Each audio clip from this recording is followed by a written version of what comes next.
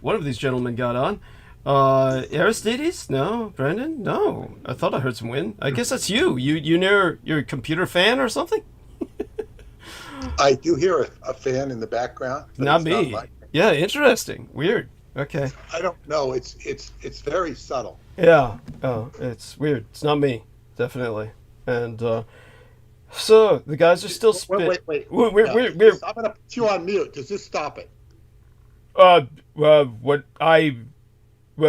it's okay. It wasn't bothering me. We're live streaming just so everybody. No, that's stop it. Now I'm gonna say 1, 2, 3. I'm gonna put my thing on mute and tell me if it stops. 1, 2. No, I wasn't hearing it except like at moments. It wasn't like regular. It wasn't regular. Now I seem to hear it though. Yeah, I seem to hear it now though. Little something. Hello. Yeah. Oh, that might be Aristides. Yeah. Yeah. Hey. Hey. Welcome aboard. Hey. Glad that. Are you live? Yeah, we're live. Why? Was there something private you needed to tell us? Hey, everybody. No, I'm just a couple minutes from walking in my door, so just bear with me. Of course, no worries. No worries. Okay. Take your time, go mute, and then when you're at home and when you're comfortable, just unmute. Yep. Sure. All right, I'm here. Excellent. And let's check in and see if Brenzo is with us, and then we'll check the studio. So it's just Aristides and P, and what we're going to do is we're going to check the... Peter, say hello, and let's see if you're showing up on the online broadcasting software. Hello. Am I showing up? Let me know if You are. Now let's check the live stream and see if we're connecting. And so we are connecting. And T-Tank Berry says, good evening, loud and clear, brother. Love you dearly, T-Tank Berry. T-Tank Berry has contributed this month already. So I do want people to know we are in code black. This is the ultimate emergency. It's not as bad as I first calculated when I put the title up. So the title says that it's code black, ultimate emergency. We need to raise $500,000 or $500. We're not that bad off, but we're pretty fucking bad. So basically, I'm going to try and raise at least, hopefully 300 United States dollars. That would be a little over the line, meaning that it'll take me a little over beyond just paying the rent. But we got to raise at least that. And so I do want everybody to know that there's just a lot that's been going on, and a lot of it has to do with holidays, and I do have to invest in some social responsibilities despite the kinds of arrangements I have with everyone else in my networks that tends to prevent me from spending as much as your average person does. And all that being said, despite the fact that I receive home-delivered meals or Meals on Wheels, the reality is, of course, as a person who's a quarter vampire, I really don't, I use them, but they're filler food. It's truly, and I mean that in the very literal sense, it's not metaphorical, it's just filler food. I don't get much nutrition from it. I do like the taste of food, as I've said, and that can lead to some trouble sometimes because I do eat more than I should as someone who's a quarter vampire. A dampfire, for those of you who don't know the technical term, you can look that up, and it's spelled DHAMPHYR or DAMPYR. There's variant spellings depending on the dialect. But it's a term that's been around for thousands of years for a reason. It is a real phenomenon, or it wouldn't exist. So, the term, I mean. So, that being said, I have been getting a lot of blood this month, and so it's not like I'm starving. However, I am strapped for cash, and this is because with all of the holidays that have been ongoing, at some point, money gets spent, especially around my gang brothers in particular. So that being said, I do want people to understand that I really have been overextended this month, and it doesn't matter how much I tried to restrain myself. Very amusing thing to share, just short story here. My neighbor / friend, and he's not like next door neighbor, he's in the neighborhood, but he's not like in the neighborhood like 2 blocks down. This guy is like literally a few doors down from me, and he's my 3D graphics modeler. And for those of you who know the story, He is a lycanthrope, which is a werewolf. Now, of course, when I go into I'm a vampire, this guy's a werewolf, and all you people might just blank out and say, oh, this is all bullshit. Dude, it's San Francisco. Where else would people like us exist? Or semi-people like us exist? Obviously, San Francisco is the one place nobody would notice us because it's Halloween 365 days a fucking year here. So this is where we can thrive, or do our best to. At any rate, I borrowed $300 from him a long time ago, and he's never been bad about it because I saved his ass a number of times. And I mean, like, literally saved his ass. So he owes me. So he's not one to trip off that. However, I really wish he would have, because I met him the other day. It was Thursday when I went out early in the morning. I didn't go to sleep after the show was cut off. I had to stay up all after that so that I could mail the card to Amy Como so that she would get it the next day. And if I had tried to catch a nap, I would not have gotten up in time to do that. So I just had to stay up through morning when the post office opened at 8. And then I went to mail that, took care of that for her birthday. And, these are expenses as well. That, to get it to her next day on mail, was close to $100 United States dollars. But, I do that for friends. And that's why it's so easy for me to make friends, because I really do go all out for my friends.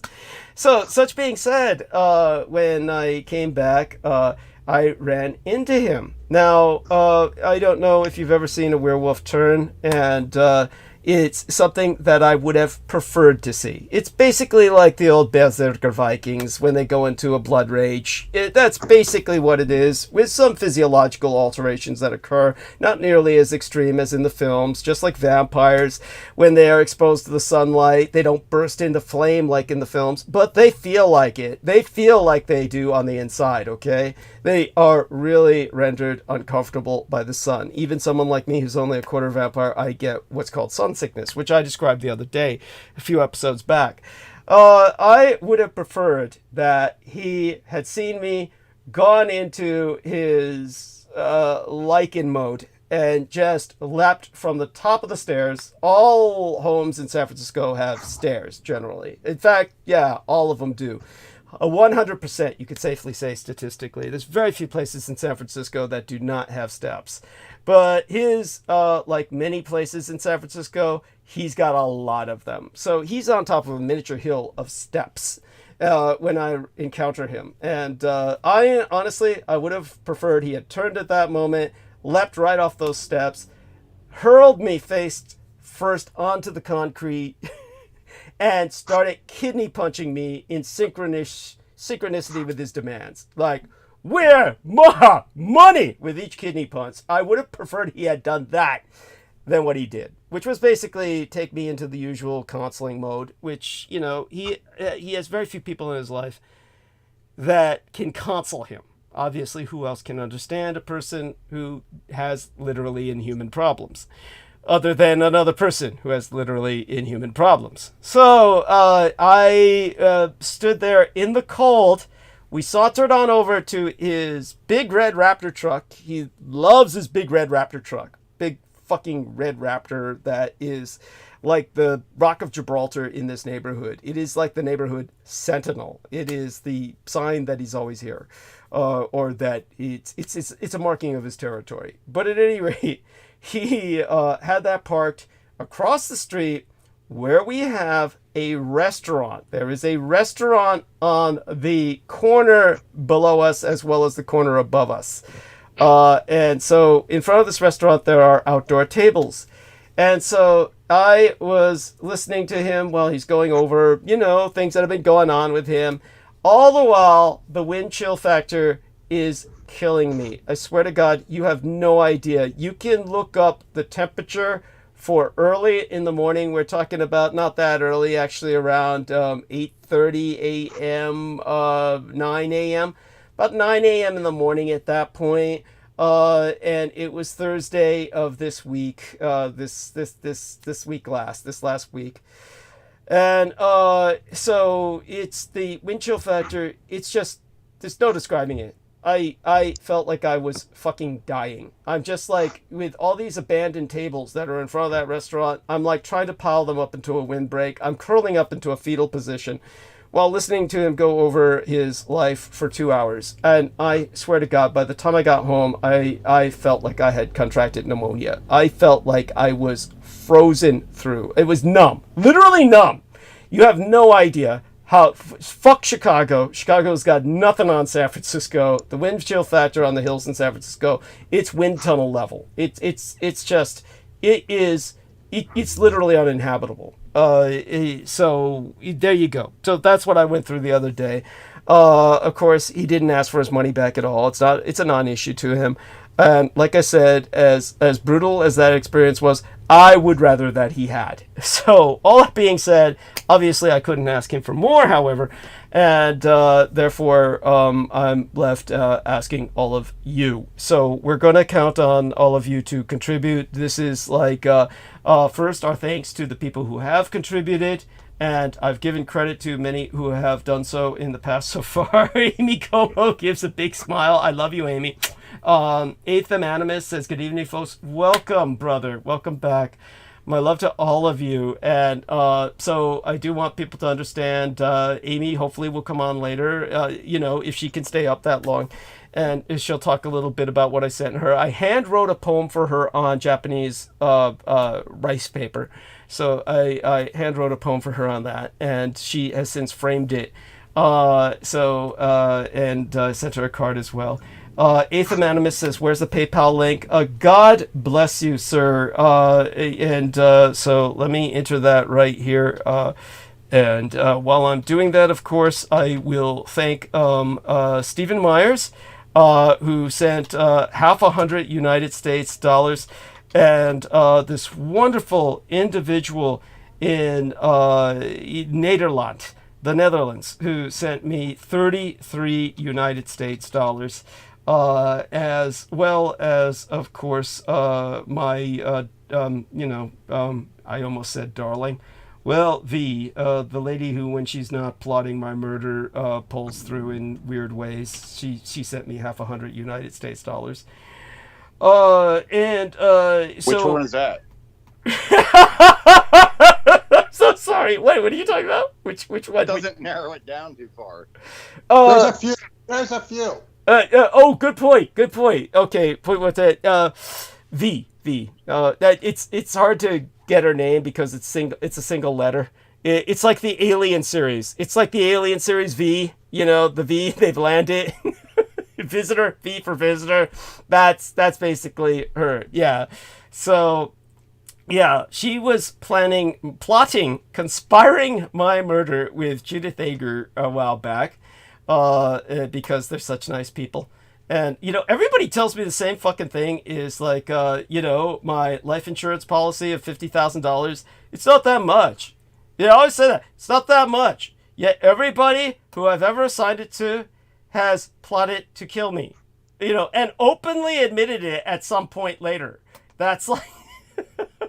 So it's, fuck the world. At any rate, such being said, she no longer has access to a person who would share it with her. Judith and her were going to split 50-50, about 25 grand each. But there you go. It's not risk. What's that? That amount of money is certainly not worth the risk of incriminating yourself. It's just not worth the risk. I hear you. It's a madness. Yeah. That has to do with some sort of, psychic shit. Yeah. That you attract or that they are attracted to. Yeah. We can't say who to blame. It's who's to blame is kind of irrelevant. It's just that it goes with the territory, and that's the unfortunate thing. Yes. No. You're quite right. And. So that being said, all such being articulated, what I do want to emphasize is that obviously we're going to have the opening hours with Dear Peter. I'm going to turn it over to him pretty much right now. We're going to go through these opening hours, but after that we might have a little bit of a roundtable. But certainly what I'm going to try and do is earn my pay tonight. And I'm going to spend the majority of the night monologuing. And there's been a lot that I haven't had a chance, especially since they cut me off with the last episode. And no doubt they cut me off so I couldn't campaign or fundraise for more money. I have no doubt that was the case. At that time, however, it served my own purpose because I hadn't slept, as I said that episode, the latest episode before tonight's. I hadn't slept for several days. And so it all worked out. Again, I didn't sleep afterwards. I stayed up until after I mailed the letter, and then I came back to Werewolf Boy, who, like, Wolf Boy torments me and tortures me. No doubt that was a passive-aggressive way of, like, getting back at me for the $300 I owed him. It's hard not to see it that way, but he's got serious problems too. Yeah. I mean, it's like, I can understand how you'd see it that way, and there might be certainly an element of truth to it. Yeah. But this is a guy who has serious problems. Yeah, just to I can't resist this. It does bear just a few moments here to kind of put that into some perspective for people, because a lot of people just don't get it. Okay, what does a vampire do? What does a werewolf do? We serve evolutionary functions, obviously, or we would not exist. What makes a horror film, which our species have become the subjects of perennial horror films, myths before that, fireside tales. But what is the element of a species that's presented in a horror film that makes sense? Obviously, there's some, like Frankenstein's monster, a construct that is not a product of evolution. There's no evolutionary reason for Frankenstein's creature to exist. He is created by someone based on their own motivations. In that case, to an attempt to emulate God as understood in the Christian sense. In the case of vampires and werewolves, we have evolved alongside humanity. What is our purpose? Well, we've gone ad nauseum into the vampire trip, and we can go into that some other time again. But when it comes to werewolves, it's basically to cull the herd. Good example of him, and I'm not going to expose him or do anything to damage him by saying this. Basically, he became a bartender for a while. Aside from the fact that he's a 3D graphics modeler, he often will bartend. And why? Because he spots the dying. And it's like he's had like all kinds of ladies in his life that he is attracted to because they're dying. He sniffs out the fact that they're dying. And it's literally they drink to the point where they get cirrhosis of the liver, to the point where, or they're engaged in practices where they get hepatitis. Yeah, there's various girls that I've met that have the yellow eyes, pronounced internal organ failure already. And one girl who was for lack of a better word, without intending to insult her or derogate her, basically a crackhead, a meth head, at an extreme level where she was stealing from everybody she encountered. This is, again, not to judge this poor young thing. He actually, we both actually, well, he in particular tried to help her. It's that at some point the instinct kicks in, and when the instinct kicks in, he does what he does. And the coroner, it's always the same thing. Oh, well, their bodies are full of drugs. Oh, their organs were in failure. And at some point they decided to jump off a cliff or throw themselves in front of an 18-wheeler truck on the highway. That's always the coroner's conclusion. It basically was bad as my life can be. Unlike he, at least I don't wake up after a blackout with blood and hair stuck between my teeth. So...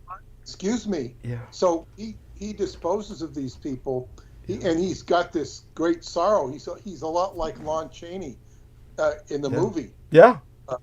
He seems to have those emotions. It's true. It's very good. Yeah. Yeah, and he could be law enforcement, if they were to take full stock of him, would view him as a serial killer. Am I not correct? Absolutely. Absolutely. Okay. Yeah. but they'd be wrong. Well, we understand that. Is Dr. Tautron an alternative therapist for him? No, because he was never like on her radar. But could he be? I mean, what could she help him? Is she's sympathetic? She's knowledgeable. Could she possibly help him? Is what I'm asking. I've brought him up to her. She could be, but she's so involved with whatever else the government assigns her. For those of you who don't know, again, just a few moments here, the individual Peter Moon is referring to, you can find her on record. Dr. Tao Tran is a Vietnamese American, born in Vietnam, bodily disfigured, her face, her entire body, by an American napalm attack that literally burned her alive.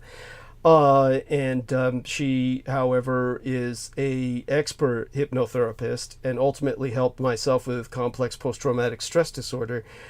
Certainly a decisive figure in my life, compartmentalizing various traumatic memories.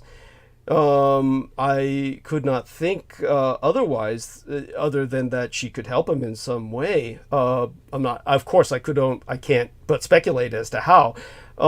She would, of course, but she gets involved with cases that are usually, in a sense, assigned. Very, very strangely, of course, in her case and my case, it was almost like we were foreordained to re-meet or recouple. It's hard to explain to get many people to understand, but basically, she was responsible for inculcating a number of cascade memories and the creation of a single alter personality in myself. I have only one alter personality. It is artificially created. It's not a part of any organic schizophrenia or any kind of split personality disorder. It is literally an artificial persona that was created and inserted into myself by Dr. Tao Tran back when I was working with the Department of Defense.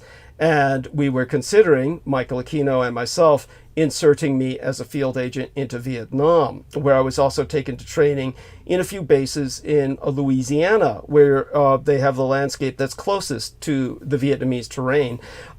She was working with me at that time, though I did not know it. I did not know it because I never met her personally. I would go under for various treatments, as they would say, which she would conduct, but I had no knowledge she had done this. It was years later, decades later, when I turned myself into the Chinatown Mental Health Clinic to seek psychiatric care that I encountered her, because she does treat the Asian Pacific Islander American community.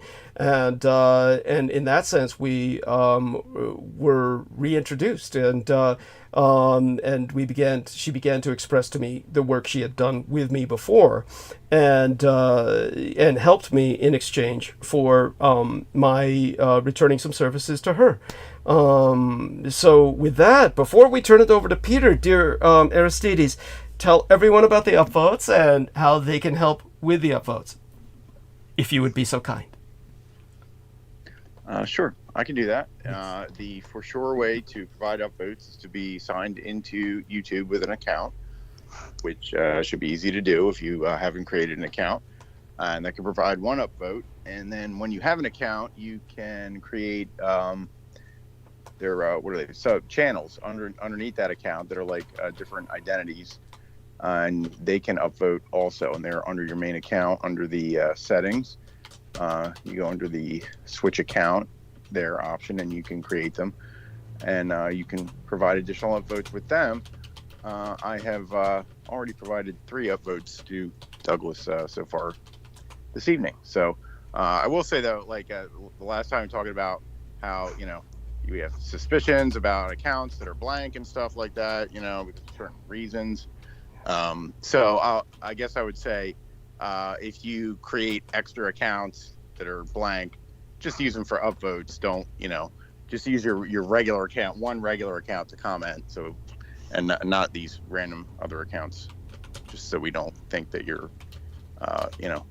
some kind of weirdo stalking us. Thank you. That's delightful. Right. I did think of that because you're like, there's the account's blank. It's obviously, it's like, just use it to upvote. You don't have to comment. Just use them to make other upvotes. You know? Yes, yes, and so bless you. I appreciate your disambiguating that. Yeah, go. Yeah, right, that's it. Okay, wonderful. Thank you so much for qualifying that. And as well, I want to thank all of you gentlemen who have just now contributed. And that would include, of course, Eighth Animist and Douglas Marks. God bless you both. And welcome to Eric Cradle as well. And, of course, T-Tank Barry contributed earlier in the month. He is someone who has always come straight up to the door and contributed just through the mail slot. Wonderful human being. And so just let me make certain that all of you are made aware of my eternal gratitude. I'm going to check to make certain everything went through, because some of you are contributing through the website. And we are going to thank all of you. Let's take a look at that and just make sure that we're getting the notifications for it. Some of this might take a little. Okay, so we have received from Douglas Marks $50 United States dollars. So that has come through. And with that, I'm going to check the other account. And that requires just going into the hidden page. I have to open a private window to do that, because what happens is I have two PayPal accounts, and then you have to go in through the private window to log into one, because otherwise the account login gets confused at PayPal because they're retarded. And so I have to approach this one like I'm cruising for porn. And this one has okay, so that's the one, is the got the payment from Douglas Marks. That's okay. So so our dear friend Eighth Animist, he sent something, so we'll see if that goes through. Let me check if he's the one who sent in through the website. So Eighth Animist says, let's see, Douglas Marks donated through the website, and that went through right away. Eighth Animist, he contributed under the name of Zahir, I believe, but I have not yet. Let me see if I got a announcement for that, or some kind of notification. So bear with me while I do this, and I want to thank Peter Moon for his patience. He's been very good about this. And here we are. We got money. Okay, that's the one from... oh, got it. Okay, here we are. Zahir sent 30 United States dollars. So that has... that's logged in. Okay, so they both manifested. So they're both manifested, and I've received notifications for both. God is bless both you gentlemen. And of course, Amy Como, along with everybody else who's here, T-Tank Barry, and Eric Cradle, and all the rest of the visitors. And hopefully everyone is encouraged to also contribute. And with that, we'll make my rent tonight. All right then. So with that. So to clarify, yeah. These contributions that you were talking, not just the ones now, but the ones earlier, yeah. Those were just now, or they were from earlier? They were like earlier, within the past 24 hours. Yeah. Yeah. Okay. So you raised some money since we went on the air now. We've raised some money since we went on the air now through Zahir and our friend, he's Eighth Animist, and also Douglas Marks. And we've raised money from our last episode through this wonderful gentleman in the Nederlands named Jesse Wienen. I believe that's how you pronounce it. Wijnen. Jesse, and Jesse spelled Jesse. So it could be pronounced Yessi, or if that's more Slavonic. So Jesse Wienen is what I think it would be. And Stephen Myers. Both these gentlemen contributed before the show tonight. So they contributed because of last episode. Yeah. Well, I want to thank them, and we're going to have a very good show tonight. Not only is Douglas going to go into a long monologue after I leave, but I have some very relevant and interesting things to share.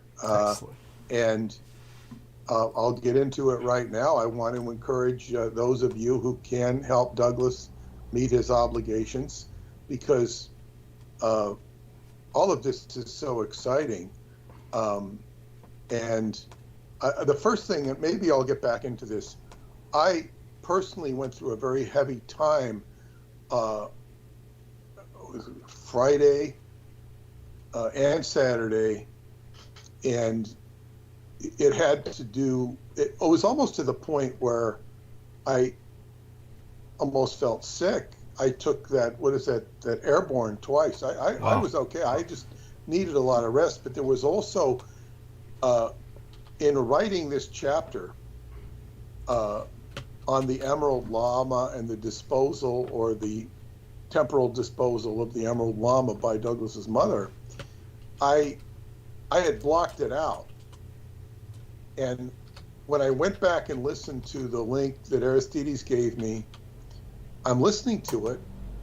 Some of it sounded familiar, but I wasn't really sure that I'd heard it until after a long diatribe, I asked a question. Certainly I'd heard it. And part of the reason I didn't remember is because I was kind of like taxed out. I'd been typing and transcribing it as I listened, and then there was a point where I had to stop because I was just, done for the evening. But I kept listening. Yeah. Now, there's other issues here. And I began to explain to someone, and what I realized in putting this chapter together, like Douglas's mother gave her, now you don't have to believe this, but you have to understand she believed it. She not only believed it, she lived it. And it's quite ostensibly quite true. But even if you don't think even if you don't believe it, you don't have to believe it, it's like she gave her soul to vanquish the Emerald Llama. It taxed her soul.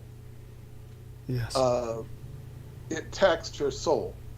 Now, I began to realize, I began to realize it as I began to process my own emotional, quote unquote, sickness funk, that it's like when I put this together and I'm writing about her, it's like I'm conducting a memorial service or a funeral service for her. Yes. I'm doing a ministerial function, even though I'm technically being a writer here. And it's like I'm processing her soul. And it's like, you talk about somebody turning over in their grave. Well, turning over in their grave is not necessarily the right concept, but I'm having an impact upon her. And then you begin to feel it, but it's not just her, it's what she represents. And it was probably a year ago when I was talking to Douglas one time on the phone. We don't have that many phone conversations, and it was like, well, I could compare it to Janice Grady she was Hubbard's messenger, and I was, meeting with her in the city, and I felt like I was in the presence of Hubbard because she was always running messages to Hubbard. Oh. And I felt like, and I commented on her. She said, "Yeah, I know." It's like she was an emissary. Yes. A direct emissary. I mean, it's like, okay, he doesn't like that you did X, Y, Z, or he likes that you did X, Y, Z, and you're going to feel it. Now, I didn't have a lot of message runs, but I still knew what it was like. I knew what it felt like. And when I was talking to Douglas, I felt like I was, in the presence of the emperor of Japan. just because I was seeing and acknowledging who and what he was. And this is one of the key ingredients, and somebody put up a quote that I just read about L. Ron Hubbard, and I can only paraphrase it, but he says, he was basically saying, judge me by how much better you feel or how much better your life is. That's how you judge me. And that's a very rough paraphrase, but basically, did I do a good job? And in my case, yeah, you did a good job. No complaints. But one of the things he taught, and as you say, he taught counselors to be, he said, this code you go by, the auditor's code, he called it, is nearly Christ-like. And so you're not going to invalidate or evaluate for people what they think, and you're creating a safe space for them. And one of the things he said, not part of the code, but one of the things he said, that the highest of human virtues is to grant beingness. That's the quality or state of being. So if your little kid comes up and says, I want to be a fireman. Okay, be a fireman, and you pat him on the back. He may or may not grow out of that, but I certainly did. I wanted to be a fireman because I had a toy fire truck and all that, and that passed. But you don't say that's a stupid thing to be. You don't do that. Now that's with kid. With a human being, people are prone to nullify their own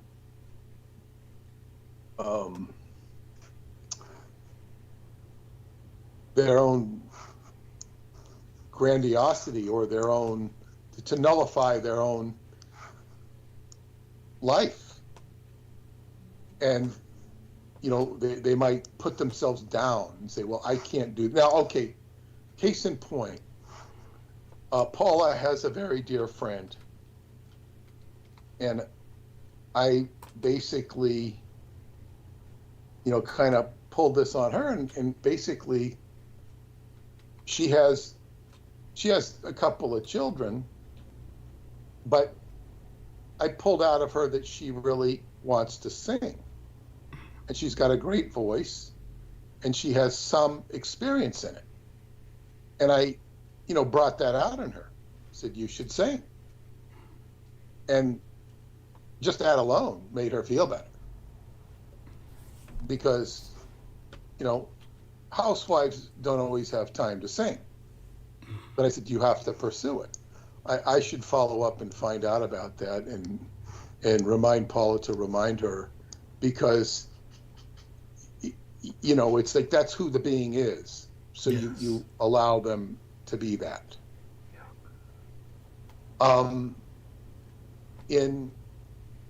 So when it comes to the werewolf, it's like the first step is to acknowledge, which obviously it, you understand him. Yeah. But this is the problem now. The Wolfman is a classic movie. It's critically acclaimed as far as the quality of the script in the movie. It's critically acclaimed, not by me. It could, it was probably my favorite of the horror movies. Mm-hmm. Okay. But the Larry Talbot was such a compelling character. He's so conflicted. This is Lon Chaney Jr. And it's like nobody believes him. Oh, it's rubbish. Claude Rains. Oh, it's rubbish, Charles. You don't believe in these fairy tales or gypsy witchcraft, whatever he calls them. It's like nobody believes him. So the first step is you believe him. Now, if you listen to the tapes of after the RFK assassination, of some detective interviewing this woman who saw, I think the woman in the polka dot dress, she's this famous, person who said, we shot him or something like that. Mm-hmm. And anyway, she was a smoking gun witness to events that happened. And this detective is interviewing her in an official interview. It's being recorded, and he says, you didn't see these things. You didn't see these things. It's like it's so painful to him. It's like he sounds too stupid to be like programming her. It's like he's so pain like we can't see these. Nobody could be a witness to this. It's so bad. It's like he's just like an incompetent idiot. And it's embarrassing that a human being could act that way. But it's this denial. This often happens with families where they say, well, you can't do that. I know Beaver does it to you. Yes. And that's a familial thing. Yes. Or contempt by familiarity. Yes. Yes. And you expect that. And I remember my sister, my wife, was mortified at the time when we went I introduced her to my brother and sister. We flew out there, and they didn't mention one thing about my book. Wow. And it was like a big deal.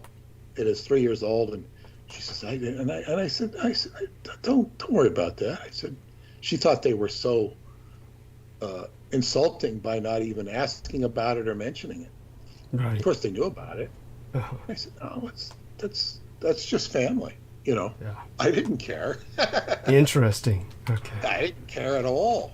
It didn't hurt my feelings because, they're my family. Right. And they'll have a way. And well, look at, I was already used to the general mindset of people, dialing me down, as my Qigong teacher would say. People have to dial you down big time, so that they can process you. Mm-hmm. In other words, process your information because it's too much for them. And people, people are much easier to get them to hear about murders because there's real blood, there's real guts on the sidewalk. Yeah. And unfortunately, their understanding of the subtle aspects of life, the subtle energies, aren't so they're not so attuned. They need visual evidence. But be that as it may, this whole idea of granting of beingness, and I know those of you who support Douglas, afford him that as far as his quality or character of being of empire. And there is definitely a nobility in that, just by the fact that it was a noble, it was a royal bloodline of China. Yes. And they were the Magi kings. Yes. So now, of course, I cannot definitively prove these things to you or prove these things for myself, but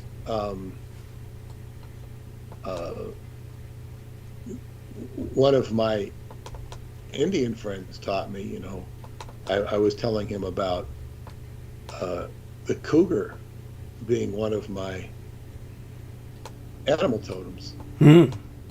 And he says the cougar takes things at face value. Ah. Now you take it at face value, and that's okay. This is what it is. And if you want to later modify your perception of it because further data comes up. But denying it, you don't have to accept and believe. You have to become a holy roller you're taking data and you're processing it much like you would a hypothesis in science.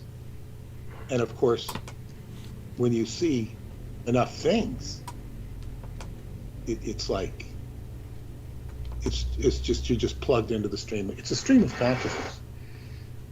And that's one of the first things I learned about creative writing was a stream of consciousness. And everything I'm involved in is a stream of consciousness with my writing career. So you flow with the stream. And when you see the stream is very much like a quantum aspect rather than, well, what I'm dreaming of I didn't read it in a book somewhere. Right. This is, so be it beyond that. But I was saying that Hubbard called granting of beingness one of the highest of human virtues. And if you do it, certainly people will like you a lot better. You can get a lot more traction with them. And and there's no harm in it because it doesn't require belief. It requires acceptance as opposed to rejection. Now, people accept an awful lot of stupid things. There are people who would reject Douglas, his story, stuff I talk about, David Anderson's time equations. It's like they reject it because they can't even, they're going to deny it without even examining it because they're just in deny. That's not true. So that is something I wanted to say about our what is it, lycanthrope? Yes. Lycanthrope. Thank you. Yes. And these people are no stranger to history if you read the history of it. So what I'm going to talk about tonight to start off with is couple of planetary factors. Mercury just went direct on the 25th. Today's the 28th. And as soon as Mercury went direct, it was Saturday, which was Earth Day, Tai Chi Day, World Tai Chi Day. Mm-hmm. And I wasn't feeling good that day, so I even forgot that it was Tai Chi Day. Half of my, mind wanted to go into Fort Greene Park in Brooklyn to see my friend Jadiel, but it turned out it's a good thing I didn't because Jadiel, he gave me a notification that he was going to be up in Connecticut with some of Morris Birch, who was one of, he grew up with my teacher, and Morris has a group up there. So, but I forgot all about it. Mm-hmm. And then I got a call from Rudy Curry, who was at Bryant Park in Manhattan for Tai Chi Day. And he was with the medicine man, the Montauk medicine man, Artie Crippen, and they bumped into each other. See, they didn't meet up. And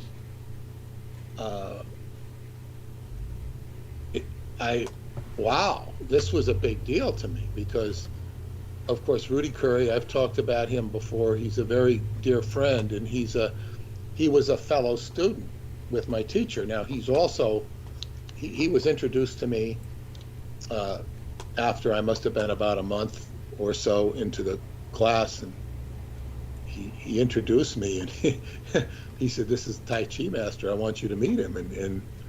And Rudy was confused because he knew Peter Moon. He didn't know me. And he knew Peter Moon. Interesting. He was a Peter Moon fan. So and my teacher knew that. So he introduced us, and then we became friends, and Rudy was a Tai Chi master. So he wasn't, and he would say,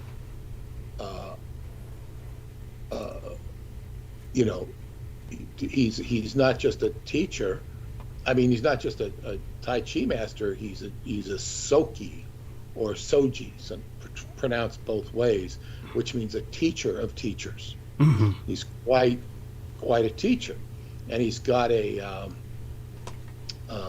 reputation, as they say, known as the knockout artist. And this is because he grew up in Jamaica, Queens, not a very nice place, as a street fighter, and he became,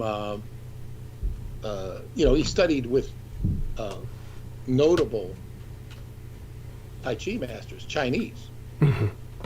And then when he had a teacher, what was his name? I think it was Herman Coffrey, but he was this guy had actually could read the ancient Egyptian, just like he knew it. He was, and he told him when his teacher died to go check out Roosevelt, and my teacher Roosevelt, and he did, and he was impressed, to say the least. He said he'd never seen anybody like this guy, and he'd been with all sorts of masters that he'd learned from, and had a lot of visceral experiences with. One of his teachers, he told me that he gathered all his students together just before he died, gathered them all together, and then he just let out this exhale and died. He died willfully and knowingly. Ah. On a Yes. Yeah. So, Rudy is a very special character, and I would enjoy most of the times we do the Wednesday class in Brooklyn. We would he would go with me afterwards, and we'd eat lunch at the Hare Krishna temple in the basement. They had a very reasonable lunch. I mean, it was like $6. You get this incredible vegetarian meal. Then it went up to 8, up to 10. It's probably up to 20 now, but it's worth it. It's just a great meal. And that was my ex-wife. When she started coming to the class, she says, let's go check out the Hare Krishna temple in Brooklyn, because she used to eat there in Manhattan, and she clued me into eating in Hare Krishna temples. And it's Cool. Inexpensive and good. Cook, I used to always talk to the cook. She was a great lady in there. My funniest moment that I remember in there, though, is I said, I was with one of my friends, and I said, and the monks are, you'll see the monks sometimes, not in the restaurant so much, but in the temple. You can go look at the temple. You see them in there. I said, do you know why they wear orange and blue? He goes, no. I go, because they're Met fans. Mets wear orange and blue. That was pretty funny.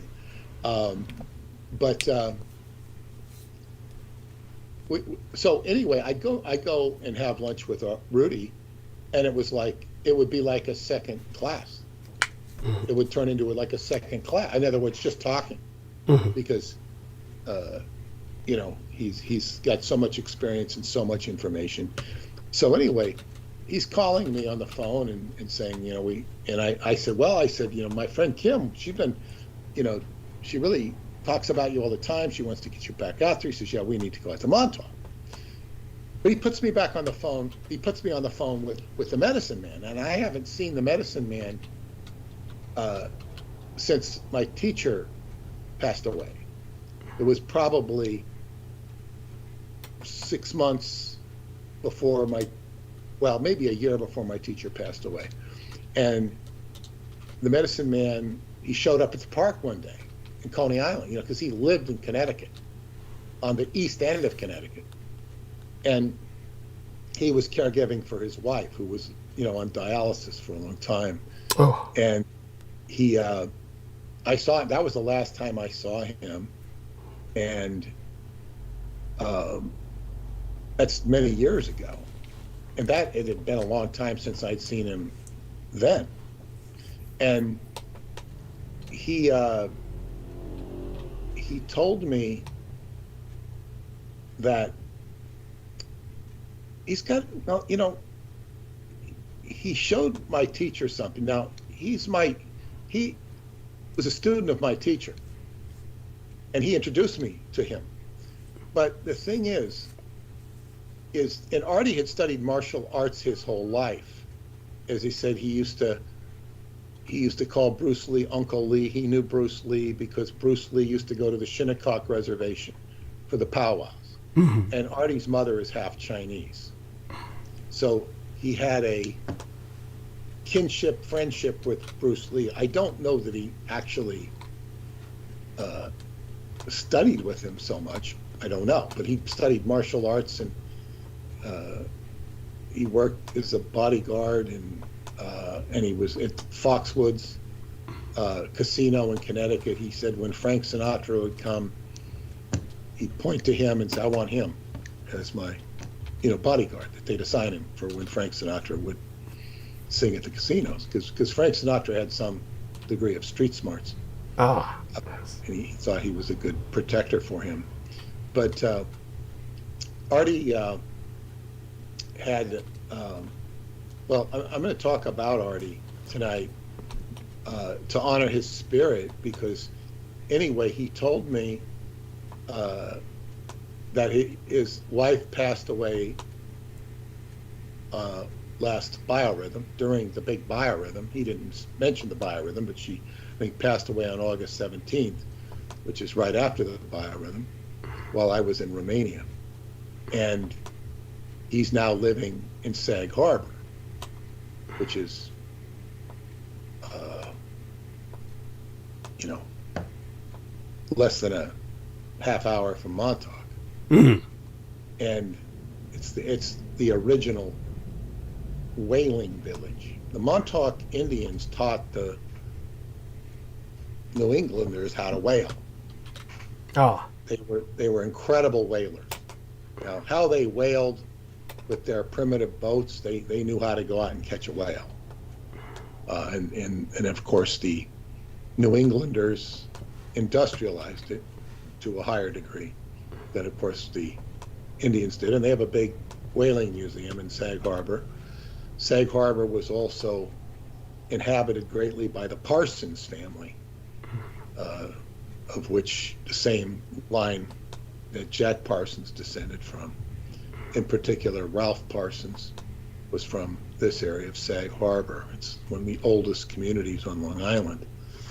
And that's where he is now. And he's staying with a friend. He's eventually going to build a home on the reservation, the Shinnecock Reservation, because he's part Shinnecock, part Montauk, and part Chinese. Mm. And he, you can see the Chinese in him if you kind of know it. You might not notice it, but when he tells you that, you kind of see it.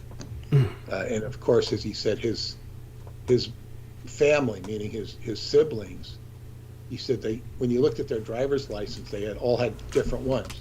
Like, I think he had Native American, one was Asian because they looked very Asian, one was Caucasian, one was black. I mean, he had all these different ethnicities in the family. I mean, they'd look at the person when they do the driver's license. They say, okay, you're a Caucasian, you're an Indian, you're an Asian, you're a Hispanic, or whatever. He said it was, and this is really the Montauk Medicine Shield, which I have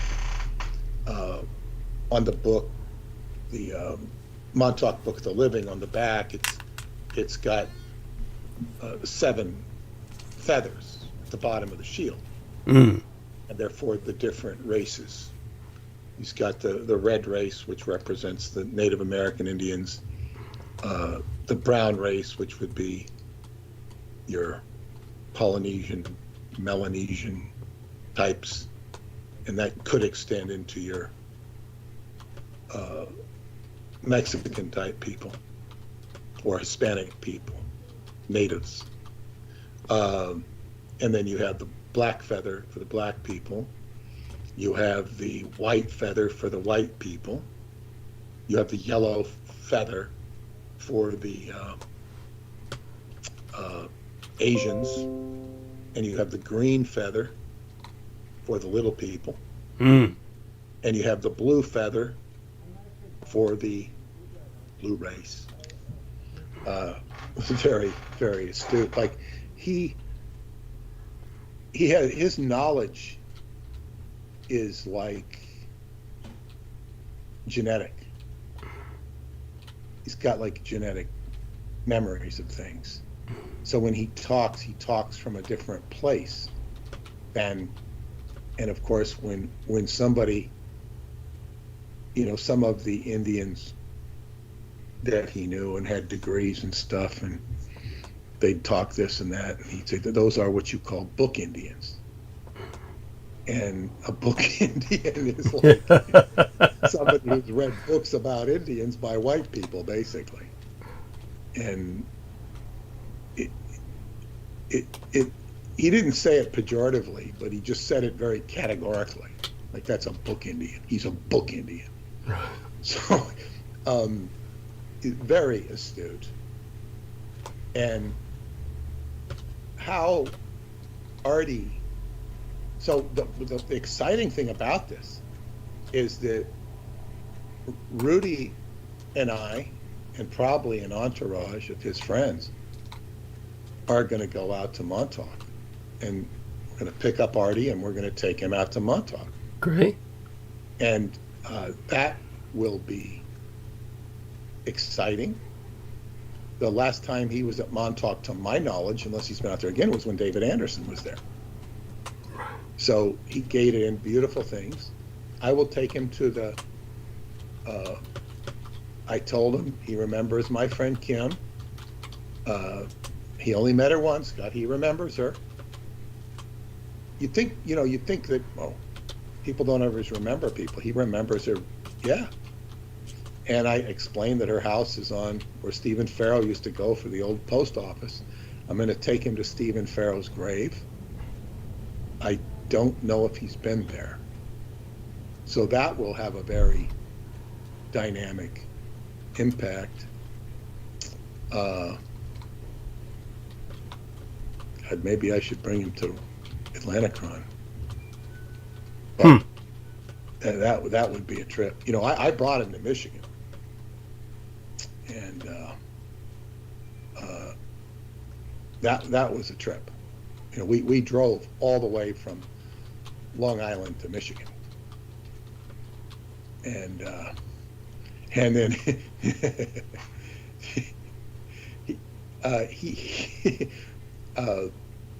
you have to be on your guard at all times with an Indian.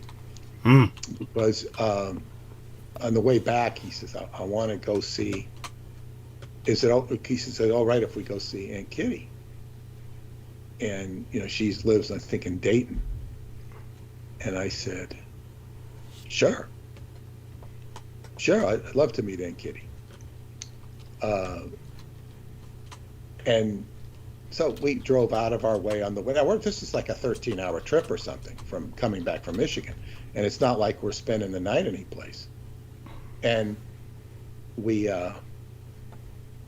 went out of our way to Dayton, and we met Aunt Roma, who we wanted to see, not Aunt Kitty, Aunt Roma.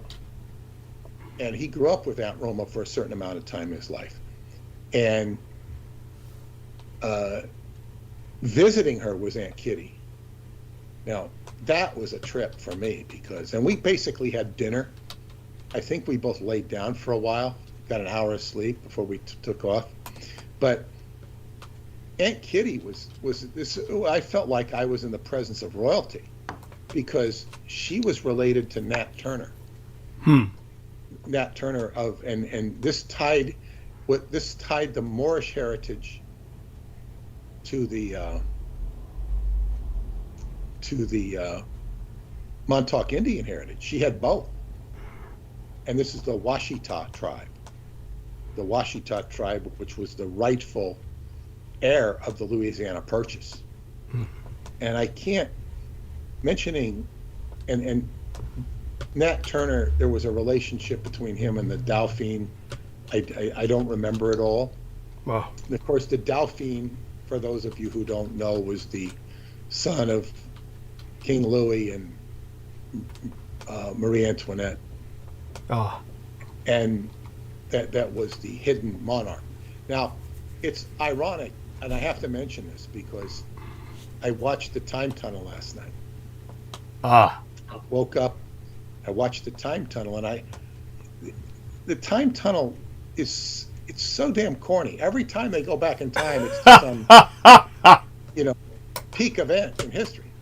And here that was the French Revolution. So I said I got to see the French Revolution. I got to see the French Revolution. And basically, where everybody calls everybody citizen, citizen, citizen. Of course, they all speak English with a French accent.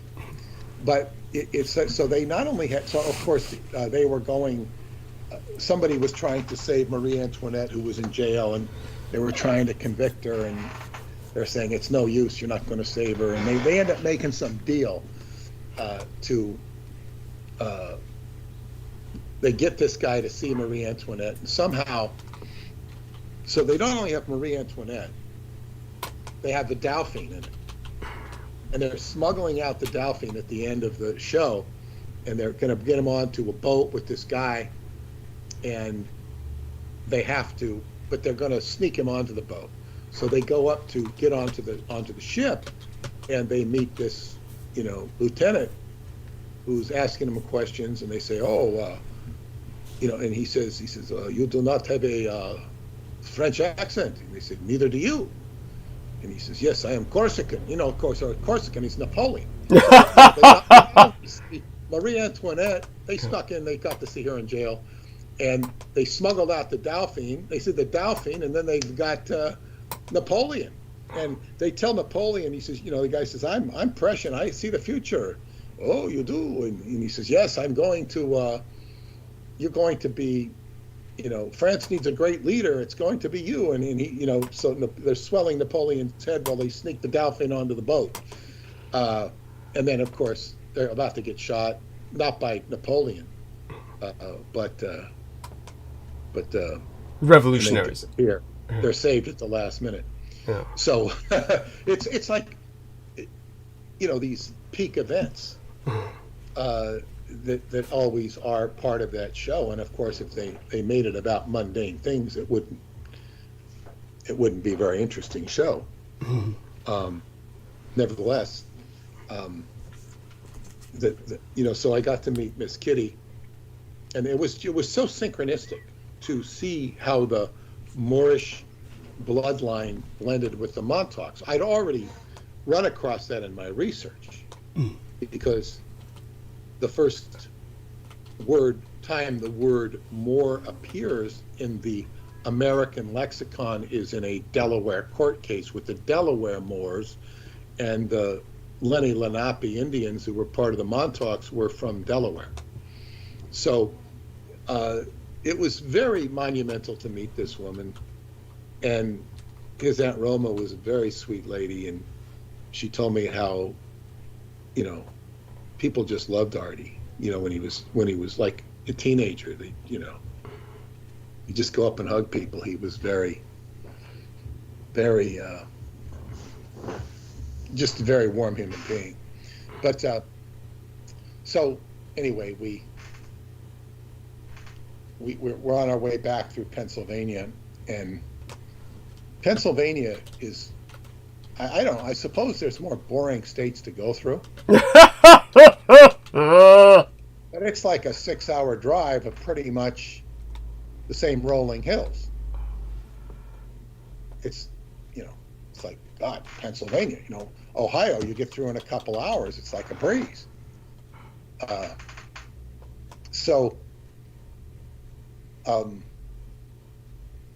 And then, you know, he took over the driving, and he started taking us backwards.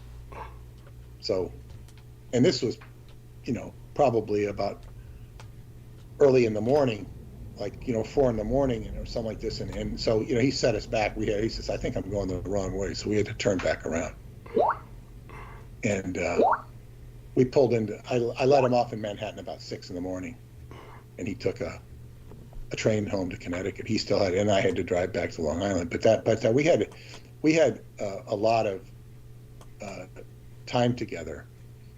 And in that event, and you know, he used to come to my house sometimes and do lectures for the Montauk night. And then of course the way I met Artie was very special. I had been invited to give a 5-10 minute talk at an Indian burial site in Copeg, Long Island, which is right east of Amityville. And there was, you know, most of the tribe or available tribe had gathered there, and there was an assemblyman and a state senator there, and they gave talks. It was either the assemblyman or the senator had my family named Sweeney, my mother's side. That was ironic. And then they asked me to get up and talk last, and I talked about the pyramids. And I think I handed out books, a certain amount of books, I think, if I recall. And it was short. And then afterwards, I'm going back to my car, and Gail Evening Star, one of my dear friends, I was very close with her and her mother. She says, "Are you coming to the dinner?" And I said, "What dinner?" She said, "Oh, we're going over to the, you know, BFW in Bayshore afterwards." And I said, "Well, I said, I wasn't invited." She says, "You are now." And I said, "Well, okay, I'll go." And so, you know, VFW calls are like veterans of foreign wars, and because some of the Indians are veterans of foreign wars, or they were able to acquire this facility to have a big, you know, dinner, the Montauk tribe. And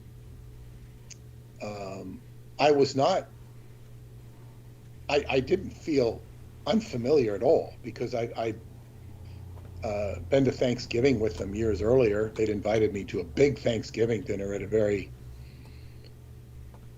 big restaurant in Long Island. And I had met many of them. And so they're putting everybody together by families and say, okay, this family sits at this table, this family sits at this table, and the shaman says, you're going to sit here at this table, and this is the table of people that didn't have direct families. And so I'm sitting right next to Artie. And, you know, I don't know who the hell he is.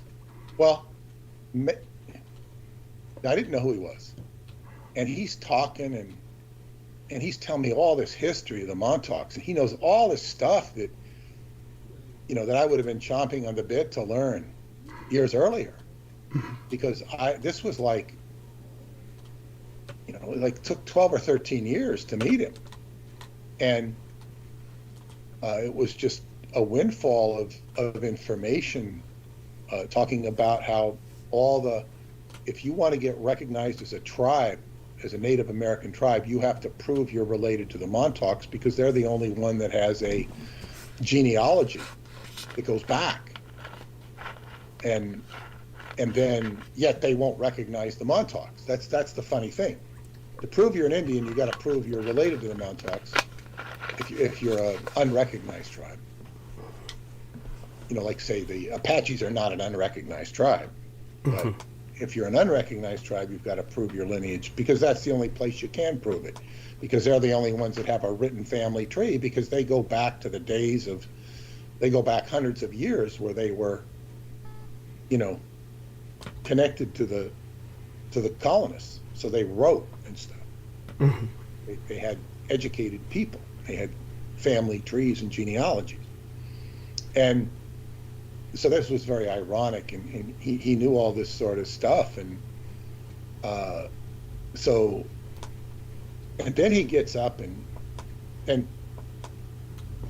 does a presentation.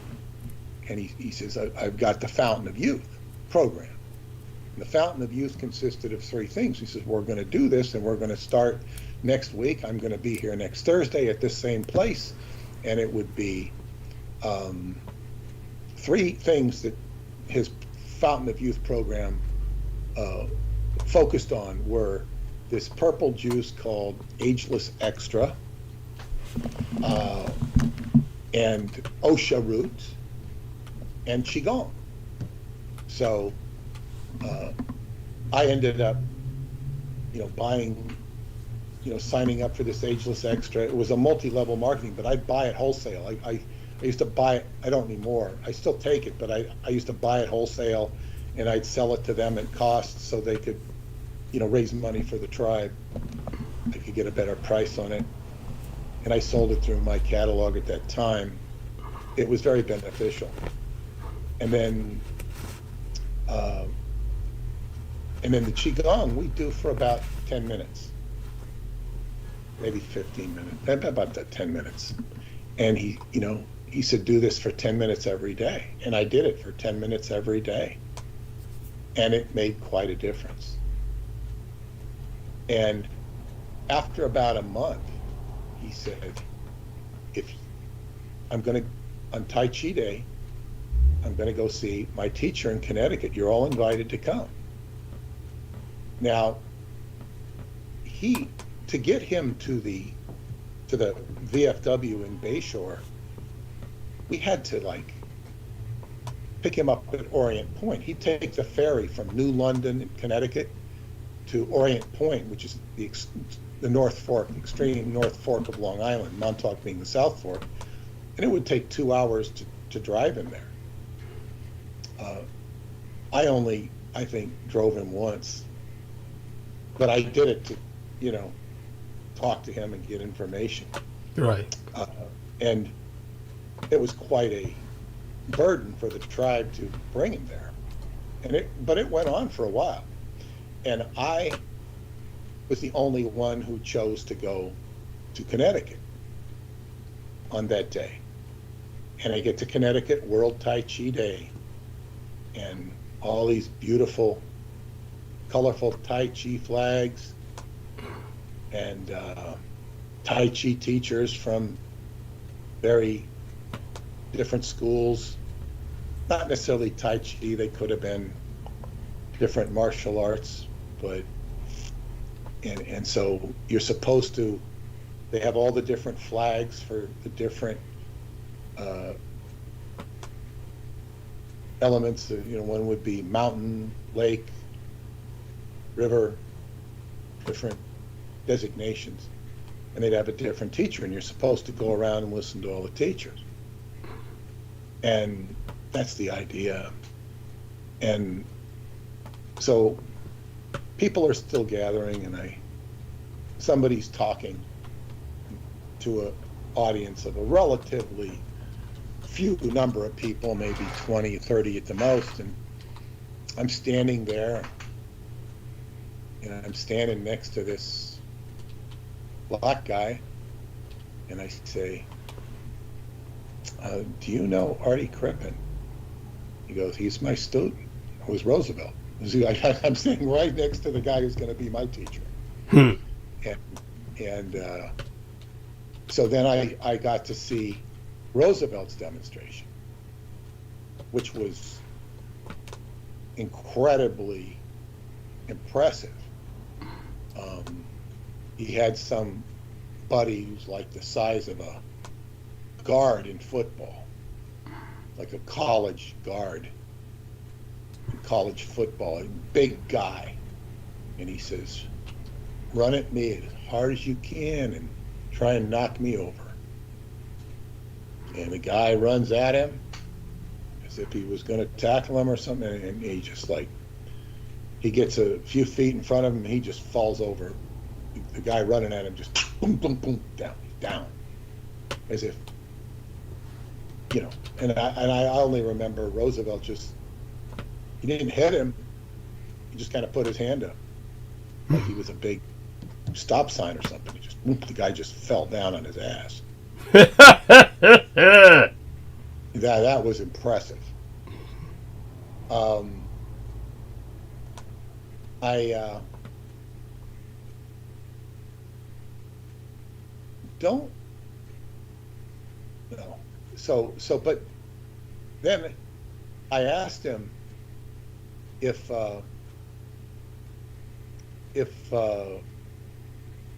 he had a dojo, and he says, yeah, in Bed-Stuy, which is of course Bedford-Stuyvesant. It's an area in Brooklyn that's right where Malcolm X Boulevard is. It was never known for its safety. But there was no mention of any classes or anything. I was told that he was doing a seminar up in Suffern, which is a far ways away. So it didn't really register. So that was, I'd only been doing the Qigong for about a month. So I said, well, you know, there's no classes. I didn't really get it. So anyway, I did Qigong for a year, 10 minutes a day. And sure, if I'm doing something, lifting boxes, all of a sudden, when I might pull something, I said, God, you know, I would have pulled something if I didn't. I didn't pull anything. It also helped me in football to where I could feel like, wow, you know, I might have got injured there, but I'm not getting injured. I felt a certain protective influence. So the next year, well, that same summer, I took Artie to Michigan to Mary Hardy's, and we talked a lot. He told me all about Roosevelt. He told me about, you know, how Roosevelt had saved his life. And that was impressive. But then the following year at Tai Chi Day, I went again. And this time, I stayed and just watched Roosevelt the whole time. And it was Sharia Jones Bay, who grew up in the Moorish Science Temple, who told me that, yeah, there's classes. We have classes every, you know, morning on the weekends, 7 o'clock in the morning, Kaiser Park in Brooklyn, Coney Island. So anyway, I said, that this year of doing it 10 minutes a day qualified me. The universe had qualified me to become a serious student. And so then we all went out to dinner at some restaurant in Connecticut. This is near the New London area. It's about a 3-hour drive from where I live. And I said, I'm gonna do the course tomorrow. I'm gonna be the course. It's gonna be 7 in the morning. So I, you know, had dinner with Roosevelt and some of his Connecticut students and some of his, and some of the Indians that were there. And I said, okay, I'm going to class 7 in the morning. Now, normally, because I don't have any hair on the top of my head, I normally will wear a cap to protect. That day I did not. I forgot the cap. Oh. I got very sunburned. Oh. Very sunburned. And so I said goodbye. I drove home 3 hours. I got home about 11:30, and I said, God, I got to get up. And now, if the class starts at 7, I'm going to have to get up by 6, at least, and get up early if I want to put something in my mouth, whether it be water or food. And I said, I'm going to be there. And my head was so, it hurt. So I spent the whole night waking up from pain and putting aloe vera on my head. I'd wake up, put aloe vera on my head, go back to bed, wake up a little while, put more aloe vera on my head. Just, ruggedly did that. And I got up, and I got there at 7 o'clock in the morning, and there was nobody there except Jimmy. Jimmy was very helpful to me. He was one of the few white people in the class. And Jimmy had an incredible story. Jimmy worked, he was a steel worker, like my teacher had been. And he had fallen a couple stories off of a building doing his work, or the equivalent of a couple stories. And he, messed up his hand really bad. And he said his hand looked like a catcher's mitt. And it was horrible. And one of his fellow steel workers was my teacher's nephew, Lord Akhenaten. That was his name, Lord Akhenaten. And Lord, like over 300 pounds, and he could move like the wind. Like,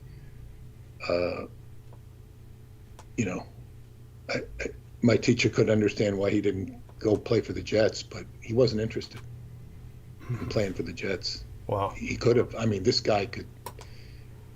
He could move, and he was big, like a sumo wrestler. He wasn't that big. And he wasn't fat. He was big, but not.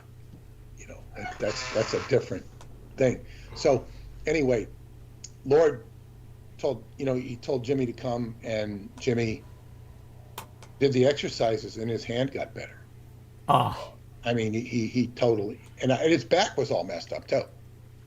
Ooh. So Jimmy's like he recovered, like he was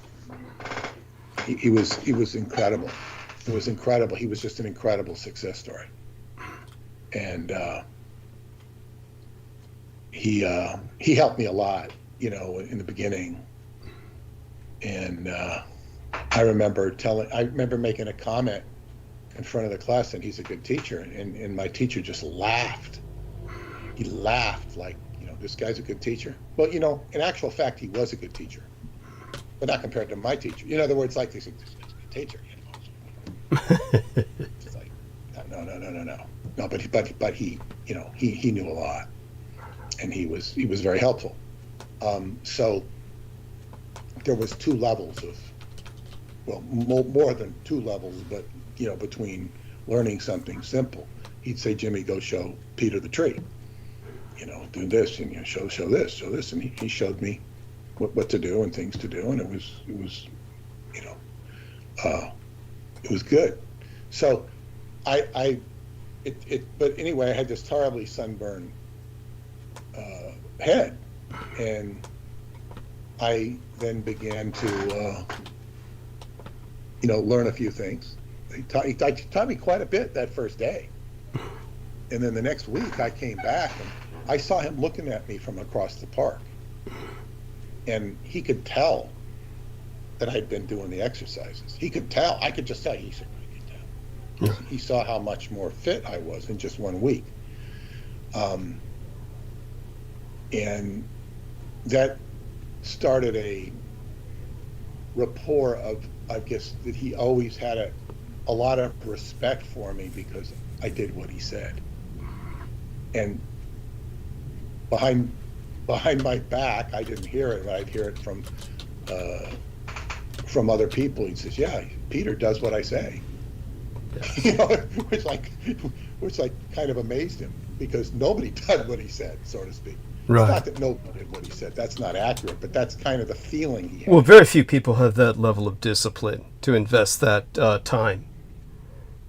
Well, yes, but many of my fellow students do, and you know, but then again, I had the time, I made the time now, but this is the interesting thing. You can say, I've had people say to me, well, I'm not that disciplined. Oh, I don't have the time. Okay, but look at it this way. Now, I've had occasion to see some of my own colleagues on YouTube that are younger than me, but they look older. Yes. And they are doing healthy things. It's not like they're smokers and drinkers or whatever. They're doing healthy things nutritionally, but they're not,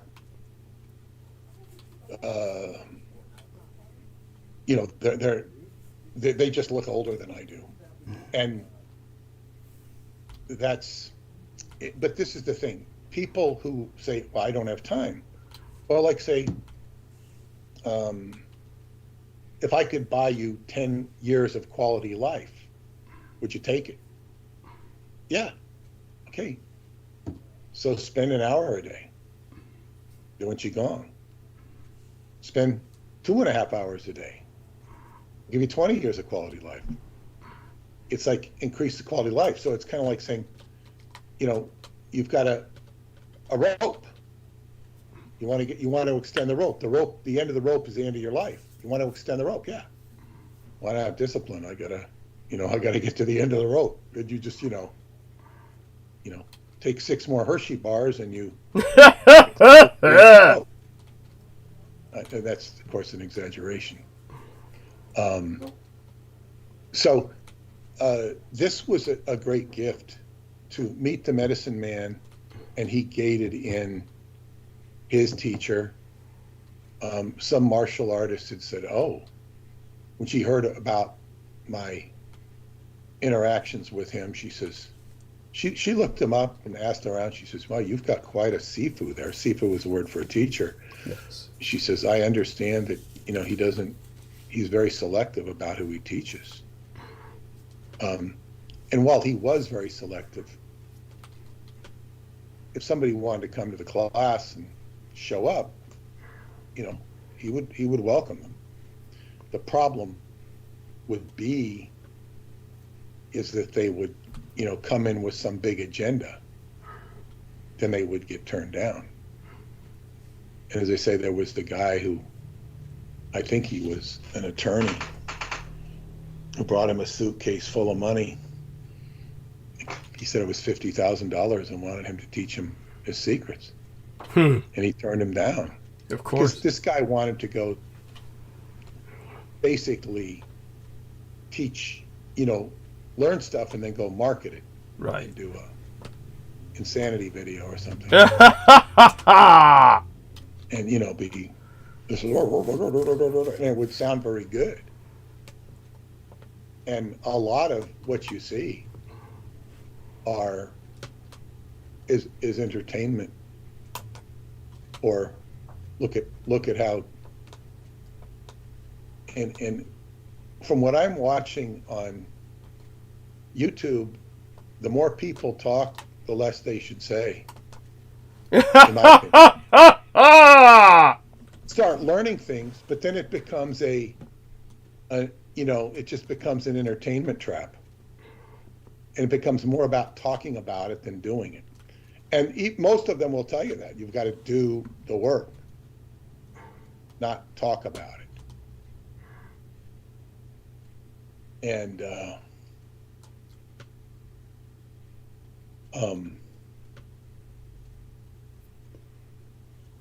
so, this has been a tremendous gift in my life. And as they say, it all comes courtesy of my study of Montauk. And as they say, I'm studying Montauk. Well, I go out there for the first time in 1991. First time I've ever been. I never had any reason to go out before then. And I learn about the Montauk Indians. I learn more about them. I meet the shaman. And when it came to this dinner, I told the shaman, I said, she said it had all been prearranged for me to meet him. Yet she didn't tell me. It was her friend Gail who told me to come to the meeting. It was like, she said, I prearranged that. But she prearranged it in spirit. Right. She didn't say, Peter, Artie, into the thing. She intended it for it to happen. And this is what, happens in Indian time. It's not, and this is why, people, when you're dealing with Indians, and they always call themselves Indians, Montauks do, they don't, because they say this is what we are, we're Indians. We've always been called Indians. It doesn't bother them that they're called Indians. They don't go, ah ha ha, Native American. So anyway, it's like it's not a big deal to them. It's a matter of political correctness. So there's this thing that comes in Indian time.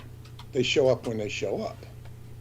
And I think one time there was a meeting of Montauks at a church in Oyster Bay.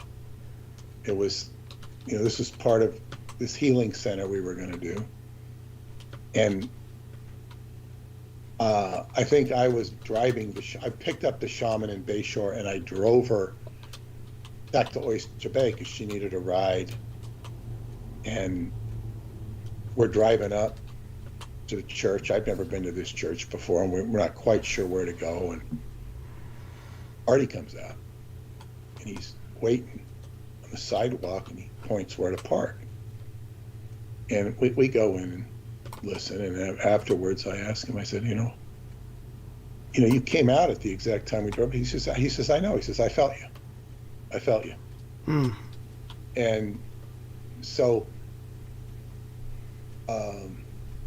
in any event, we planned to do an event in 2010,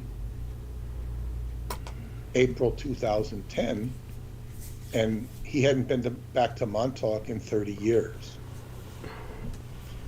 And it wasn't enough people drawing for the event. It was like, I wasn't coordinating the event. I was agreed to participate in it. And I remember telling my friend Doria, and I was visiting her in New Jersey on the 30th of January or 31st of January in 2010. I think, I don't know about this event. And then I realized in talking to her, I said, you know what, we've got to do this event. It doesn't matter who shows up. We got to bring the medicine man back to Montauk. This is magic. This is magic. We got to bring him back. At that point, I said, we're going to do this event no matter what. I said, we'll do it during the Book of the Law days in April, because that was a weekend and April's a good time to do it. So we said, we're going to do it. And then a week before the event, David Anderson writes to me and says, I'd like to have a face-to-face meeting with you. I said, I'm going to be in town this weekend. I said, I'm going to do an event this weekend. I can't do it. He said, I said, you're welcome to come to the event. I said, it won't cost you anything. He says, would it be all right if I made a presentation at the event? I said, yeah, sure. So that's how, but it was like the medicine man. So he got to meet the medicine man, and medicine man got to meet him. That was very special. And I felt that there was a great synchronistic coincidence in the medicine man coming to Montauk and David Anderson showing up too. And I have to tell you, it was a, and I did not announce that David was coming. That was a surprise. And we had enough people to pull off the event. But I also had, complimentary tickets for people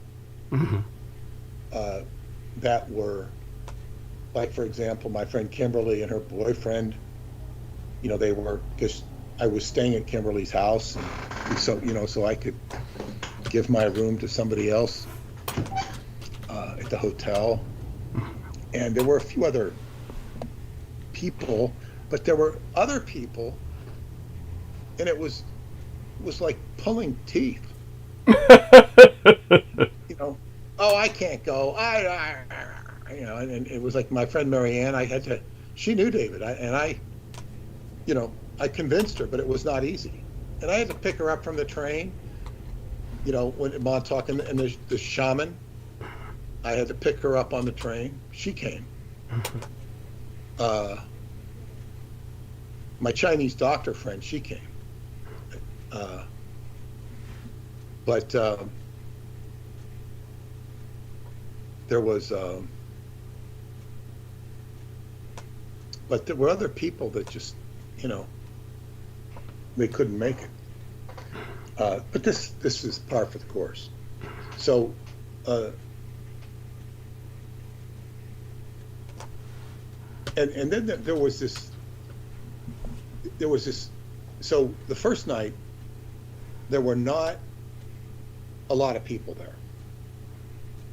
It's kind of a small circle, and Aristides was there.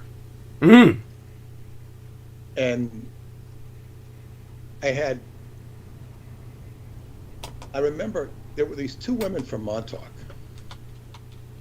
and the coordinator of the event, she's very awkward, and she was trying to force this schedule down these two women's throat. And I went up and I said, no, don't worry about it. And I said, no, we're going to do this. I don't know what it was, but I stopped them from demanding a refund. And the reason they were demanding a refund is because, they were having this schedule forced down their throat. So I just made it flexible. I don't know what it was, but I assuaged the whole situation so that she didn't have a refund. It didn't really affect me financially. But they came and listened to the event, listened to my talk. And so I gave a talk about whatever I talked about. And then at the end, I said, I have a surprise for you. And the surprise at the end, I'd already told him about David Anderson. I said, David Anderson's going to be here tomorrow, and he's going to give a presentation tomorrow. It was a very exciting thing to tell, you see, after I explained who David Anderson was. They were all excited. And those two women, very Montaukian, they never came back. They never asked for their refund. No. They just disappeared. There we are. That was so weird. Now, it was like they were going to avoid it. And I don't think they were ever heard from again. I said, why didn't they get their money back? And they said, well, we don't want to go. Here they were demanding a refund. And the reason they were demanding a refund is because they weren't being treated right. Mm-hmm. And that was very easy to assuage, it was very easy. Just the coordinator didn't know how to handle people, basically, or these two people. But then they just disappeared, didn't come back. And I think David checked in that night but he gave a really nice presentation, very extensive presentation, and he answered everybody's questions. And as I said, for those who haven't heard this before, he showed a picture of an amaryllis plant, or not a picture, but a video. He wouldn't allow me to video the video.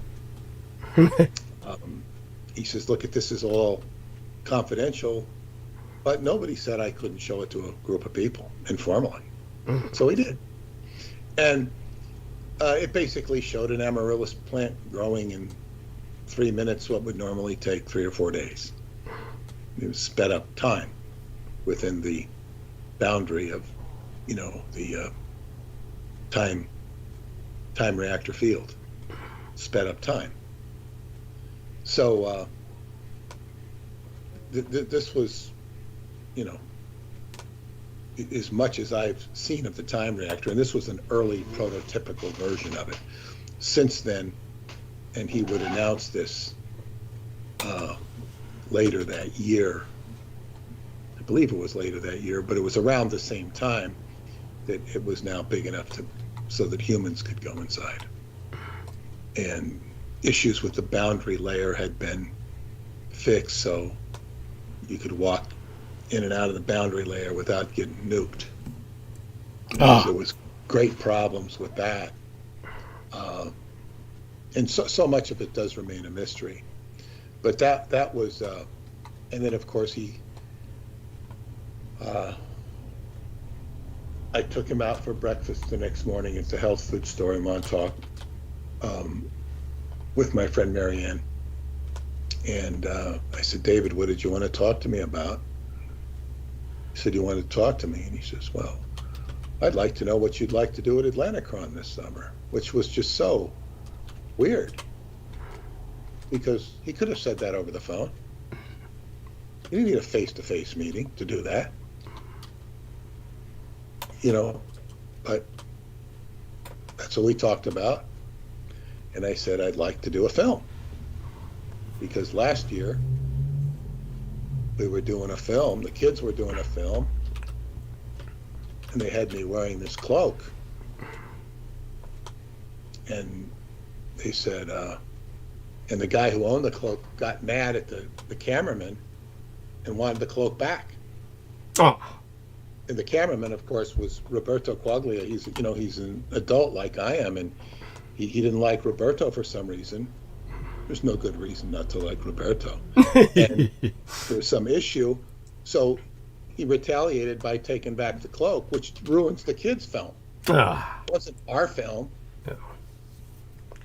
So I said, we will do that. So I said, I want to do it this year. And that became it inspired me to write my play, My Kentucky Cousin, about the blood, the Rh negative blood. And so anyway, that's what inspired that. But that was the Medicine Man's presence. Of course, the Medicine Man gave quite a lecture himself, or did some drumming and whatnot. He is a drummer, a composer of music. He would perform at powwows and whatnot. So now that his wife has passed away, he's more freed up. I'm going to call him later in the week, and we're going to pick a date with Rudy, and we'll go out there. Now, what's particularly exciting about this is this is medicine. This is the new energy. This is the new energy that's being gated into my life, and it's fantastic. Because I talked about the Uranus Pluto conjunction. Now we're in May. Everything that happens in May is such a follow-up of that. Mercury is now direct. This stuff will start to manifest. As they say, Mercury goes direct, and I hear from the Medicine Man. I hear from Rudy. This is going, it's like the energy that I've invested into Qigong is now coming back to me from another quarter. He's been doing an exercise I taught him. I will teach him something else. I have a gift for him, and I will also, get information from him. It'll just be a whole, mini cultural renaissance for all of us when we get together. I'm really looking forward to it. And of course, I'll give him a copy of your book, Douglas. Oh, thank you. Rudy has a copy of your book. Excellent. And he teaches just up the highway from me. He's going to come down and, come to football and meet the guys as well one of these days, because it's just a hop, skip, and a jump from him to come down on a Sunday and visit us. Maybe I can get some of these guys interested in Qigong. But so this is a great new energy, and it'll be, I don't know when we'll do it, but it'll be this month, and the sooner the better, because when we get past Memorial Day is traditionally when the Montauk season starts, or the Hampton season starts, so it becomes very crowded. Places become very expensive, and not that we'll be spending the night, but it's it'll be good to get out there. But now Montauk is so crowded. There's so many people that don't have jobs. It used to be like you go out in September and there'd be nobody there. But now there are so many people. There's so many people with disposable income who do not work. Yeah. That it's crowded all the time. Every place is crowded, so to speak. That's a desirable place to go. This is just the world we live in. Yes. It's changed so much, but we don't need to be down on it. We just need to adjust. Now, I'm going to share a dream, because it follows from this. Yes. And Douglas, I told you one of the key players in the dream, but I had a very penetrating dream the other night. Yeah. It just shocked me so much that I had to come downstairs at 3 o'clock in the morning and write it down. Right. But basically, so I wouldn't, forget the details. I'm walking down the boulevard, and I get a phone, and you can help me interpret it, Douglas. I mean, but as it involves David. Okay.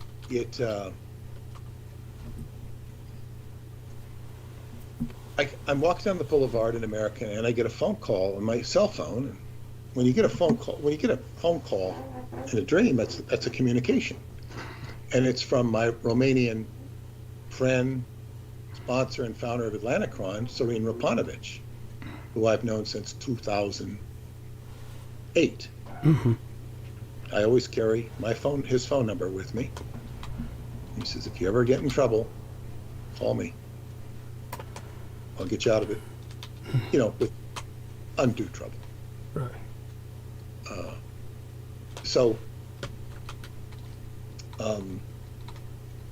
Anyway, he calls me and we're talking on the phone, and then the next thing I know, it's like this connection. Now, he's called me a few times, but his phone calls, well, they're few and far between, and he's always very official. His demeanor is very official, because what can I say? He's in the government, and he used to be the head of nuclear security in Romania, which meant he knew all about nuclear power plants and keeping them safe and all that. And then he was promoted to working for like part of the European Energy Commission. So he spends most of his time in Vienna now. And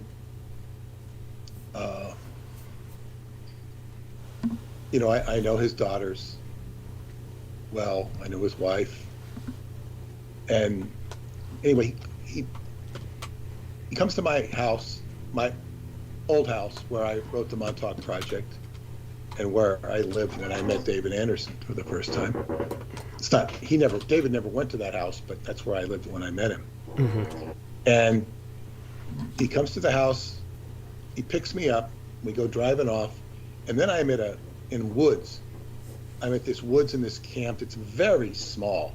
It's about the size of a 3-bedroom home lot. And I said, this is like a version of Atlanticron in America. It's not very big. I said, but I'm really looking forward to going to Romania this summer. I'm really looking forward to it. I can't wait to get there. And then we're in front of this equipment. And I said, do you know if David's coming? He says, no, David's not coming. And I said, why not?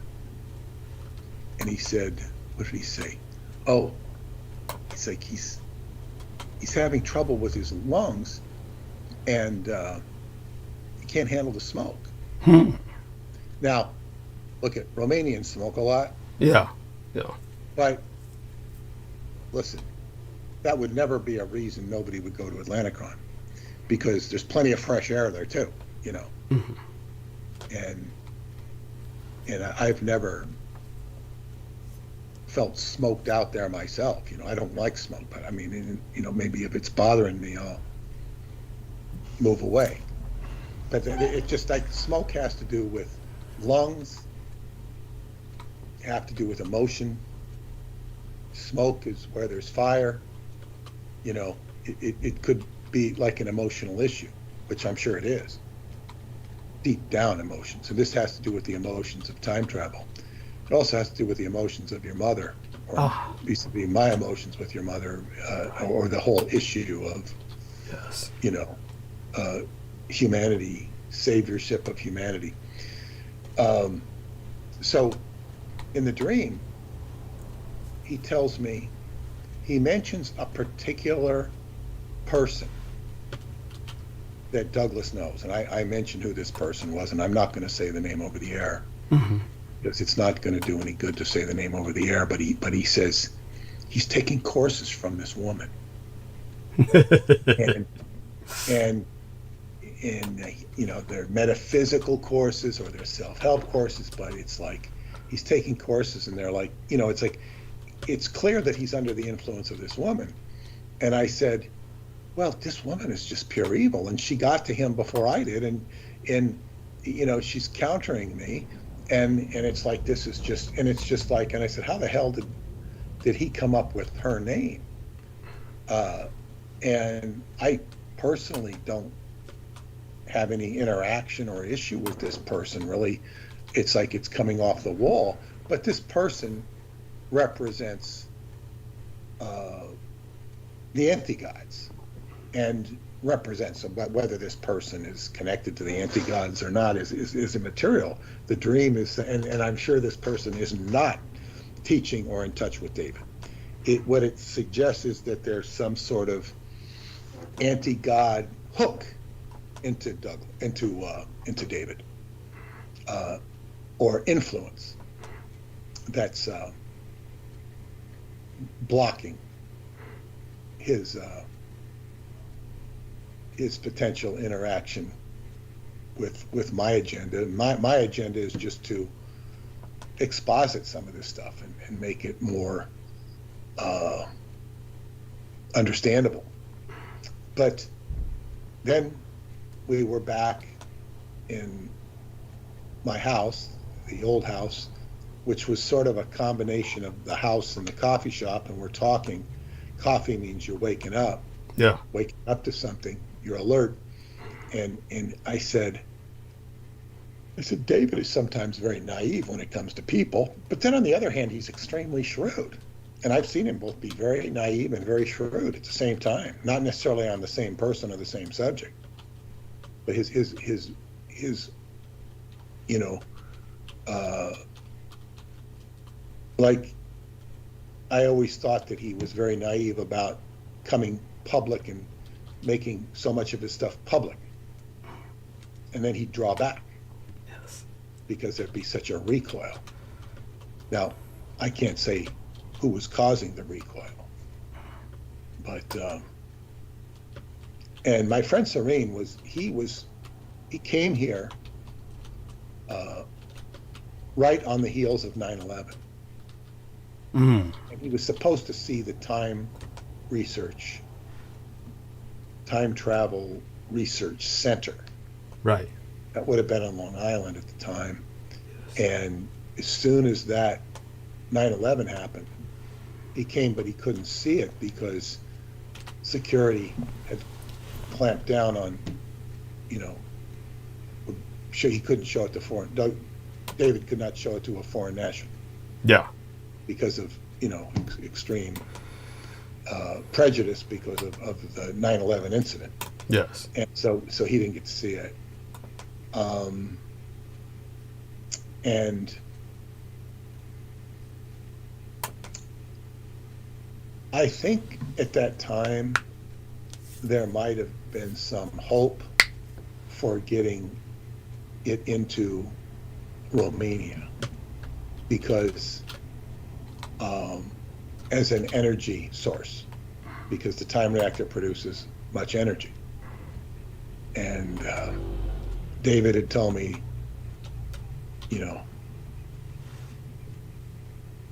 Putin was very interested in it. Right. But not, the Romanians, there were problems. And then, and I guess people have problems because things become very political, very controlling. And he, I guess, has a tendency out of survival to recede into the background. But anyway, that's essentially what the dream was.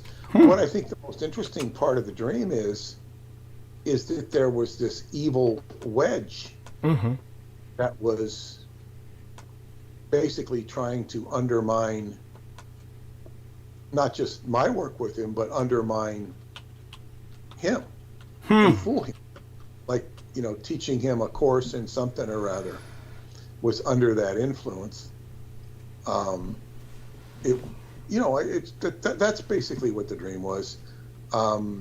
As I tell you the dream, I'm thinking, well, you might go into your Evanescence theory, but if you can suspend that,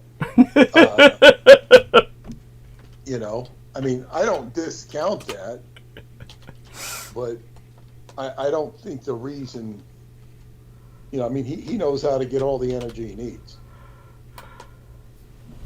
He can just suck it up. If he was an Evanescer, Well, maybe that's why he created the time machine. Yeah, but that's, that's too simplistic. If you say so. There's more to it than that. True. There's more to it than that. He's just not an energy consumer. He's more than that. But be that as it may, I don't know if you get anything off it empathically or otherwise, vis-a-vis what I told you earlier. Nothing that I can come up with consciously. I just need to digest it for a while and sleep on it. I don't really see anything. For one thing, I think you and I both agree that David can handle himself. I don't feel that the person in question is any threat to David in any way, shape, or form. But that's like, see, the thing was, what happened is the whole message became very personal. Now, this also presages my trip to Romania. Yeah. This is Romania coming online. Yeah. In other words, this is my Romanian connection. Yeah. I don't know. I know I'm going to see him when I go to Romania. He will be a major point person for my first week in Romania.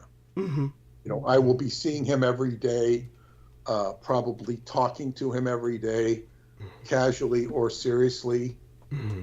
Now, also, his daughter runs the Dream Workshop with Heather. And last year I participated in it for the first time.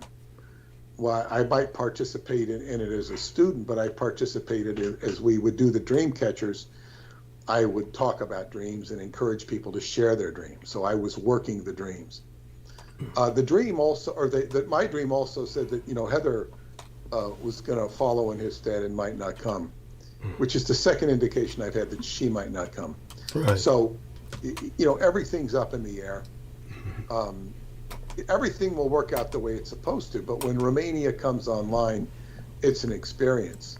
And as I told Paula the other night, I said, my trips to Romania are not centered around any one person. They're, initially it was like Radu and David, but it's like I'm having an interaction with literally the heart of Romania. I'm interacting with the indigenous energy of the area. It's like, talk about evanescers. Well, I'm not feeding off the energy. I'm interacting with the energy, which is like a consciousness. And the people of that place will, it's like I'm talking to the country. Yeah, You yeah. know, I'm talking The land. the land, yeah. And there's different people that will surface, and it becomes a communication process. David is the one who brought me there. Yes.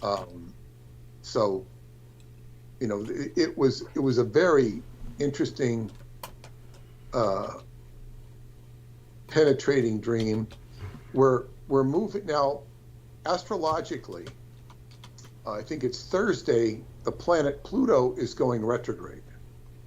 This is a big deal. Yes. Pluto is in Aquarius, and it's going to start to go backwards. Now, it's going to go backwards for several months. And it's going to go backwards from Aquarius into Capricorn.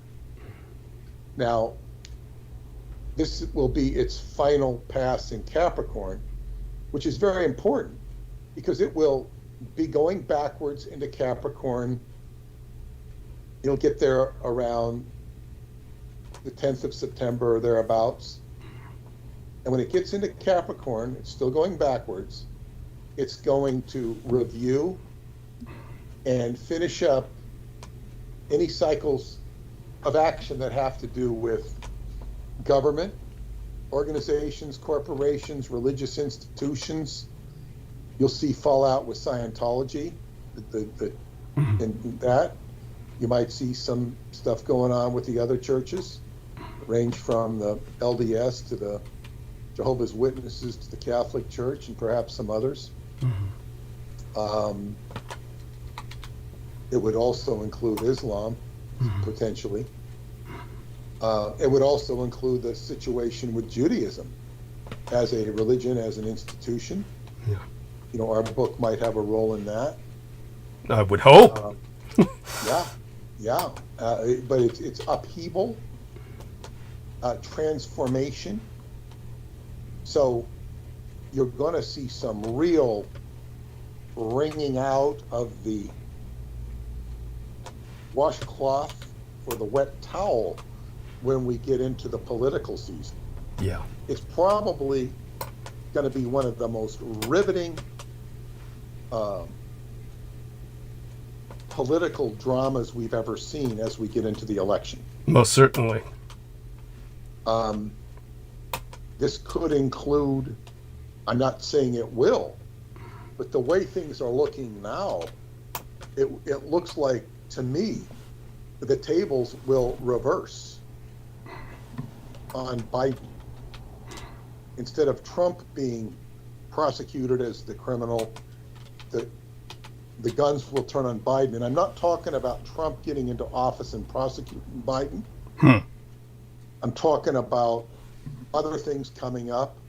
Like, if all this stuff that's come up on Biden that's been ignored or swept under the rug, something else might come up that they can't sweep under the rug. You know, they'll show him videos of him drinking blood with OJ or something like that. But I don't know what it's going to be. But I'm saying is, it'll ring it out. It could possibly be, you know, the screws put to Trump, although the way the legal cases are going,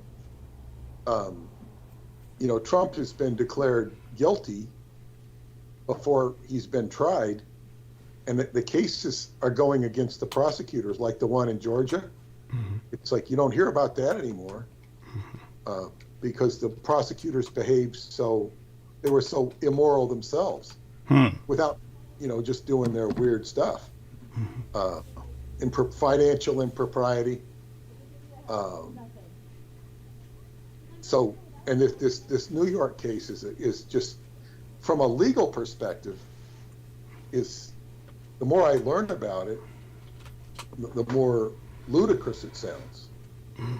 Even with CNN talking about it, it's beginning to sound just like harassment, and it'll end up making Trump look better. I think if they would have left a lot of this stuff alone, it might have been better for them, but who knows? Even with the beaten Biden taking the polls, he's still got an appreciable amount of people who want him to be president, which is weird and odd in and of itself. I mean, just because of who he is. It has much more to do with it doesn't necessarily have to do with his opponent, because these people swear by him. He's good. And so, the only reason to vote for Biden, in my opinion, is that he's not Trump. That's the only understandable reason. Not because he's good, but because he's not Trump. If somebody, that I can understand. But so be it. He's got experience. He knows the stuff. He's honest. He's honest. So it's like, but regardless of, these are just speculations. It's like this planet Pluto's going to go through government, and it might affect, and I think the real influence, Israel, is going to stand out. It's going to stand out big time.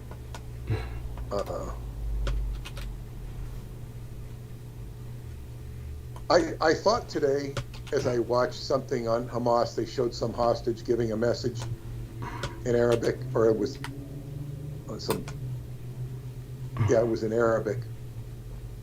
I guess it was also in English. And the relatives of the hostage were, complaining or saying, we want to get him. He's not being fed properly. Blah blah blah blah blah. Well, it's understandable. I'm sorry, the only reason I'm laughing, it sounds so much, the way you phrased it, it sounds so much like a stereotypical Jewish mother. He's not being fed properly.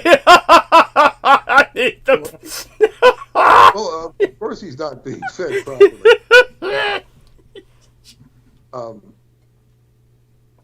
So I wonder, I thought, well, if Trump became president, he might I could just see him going to Hamas and saying, what can we do to solve this problem? That would be nice. And actually solving it to a marked degree. I mean, if they just say, well, we don't want Israel to exist, that's, it doesn't quite work, because it's not going to work. But, he might have a much more pragmatic solution, either through use of force or through use of, but in other words, he might just directly address the issue in such a way that it could be addressed in a pragmatic way, because, Biden just sits there and jumps on the fence. He plays the fence, and all that ensues is chaos. Worse yet, he sucks Israel's ass, but go on. Well, we know Trump is pro-Israel. Yes. But he's not as muddle-headed as Joe. Well, I understand that what you're saying is that he might try to attempt to make a deal, because he's got the deal. You are the deal. Yeah. So, he might be somebody he could talk to Kim Jong-un I think Kim Jong-un said, you're the first person ever to talk to us. Nobody's ever talked to us. Interesting. Now, yeah, that's what he said, except for Dennis Rodman. Yeah, I was going to say, but I didn't dare to say it. Yeah, well, yeah, but he was not a representative of the government. No, he was a representative of the NBA. Not even the NBA. Well, just yeah. So, but in other words, but see, this is the thing. It's like you isolate somebody like that for so long, they're just an enemy. You dehumanize them. Mm-hmm. Now, he seems to have dehumanized his whole population. Yes. Yes, sadly. And that's probably why. But it's just like, it's like there's so much, bad blood between these, civilizations that cultures. And of course, but to get back to get back to your mother. Mm-hmm. Yeah, I was able to transcribe that. Wonderful. And it didn't take as long as it was just emotionally really heavy. Thank you. As I write the words down, as I go into the just the sacrifice she made, it's very Christ-like. Yes. But that would be the nature of the vampire being Christian. But go on. Yes. Well, yeah, and it's yeah, which makes it very, because I don't know your mother.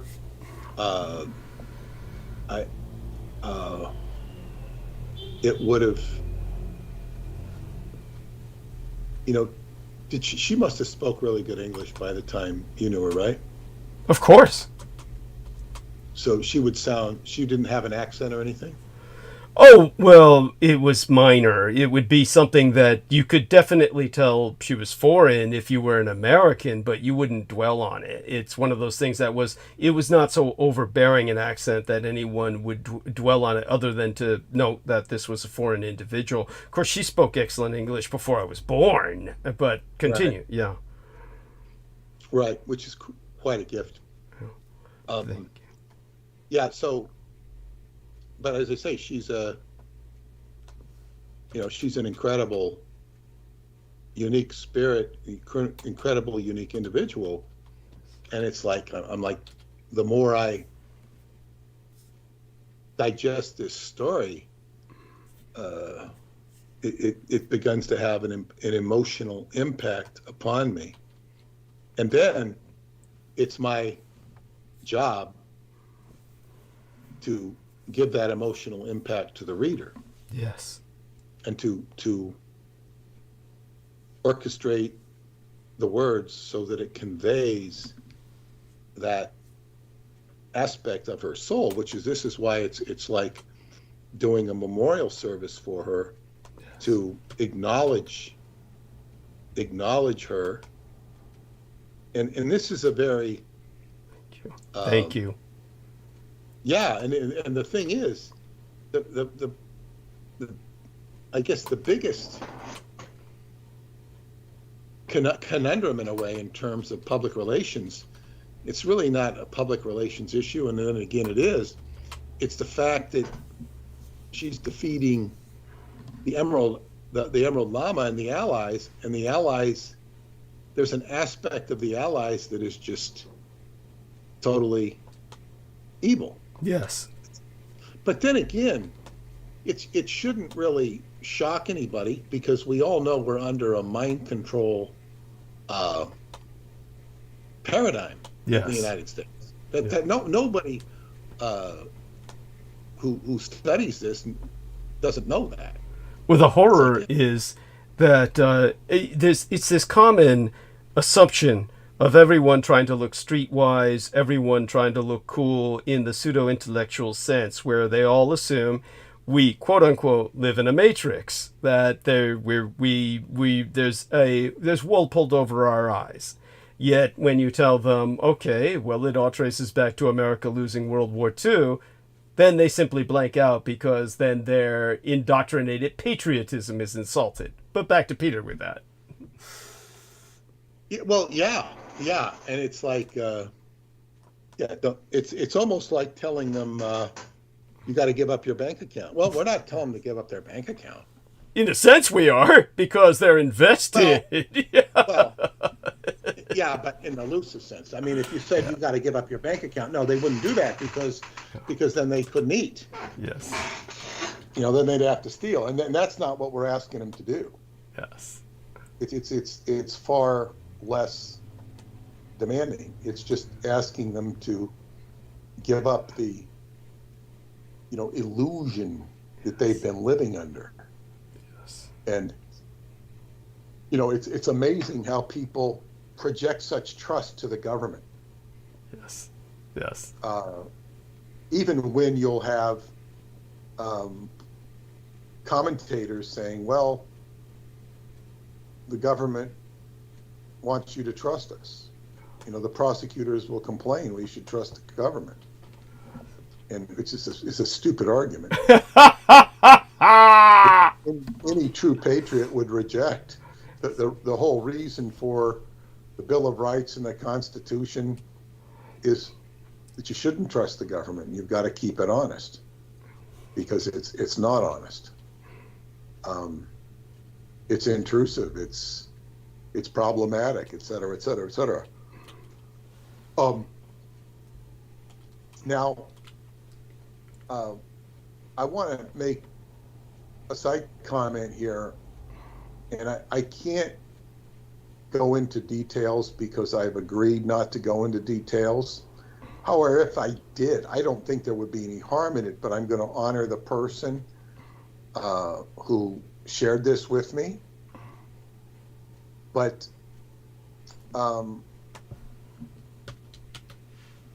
there is a person that this person is very close to. I can talk to this person myself if I want to. I haven't chosen to, only because it's not time yet. But this person was involved at the inception of Bitcoin, when it became,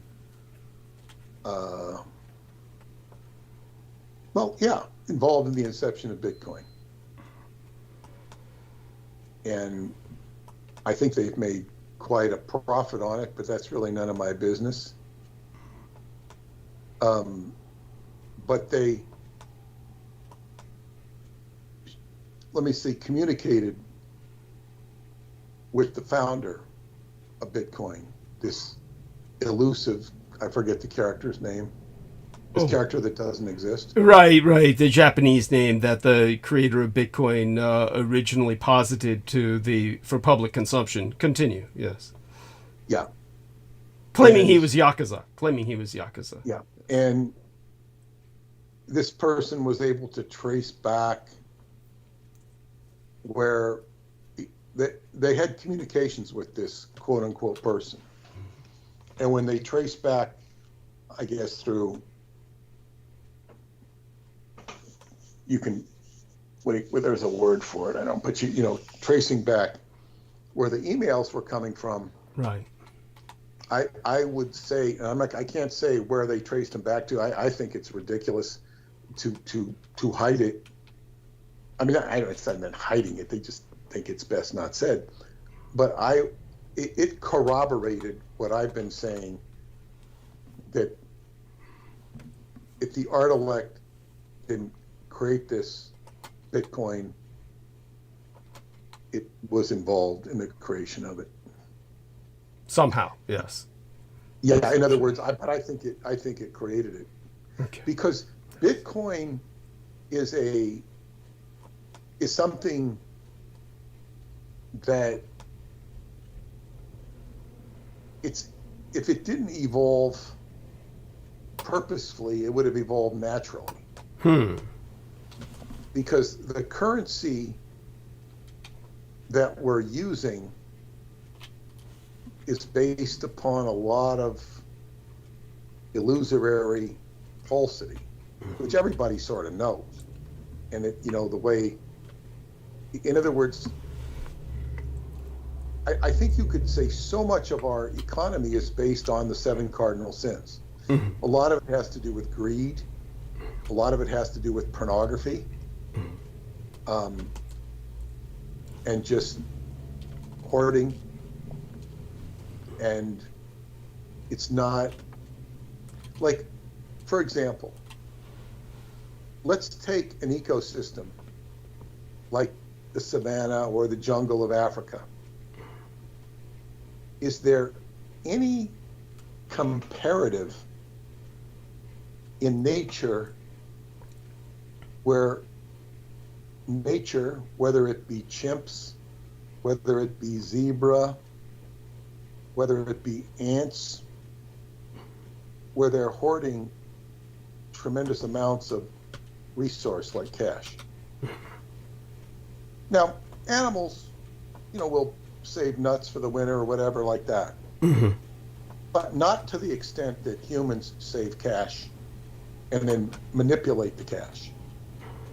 And, okay, we're going to make the monkeys go broke this week. We're going to take all the bananas from the monkeys and make them starve. We're going to take their real estate. We're going to put the jackals in there. It's like it's just like I'm open to this, but I'm saying is animals work together as a cohesive whole in nature. This banking system is it's just, is there anything natural about it? Of course, it's antithetical to nature. It causes so many problems. You can directly relate it to pollution. You can look at these locomotives in the Old West that are just shooting out, pollution into the air. That pollution is pretty minimal because it can be absorbed. It's nevertheless pollution. But that same mentality that was doing the railroads was the same problem we have. It just gets out of hand. They create more and more pollution, more and more territorialism. The German idea of Lebensraum, Karl Haushofer, was of living space. Oh, that makes sense. Yes. Because you need living space to live. Yes. That goes back to the early colonies of Transylvania, long before, the First Reich, long before, the Second or Third Reich. Yes. It's like people in Transylvania had to move. They had to move because they had to go out and settle new country because they couldn't all live off the same land. So they have to go into Hungary, into Germany, into Austria, and create new farmland. And that was just settling the land. And the one thing that I learned in high school was that the biggest thing under attack from the banks was the farms. Farmers were under attack because... Why did they do that? To grab them for the big agricultural corporations that were to come, or? Well, it probably goes back to the time of Henry Wallace. That makes sense. That makes sense because he was the one who pioneered corporate agriculture as opposed to the sustenance farming or the family-owned farms. Go on, yes. And subsidies. He was big into subsidies. And, well, there might be some virtue in supporting prices at it created a lot of problems at the same time. Right. Not to mention Henry Wallace's Soviet collectivization scheme. Continue. Yes. Yes. Yeah.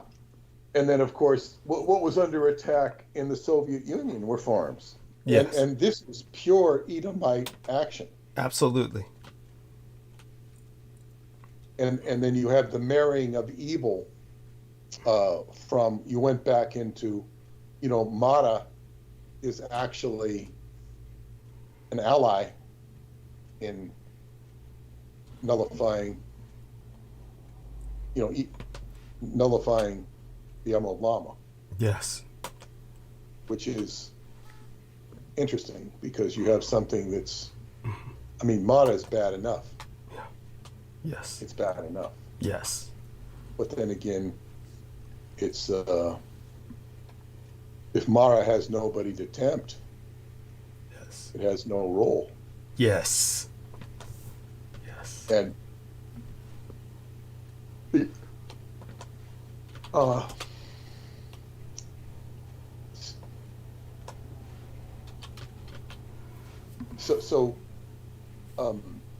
yeah, when you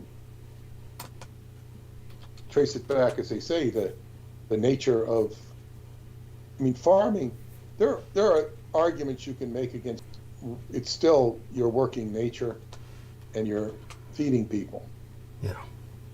And then you have, in the Soviet Union, you're just killing people and you're killing the farms. Yes. In the United States, the farms have been under assault from, it's the banks. Yeah. And you'll even see in that Live Aid concert they did back in the 80s. Right. That was for the farms. Yes. Go on. American farms. Yeah. And Bob Dylan gets up there and is telling the bankers to be nice to the farmers. Well, it's very, very oversimplification. But he wasn't wrong. It's just, it's like, yeah, we're going to listen to Bob Dylan. And, Bob Dylan grabbed the viscera of America. He was like the spokesman. These songs that he wrote just like gripped the whole mind. I didn't understand it. I thought he was just completely overrated. Yes.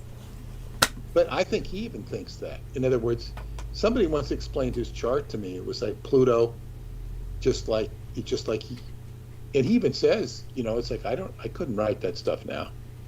It just came out of him. It was a muse coming out of him, Mm-hmm. and he was a spokesman for the times they are a changing. That song was, he deserves ample credit for that one alone because, it's just like he riveted people's attention, and he had a certain command of the consciousness, and years later, and then his basic modus operandi was drugs and alcohol. Yes. and he had a good dose of Jesus. Yeah. It's so repulsive the way some artists, shall we say, bandy that.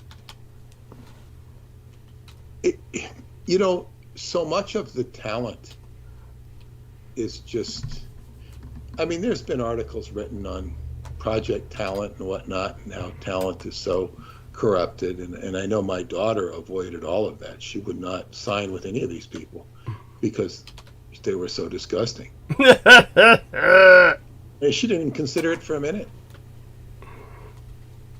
And so it's like yeah, it's so you know, you look at all these people who were talented, and they yeah, they're almost always involved with drugs.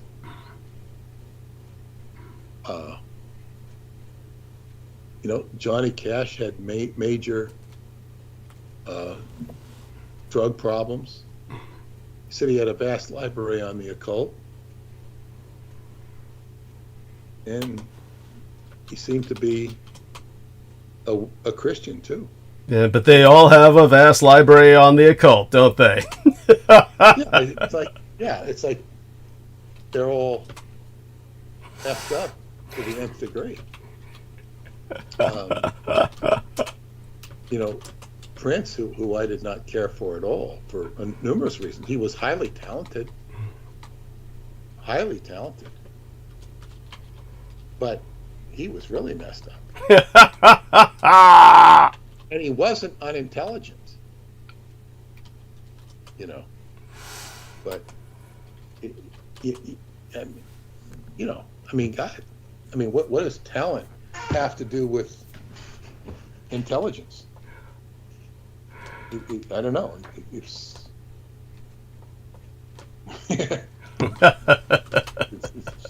it's a pretty messed up situation. But there are efforts. What I was saying about Bitcoin in the Art-elect, Mm-hmm. what is needed is models. In other words, the internet is all based upon a false model. And so much of it has to do with cash and greed. And this idea of monetizing your YouTube channel. Yes. It's so paltry. Thank you. So paltry, and it's funny you bring that up. I don't know whether I shared that with you. It was like a big deal that for our listeners, just briefly, I received a letter from Google, and I don't know if I shared this with you, so tell me, Peter, if I'm being redundant, but I received a letter from Google that would potentially be of great help at this period of time that I'm fundraising, and this told me straight up, Google LLC, Limited Liabilities Company, has identified the following item: a credit under AdSense account number, and they give an astronomically long number, my number, with a last login date of November 1st, 2020. This is how long ago that I had tried to shut it down. That they've got an amount of cash in it in the amount of $238.75. I would not even need to be dedicating this episode to fundraising if I could access this. But it's basically with a property description of AdSense credit that may be due and owing you. So I had to check the box, please pay me. They have two boxes to check. One, do not pay me. One saying, please pay me. There's no choice here. So I tried to, they say, of course, that none of this will mean anything unless I log into my AdSense account. So I tried to get into it with Brendan Zogit. We couldn't do it. It's basically I just have to send this letter in and hope they make the account accessible. This is what Brendan Zogit and I concluded, was that the account will not be made accessible until they receive the letter. So it is what it is. And by the time, of course, anything is done, it'll be too late to help me make May 1st in terms of rental payment. They could have just said more bullshit than it's worth. This is why they do what they do, because most people, for that amount of money, your average person would probably say fuck it and just let them have it. But oh yeah, their threat is that otherwise they will give this to the state of California, and the threat is that basically.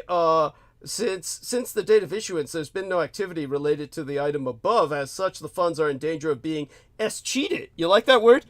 Cheated, with the word E, with the letters ES in front of it. Cheated. I don't even know what the fuck that means. I guess stolen. As such, these funds are in danger of being cheated to the state. Unless we're informed of your ownership or beneficial interest in these funds, they'll be placed in the custody of the state of California by Google. And if these funds are transferred to the state, you'll be required to submit a claim in accordance with the statutory provisions of the state's unclaimed property laws in order to recover it. Probably something impossible to do, but it's cheap. The reverse property to the state, or in feudal law to a lord on the owner's dying without legal heirs, revert to a lord or the state by escheat. Oh my God! Thank you. But it's so offensive. It's like a taunt at a time of my need that I get this. So what? I figure maybe it's almost worth it to let him give it to the state and try and work with the state. But I would try and figure it out. Like right now, I'm getting messages from Facebook, like. Somebody sent me, didn't you get my messages? I said, no. And I said, because it's not synced to my phone. Right. And I try to sync it, and it says, okay, we've sent a message to your phone, and maybe I don't get the message. In other words, I'm supposed to plug in a number, but maybe it's sending it to my landline. So maybe. I don't know. Maybe that's a way to figure it out, but it's so complicated that it's like, and then there is a way, it says if you can't get any joy doing this, then do this. And it's like I have to become go down this rabbit hole that you don't really need it. It takes time. It's irritating. This is the joy of cyberspace. Yeah, thank you. And so just so people understand, I wish I could access this and I could pay, but you know what? This was Peter would appreciate this. Peter will appreciate this. It's as our friend Brendan said, because he knows exactly what happened. Peter Moon and Brendan Zoget were on the Skype call with me simultaneously when I had to use a cell phone to contact Selena Khan. And in her last conscientious moment of her life, to disambiguate from conscious, she was not conscious. She was just waking up, and she was sick. And but Peter Moon and Brendan were witnesses, in a sense, to my convincing her to turn my website over to me. Because everything, I'm always searching for a chick takeover, and I give these chicks everything. And basically what happened was she had the code word and everything to my website. And so I took that from her so that the notifications weren't being sent to her email address and they would be sent to me instead, and reclaimed my website and my YouTube channel because everything was being sent to her email, to her phone.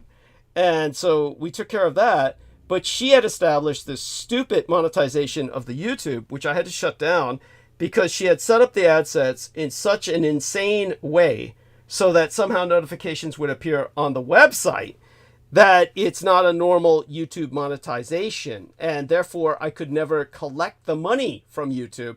And she didn't know how to collect the money from YouTube.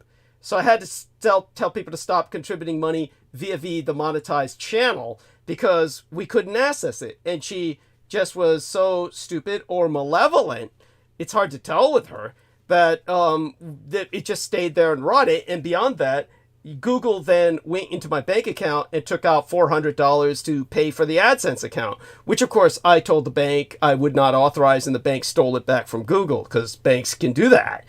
And they're the only people capable of fighting Google. Not even the U.S. government can fight Google like that. It takes a bank to just reach into Google's account and steal money from Google. So at any rate, so that's how it all went down in flames, and that thing is just festered there forever. And we'll see what happens, but it's obviously not going to help me now. I mean, this is the horror of this stuff. But back to Peter with all of this. It's funny because he mentions, the silliness of monetizing the channel while he was in his train of thought, and it hits home so hard, at this time. But again, everyone, I do need your money, as much as you can afford to contribute, and I need to pay rent, and therefore we're counting on you. And back to Peter with that. Please But do. your campaign raising money as we do for you on the internet is much more effective than monetizing your channel. Thank you. No, it's very true. Peter's very astute here, as he was with his analysis of my lycanthrope friend. Yes, he's very, very clear analysis, Peter. That's very good. Thank you. Well, yeah, and hopefully, this book will. Well, I know the book will work well for you because we will, sell it. We will sell it in a limited edition. Thank you. And I'm really looking forward to getting to that point. I will. I've got a busy next couple of days, but I'll have some time to work on it and start. Now that the chapter I sent you, Douglas, is going to be redone, I wouldn't spend too much time. Thank you. Perusing it right now. Because, understood. I had that feeling. Yeah, I had that feeling. Go on. And I might bust it into 2 chapters, but whatever. Well, I'll figure that out. And then you went deeply into the Japanese. Occult. Say the words, the Onryo. Yes, the Occult Bureau on Muryo. Yeah. The wizards. Yes. Yeah. So the Onmyoji. The wizards are on Myoji. And the Occult Bureau itself is on Muryo. But go on. Yeah. So, yeah, that's a whole aspect. And I even read a story where some Japanese official went into a sacred shrine and they kind of went where they weren't supposed to go. They were more like a guard, and they kind of contemptuously looked behind a curtain or something, or did something, and it was very disrespectful. And it was so disrespectful that out of nowhere, this Japanese person came up. This is right out of the Hasan Saba type of mentality. This Japanese person came out of nowhere and just I don't know if they killed. I think they killed the guard. They killed the guard. Wow. Because he was so disrespectful to this shrine. Yes. And then the police went and I think they arrested him. But the crowd, the Japanese people were cheering what the assassin had done. Yes. They were cheering him on. But I think they still went ahead and had to execute the guy anyway. But that wasn't really the point. The point is that these shrines are really sacred, yes. And it's not to be. We're not kidding around here. Yes. And this is I see a sacredness in what I'm learning of the Japanese religion, something I studied when I was young, but he said, oh, you're studying nature. And this is nature. Of course, this is the deeper aspects of it. And you don't, and I don't see this same sacredness when I go into a church. I mean, it's not that I don't see sacredness when I go into a church, especially in Romania. It's not like I go into them frequently, but on occasion I do. And, you have a sense of sacred. But when I read about these Japanese things, it's much more authentic and much more real, though at least this is my perception of it. I've never been in a mosque, and from what I've seen of mosques, in video or TV, there's a certain simplicity in them. Yeah. A certain simplicity. uh, which is not unpleasant. Right. By the way, I truly appreciate your own appreciation of Japanese sacredness, their sacred spaces. Thank you. Go on. Yeah, it's what I'm studying right now, and it's like, wow, you just feel it. I mean, I'm going deep into the mindset and the soul, and I know that, that I did this long chapter on Shinto, which Douglas has read, and we proved that, and that was not something I expected to write, but it became a necessity in order to get into the context of, here I'm going, I'm trying to get to the Vox Arca, and this Henry Wallace, Nicholas Roerich stuff, which is tremendously interesting in its own right, and for that alone, it deserves to be in the book.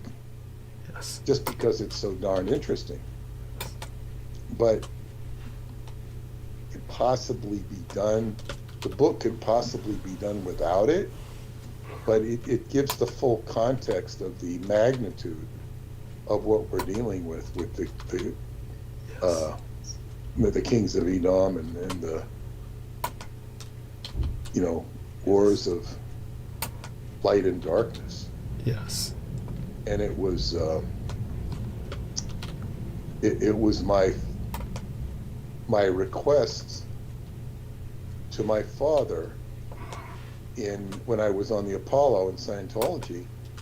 I wrote to him and asked him if he could send me the book Lords of Light by Roger Zelazny. Mm-hmm. And I started reading it when I was, still before I left. One of my friends had a copy. People were reading it, Scientologists were reading it. It was very popular, and it looked very interesting to me. And I started it.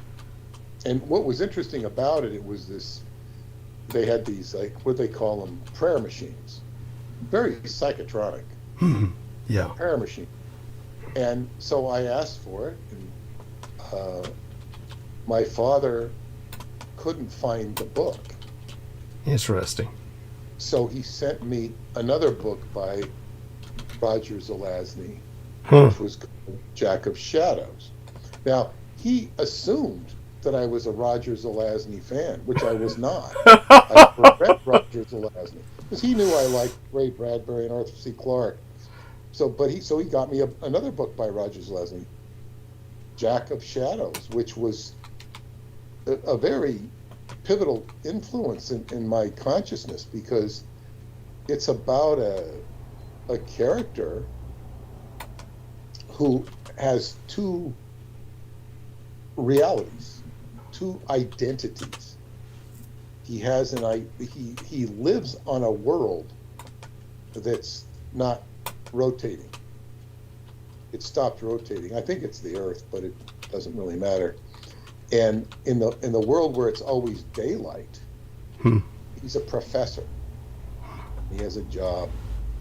In the world where it's dark, he's named Shadow Jack, and he's the Jack of Shadows. And he's maneuvering through the shadows, and he's dealing with darkness, and he deals with all sorts of dark characters, and it's just dark. In fact, if I don't remember it that well, but I think he has to employ some pretty nasty tactics just to stay alive. Mm-hmm. He's basically a good person, and he's, at the end of the book, he affects a big reaction, so the planet starts rotating again, so that you have a balance of dark and light. So it's rotating. But that book, Jack of Shadows, was kind of teaching my mind how to go into dark spaces and maneuver them. And I thought of that. My father it was a gift from my father, and it was sort of an incidental or coincidental gift. It's not what I asked for. I asked for the light, and I got the dark. Interesting. And I still have never read that Lords of Light book. I read some other stuff by Roger Zelazny. He's very weird. He's very weird. Yeah, yeah. And I don't say that negatively. I just say he's just very weird. I'm trying to remember if he's the guy who did the Amber series. Yes. Okay, yeah, he's definitely weird. Yeah. Courts of Chaos, all that shit. Yes. Yeah, but the Jack of Shadows to me was, was really a great book for me to read,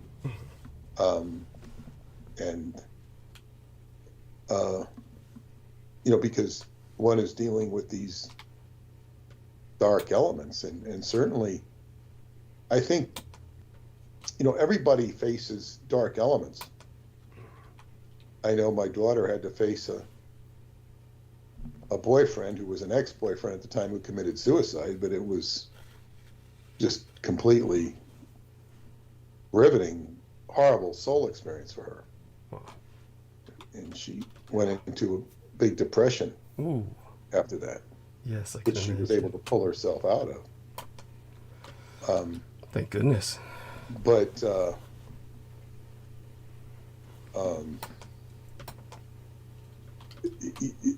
yeah, thank goodness she did. Yeah. But yeah, in other words, she had to face darkness in her. She's had to deal with a lot of darkness, but she's dealt with it. But everybody has darkness to deal with. And it's hard to say, who's dark, who has to deal with more darkness. Like think of Donald Trump right now. He is a human being. He's got all these court cases going on. He's got people going for his jugular vein. Yeah. And he kind of thrives on it. He's been doing that his whole life. He's always in court in real estate. Yes. And as I say, he wins some, he loses some. He doesn't win all the time, even when he was in real estate. So, constantly maneuvering. And I guess it just becomes he's always battling. And I think that's why he's maintained as much. He didn't age like a lot of people do because he's so used to battling. It's like it almost keeps him. Yes, young. Yeah, animated and alive. Whereas somebody like Jimmy Carter is just peanut farmer from Georgia. It's like, he's running the governor of Georgia, and then all of a sudden he's in the president, and he's not only got all these problems, the country's falling apart, and everybody starts kind of targeting him in its own way. It's just a mess. The country's, in the wake of the Vietnam War, the country was on a whole downer. Yes. It's hard to imagine it would have been better if Ford had won the election. Yeah. He seemed like, and they made some joke at the press conference or the press dinner last night. They said that they were joking. The guy was joking about Biden and Trump being so old that Jimmy Carter was thinking maybe he could get back in the election. Jimmy Carter's now been in hospice for well over a year. Yeah, wow. He's making a mockery of it. Yeah, well, he's got such good care, though. See, that's the thing. And it's like, so he's got tremendous resources to care. His wife came in, she was in and out in a week, dead. I think he's going to get to 100 and then just check out. Say, I made it. I mean, his daughter got to be an old lady by now, Amy. so much for that. But yeah, so we'll get our what is our book date scheduled for? May 2nd? No, it's not May 2nd. Oh gosh, let's take a look. Let me take a look back in my calendar here. Just meander back to it. Written down somewhere. I think it's, yeah. Let's go to the next month here, and it is the 7th. Tentatively, the 7th. It's got question marks on it. Work with Peter. So tentatively. All right. So we've reached the 12 o'clock hour. Yes. And I want to remind people to donate to Douglas. I hope people have enjoyed. I've got a very exciting month coming up here. Probably a whole exciting 3 months if I throw in Montauk, and then all sorts of things coming out of the woodwork now. Yes. It is very exciting times. Exactly. So remember to donate to Douglas. If I can be awake and alive in the morning, I'll come back. Great. And you can. What are you going to monologue on tonight? Pretty much a lot of Israel and geopolitics, a lot of China and Taiwan, Israel, geopolitics, Russia will be inescapable, along with the Ukrainian aid package. That'll probably be a good starter because that'll drag me into both domestic and international politics. Also, I'll have to, if time permits, go a bit into the Judeo-centricity of America's everything, their domestic and international politics, which will lead us to some inescapable commentary on Jamie Dimon, who runs the bank that I use, JP Morgan Chase, and of course Harvey Weinstein with the recent dropping of his rape charges. Well, wait, that's only in one venue of New York. Okay, good to point out. Thank you. Well, it's like it's a New York thing. Yeah. It's not a California thing. No, it's not. Thank you. So he's going to be retried. Yeah. He's not, in other words, because the problem was they brought in character witnesses, basically. Mm-hmm. And there's really nothing wrong with bringing in character witnesses, but they say you can't bring in other crimes to, it gets into a fuzzy area. But if you want to show that somebody has bad character, you're saying, well, that doesn't mean he committed this crime, So you say, okay, he stole from Sam, Joe, and Harry. Mm-hmm. It doesn't mean he stole from Dick. So you can't bring these in because we're trying him for stealing from Dick. Now, he might be stealing Dick too. That kind of like really screws things up because as Mike Tyson said, he said, and Charles Manson said this too.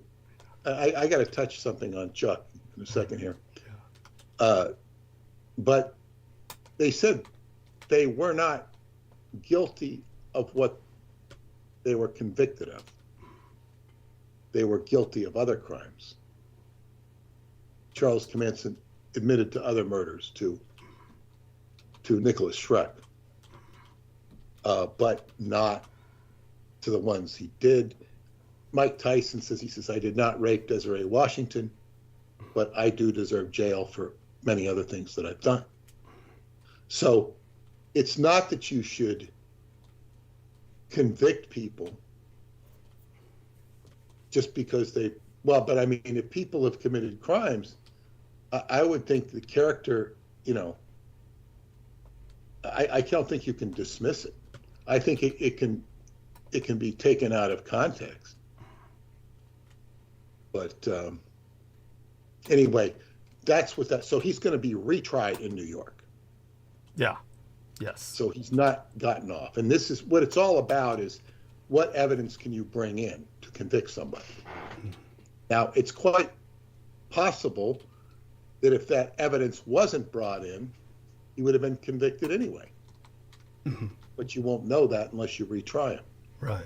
And then that's a New York thing as opposed to a California thing. Definitely, and I appreciate so much Peter disambiguating that and specifying these realities. This is important, of course, but well now, the media is now taking this and running with it and saying, well, yeah, Bill Cosby got off, and bop, bop, bop, bop, bop, bop, bop, bop, and this is because of this shitty justice system we have. Yes, it's not about justice.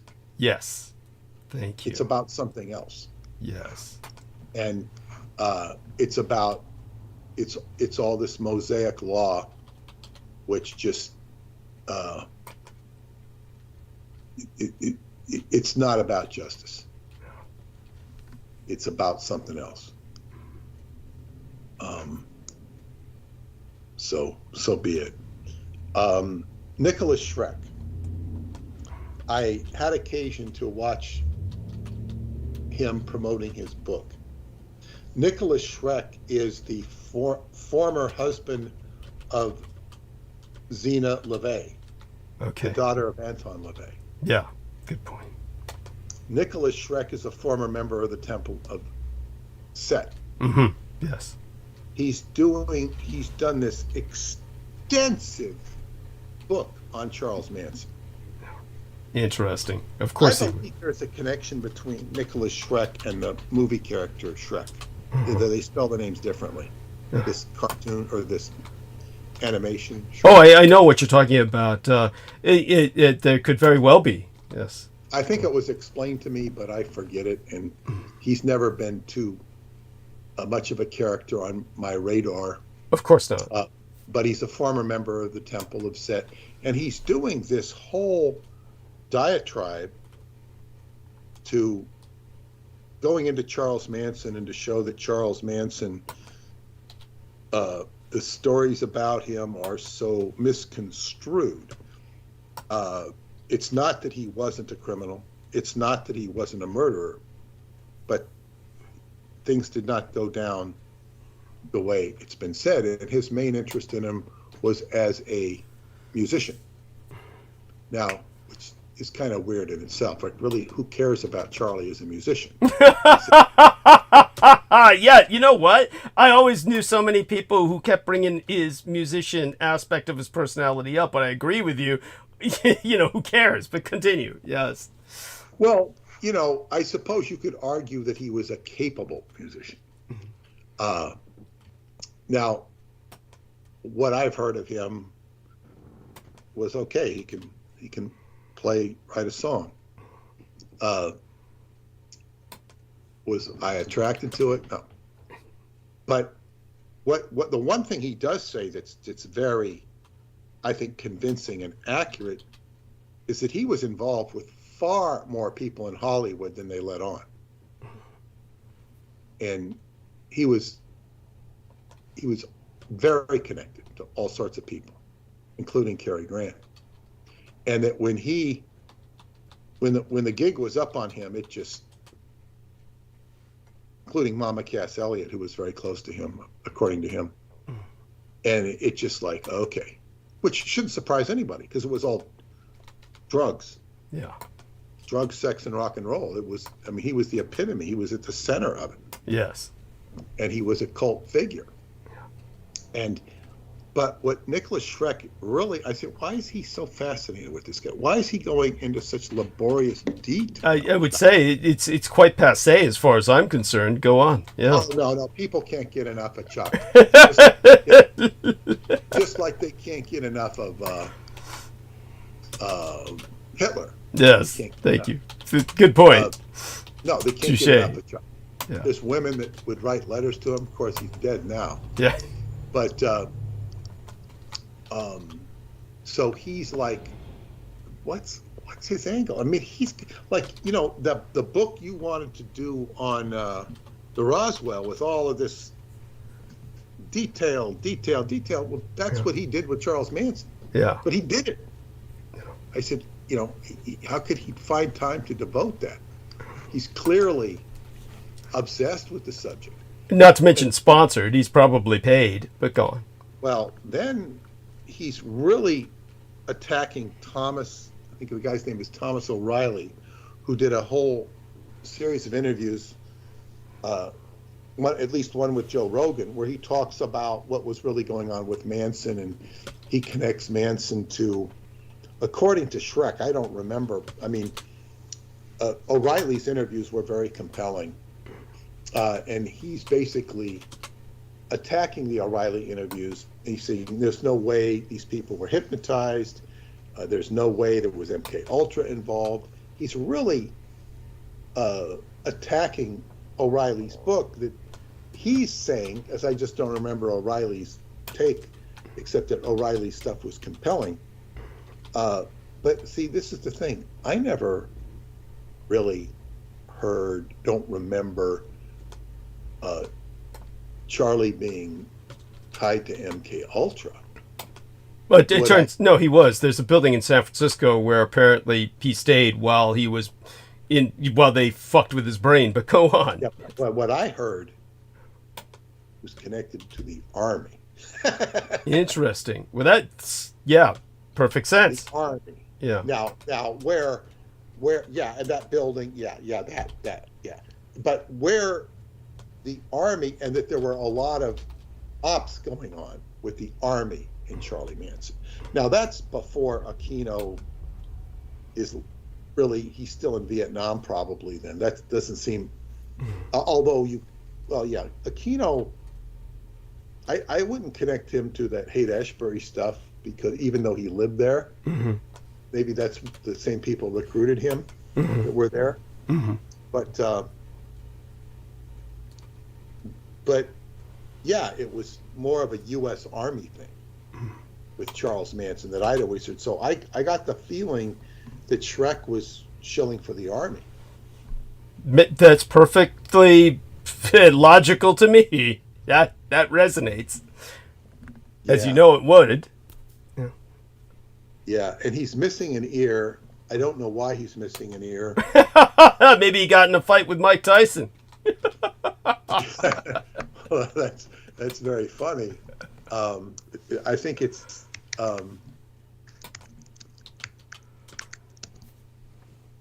if you look at ear missing. Yeah. Now I had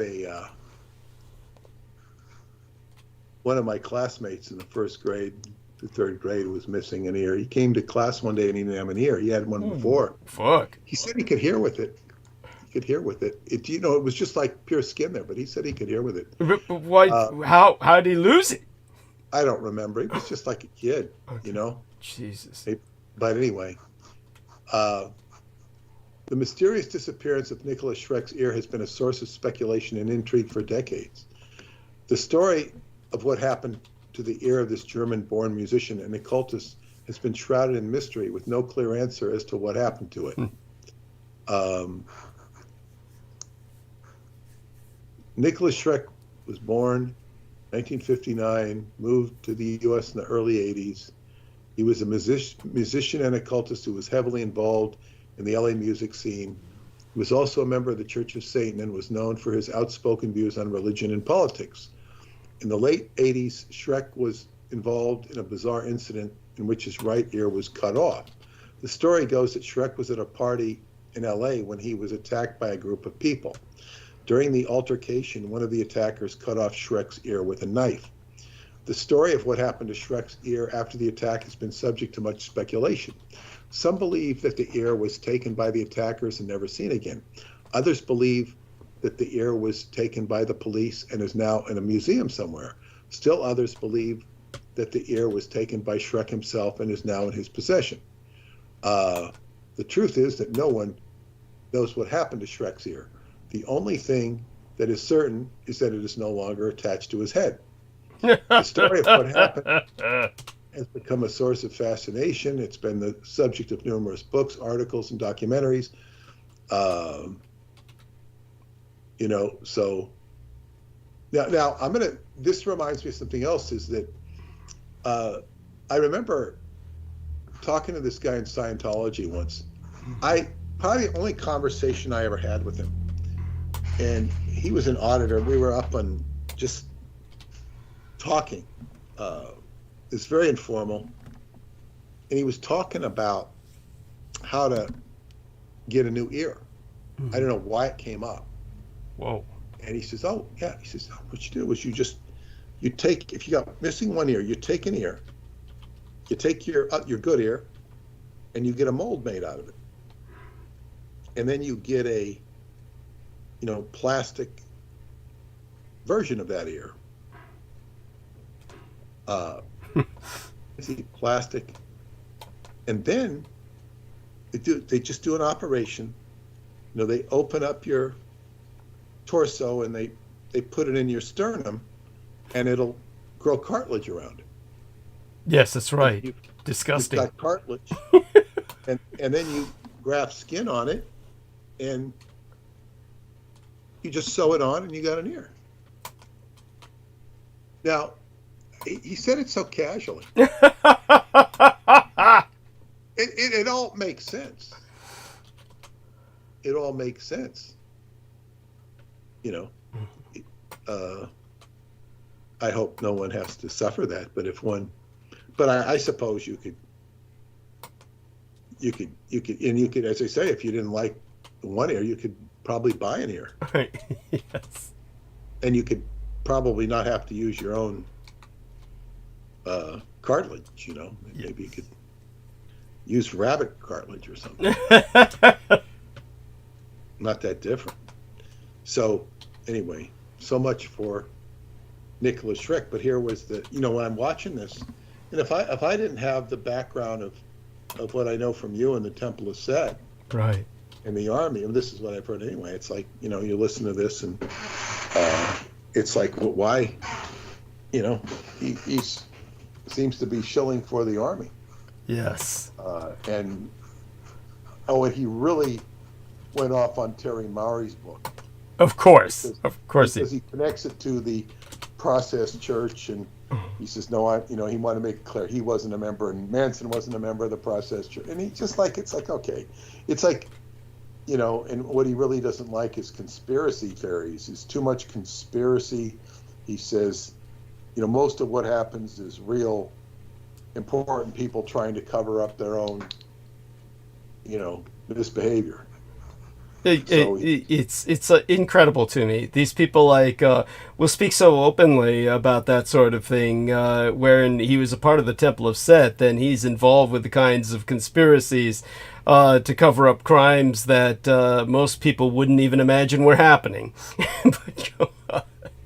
Well, that's exactly what it is, and but that's the audacious nature.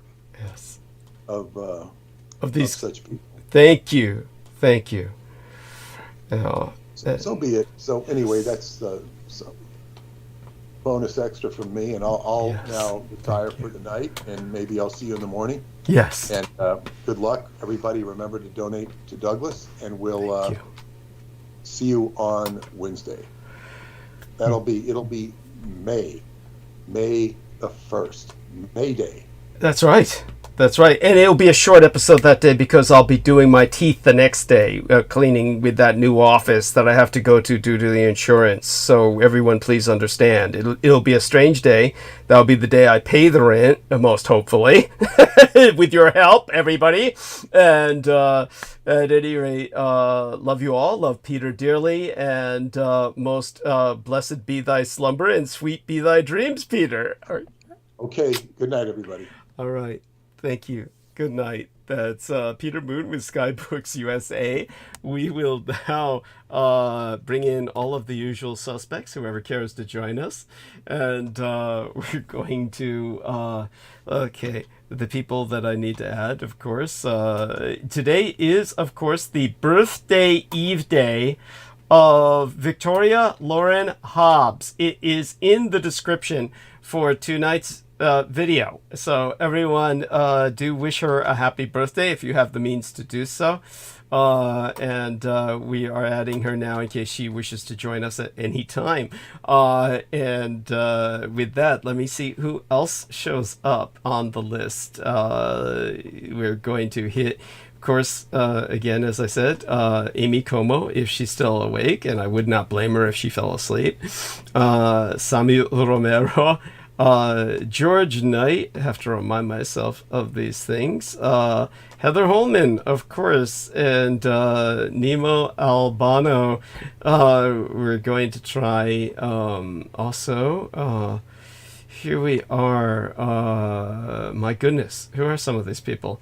There's some names on here I don't even remember who they are. And probably for the best that I don't. Let me see. Antonia Leslie, of course. I don't expect her to come on because her schedule is radically different from ours. Passing by some of the old familiar names that I have no intention of calling again. Like, of course, our, Brandon Young. And with that, let's press the add button. Okay. Okay, so we're going to test Aristides' audio or technical vocal. Yes. Hello. Okay. I'm just getting settled down. I was moving around, so I was staying on mute. But understood. Okay. That's fine. And Heather Holman joined us. Now, Heather, dear lady, are you? Do you want me to speak with you privately sometime about that issue that you left me a message about, or is this something that you're willing to speak of openly and publicly? Up to you. And I think we were joined by Troy Bellamy, so welcome aboard, Troy. Let me introduce you to Heather Holman. And Heather Holman, this is Troy Bellamy, a teacher in Florida. Hello. Yeah. Troy? Hello. hey guys. Heather. Hello. Hi, guys. Yeah. So good to hear you both. And let's see who else joins us. Okay, so it's just the four of us for the moment. And so glad Troy's joined us for a little bit. And but with Heather, yes, if you would answer my question, I didn't hear your question. Oh, the question was, so you sent me a message about a situation involving a certain thing, and was this something that you'd like to talk to me about privately, or are you open to speaking? I think I should. I'm not really too concerned about it anymore, but it's like, yeah. Okay. Did you find a... Okay, yeah, and so I'm not going to ask for any details or bring up any details because it's a private issue. You're not open to speaking about it publicly then? No, probably not. Okay. Not until I get situated, Okay, well then I'll speak to you about it privately as soon as possible. I don't know when that will be until after May 1st, of course, but after May 1st when I've settled down. Yeah. So anyhow, welcome aboard tonight, Heather, and let's hear from Troy and see what's on his mind. So Troy, thank you for joining us. This is a bit rare, so tell us what's on your mind. There must be something. Oh, no, just listening in. I listen every night. Sometimes I don't get a chance to chime in because I know I'm gonna get up early in the morning. Yeah. And sometimes I wake my wife up, so I don't get a chance to chime in. But she's out of town this week, so I get to listen in late. Yes. Delightful. You get to be a bad boy and stay up late, like a flashlight reading. I will not vow or confirm anything you just accused me of. Yes. Oh, well, it's so delightful to have you, really. And so such being said, and now that we know what's going on with you, basically the adult supervision is gone, the cat's away, and the mice will play. And well, I'm happy to introduce you to Heather Holman. And Heather, what is on your mind? Tell us about, if you don't want to talk about the thing you wrote me about openly or publicly, what else is on your mind that you're willing to speak about? Oh, I don't know what's on my mind. I don't know. I talked to Noreen a little bit. Oh, and how did that go? What's going on with her? She And you, yeah. really cold and distant towards me a lot in the last couple of years, but I think I wanted to ask her about her Morgellons, and then she really wanted to open up and talk about it. Uh-huh. Say that again. Were you saying she was kind of like cold and closed off for the last couple of years, but then you asked her about her Morgellons, and that's when she opened up? Yeah. Okay. So I heard it right. That's Yeah. So tell us, well, once she opened up about her Morgellons, what did you tell her? Because you felt she didn't. Do you now feel she has it, or do you still feel she does not have it? Oh, I don't know what it is, but I just wanted to see pictures and hear what her experience was, you know. Uh-huh. And did she give you pictures? Mm-hmm. And Yeah. what are these pictures kind of like the kind we get from people that are just kind of like unidentifiable blobs, or are they Kind of like seaweed or you Ooh! know, something. Yeah, something weird. They're not like my pictures. Oh, that's for sure. I have to breathe with that. I have to breathe. Yeah. Holy shit. Okay, so she feels that there's something coming out of her body that appears to be, it looks like seaweed. Well, it did, or some kind of a spice or something. I don't know. She said that Dar helped her find something to help treat it. The who helped her? Dar. What's that? You don't know who Dar is? It's one of her friends that lives close by her. No, I've never heard of this individual. Dar. Yeah, she's a mysterious lady. She's the lady who removed her breast cancer herself. Whoa. Like through some non-invasive method, or she cut both her tits off? What? Yeah, I don't know if they're off, but she did an invasive removal of her breast cancer, which I think is so strong of a person to do that. Oh my God. Yeah. But I mean, you mean she did that she went to a hospital and this was done? No, she did it with a fork, Douglas. You have no idea what I run across, Heather. You might be sarcastic and you might be facetious in the way you say that. You have no idea what I run across. I have run across people in my lifetime who have attempted surgery by themselves, okay? So you never know. You never know. Were they successful? What's that, honey? Were they successful? They were trying to convince me to participate. It was something that I don't believe ever came to pass, but they were seriously considering it. And I believe that they bought into a, how would I call that? There's certain kind of practical jokes that people play, pranks. There's certain kind of pranks that people play, and there was a prank that was played, where these two guys were trying to just provide fodder for radio relief or something. They were just like providing fodder for like radio stations. And these two individuals were trying to go into hardware stores and trying to purchase like equipment so that they could perform surgery themselves without going through the medical industrial complex. Now there's online, I'm sure, and find stuff. Well, yeah, I'm sure you could. That's part of the problem. This was before all that. This was like in the 80s and 90s, before we had online everything. And but these two guys had done that, and as a matter of fact, their prank was published in a book called Pranks that was published by Vale, the individual who claims he doesn't know me. And that was the guy who, I mean, maybe he wouldn't claim that if he met me, but when this one fangirl of ours who wrote me an email about something she's interested in, and I'll have to address that maybe sometime later, but she's in England, and she also contacts our man George Knight, but she had a relation who was working as an intern for Vale, and when the intern tried to describe me, Vale couldn't get it. He was like, no, I don't know this guy. Could just be that a lot of people, when you try to describe them secondhand, nobody recognizes who you're talking about.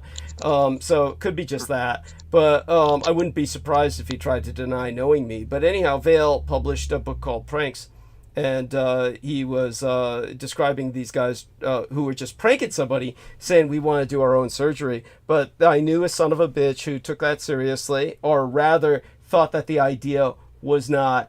Even if he had known it was a prank, he began to think the idea was doable, which of course it can be doable at a primitive level in extreme emergency situations, but it's not something you ever want to do. It's not something people do voluntarily. But this guy was trying to talk me into doing it with him voluntarily. I could go into all that some other time. I'd be happy to do that. Not tonight though. But yeah, so there you go, Heather. So when you say, yeah, no, this woman did it with the fork, I get it. I get your sarcasm, but it's just like you never know. I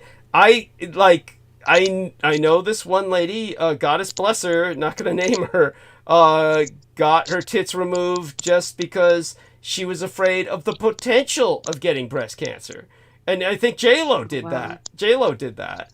And she had her breasts removed because of simply the potential of getting breast cancer. And I just, my mind boggles. My mind just boggles. It's like, if you're aware you have the potential to get breast cancer, just keep an eye on it. Go get your mammograms. What the fuck? Preemptive surgery. It's just like, to me, fuck. It doesn't make any sense. So there we go. So such being said, how are your tits doing? They're okay? Yeah, mine are perfectly fine. Good. Noreen, so far as you know, they're okay? Or not covered in green seaweed or moss or something? No. I did go get some earbuds or whatever, like you said, so I'm just trying them out. No. You sound good. They sound good. Oh, good. Yeah, they're excellent. They're pleasant, wonderful. So what I'm going to do, good people, Aristides just went mute. Aristides, can you unmute or you? Yeah. Oh, okay. You gotta take a break. Yeah. I'm going to refresh myself. And so Troy, let's hear your voice before I refresh myself. Hey, Troy. Yeah, hey Troy. Hey. Hey, Jack. Hey, didn't want to forget you over there. Yeah. Yeah. So what about all this talk we're giving about, breasts and Morgellons? Are you familiar with Morgellon syndrome at all, Troy? No, I'm not. I've heard the term before. Yeah. But I'm not acutely familiar with what it is. Okay. But being a breast man myself, I really enjoy the visage of a woman's breasts. Yes, we can all agree to this. Yes, we can all agree to this. Yes. Okay, now that we found an agreement, a mutual agreement on life, I'm going to refresh myself. Troy, do join in with these people. And Heather, maybe you could do Troy a favor by kind of explaining to him your understanding of Morgellon syndrome and what you feel that Noreen may actually have. Or what you might be experiencing with cybernetic implants, because your cybernetic implants are not Morgellons, right, honey? I don't think so. Yeah. I don't think that's what it is. Yeah, that I don't think so either.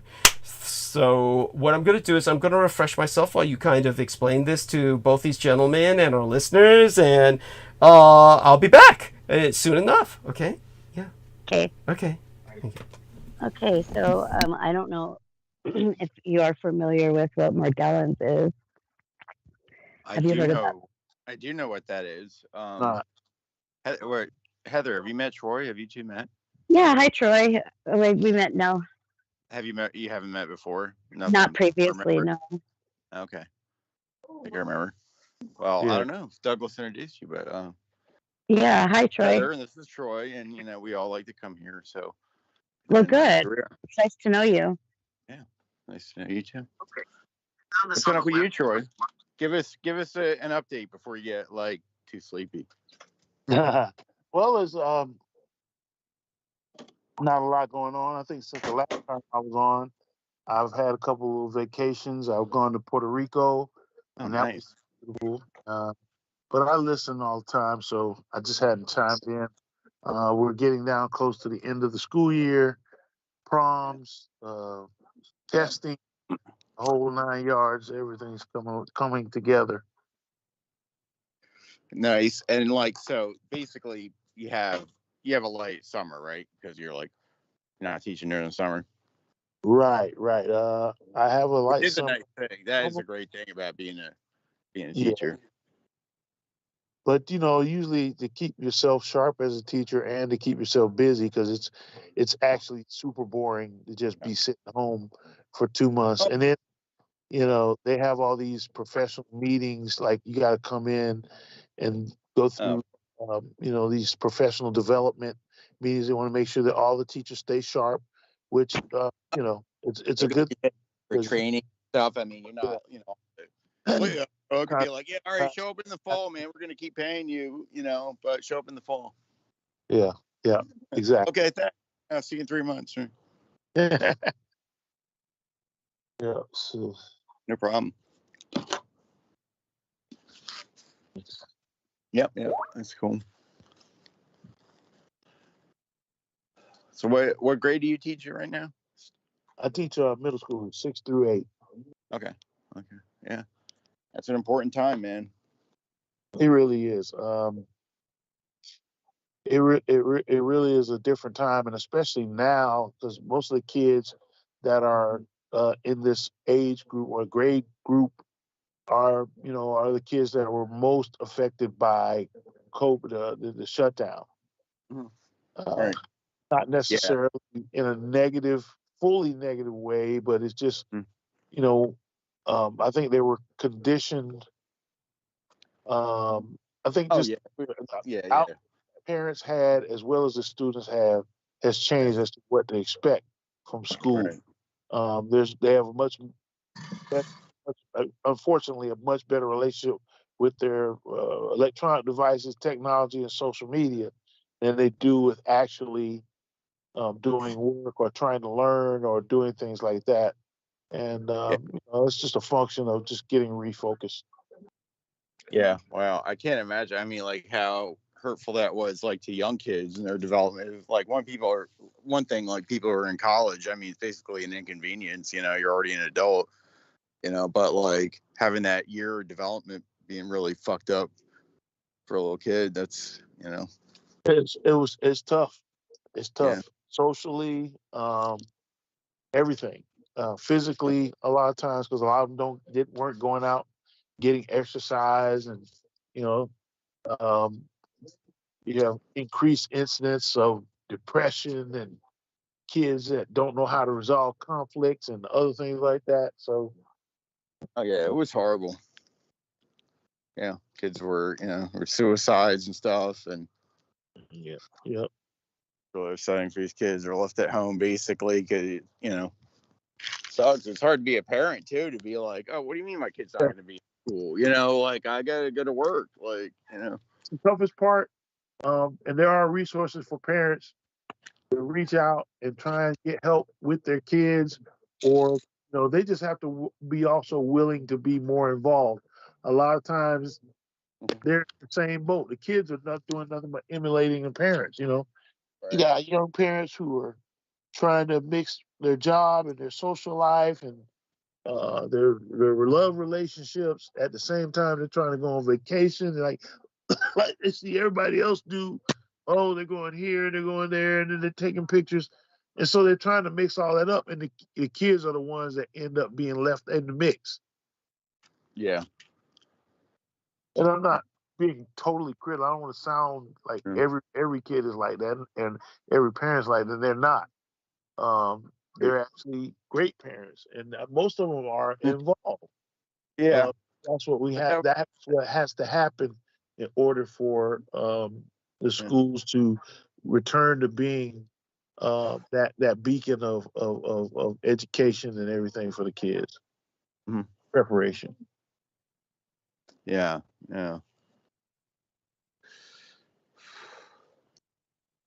Yeah, for sure, man. So what have we been talking about? You think what's that? Go ahead. I'm sorry. Go ahead. Yeah, no, you think those kids that like were the most impacted by COVID, whatever age group that was, you think they're doing okay now? They adjust back. I mean, I'm sure their kids will spring back, Yeah. Kids get well adjusted and they're resilient. And the system, the education system is trying to get them back engaged. But they're trying to find all these, the education system is sort of adaptive as well. So it's trying to, instead of going back old school and saying, hey, we need to get kids used to going back, being disciplined, coming to school and this, that, and other. There's a lot of concessions that are made for them on the basis of, oh, well, they have these feelings and they have, this is, they're acting out because of, instead of just creating the discipline or the system that says, okay, this is what you have to do. And, old school, like, I'm a little older, so I come from the old. Yeah. We didn't have to have all shit, whatever the teacher said. We did what the principal said, whatever the rules were. Everything now to these kids and many of these kids' parents is negotiable. We had for example, we had a non-negotiable. Okay, kids, you can bring your phones to school, but you can't have them out in class. Can't have them out in the hall. Man.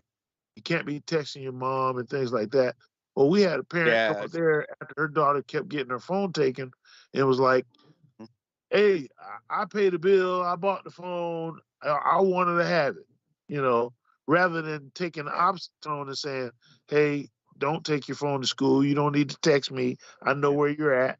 If something happens, so you get some of those parents who are, more like that. Yeah, but they don't, people don't become better people with excuses, all this stuff. Like, you're right. At some point, it's got to be discipline. Like, exactly. And you try to explain them. It's not about punishing the kid. Right. It's about teaching them the discipline to say, if you're doing this, you need to focus on that.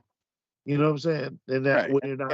And they'll make some argument like, oh, I got to keep touch my kid if there's an emergency. Be like, well, the teacher could supply a number to text you like, hey, if there's an emergency during class, you text me at this number. Otherwise, we collect the phones. Right. But they're not doing it. I don't think anybody's doing it. I had a teacher the other day who had an interaction with a student, and she began to film it because she wanted to protect herself and make sure that nothing was going on. And so the kid turned around and called the teacher a bad word, a loser, and some other stuff. And when I talked to the parent at first, and I didn't really think of it, she was more upset that the teacher had filmed her kid without his permission. That doesn't matter. If you feel threatened, I think it's like a human right to record to protect yourself. Right. Especially when kids, they can always say, she hit me, he touched me, right? This, that, and the other. So, but like I said, it shouldn't be a problem. Be like, especially for a person who can be held liable for so much. You know what I mean? It's not like you're on the street just filming people and be like, oh, why are you filming me? It's like, I could literally be sued if somebody accused me of shit. Yeah. So better to have a record. As long as the kid had the opportunity to record it too, I think it would be fair. Sure, right. That's what I'm saying. For anybody, you should have the right. Like, if they feel threatened enough where they got to record something for their protection, they should have that right. Either way, it's not admissible in court. It's not illegal. It's a feature of your phone. Right. It's not illegal. No, I think in court, you have to the person has to be aware that they're being recorded in order for it to hold in court. Right. Yeah. So it's be admissible. Just trying to get everybody refocused, especially toward the end of the school year, is always the toughest time because that's testing time. It's testing time, and the kids got their eyes on the summer and other things like that. So I don't blame them. How long have you been a teacher? About 7 years now. About 7. Well, I'd say a little bit longer. Just at this school, I've been there 7 years. Is it something you're really passionate? I can tell you're really passionate for teaching. Is that what you always wanted to do? No, it really isn't. But my entire family has been in education. My dad taught for 30-some years. My mom was a teacher. I've got a couple uncles that are professors, things like that. I was in the business world. I was an investment representative, a stockbroker, and I was getting ready to transition from one thing to another. And I love coaching and work. I'm a basketball coach, and I read an article that 75% of the boys, African American boys in the county that I worked in, before they reached third grade, they're labeled as ESE, exceptional, special education. And I'm like, what? How can that be? I mean, what are you saying? They're just born to be emotionally handicapped and all this other stuff. And so I wanted to affect change and help these young people reach their maximum potential. And that became a labor of love for me as first a substitute and then now a full-time teacher. And that's the thing that I'm trying to work with the system. You don't want to fight against the system. Now, sometimes systems don't always take into account everything that's needed, but you try to work within the system to find out how can we change that. That is a disturbing statistic, and Yeah. and I think it has changed somewhat, but it's a function of a lot of different things. I think the Yeah, it's a system tough battle being a teacher and trying to like keep everything in the right, right, exactly. Well, so good on you. I think you're in the right place. Thank you. hmm So you live in Florida? Yes. How's the weather? It is starting to warm up. The last 5 days, it's been 85 Wow. ish. But at night, it's really cool. I live close to the water, to the West Coast. So we get patches of cloud cover, which keeps everything cool. Lots of breeze. We haven't gotten any rain, ironically, which April is normally one of the more rainy months in Florida, and I think we probably had about 2 or 3 days of rain, maybe Huh. 2. Do you live near where the hotels collapsed? Do you live by there? What hotel? Oh, that's down in. Was that the one in Miami? Yeah, when the big hotel collapsed. Yeah, no, I don't. I live about 3 hours away. Oh wow, I didn't know Florida was that big. Yeah. Oh yeah, Florida's huge. Neat. It'll take you to the top from the north part of Florida to the very bottom in Key West. It'll take you 12 hours to drive. Wow, I had no idea it was that big. Yeah. Hmm. Yeah. Well, I'm here in Arizona, and it's not even that hot here, so Yeah. that's weird. That is, maybe we'll get a little bit of a cooling this year, but we'll see. Yeah, hopefully no hurricanes. Yeah. Yeah, no doubt about that.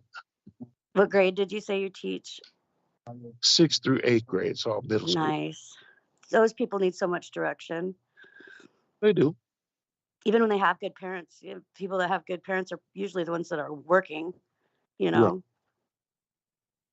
And everyone's, kids, they all need direction. Right. They do. For sure. Aristides. Did I say it right? His name, Aristides. Yep. Yeah, sure. Okay. Yeah, I'm here. Hey, how are you? Oh, no, I just can't even remember what I used to call you. Aristotle or something. Yeah, something like that. Aristotle. Archimedes. Archimedes. Both. If Aristotle and Archimedes had a gaby, then it would be me. That's right? funny. That would be me. I'll take it. They're very respected men. Mathematicians. Right. Philosophers. Yeah, I'm bad at math. Yeah. I think that the numbers are the devil's alphabet. No, I've done math. Well, I'm an engineer, so I've had to take a lot of math, and I certainly, know how it can be useful. Yeah. Yeah. If it wasn't for math, they couldn't make things that you probably enjoy every day. So anything interesting happened to you this week? No, not really. Just work. My lawnmower was broken, and that was a bit of a pain for a while, but I eventually traded it for a different one that was working, and got my grass cut. So that actually was exciting because it was a little bit oppressive that couldn't cut my grass. What kind of a lawnmower? Just a, your average no frills like push mower. Right. The ones that take gas? Yeah. Yeah. Right. I've never ever mowed the grass. No, never ever. Never.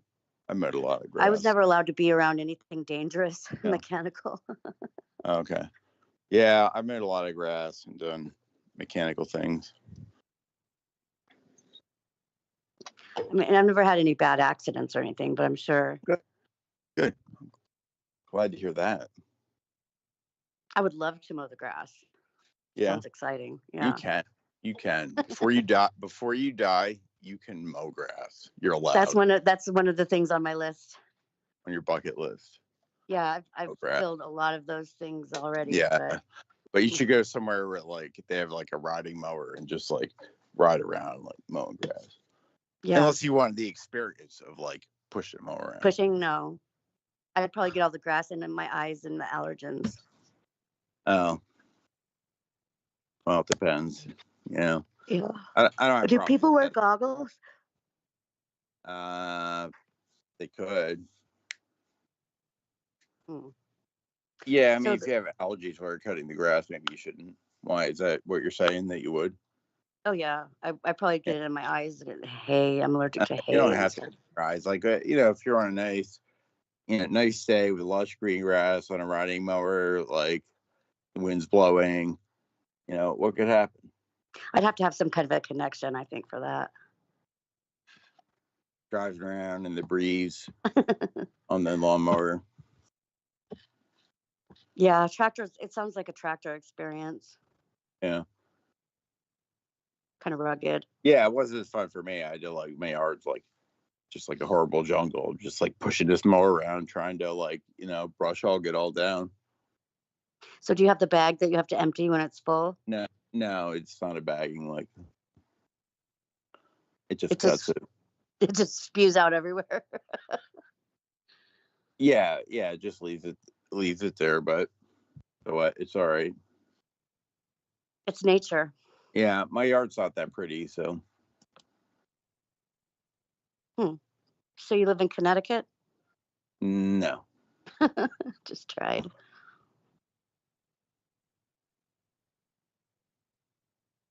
Yeah, I guess my in-laws used to live in Connecticut before he passed away. It's probably a nice place to live. Mm-hmm.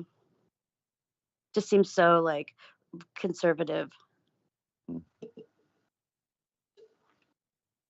I don't know. I assume Connecticut is dominated by Boston, so are they conservative?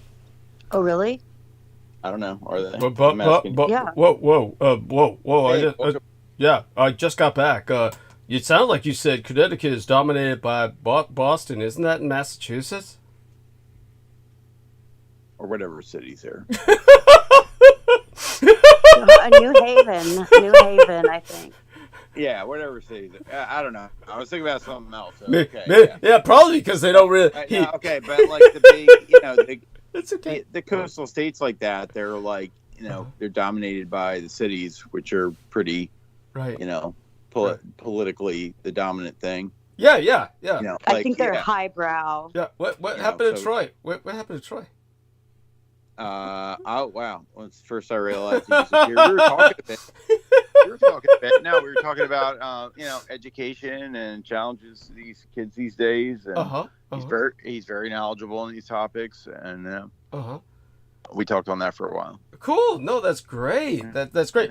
What? How did he have anything to say about what Heather was saying about Morgellons and stuff like that? Didn't. He just said that he didn't know what it was.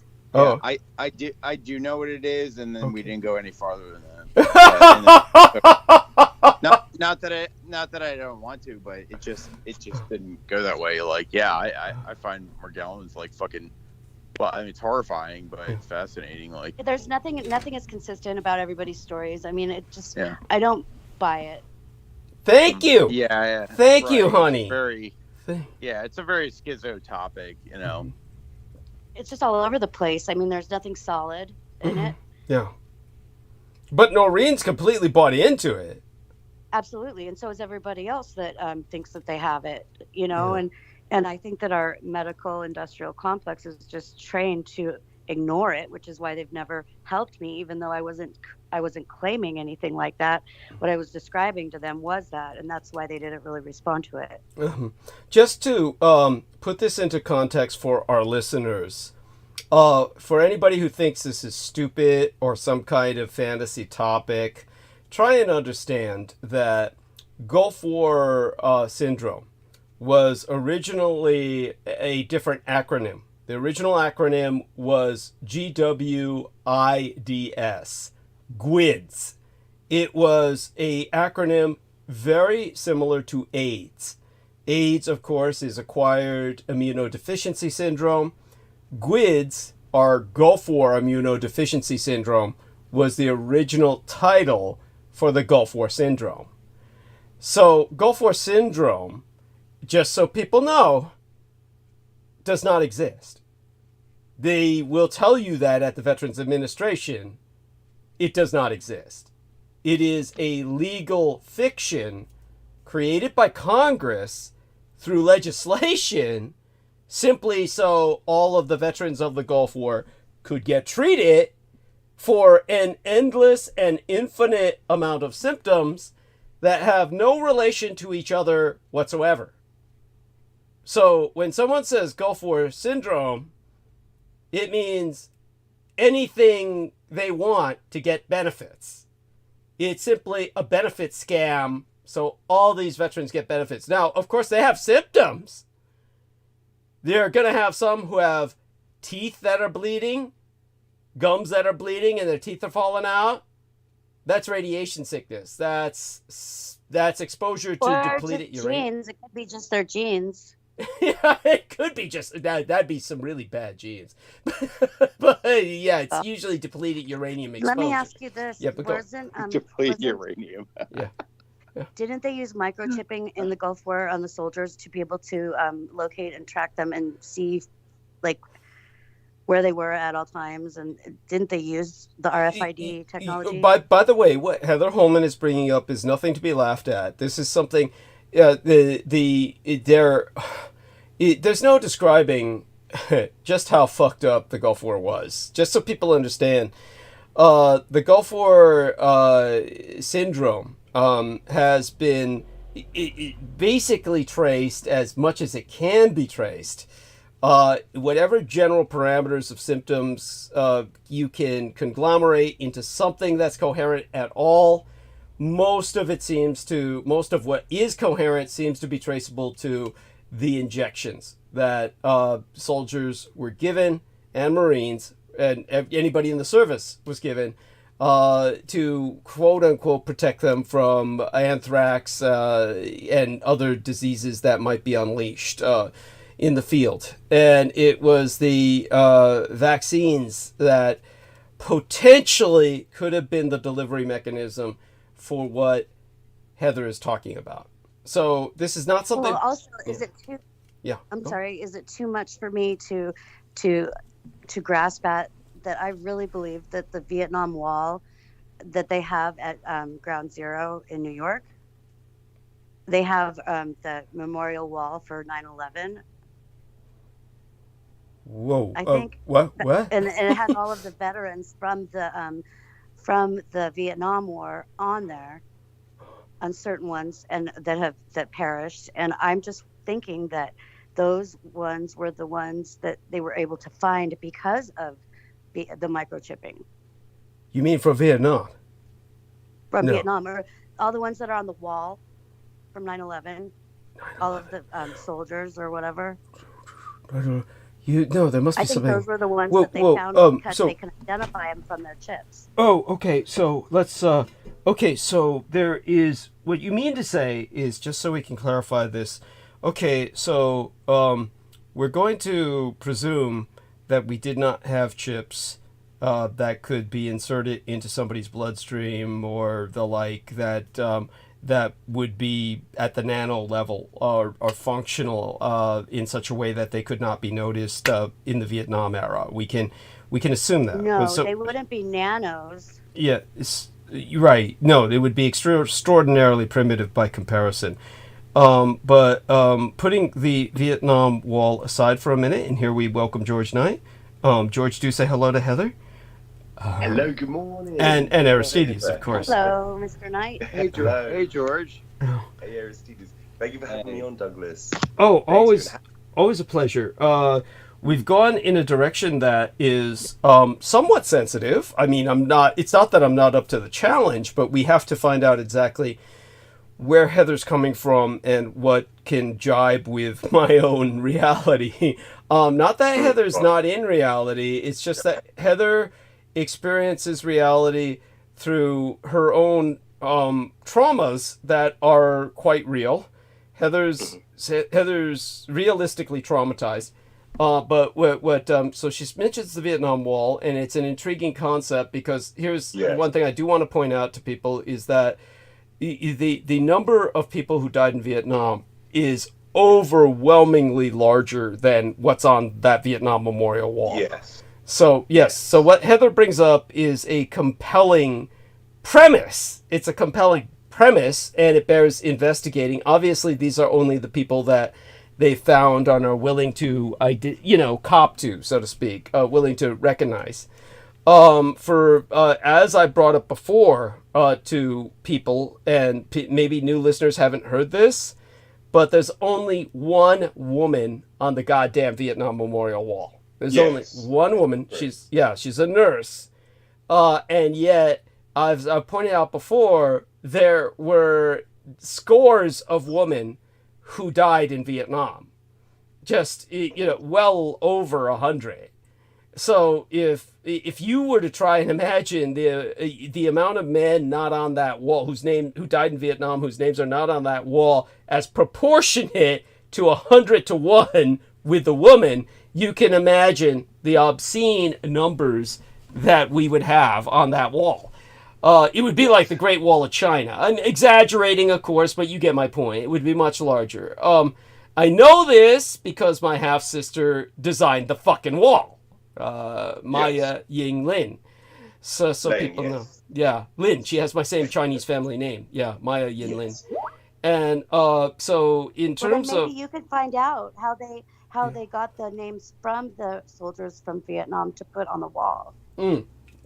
Well, that's not too much of a mystery, but the bigger mystery would be how they avoided including the names of so many others, and that's not even really too much of a mystery. It's basically those people, a lot of them were flown to different hospitals in Thailand or Hawaii or America where they died, and then they don't put their names on the wall. They only put the names of people who died in country for the men.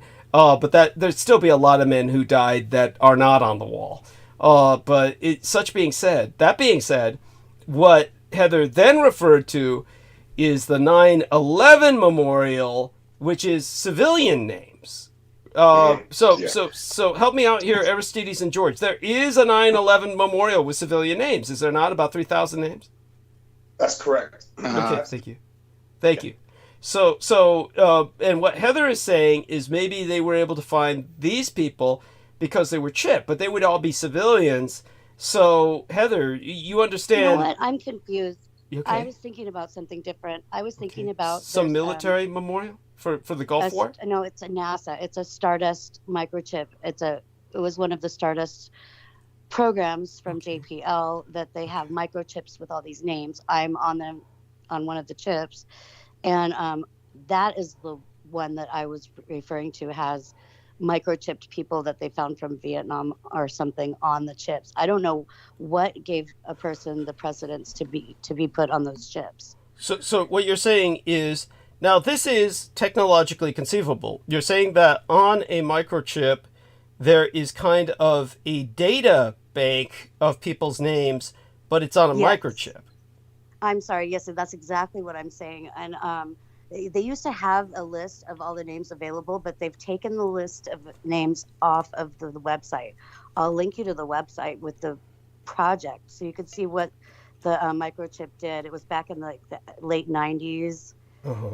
They sent one out to space, and then they left one out there. Okay, so you're saying that this microchip was designed by NASA, whoever they contracted to manufacture it. It was meant to be sent into space, so as part of a message, kind of like the Carl Sagan message, where he was hoping that if extraterrestrial life found it, then it could be, interpreted. Right, Heather? And, yes. And George, you've heard of this? Extraterrestrial materials. Yeah, okay. Yeah, okay. I'm sorry, Heather, say that again? Extraterrestrial materials. Well, it may have been intended for extraterrestrials to interdict, or if they did, but you're saying that there were actual extraterrestrial materials in the chip, is what you're saying. Is that No. The thing was a satellite or whatever that was out there collecting extraterrestrial material. Got it. Okay, yeah. So but then they left one of the microchips out in space with all the names on it. They have duplicates. Okay, so what you're saying is this was similar to the probe that they sent to the sun to collect solar particles. The one that they completely fucked up because they produced a switch that was upside down, so that when it came to Earth, it crashed and burned, and they were unable to retrieve anything, and that was billions of dollars spent for nothing, because that's the way the government operates. But while there was something similar out there collecting space dust or space debris, just particulate matter from the void, it also deposited out in space one of these microchips to kind of like no, I can't help but I hate with millions of names. It's just so weird that they have millions of names on one little thing. But you say that they deposited this out in space in the hopes that somebody might someday find it? In space forever. Okay. I believe they would do that. It sounds so stupid, so wasteful, so utterly unproductive. That sounds like exactly what the United States government would do. I can't imagine them doing anything else. It's utterly meaningless, stupid, and it's something they would do. Yeah. I can believe that. So I am seeing before me a link provided by Heather Holman, Stardust, Comet Missions, NASA Jet. So this is probably all true. This looks reliable. It's JPL NASA. It's their government website. So it's okay. So this is all true. But what is it about this that intrigues you? Just the fact that they could get all those names on a chip? Or my name is on the chip. So so what you're saying, what intrigues you is who got chosen to have their names on the chip, and one of them is you. Yeah, well, I'm one of the people on the chip, but I'm just wondering if it has to do with people having chips. But but not that I'm denying this, but I'm just curious, what gives you the impression that your name is on the chip? I saw it. They used to have the list available. Oh, I get it now what you're saying. Okay, so the list was once online, and you saw Heather Holman, your full name. Heather K. Yeah, Heather K. Okay. Fascinating. And you used to be able to click at the bottom. It says find your name on the chip, and then find your name on the second one, but they don't offer that list. Well, how many names were on it again? Like 384 million or something like that. Ridiculous. So larger. That's more. Yeah, larger than the United States. Larger than the U.S. population. It'd have to be inclusive of maybe dead people as well, right? Names of the Vietnam War Memorial to fly out in space. See, they took all the War Memorial for Vietnam. They took those names, put it on the chip, and that was on the same project, the Stardust project. Fascinating. So in other words, that's why there's so many. There's living people and dead people on the chip whose names are on the chip. The whole Vietnam Wall. Right. Among them. The entire Vietnam. Yeah. Got it. Okay. All right, thank you for sharing that. Yes, as I said, I believe that. It is so stupid, so wasteful, so completely meaningless that, yes, it's something the U.S. government would do. It's probably occult bullshit. Yes, I got it. Yeah, it's like they were sending a miniature version of the memorial wall into space as an eternal tribute for those who fell in America's longest war. Are you reading that? Yeah. You're reading that? It says that? From the link, yeah.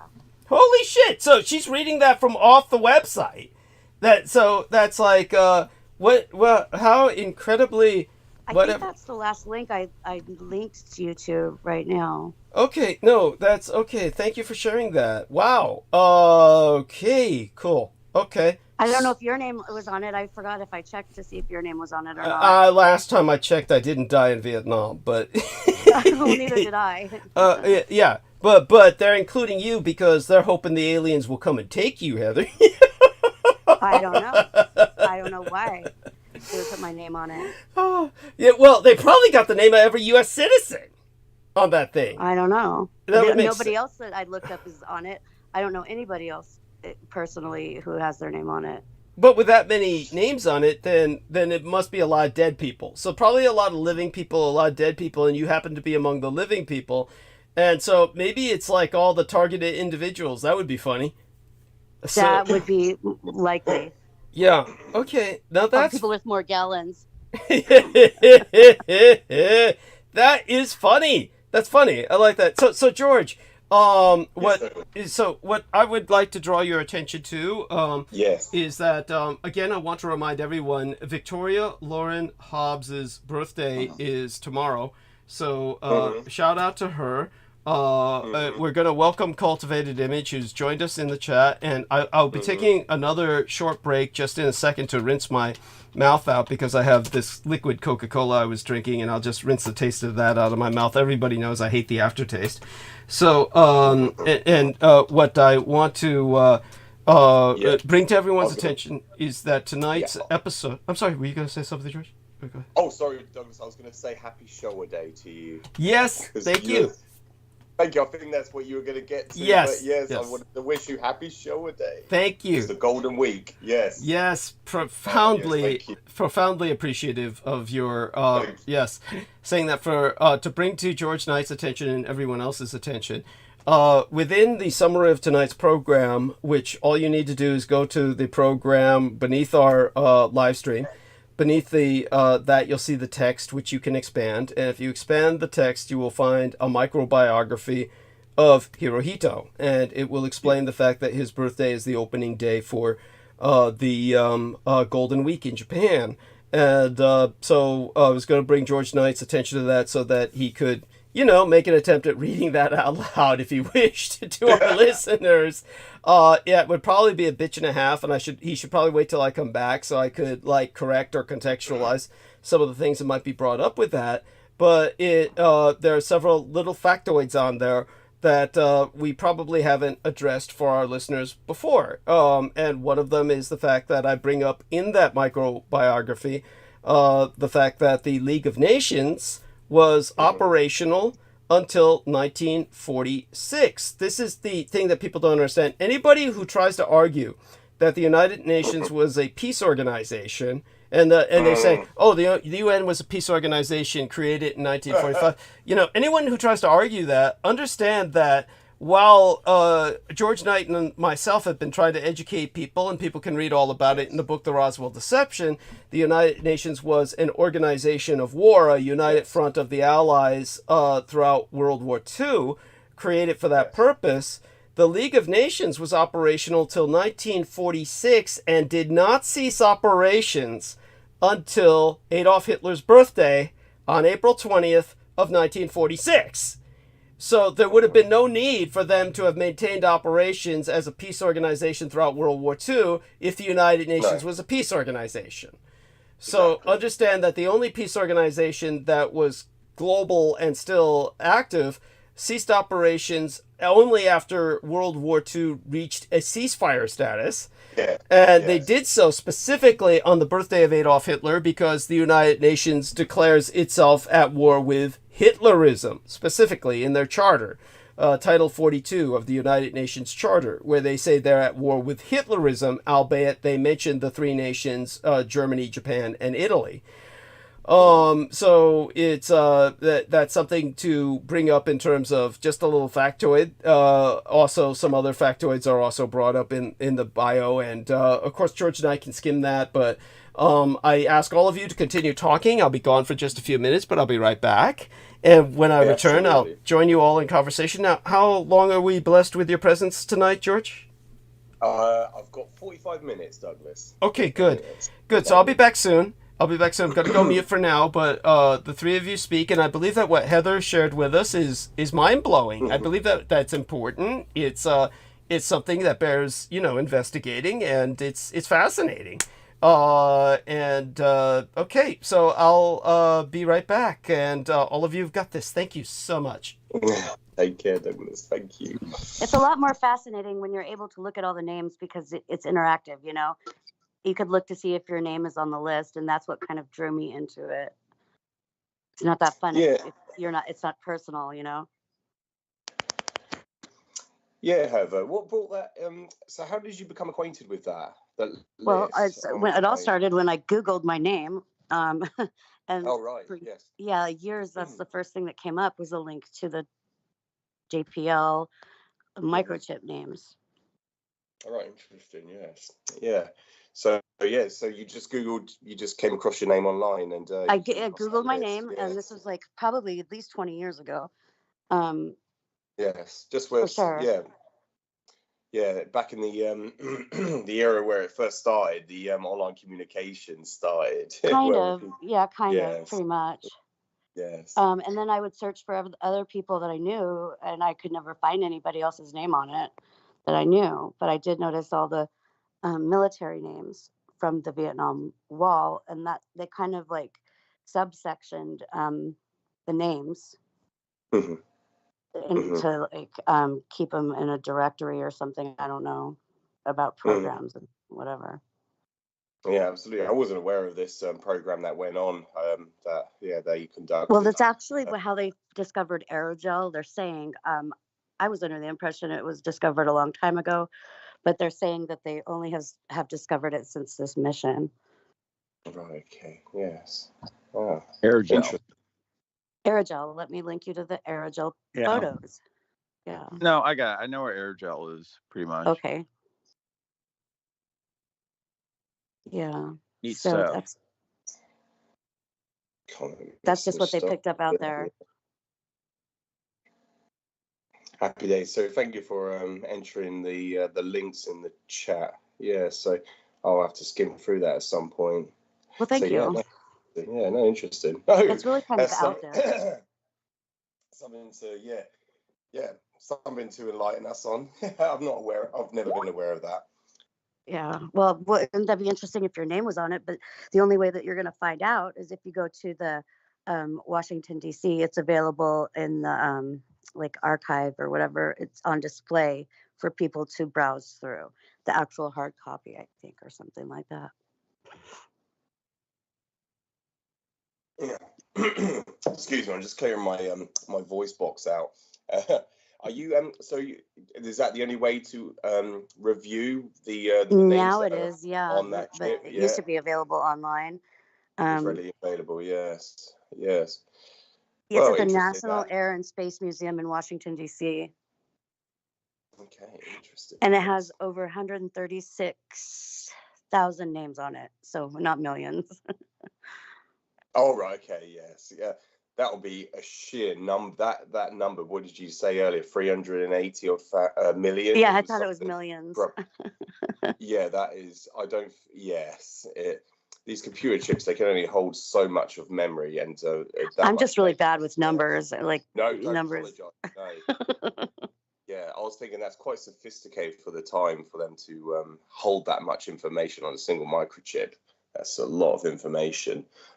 Because back then you were looking at very minuscule amounts of data, not even megabits. It was like kilobits. It was even less than kilobits at the time. So interesting though, Heather. Thank you for bringing that up and drawing that to our attention. Yeah. Hey, George, were you up and about when people were using floppy disks? Remember, it was like. Oh yes, I remember floppy disks. Yes. Oh gosh. Yes, I remember.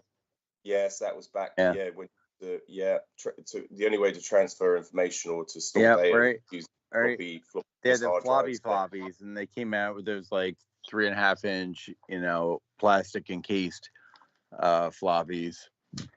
Yeah, that was before CD-ROMs. That was prior to CD-ROMs, and then it became right. And then CD-ROMs was the big thing.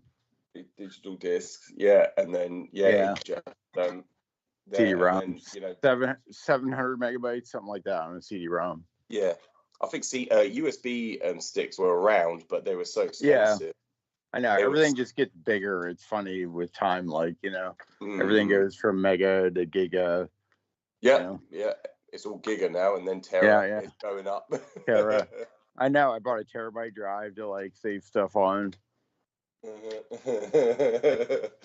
Yeah, no, that's it. And yeah, integrated circuit systems. That was one of the other innovations, or that the Third Reich pioneered. That was integrated into our society through their exchange, through the economic exchange program that was going on for many decades. So that was how we got into these computer. Yeah, these really. I had something to ask you. Yes. Or was it you posted that photo of the atomic explosion? Oh, in yes. In the Baltic. Yes, right? That's it. Right. Yes. Really good island. Yes. Yeah. Yeah. Let me see. I sent that to a guy who, you know, was interested in those things, and he has sent something back when we find it. Or what do you know about like a U-boat full of uranium? What happened to that? Well, the is that referring to Operation Seawolf? That was commenced. I don't May know. of I didn't see an 1945. operation. I didn't see an operation name.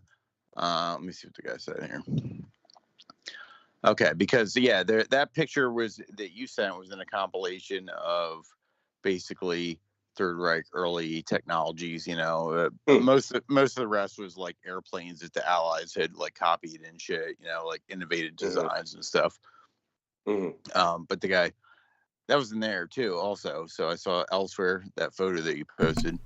Yes. And here my friend says, yep, and it mentions U-234, which wasn't captured. It made, and we can ask Douglas. Okay, it just got back. I'm sorry. After what? Okay. Well, I'll ask both of you. So George had posted a photo that portrayed that it was the atomic explosion in the Baltic. Yes. You know? Yes. That's correct. I sent that to a guy, and what he bounced back, he said, and then I asked George, what does he know about? Because I found that photo and captioned elsewhere, or posted elsewhere, and the caption said, "Oh, well, there was a U-boat of uranium that was, seized or whatever." But then I passed that by my friend. He's like, "Well, it wasn't seized." He was like, basically, it was, what did he say? It wasn't captured. It was made a direct trip to the Northeast Coast as part of a high command preservation deal, basically architected by Borman. You know, because like there were a lot of dealings, you know, post-war that are like, you know, not as black and white that probably people would like to believe. You know. What are they claiming, that the U-boat blew up? No. Does anybody know about a U-boat full of uranium and what happened to that? No, there are plenty of U-boats full of uranium. There's like specials all over YouTube about, look, we found a U-boat full of uranium that was en route to Japan, and there's mercury. Yeah, yeah. Well, in terms of the one that's probably most famous is the one that they'll say was en route to Japan, and so they what they do is they like. How do I say this? They'll write books on this sort of thing, and they'll write the whole book and make it sound like it's decisive. Like, oh, because this U-boat was sank, Japan couldn't build its own bomb. You know, something stupid like that. It's something completely fucking stupid. Well, I think what the guy was saying was that it wasn't so much captured as they like bartered it to him or something. But what's that got to do with the explosion? Yeah, I don't know. Nothing really, other than then the Third Reich having atomic, you know, technologies and materials. Right. No, I mean, all that's great, but thank you for sharing that. It's but just so people understand, when it comes to the yes, so what they're talking about is there's a photograph of the bomb that the Germans used to literally disintegrate the Soviet advance in Eastern Europe. In the northeastern Baltic littoral, meaning Estonia, Courland, is I've gone over this before at length, But when Aristides showed this to somebody, then they bounced back with, like men do with some other factoid or some other thing they were wondering about or knew about. But it was just, the link is just bizarre because, obviously the explosion is the explosion. But I guess what these people were on about was that, well, there was other nuclear materials that they understood the Third Reich was bartering.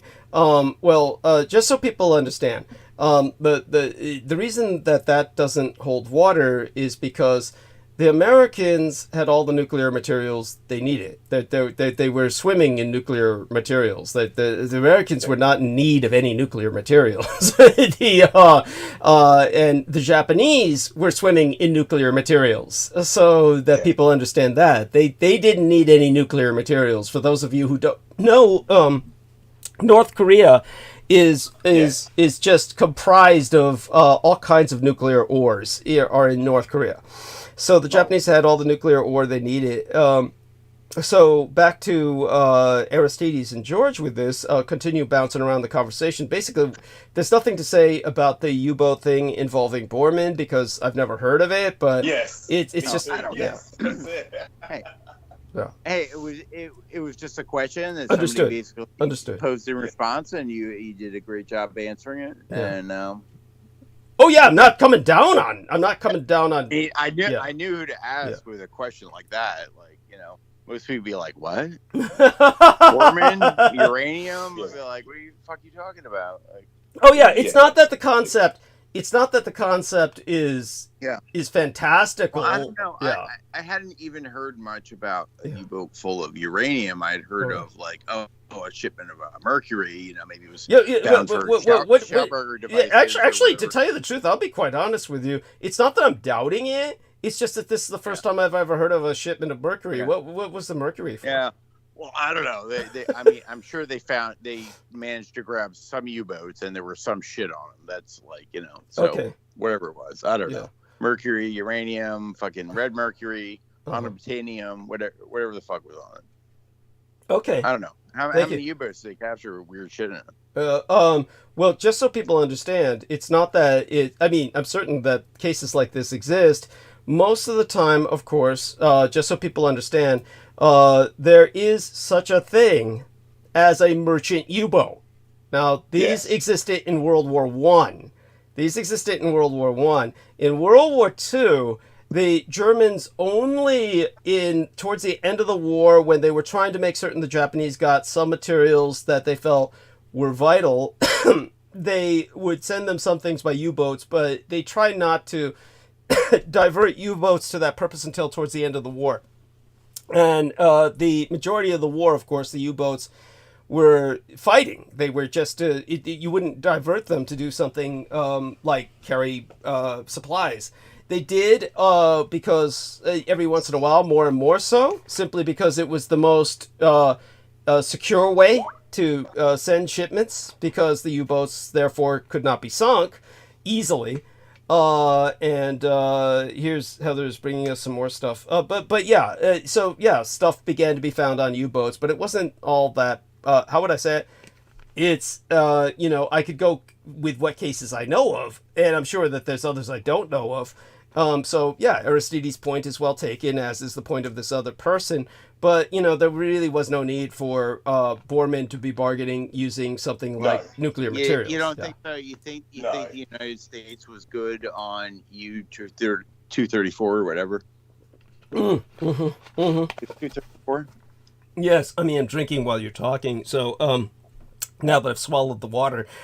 U-234, yes, that is a uranium. Oh, wow. Look what came up on Wikipedia. German submarine. Oh, U-234 happened to be number 234. There is a German submarine by that number. Yes, it's U-234. Right, okay. That became the subject of many comic books. Yes, that was okay. But in terms of the just so people know, the Americans were swimming in nuclear materials. The Germans, of course, had. So they weren't hurting for uranium-234. You're saying? No. That would be the last thing. When you bring up the mercury now, what that reminds me of is what I brought up before called red mercury. And that's probably a blending of urban legends at that point, because red mercury was it's very like, that was like, it's like later, that came up later, and that was a Soviet propaganda ploy where they were just like throwing around this concept of red mercury. Right, it's like this like schizo, like unicorn, people are like chasing it, this like magical thing that doesn't exist. Thank you. No, there's definitely things that they were selling or some people were convinced they were buying red mercury, and they were caught, and then I know. I've even seen pictures that allege to be the container for it. You know what I mean? But I can see somebody like faking that too for like, postability value or something. No, you got it. It's pretty much. These things are created, just so people understand, these are intelligence ploys so that people can find out where their intelligence machine needs to be secured. In other words, if Americans wanted to identify where the Russian spies were located in their intelligence network, they would spread the rumor that they had vodka that was liquid plastic explosive or something like that. And then as soon as somebody tried to leak that to the Russians, they'd find out who it was. I'm coughing, so I'm going to let George take over for several minutes now. So George, take over with Aristides, please. Thank you. Yes, thank you so much, Douglas. And and another factor that people can check this out, because of course some people will insinuate or claim certain just aspects of World War II that are just completely asinine in my opinion. But if people look up what the United States was working with, they were working with plutonium, so their nuclear material. So they tested the plutonium bomb, and they didn't test the uranium bomb, which is the Axis wielded bomb. It is the little boy bomb was designed to fit inside a fuselage of a medium range bomber. That was never tested because the United States knew it had worked, and they knew that because it was deployed over the Baltic littoral, over Estonia, Latvia, Estonia, and Lithuania. They knew that the bomb had worked, so there was no need to deploy it to test it. Where they tested the Trinity test site, which is at Stalinskate, they never needed to deploy the uranium bomb to test it because they knew it had already worked. So people can look that up, and that's just what the two individuals on March 13th, so the 3/11, so March the 11th, that what's his name, Nick Trampus, and Brandon Young, they were trying to say that in the Oppenheimer movie, they calculated that it was when they tested it at Stalinskate. That's why they named it Holy Trinity, because it was an insult to the divine creator, because they thought they were going to destroy his work. So they truly believed that they were going to detonate, or through the chain of events that occurred after the detonation, they truly believed that they were going to engulf or ignite the world into a gulf flame and destroy the earth. And these two individuals in that transmission, they were trying to say, well, is that historically accurate and factual? Well, people could just look at that movie, and I've never watched that movie myself, but people vetted that have watched it says that yes, that's why Oppenheimer himself referred to himself as the destroyer of worlds. He is I am death. Right. I am death. Yeah. It's historically accurate. That's what they. I believe they would too. I believe they would nuke the entire world if they could. Thank you. No. Just so people understand, the Allies knew that they had lost the war, and because of that, their idea of victory was to take the entire world down with them, and they thought that by doing that, they would ascend to godhood by destroying God's work.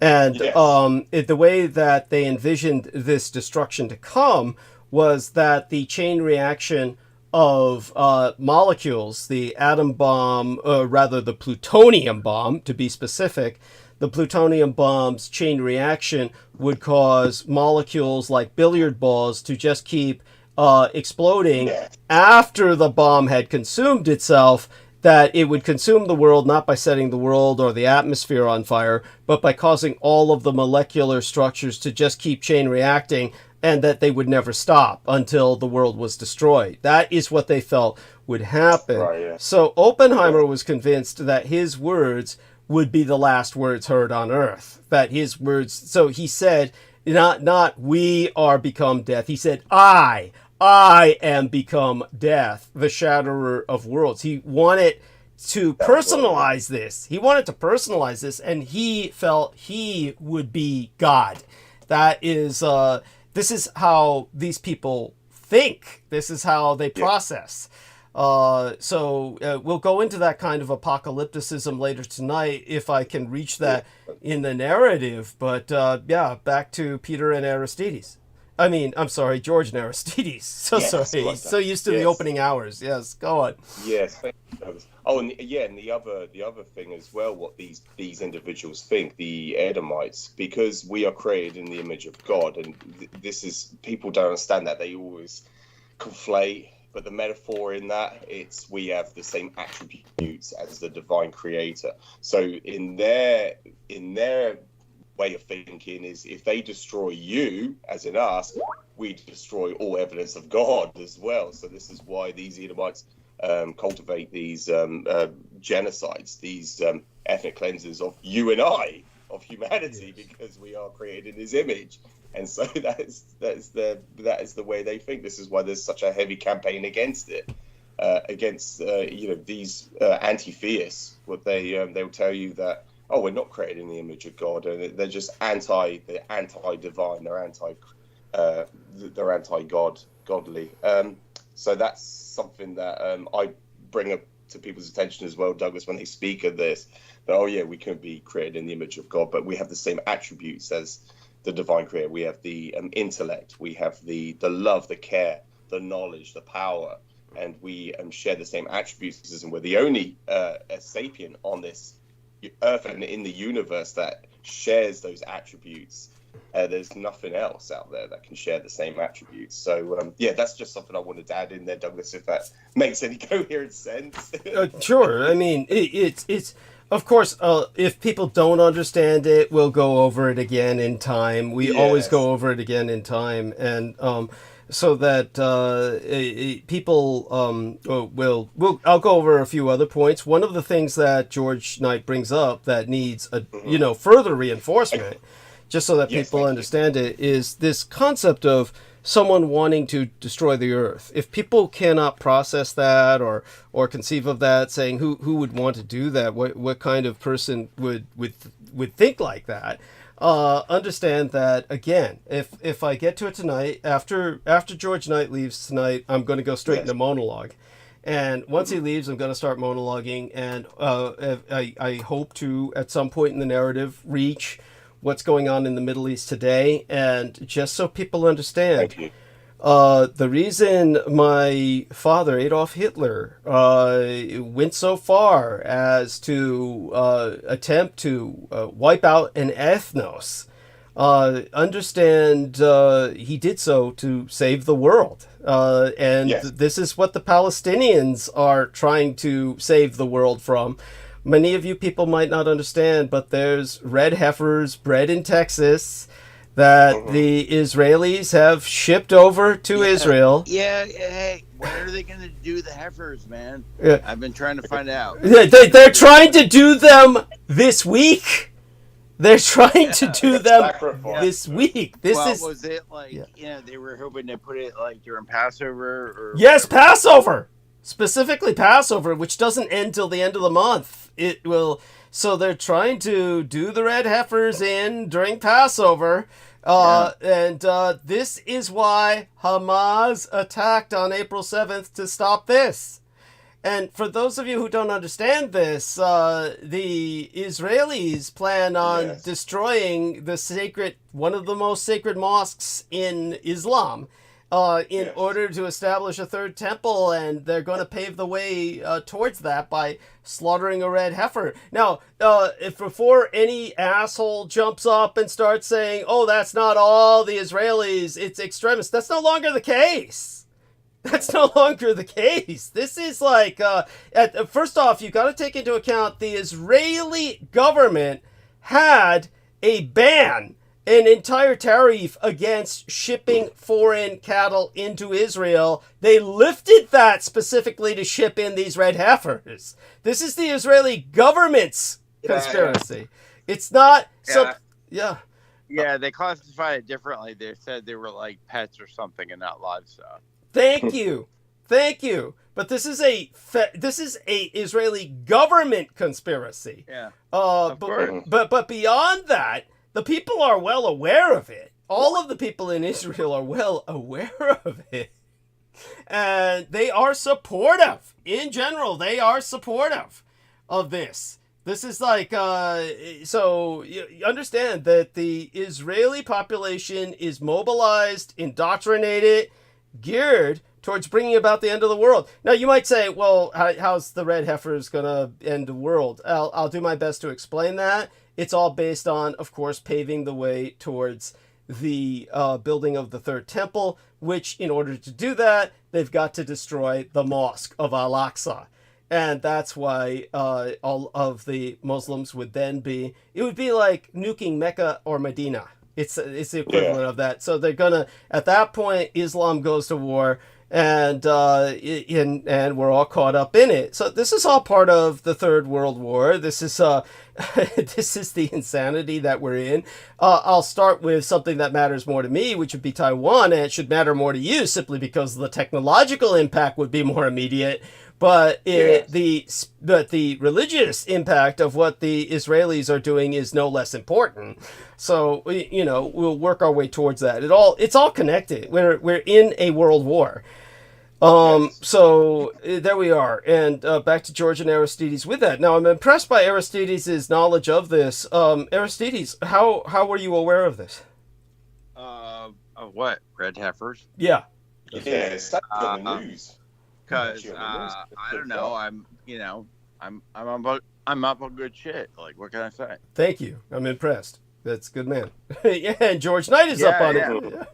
I mean, I make it my business to know what these weasels are doing. Thank you. Yes, and no, it's they're trying to bring about the end of the world. Yeah, absolutely. Yeah.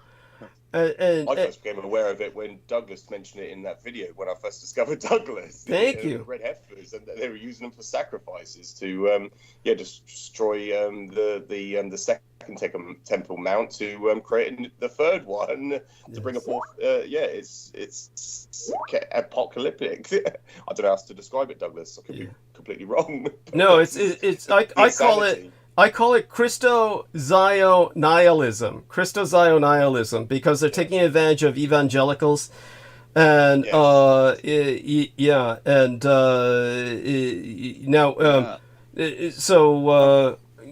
on, Aristides. Yeah, I'm writing that one down. That's good. Yeah, thank you. Christo-Zio-nihilism. Yeah, and it would be... Absolutely. Yeah. And it's all one word. It's just so people know: Christo, and then Zio, and then nihilism. Christo-Zio-nihilism, and this is what these people are: Christo-Zio-nihilists, and they're smacking their lips for the end of the world. They want to bring it about. The stupid evangelicals think this is going to bring Christ back. Yes. And as if he'd want any part of that or them, it's Troy has joined us again. So Troy, what does this bring to your mind? Troy, what do you say to this? Please contribute. Yes. I just happened to log back in, so I had to go off and take a phone call. So I'm not sure what the topic is. So fill me in. Oh, we're talking about the Temple Mount and the attempts of the Christo-Zio-nihilists to bring about the end of the world.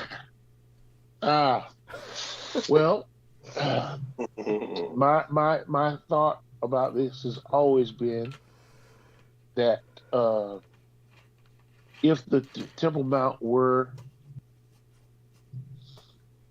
of course, right now the Al-Aqsa Mosque is on the Temple Mount still. Is that correct? Yes.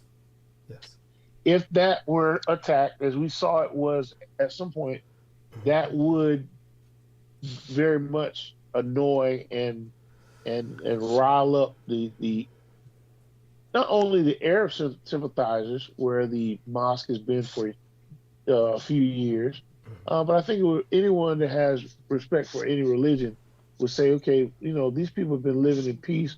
You can pray at the Temple Mount, you can pray at the Al-Aqsa Mosque, no matter what your religion is. And I think that would be unsettling to have that moved. And that was the reason why the panderer-in-chief, Donald Trump, decided to, after 75 years of policy, to move the embassy from Tel Aviv to Jerusalem. Mm-hmm. Yes. Just to pander to the Zionists. Mm-hmm. Yes. And maybe I don't want to sound dismissive by calling them Zionists, but it is what it is. There are those who want to make sure that Israel is for Israelis only. Mm-hmm. Yes. And you would think that someone that has suffered as much prejudice as they have, that they would be a little bit more discerning of what their actions are and what they mean to the rest of the world. This is the disconnect that's going on now. Yes, they have a right to defend themselves if they're attacked, but after you've defended yourself, you cannot continue to just carpet bomb cities. You cannot continue to hard time and oppress people that are already feeling oppressed by you. Thank you. At some point, your better senses, your better judgment, or lack of a better term, your better angels to say, listen, we've done enough. Let's not bomb anymore. Let's see if we can either. You don't even have to go to the negotiation table. Yeah. But you certainly need to. You can't just continue to just arbitrarily drop bombs and shoot people. I saw one of the most disturbing videos in my life. There was a guy that was going to a drop spot for some food, and he was taken out by Israeli snipers. They just basically pot shot and putting holes in him until he just died. And I'm like, come on, man. That's not right. That's not right. And until they understand that, they're not going to get the sympathy of the rest of the world. Thank you. Yes. Very deeply appreciated. And of course, Heather, you say, really? Or do you mean that it's, are you disagreeing conceptually, or just mean practically the Israelis unfortunately have the ability to do whatever they want at the moment? Oh, I was saying really to Nemo's comment. Right. That was his comment is kind of odd. Yes, read it out loud for our listeners what Nemo said. World War IV is when an evil mad scientist brings the Jewish back to life. Yes. Wish he were with us. Wish he would come on the call so he could explain what he means by that, because that's all. That is really something I've never heard of. That was odd. Yes. Yeah. Oh, I believe anything. Oh, well, I wouldn't say that, honey. At least you don't fall for, Noreen's Morgellons, thank God, because that stuff is pretty... I mean, like how long did she talk about that? When you said she opened up about that, how long did she last? No, she just opened up in text talking about it. She's been really, cold and distant, like I've said. She hasn't been very... I mean, she lets me come on her shows and talk with her. Is she still hosting? Yes. Okay, she's still hostessing. Okay, that's interesting. And she lets me come on for that, but then she doesn't have any kind of personal connection at all. Maybe she's just busy. I just think that she's kind of, just on her. Yeah, I'm not going to say it. That's okay. I probably said some things that offended her because that's what I tend to do. Well, basically what you were calling her out on was her Morgellons, probably, and she probably took great offense at that. Is probably it. That's a big thing to her. Maybe. Yeah, that's her part of her identity. Well, among other things, I would think. I think that everybody, what they do is they imagine offenses and they internalize them, and then they fester, and then then they take it out by excluding people, ostracizing them, and just ignoring them. Yeah, it's really lame. Yeah, well, maybe just because I acknowledged it is why she was willing to talk about it. Okay, yeah, and so such. Thank you, Heather. Appreciate that. And thank you for clarifying what you were responding to. And again, Nemo, feel free to come on the call and, articulate what you mean by what you said. Because and according to that, I mean, we can't even go into war when we're still technically at war with the German Third Reich in exile. Yeah, with the government in exile. Yeah. Quite right, honey. Quite right. Look, she's such a good student. She's catching on, yes. Yes. Yes, and so does that include the war on drugs and the war on terror? That are they really wars at that? No, they're metaphorical mobilizations. They're like social mobilization slogans. Yes. Yes. It's like the Cold War. The amount of combatants in that belligerency that participated, it should have been effectively World War III, but it was never declared World War III because they were still legally in a state of war, so they couldn't declare a third world war. And even like in Vietnam, the first death of Vietnam was in 1945. Yes. Like it was my dad right, who and brought Doug, my attention, and Douglas vetted it for me because he said the same thing as my dad. So I knew it was and we still pay tax for the phone tax, right? Yes. Exactly. Yeah. Exactly. Yeah. You're so sharp, honey. Still mobilized. See, I remember. She's been listening. What is that? Oh, that's Troy's phone. Is that Troy's phone? Or was that Heather's? That was my phone. I'm sorry about that. Oh, no worries. That's okay. I thought we were going to bust a move. Troy dancing. That'd be a nice image. Yes. So, continue. And of course, I want to spend time, of course, with all of you. But I'm going to, now that I finished that Coke, now I have to actually relieve myself in the restroom. So let me do that. I'll be back in a second. And all of you have got this. Keep talking. And when I come back, we'll go back to, of course, preparing for when George leaves, because that's when I start monologuing. So I'll go mute for now. Okay. Thank you, Douglas. Yeah, thank you. And very impressed, Heather. Thank you for bringing that up. I do appreciate that. So yeah, the Cold War should have been effectively declared World War III, but it was never declared a third world war, and it would have lasted from 1945 until the fall of the Soviet Union, which collapsed and dissolved in December 26, 1991. So that was when effectively World War III should have came to an end, but of course they could declare a legal state of war. That is why every single armed conflict is an illegally undeclared armed conflict. So that is why they in the United Nations call them police state actions, or they are just armed conflicts or wars of aggression. So that is why every single every belligerency is referred to as a armed conflict or police state action. They're not declared wars. So even the war. What do you think about the ice wall? What's on the other side of the ice wall? Oh, what was that? Oh, with the flat Earth. Well, the ice wall. I just know that's where Antarctica is, and I guess nobody can get past the ice wall, and those that have it just has some strange experience. The ice wall, I'm sure, what they're referring to it. And I think, what was it? I think it was Game of Thrones. I couldn't remember the name of the franchise or series. Last transmission, I did refer to it because that's what the flat earthers, I don't know. The cult of the flat earthers. What it's a psyop. So what they allude to is this ice wall that is impenetrable. But the Third Reich themselves, during and prior proactive prosecution of hostilities, relocated their assets and government, as well as logistics and materials, to the Antarctic continent because of the impenetrable fortress. They created a stronghold, a vestige, a bastion to relocate their important assets because it prevented the penetration from the Allied expeditions to the Antarctic. And during Operation High Jump, they failed in the operation. The Army, the Navy branch of the military service failed in the operation to penetrate. Sounds like something right out of Jules Verne. Thank you, Troy. Yeah, so that's historical. That's a historical fact. So yes. Yeah. But no, thank it does sound like something right out of a Jules Verne novel. It does. Interesting. Yeah, no, So yeah, I'm just speaking historically. Yeah, so that is so. I don't know why they allude to it as an ice wall, Heather. I can't answer that.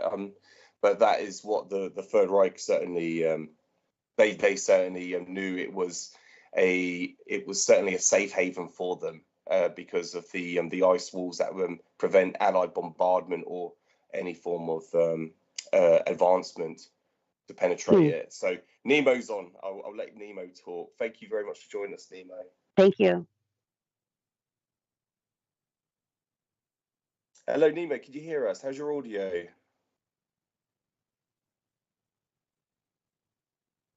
you with us, Nemo? Sorry. He's got laryngitis. Oh no. I thought I'll let Nemo come on and speak. So I think. Hey, how's it going? Hello, Hi. Nemo. How's everybody going? Yeah, nice to speak to you. Thank you for coming on. Yes. No, I'll let Can you you hear speak, Nemo. Yes, thank you.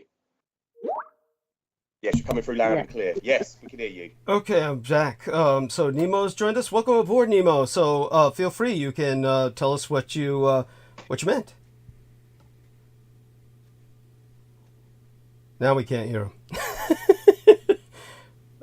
Okay. Can anybody? Can anybody hear me? I can hear you, Douglas. Oh, wait. Nemo said something. Yeah, Say it again, Nemo. Nemo. Damn, he came through for a second. I thought I saw his square light up, so to speak. Yes. His Skype square. There we are. I fixed it. Yeah. Excellent. Fixed it now. Okay. So Aristides left us. That was weird. There he is. Aristides rejoined us. Okay. So Nemo, please go ahead. By all means. Just for some reason Skype didn't pick up my headphones, so I couldn't hear anyone Understood. talking in Skype. Okay. Well, we hear you now. Feel free to express yourself as to what it was that you meant.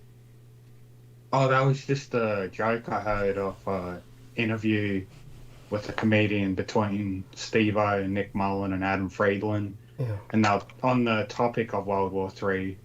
But then Nick Mullen just came out of nowhere and just said a joke like that to make Steve-O uncomfortable. Interesting. Thank you. It's a comedy podcast. It's a joke, really. Okay, thank you. I feel much better now. That makes much more sense. What was I going to say about? So apparently, the night that I was gone, or rather, the night that I took a break to refresh myself, as I always do after Peter Moon leaves, but the night that was the incident night with Brandon Young and Trampus Nicholson, apparently. I will ask George Knight and Nemo about this because both of them remember this. Apparently what that idiot Brandon Young was trying to claim was that it was an urban legend that Oppenheimer had said what he had said. Is that the case? Yes, exactly. That's what he was. Yeah, that's exactly it, Douglas. He was trying to. It was a historical fact, but people can vet that it was. And even I've asked people who's reviewed the movie, they can vet and verify that is exactly what was said in the movie. Yeah. So when he was trying to say it was an urban legend and it's completely inflacious, it was a farce, then that is just preposterous. And I knew then that was a discrepancy. That was an anomaly to me that just indicated that he's definitely the enemy at that point. No, he is definitely the enemy. He always was. He always was, but it just became, he could no longer contain himself as the enemy. That's correct. And so when it comes to, just so people understand, the bargaining chips involving atomics, it was for your friend Aristides. For your friend, you can tell them that the person who was bargaining with atomic bombs was Charles Augustus Lindbergh. Lindbergh, and George Knight can explain that. So George Knight, if you would explain that. Okay. Yes, no, absolutely, because he was over in the. So he was deployed over in the I think in the European theater of war, but he was. Because Roosevelt viewed him as a Nazi, right? So he was in the Pacific, but as soon as Roosevelt died, Truman brought him back. But go on, yes. Yes, to barter, and that was to bring back. And this is where I have to just confirm with yourself, Douglas. It wasn't the actual uranium bomb he brought back. Was it the schematics or the blueprints designed to? Oh, it was the little boy shell. It was the shell that they actually. Was the actual shell. Yeah. Yes. Thank you. I'm glad I've just confirmed that with you, because I couldn't quite remember if he brought back the outer. So basically, Aristides, the outer shell of that. He brought back the bomb. No, with the uranium in it. Yeah. And it was sabotaged. It was later on sabotaged. No. So, what you're thinking of is there was an attempt to bring back the some uranium that wound up just it was a mechanism for the bomb at some point was yes. Yeah, but no, that was in terms of the little boy shell. What happened was that Charles Augustus Lindbergh was, of course, a Nazi, and he was an American Nazi, and so Roosevelt had him dispatched to the Pacific.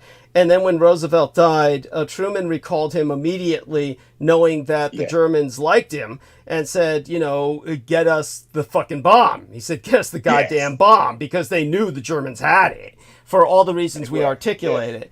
And so he came back, after talking with the German scientists, he came back with a bomb, one of the bombs. And so that was the one the Americans deployed over Hiroshima. So what they deployed at Hiroshima was a German bomb.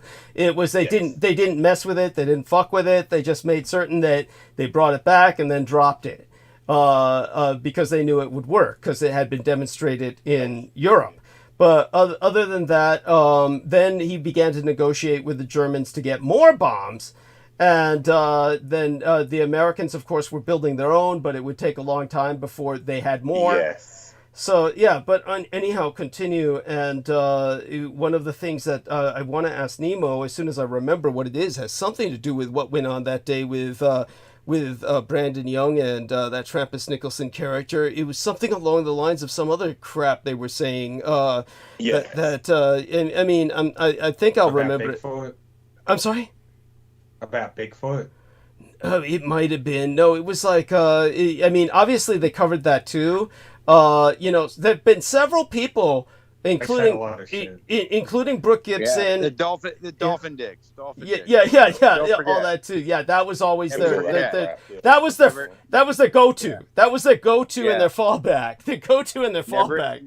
Never forget when we were victims of dolphin dicks. Yes. That was both Brooke Gibson and Holly Coditis Kiefer, who most of the public does not know, but she contributes to me. Both those ladies have approached me since then and asked for Aristides' link, because they both felt personally violated by what these guys were saying. Wait, violated somebody? Not you. Brandon Young and Trappist Nicholson. The timestamp. Yeah, your timestamp. My timestamp, yeah. Yes, they both asked me for your timestamp so they could go back to what those idiots were saying. It's okay. So back to another thing that comes to my mind, just so people understand why the Americans were swimming in uranium. They were getting it from the Congo. They were getting it from the Belgian Congo. But just so people know, the Germans also got it from the Belgian Congo. And this was because the Belgian Congo, and anybody can look this up, and I encourage everyone to do so, the King of Belgium was a genocidal bastard who killed millions of black Africans. And he was determined to wipe out the population of the Belgian Congo. And so they asked Adolf Hitler for help. The request came from Simon Mpadi. His surname was spelled Mpadi. He was the leader of the pagan, Christo-pagan religious sect. And Mpadi had come into conflict with the Belgian colonial administrators and sent a letter to Adolf Hitler asking him to rescue the Belgian people. And this was the origins of the Afrika Korps. This is why the Afrika Korps was formed. And the Afrika Korps had its own special units, very similar to the SAS units that the British were famous for in the North African desert, who rode around, by the way, in pink Jeeps, just so people know. These were actually, people can look that up as well. And they found that pink was the perfect camouflage for the desert at twilight and the dawn, that it blended in perfectly with the horizon. So they rode around in pink Jeeps. At any rate, the German version of that, they had special units that went down to the Belgian Congo and were given uranium by the Black Africans. That's where the Germans got their uranium from. That was the whole reason for the existence of the Afrika Korps. And it's the reason why Erwin Rommel, of all the German generals, knew that the Germans had a goddamn bomb. There was no other German general that knew that. Only Rommel knew they had the bomb. That was the reason why. He had helped to make it by recovering the materials for it. As for the movie known as The English Patient, considered one of the most, some people love it, mostly women who think it's romantic, flick chicks. It's a flick chick. Men can't stand it. But the movie titled The English Patient is all about a member of the German SAS forces, the German Special Air Services that was recovering nuclear material for the bomb. That's what the movie is ultimately about. Though nobody gets to that point because most of the men just run away because there's no action. And so they go back to George with that while I try and figure out what to ask Nemo about while he's here with us about that Brandon Young and Brandon and Trampus. Yeah. So the 11th of March. Yeah, infamous people from this point forward. But there was other things that Nemo was witness to as well. Nemo was very good at monitoring these people, and he ultimately did quite a bit to counter them. Yeah, thank you, George, and Aristides for ultimately telling me about all the horrible things that went down while I was gone. I mean, I wasn't even gone that long, of course. Wait, what horrible things happened? Oh, it was like when, it was like maybe 2 weeks later, or feels like it. Maybe it was several episodes later. You told me about what Brandon had said while I was gone. Okay, back then in that horrible time. Yeah, that horrible time. Yes. Yes. Yeah, oh my God. We're past that now. Here we are. Yeah. Yeah.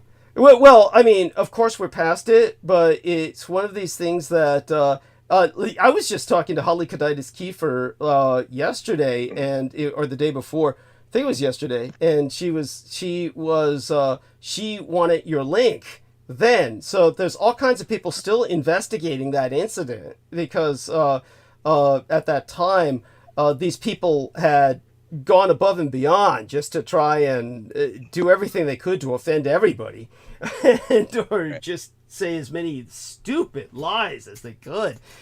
God. At any rate, continue, George. With the time we have remaining, what else do you want to bring to our attention? Obviously, Emperor's birthday tomorrow and the like, and whatever that brings to your mind. I published a post yesterday, which I haven't done on Facebook for such a long time, but because yesterday commemorated the 72-year anniversary of the Peace Treaty of San Francisco that was signed on September 8th, 1951. It ratified later on and then went into effect April 28th, 1952. So yesterday commemorated that, or marked the date of that anniversary, and which is the reason why today it's the date of Emperor Hirohito's birthday. Yesterday marked the effectiveness of the peace treaty that was signed by 49 nation states, which was not the Russians. So the Soviet Union never signed. They never were dignitary, or they never signed that peace treaty, meaning that the Russian Federation today are still legally at war with Japan. Yes, they marked the peace effectiveness. So today is Emperor Hirohito's birthday. He demanded it went on the eve day of his birthday because he wanted peace, which then commences the Golden Week in Japan.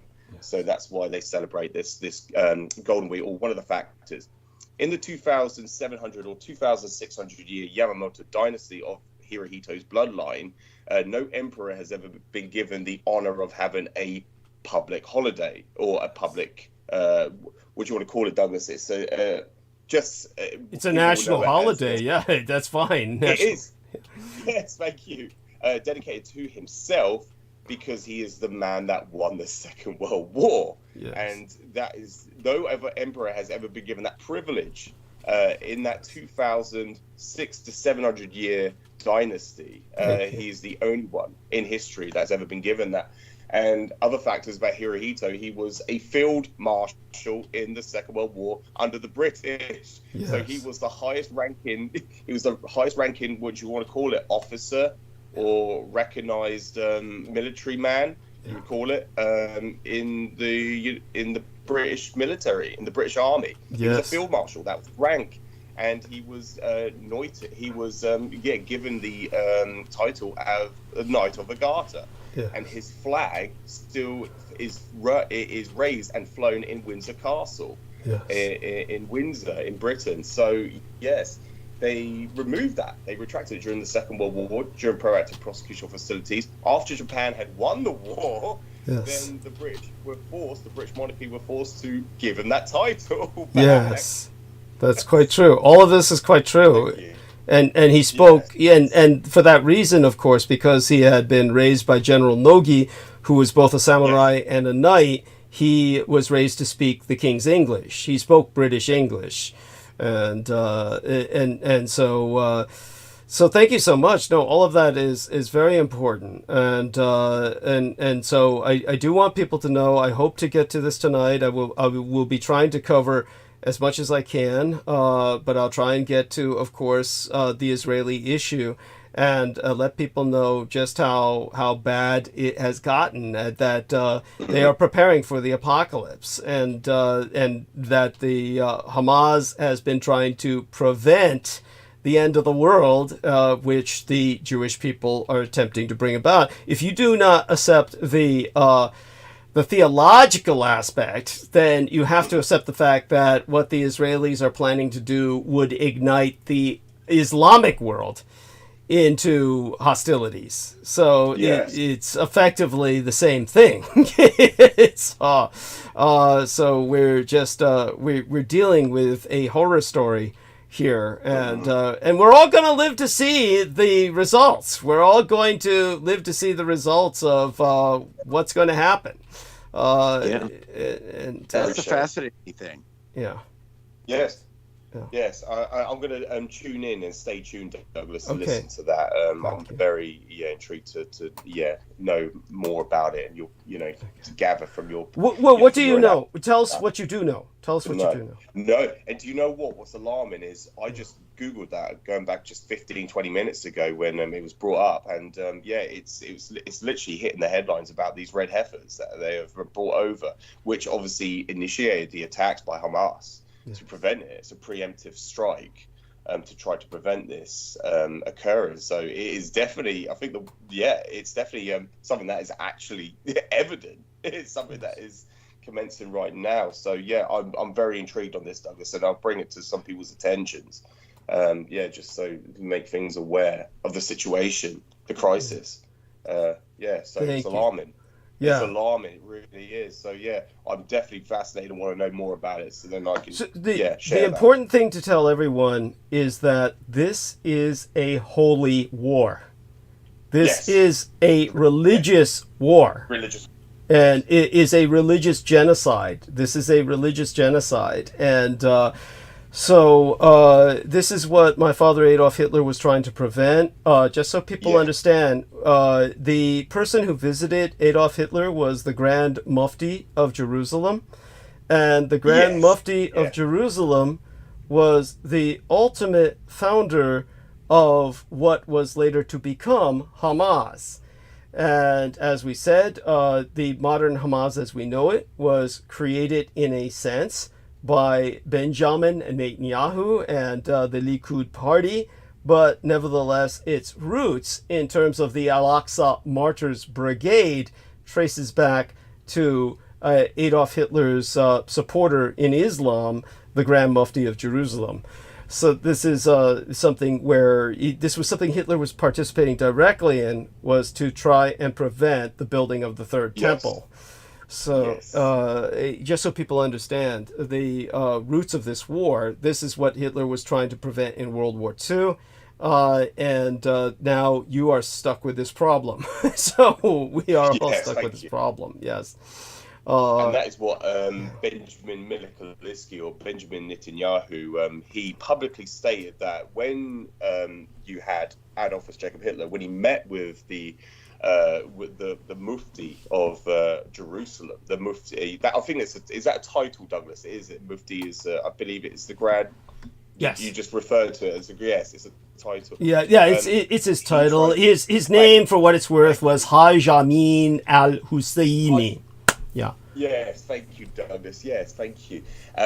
He tried to claim, and he publicly said, people can go on YouTube and look at Benjamin Netanyahu's speech where he tried to say that Adolf Jacob Hitler never wanted to exterminate the Jews. He just simply wanted to dispel them from Europe. And he tried to claim that the Mufti told him to burn them. Where are they going to go? They're going to come here. They're going to come to Palestine. And that is why he said, well, no, we don't want them to come here, so just burn them. And that's their claim. This is the Zionist insanity. This is what they're trying to tell you, to try and say that, oh, it wasn't the Reich that were responsible for the Holocaust. They're trying to say it's the Palestinians. They're trying to say it's the Palestinians. So do the same thing with the Palestinians. It's their fault. It's them to blame. So that is the reason for that. People can look that up and review what Benjamin Netanyahu was claiming. And it's very disheartening. It's very alarming. Yes. So this is why this is a holy war. This is a religious war. Thank you, Douglas. I wanted to share before I depart. Okay. So thank you so much for having me on. It's been a pleasure. And I look forward to joining you on this coming Wednesday show, which is effectively, like you say, tomorrow. Yeah. Yeah. Oh, but I do remember I'm seeing my dentist in the morning of Thursday. So Wednesday will be a short show, unfortunately. Wednesday will probably it'll be like tonight. We'll just do a little round table as long as I can stand it. And then I'll reluctantly have to check out, quickly that night so I can prepare for the next day. That will be the day, of course. Hopefully I pay the rent. So again, everybody's encouraged to support me with a contribution. So that I can do that. And yes.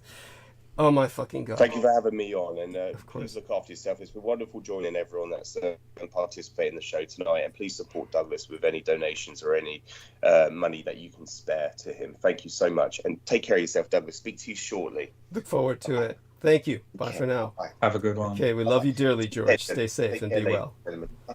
Take care.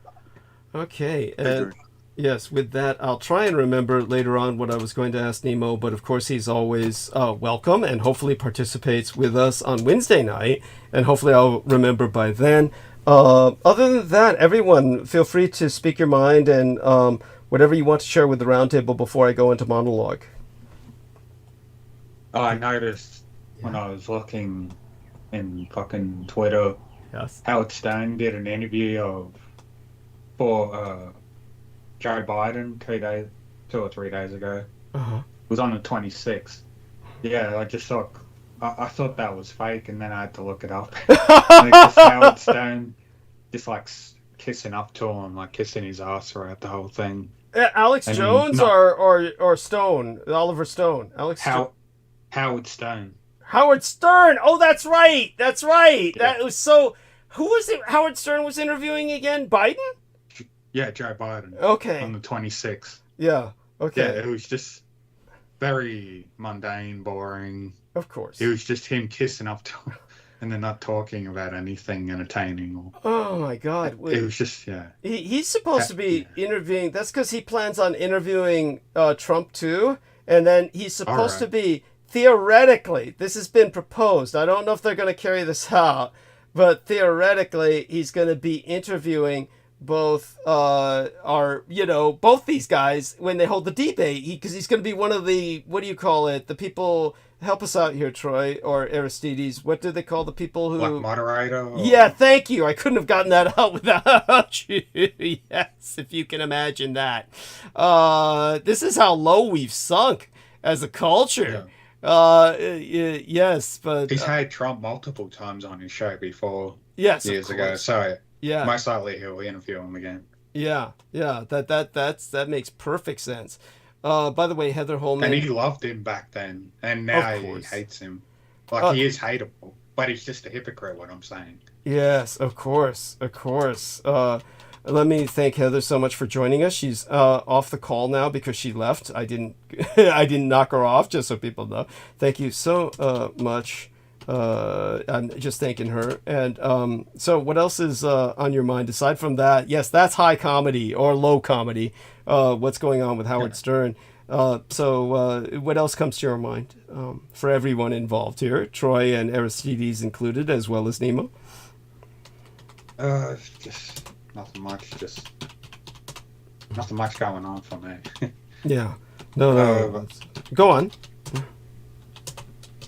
Oh, it's just nothing new. It's just more on that conflict with Israel and Palestine. Well, what do you know about the red heifers? You probably know about them. What do you know?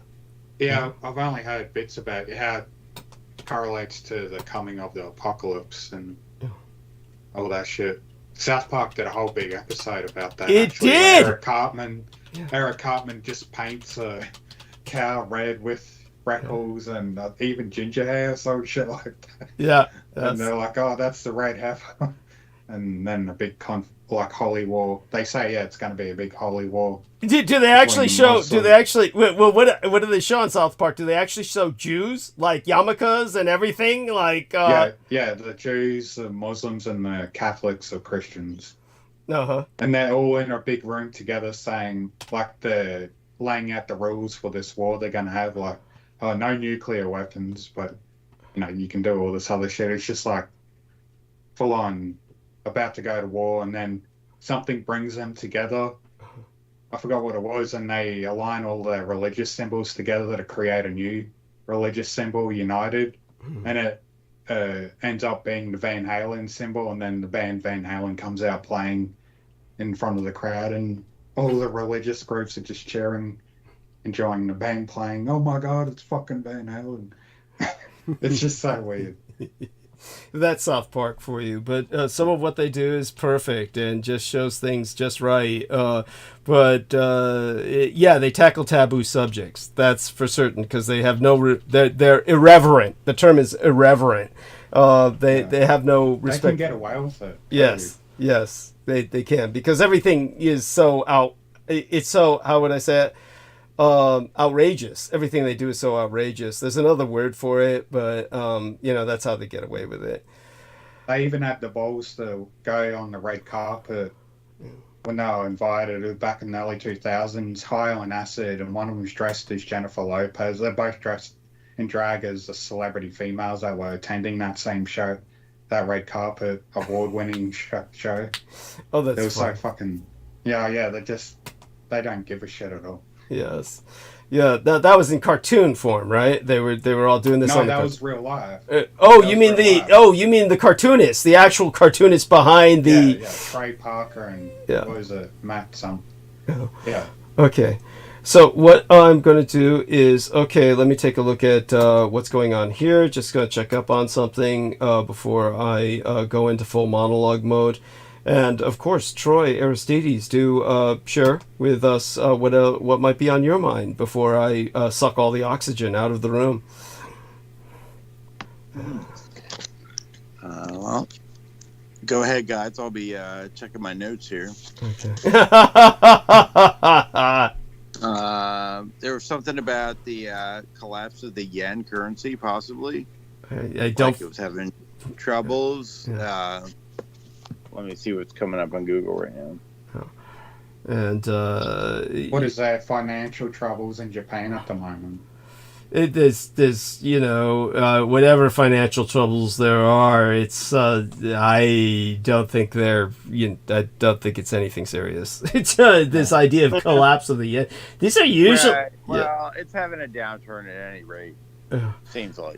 Yeah, I suppose I'm not I'm not a financial expert, but I don't mind looking into it. I'll look into it, but thank you for bringing that up. It sounds kind of like one of these things, more wishful thinking. What you do see endlessly is just a lot of Japanophobia. and everybody just wants something bad to happen. They're always saying something horrible is happening. By the way, I've just hid 2 users, 2 channels, and this is, of course, they were just totally without any content. So if you're going to enter a comment, you have to have content. Otherwise, it's just... and the one thing I notice, if you don't have content, I notice that all they say is shit. When these people have no content, right. They never say anything that even makes any sense. It's just like all they come up with is just some kind of non-sequitorial crap, just word salads. So just out of curiosity, Troy, are you still awake? Just out of curiosity, see if he's participating or awake. Let's see if, or he might have fallen asleep, which I, understand. Eventually, of course, our man Aristides will fall asleep as well. But for right now, I'm glad that both of you are here, because I definitely am trying to take care of one more chore. I'll be right back. And this always happens before I go in for a long monologue. People know people might notice I get very antsy and just kind of have to breathe and center myself, because I go into a zone. And I'm wondering what both of you think. What do both of you think in terms of my starting off with... tell me, are both of you interested in the fact that, of course, I mentioned this in the summary, tonight's show summary. I mentioned that it is the Emperor's birthday. I could tell people about the microbiome there and kind of go over that with them just as an opening, just to start with. And I could also go over the fact that recently it happened Thursday, really. So I didn't really bring it up on the latest episode because I got cut off. But if we don't get cut off tonight, I did want people to know I was going to mention that it was the birthday of Marconi, the man who invented the wireless in Italy. And for those of you who don't know, he was a fascist. So the Italians have never honored him. And they're under a right-wing government now that is finally forcing the nation to honor him. So I could go a little bit into that, just provide a summary if people are interested, and a little bit about the fact that, today is... Okay, is that something? What's your opinion on that? No, I think that's interesting because he's kind of floated as one of the people that actually competed with Tesla. Yes, yeah, and as well, today we're entering, or was it yesterday that we had Workers' Memorial Day, which, as I brought up before, the workers, it's far more dangerous to be a worker than it is a soldier or any kind of service personnel. And that's something I did want to go a bit into. I mentioned all of the workers' fatalities during World War II. And for those of you who don't know, even during peacetime, workers suffer more fatalities than people who die of... drug abuse and violent crime combined in terms of the statistics. I think it's a lot more laborers or workers get killed, or a lot more people get killed at work than they do in wars and drug abuse combined. That's how bad it is to work. It's the most dangerous thing you can do, especially in third world countries where they don't have proper safety rules. No, I'm talking about in the United States. Oh yeah, I'm saying that too. But yeah, it's even more likely in those poorer countries. You would think, maybe. I've seen a lot of videos of all those worksite accidents. Yeah, what have you seen? Tell some. Just getting sucked into a fucking crushing machine or something that's bending metal, or just grinding shit. Just all those big factory work machines. Oh my god. Yeah, a lot of that. Every day there's a new video of a poor fellow in a different country just dying at work. Oh my god. Horribly. Oh my god. That's horrible. Thank you so much for bringing that up. But also, my suspicion is that people are also dying at not just manual jobs, but just any kind of job. And in office jobs, of course, workplace violence takes a lot more people than people realize. So people should know that it's just dangerous to be at work because of crazy people who come in and shoot the office. That also exists. Just horrible. It's things you would think would change because of COVID. But I'm not quite sure they have. Certainly, I do want people to understand work is not your family. Honestly, it's but again, Nemo, Aristides, both of you, shout out. Do me a favor. I'll take a short break one last time to take care of one more chore before I come back and settle in. But both of you, give your birthday wishes to Victoria-Lorén Hobbs while I'm mute. Okay? Yeah. All right. Thank you. Happy birthday, Victoria. Yeah, happy birthday. I hope we catch up with her soon. I sent her a message. All right, cool. Did she reply? No. No. Yeah, I don't know how old she is. She's probably close to my age. She's thinking like late 20s-ish. Yeah. Whatever age, she looks good for her age. Oh, for sure. Cool. Yeah, what was Troy and you and Heather were going on earlier when you started talking? Because I was AFK. Anything important? Not really.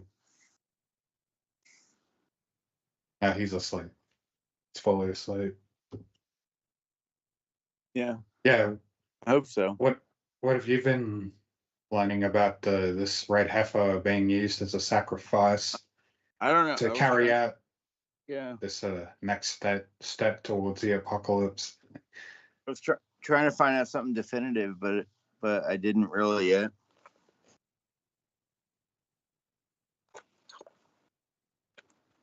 Yeah, well, hopefully the entire Islam nations will fully unite and just repel the Zionist IDF occupation and slaughter and regain their land back that was taken away from them. Because how many Islam nations have actually gotten involved at this point within that conflict? I don't know. It's like people are not too quick to step in there. Because I did remember seeing a video of the leader of Turkey saying, "Oh, we're going to oppose Israel," but that's kind of been in cahoots with Israel for a while. Turkey. Exactly. It's all just like posturing, and it's like, where is it really? Right?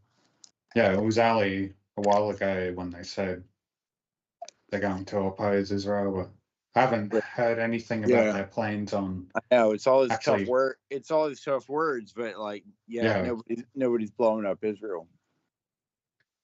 Yeah, it's just mostly talk. Now look at me, I'm a good leader because I'm saying what most people want to hear right now. Yeah. Yeah, but nearly every day you just keep hearing news. More dead bodies discovered in Palestine. Yeah. Okay, so I got back. What I heard? All I heard was I got back in time to hear Nemo say, "I'm saying what most people think right now," or something. It was about how some of the leaders who aren't really getting involved defending Palestine, but they're just saying in the news, "Oh, we're standing against Israel," but not doing anything really. Yeah. Like the leader of Turkey and other nations like that. Thank you. Yeah, it's like all these tough words, but like none of them are like blowing up Israel. Yes. Thank you.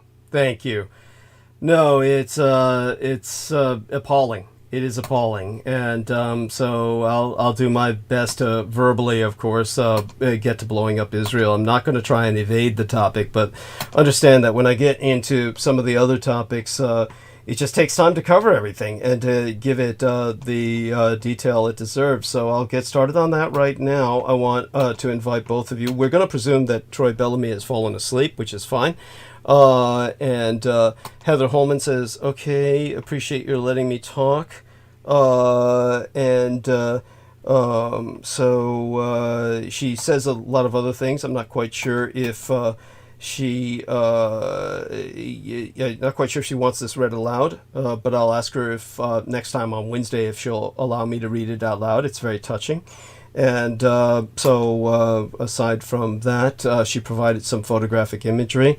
Such being said, I'm going to ask both of you gentlemen to hang out as long as you wish. Obviously, Aristides will stay with us the rest of the program and just kind of, be around, probably waking up by morning. Nemo, you're welcome to stay awake all night if you wish, and obviously interject whenever you feel you have something to contribute. You're more than welcome to do that, or if you feel you found a link or some kind of other news item that might reinforce what I'm saying or provide some background or something.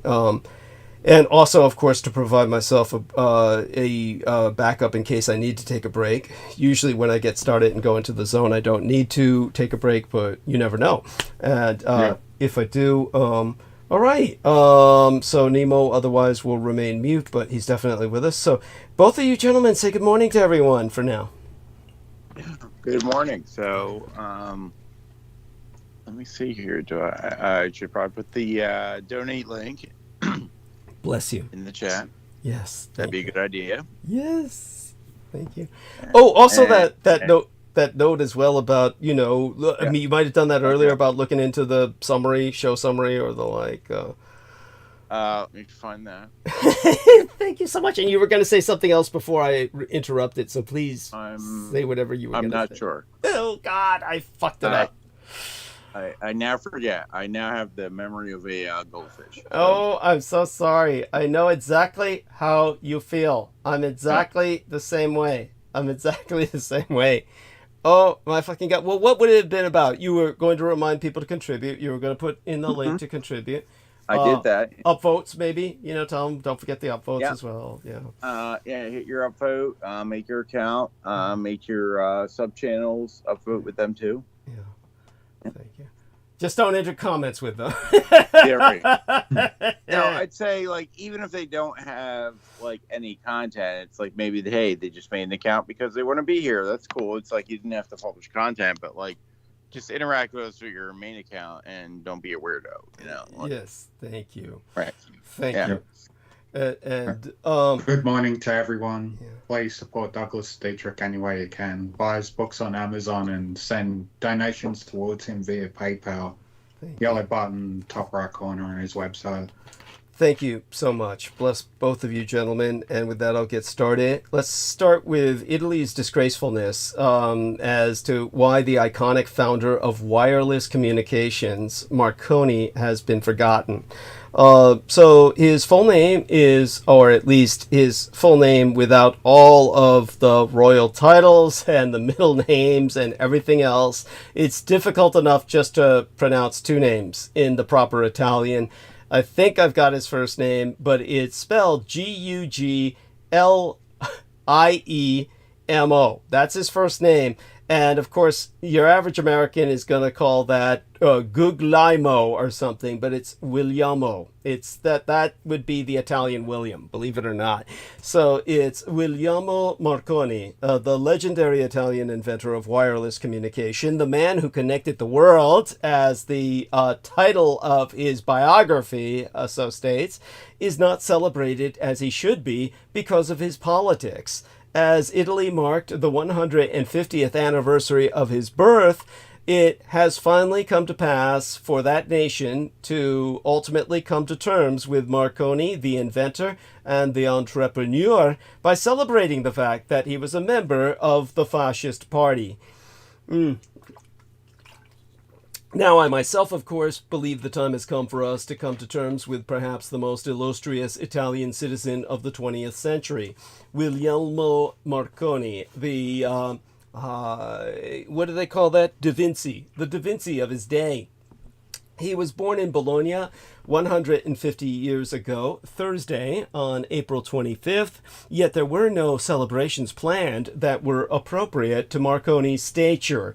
The 250th anniversary of Beethoven's birth lasted an entire year around the world, and the same happened for the 700th anniversary of Dante Alighieri's death.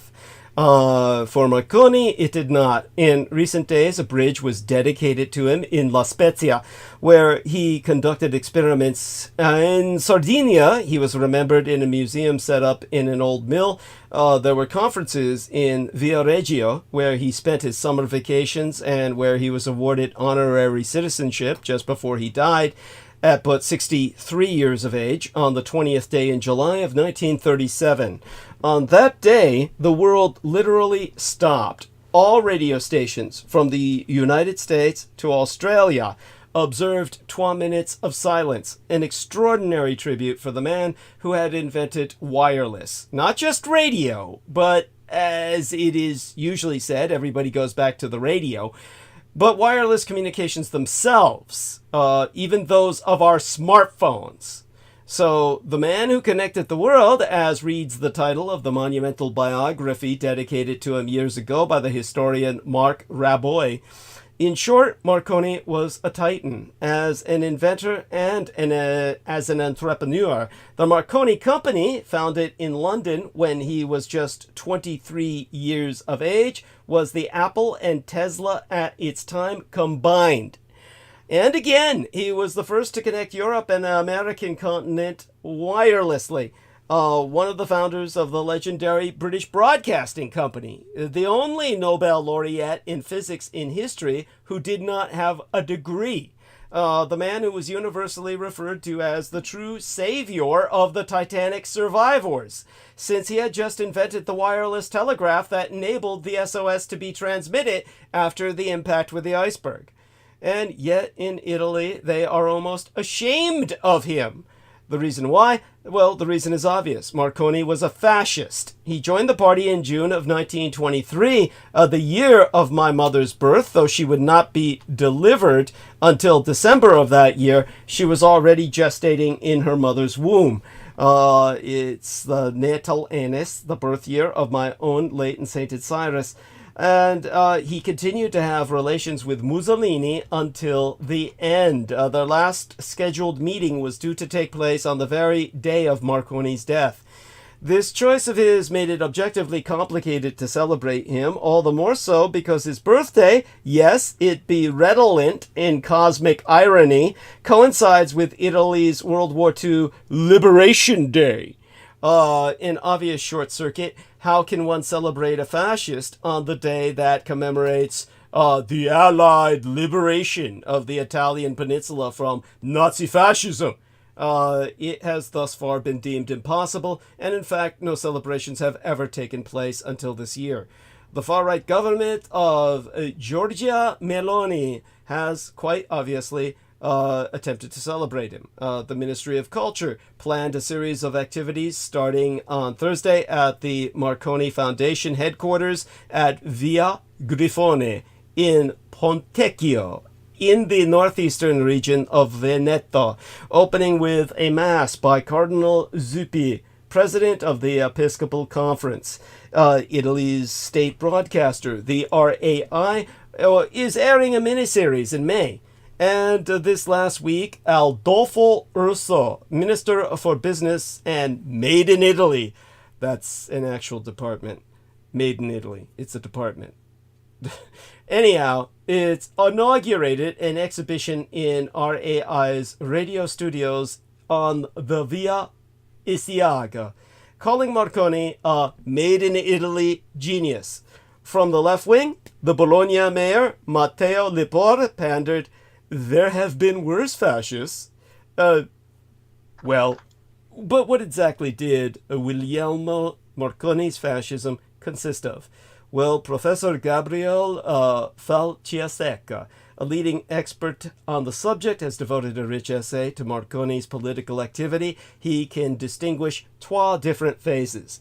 In the first phase, Marconi decided to leave England, where he had founded his startup, following a scandal from which he was later acquitted, and returned to Italy. In 1914, he was appointed a senator of the kingdom, took an active part in World War I, which became an opportunity to improve his inventions by experimenting with new ways for soldiers at the front to communicate wirelessly. At the end of the conflict, given his undisputed prestige, he was sent to Versailles to represent Italy at the peace table. A patriot, one might say, but a second scandal, the bankruptcy of the Banca Italiana di Sconto, which he had agreed to chair, soured his relationship with the old political class. Faltiaseca has written, and I read therefrom, he complained about this to Mussolini, who had in the meantime become head of government, and between December 1922 and 1923, it was decided that he would not be sent to trial because many affairs were pardoned through an amnesty thanks to the intervention of the new government. Now, Marconi was a conservative, but his adherence to fascism, according to Faltiaseca, was sincere. But journalist Riccardo Schiaberge, who has devoted a fine biography to Marconi, argues that his adherence to fascism was the result of a calculation. He says Marconi was a global entrepreneur and sought protection. He was a liberal in England and a fascist in Roma.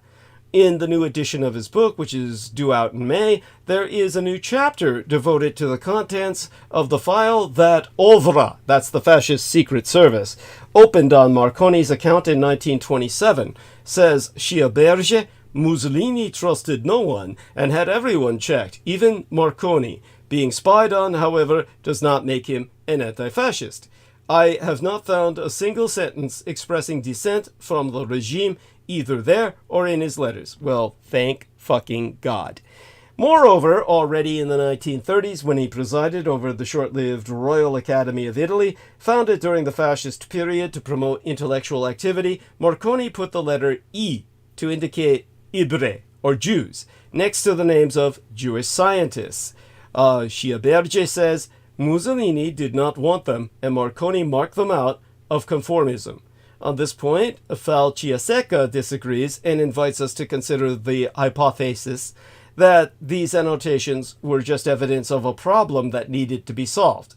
Marconi did not have the slightest anti-Semitic, that's his words, you know how I hate that term, anti-Semitic feeling, and even tried to help the daughter of Heinrich Hertz, the father of electromagnetic waves that inspired his invention, who fled to England for racial reasons.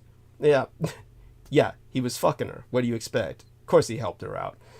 We're talking about a victim of cancel culture here. Nevertheless, Marconi has always been a victim of what is now called cancel culture, a practice that aims to reread and judge the past with our present values, and which thus saw the popular condemnation of the Prophet Abdul al-Qasim Muhammad ibn Abdullah ibn Abd al-Muttalib ibn Hashim, or the Prophet Muhammad, peace be upon him, for his taking of the child bride Aisha, or of the painter Gauguin, because during his stay in Polynesia, he had relations with underage girls who posed for his portraits.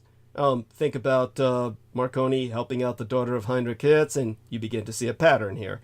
It has been observed that by these criteria, Henry Ford, Thomas Edison, Gandhi, Steve Jobs himself, and to return to Italy, Luigi Pirandello, the Literature Nobel Prize winner who applied for Fascist Party membership in September of 1924, would also end up in the dust. Should the fact that the great writer was a fascist make us trash his award-winning work? Of course, all the Jews would tell you so. And why should you listen to them? And should the fact that Marconi was one of my own, a fascist, make us forget the contribution he made to human history by inventing radio communications? The best answer was given immediately after the war by the mayor of Bologna, Giuseppe Doja, a partisan and a communist. He said, "The name of Guglielmo Marconi belongs to all Italians, giving real form to the idea of Maxwell and Hertz. it continues the shining Italic tradition of inventors such as Volta, Galvani, Ferraris. By the way, Volta is where we get the term volts from, like electric volts. Galvani is where we get the term galvanic response, as used in lie detectors that read putric acid, your sweat. And Rigi, and constitutes a title of merit that the whole world must also recognize to our unfortunate and generous homeland. For this reason, I myself conclude we must say today, long live fascist Italia, always. And also, thank you to the inventor and entrepreneur, Guglielmo Marconi. Of course, it's also Workers' Memorial Day. It's an international holiday celebrated annually on April 28th, which it's still that date today here on the west coast of the United States. We're not yet struck the hour of midnight. It is observed to raise awareness of the importance of workplace safety, as well as commemorate all the workers who have lost their lives due to work-related illnesses and those whose lives have been put on hold due to injuries that have incurred while working. According to statistics, the number of people who get killed at work is higher than those who lose their lives to wars and drug abuse combined. Labor unions around the world observe this day to remember their fallen heroes and discuss measures to ensure safe workplaces. So in terms of a history of Workers' Memorial Day, although it only became popular when the United States first celebrated it on April 28th of 1989, Workers' Memorial Day had been celebrated several years before then by Canada on the same day. Perhaps the unpopularity associated with Canada's first observation can be credited to the fact that it was celebrated under a different, albeit similar name.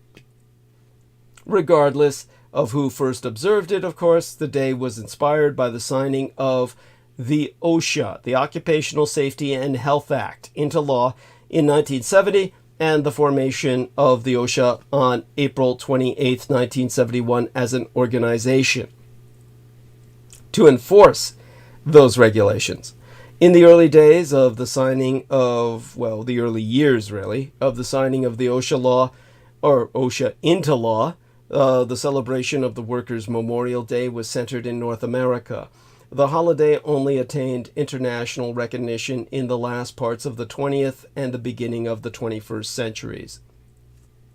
In 1985, the Canadian Labour Congress pronounced April 28th as an annual day of remembrance, which is the anniversary of a Workers' Compensation Act signed as far back as 1914.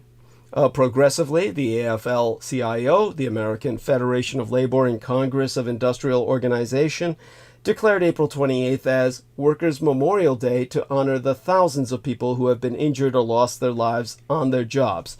The United Kingdom followed suit with their celebration in 1992. Now, since the adoption of the holiday by the ILO, the International Labor Organization, in 2001, many countries are now actively participating in observing it, with some deeming it fit to confer the holiday a public holiday status. Furthermore, to add value to the holiday, from 1996, annual themes began to be assigned to each year's celebration of this day. Now,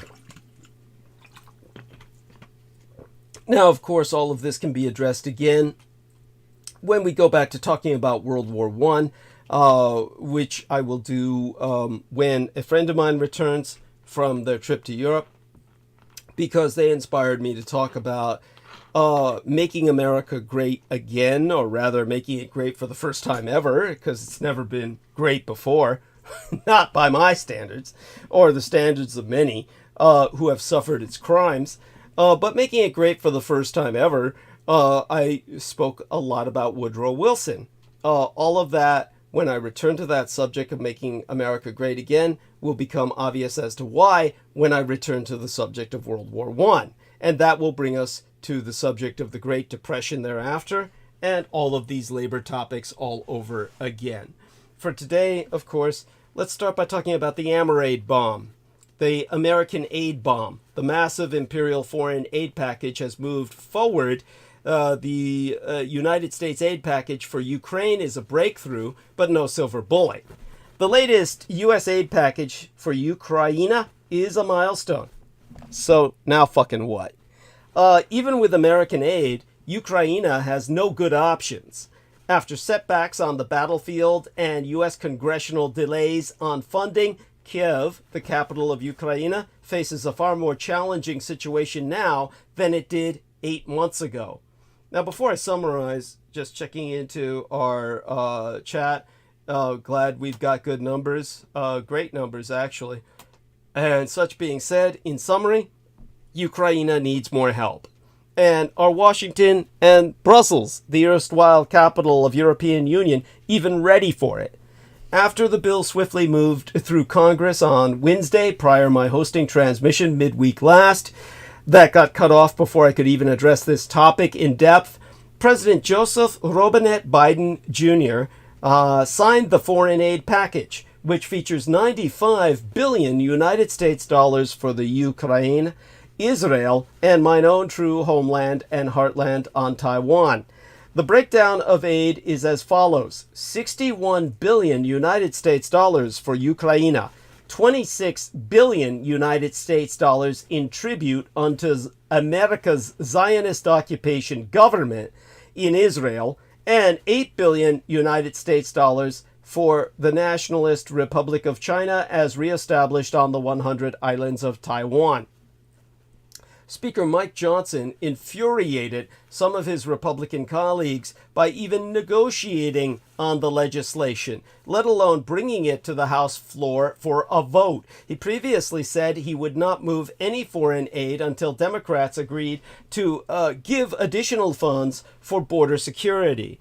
Instead, after the Senate rejected the border security bill, H.R. 2, and Johnson rejected the Senate negotiated immigration package, the Speaker made moves to go ahead with sending money abroad anyway. He appeared to justify the flip-flop by meeting with former President Donald John Trump recently and promising the condition Ukraine aid as a loan. In other words, he promised Trump to condition this as a loan, and that appealed to Trump's sensibilities as a shark.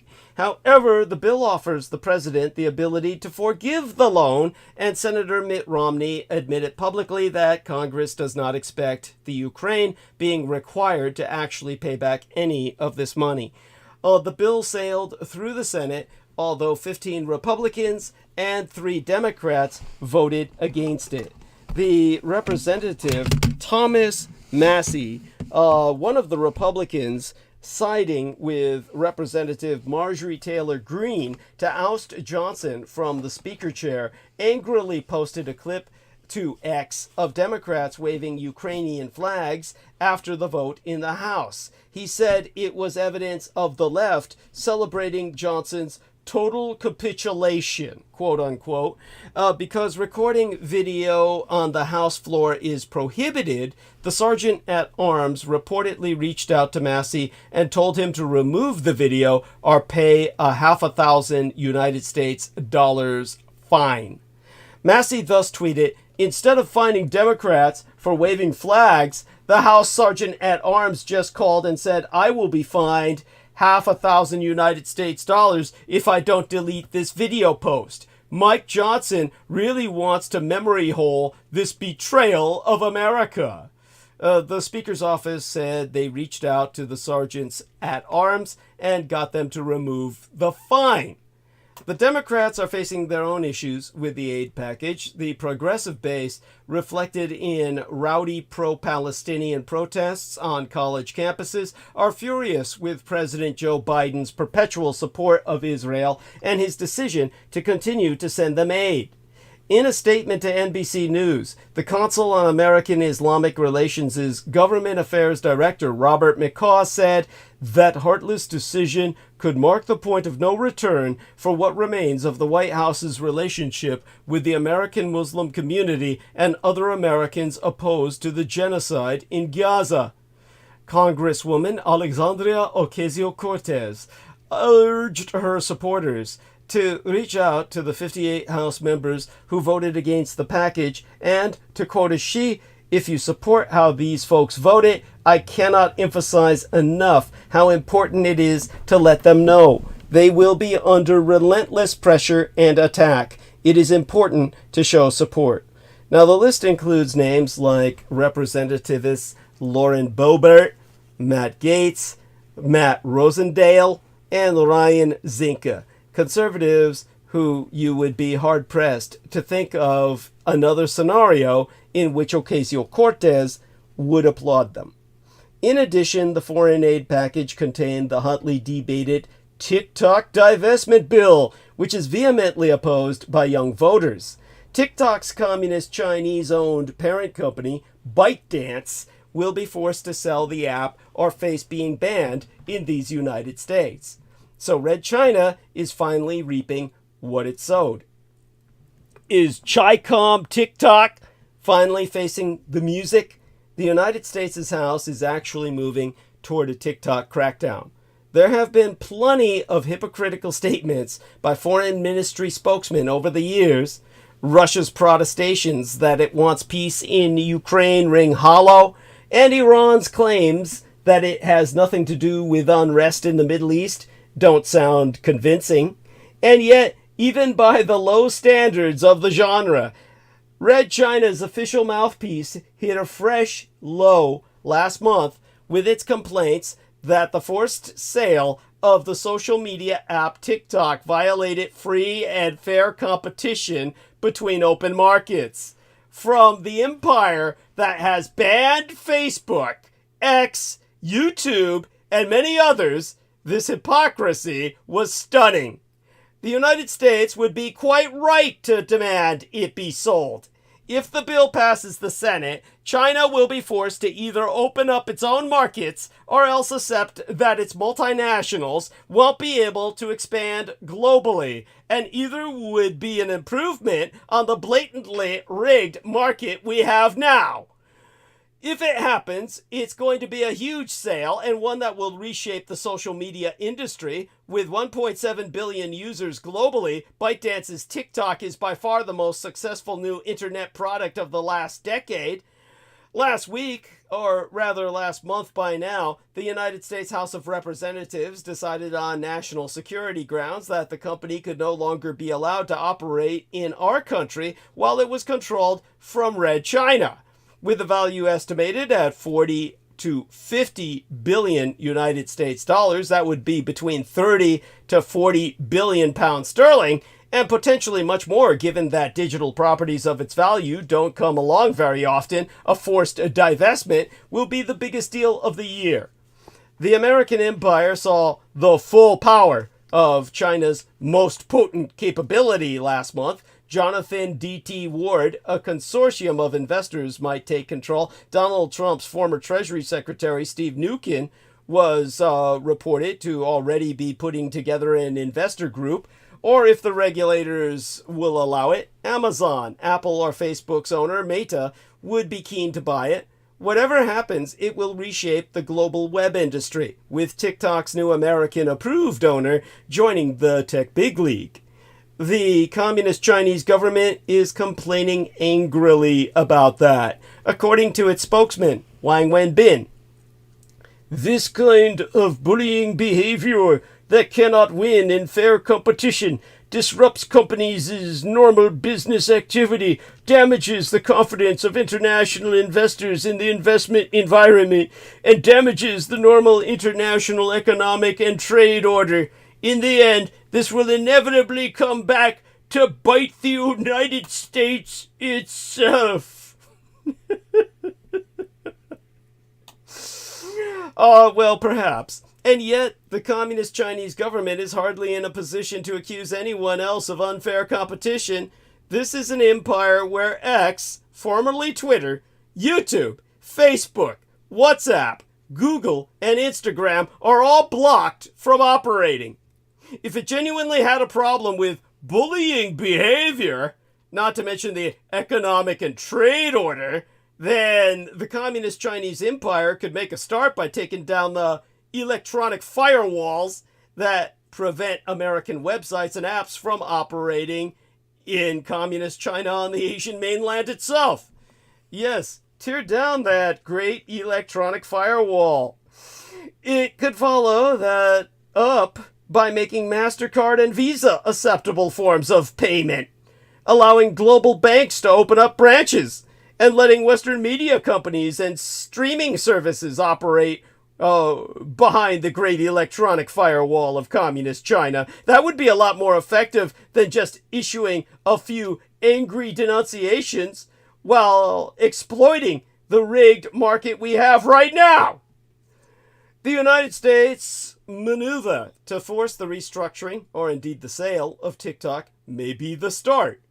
But surely it doesn't end there, as Red China's giant companies, all emerging from the empire's 30 years of modernization, move into Western markets, they can expect similar challenges and restrictions. The fast fashion retailer Shein, SHEIN, is already a huge presence in Western markets, but there is no reason why that it should be allowed if European and American rivals are not offered the same access to Red China's market. The same applies to the rapidly expanding web retailer Temu, T-E-M-U, a kind of Chinese Amazon, which is already one of the most ubiquitous advertisers on the web. The automakers, led by BYD, with a slick range of competitively priced electric vehicles, are already starting a big push west. And while the likes of Volkswagen are big players in Red China, other manufacturers have not been able to secure the same kind of slice of the market. With the Comac C919 plane now on sale, Red China may well start to close down access to the aviation market for Boeing and Airbus in favor of its own national champion. But that is surely unfair, and if it happens, Comac should be shut out of Western markets before the world's dominant plane makers are destroyed. The list goeth on and on. There are lots of industries where the Communist Chinese Empire may well have excellent products, but it has also benefited from domestic protectionism. The TikTok decision is going to force Red China to make a historic choice, and one that is surely long overdue. Does it believe in free and open markets based on respecting WTO, World Trade Organizational rules, or not? For a long time, it has shielded its domestic markets from competition, while rapidly building up its own industrial muscle. It could get away with that so long as it was mostly a supplier to Western companies. As its conglomerates, as its Chi-Com affiliated, if not controlled conglomerates, start aggressively expanding into the rest of the world, as they are right now, that is not going to work anymore. Either it opens up its own markets to fairer competition, starting with the internet, and moving on rapidly to finance, media, and pharmaceuticals, or else it will have to accept that its giant conglomerates will be prevented from conquering Western markets, and will have to divest themselves of overseas units when they grow too big, or else face punishing tariffs and quotas. Either outcome will be far healthier than the one-sided global economy we have right now, and a lot fairer as well. And the Communist Chinese government will have to make up its mind over the next few months if the TikTok legislation comes into force, because farcical condemnations that it is unfair are simply not going to work. TikTok is under fire again in Washington. This bill would force the Communist Chinese parent company ByteDance to divest from the popular video app or risk an American ban advance unopposed from the United States House Committee on Energy and Commerce since last month. However, there may be division in the Republican camp after former United States President Donald John Trump flipped and came out against the ban last month after meeting with the billionaire Jeff Yaz, a TikTok investor, of course. Trump's U-turn still seems unlikely to be enough to stop the full congressional vote on the bill from passing with a 2/3 majority, as it ultimately did. It would still have to pass the Senate, but our real United States President, Joseph Biden, has promised to sign it into law since it has. And I believe he's basically done so. The biggest problem now will be deciding how to enforce this. TikTok has repeatedly described this bill as an outright ban, which is not true, but it will be an effective ban if ByteDance doesn't sell. The firm would face being kicked out of platforms such as the App Store, with Apple and other big firms fearing massive fines. Speaking with United States-China policy staffers in the last week, well, the consensus was that TikTok was doomed in the United States. There was also general agreement that TikTok's fate is a good thing, given its risks, from Red China's access to United States users' data to the threat of electoral interference. Leaked documents prove that TikTok bends its own algorithms to censor videos worldwide. The app is unpopular on Capitol Hill, where CEO Xiao Jichu's testimony, both yesteryear and in January, was widely seen as disingenuous. A TikTok campaign that encouraged American users to call their political representatives and protest the bill seemed to worsen the situation. As communications expert Lulu Cheng Mizervi pointed out, the strategy may have worked for a United States company, but it was counterproductive for a communist Chinese one, especially when many TikTok users can't vote yet. Chinese propagandists, such as Hu Zijin, chiming in, only handed TikTok's opponents more ammunition. These fuckers don't understand. This isn't fucking China. There has been a bipartisan desire to take action against TikTok since at least 2019, and efforts to force ByteDance's divestment go back to 2020. Yet it's taken 5 years to become a possibility, in part because of the incompetence of the Trump administration and the transition to the Biden White House. Lobbying has played its part too.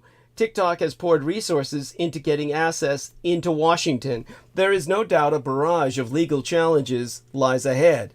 However, one big change in the lobbying environment is that most Western technology firms are no longer interested in carrying water for the communist Chinese. Companies such as Meido were once keen to find a way into the red Chinese market or keep their limited access open. Those prospects have dimmed. Even Apple, still dependent on the red Chinese market, has seen sales of key products dip thanks in part to pressure from Beijing. If ByteDance sells TikTok, some Western executives seem eager to pick it up. It seems unlikely that will happen, of course. ByteDance cannot act in its own financial interests. Like all communist Chinese companies, even private ones, it is beholden to the CCP, the Chinese Communist Party.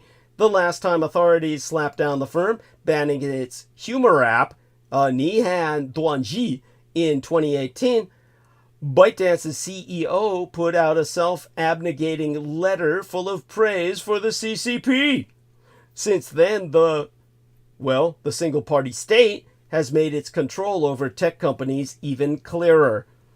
A United States-owned TikTok is useless to the Chinese Communist Party, even if its sale would make ByteDance billions of dollars. An app that's effectively banned from these United States, however, both gives Red China a useful propaganda vector for much of the rest of the world and lets it play victim over free speech for once.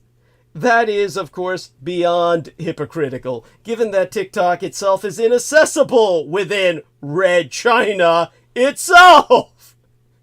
The communist Chinese version of the app, Douyin, has different content and rules, explicitly operating under Red China's ever-tightening censorship. Communist China's hostile welcome for Blinken highlights its out-of-control hubris in this regard and every other. The United States Secretary of State, Antony John Blinken, has just wrapped up his 3-day visit to the Communist Chinese Empire. Despite his hopeful words, it does not appear he made substantive progress on core issues. No surprise for the apparent lack of success. For one thing, Beijing had signaled that talks would be difficult. Earlier in the week, Red China's People's Liberation Army Navy launched a JL-2 intercontinental ballistic missile from a nuclear-powered submarine. The JL-2 is designed to deliver a 1-megaton nuclear warhead. The launch was ostensibly connected to the Chinese Red Navy's 75th anniversary celebration. but observers saw the event as a warning to these United States. The launch occurred just 12 days before Blinken touched down in Shanghai for the trip to that city and Beijing, his second visit to the People's Republic of China in a single year. Beijing prominently displays these missiles, carried in rows of flatbed trucks in military parades, even going so far as to adorn them with JL-2 markings that appear to be for parade purposes only. The missile was not the only unfriendly sign, of course. At the moment, Beijing does not appear to be in any mood to have meaningful conversations with Washington, even America's top diplomat. For one thing, the communist Chinese regime is exceedingly full of itself. Xi Jinping, for years, has been promoting the notion that the East is rising, the West is declining. Recently, he has even been propagating the line that he's already in charge of the fucking world. In March of 2023, the communist Chinese dictator said to Vladimir Putin, "Change is coming that hasn't happened in 100 years, and we are driving this change together." Unfortunately, the Biden administration's policies have reinforced this perception of Communist Chinese strength because America's repeated attempts to promote dialogue feed Beijing's already inflated sense of self-importance. A Monday report by the Global Times noted that visits from Blinken and other American officials indicate that Washington is unable to solve domestic and global issues without cooperation from Red China. What Biden intends as friendly gestures are interpreted in the Chi-Com capital as signs of America's perception of its weakness, which means Communist Chinese officials think they have a veto over at least some of Washington's policies. Reciprocity, unfortunately, does not work with Red China's communists, who only evince that they are becoming ever more arrogant. Moreover, Beijing sees the Western democracies as feeble because they are divided, especially on the Ukraine, a focus of Blinken's visit that he highlighted before his latest mainland China visit. In Italy on the 19th, Blinken said, "We see China sharing machine tools, semiconductors, other dual-use items that have helped Russia rebuild the defense industrial base that sanctions and export controls had done so much to degrade. China can't have it both ways. It can't purport to want to have positive, friendly relations with countries in Europe and, at the same time, be fueling the biggest threat to European security since the end of the Cold War." All right. Our man is going to be away from the keyboard for a while he chows down. Let me check into the live stream. And, okay. Back to Code Black. Remember, we're campaigning, fundraising. Need your help with the rent. So everybody pitch in with as much money as you can spare. Don't put yourself out, of course, if you're starving. Otherwise, you're going to be helping me avoid homelessness by helping me to pay the rent. So back to earning my money by providing you analysis.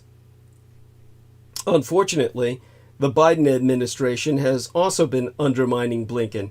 Reuters reported Tuesday that the United States has no plan to roll out sanctions on China's banks in the near term, which would be the most effective measures at Washington's disposal. An anonymous Biden administration source said officials hope that diplomacy will avert the need for such action. Biden has been warning Beijing about providing lethal aid to the Russian Empire since almost the beginning of this conflict. But as Blinken's comments indicate, Red China has persisted. And now Washington has reportedly signaled it does not intend to do anything meaningful about the Chi-Com support. Why the reluctance? Because there is still hope that America can work with Red China. That's not realistic, of course. Administration officials and other Americans have not wanted to acknowledge that China and Russia are acting together to destabilize the international system. Yet neither Beijing nor Moscow has been bashful about the nature of the relationship. For instance, declaring their no-limits partnership in their 5,300-word joint statement just 20 days before the Russian Empire invaded Ukraine. Beijing, in anticipation of Blinken's visit, had been telling Washington that its support for the Russian war effort was none of America's business.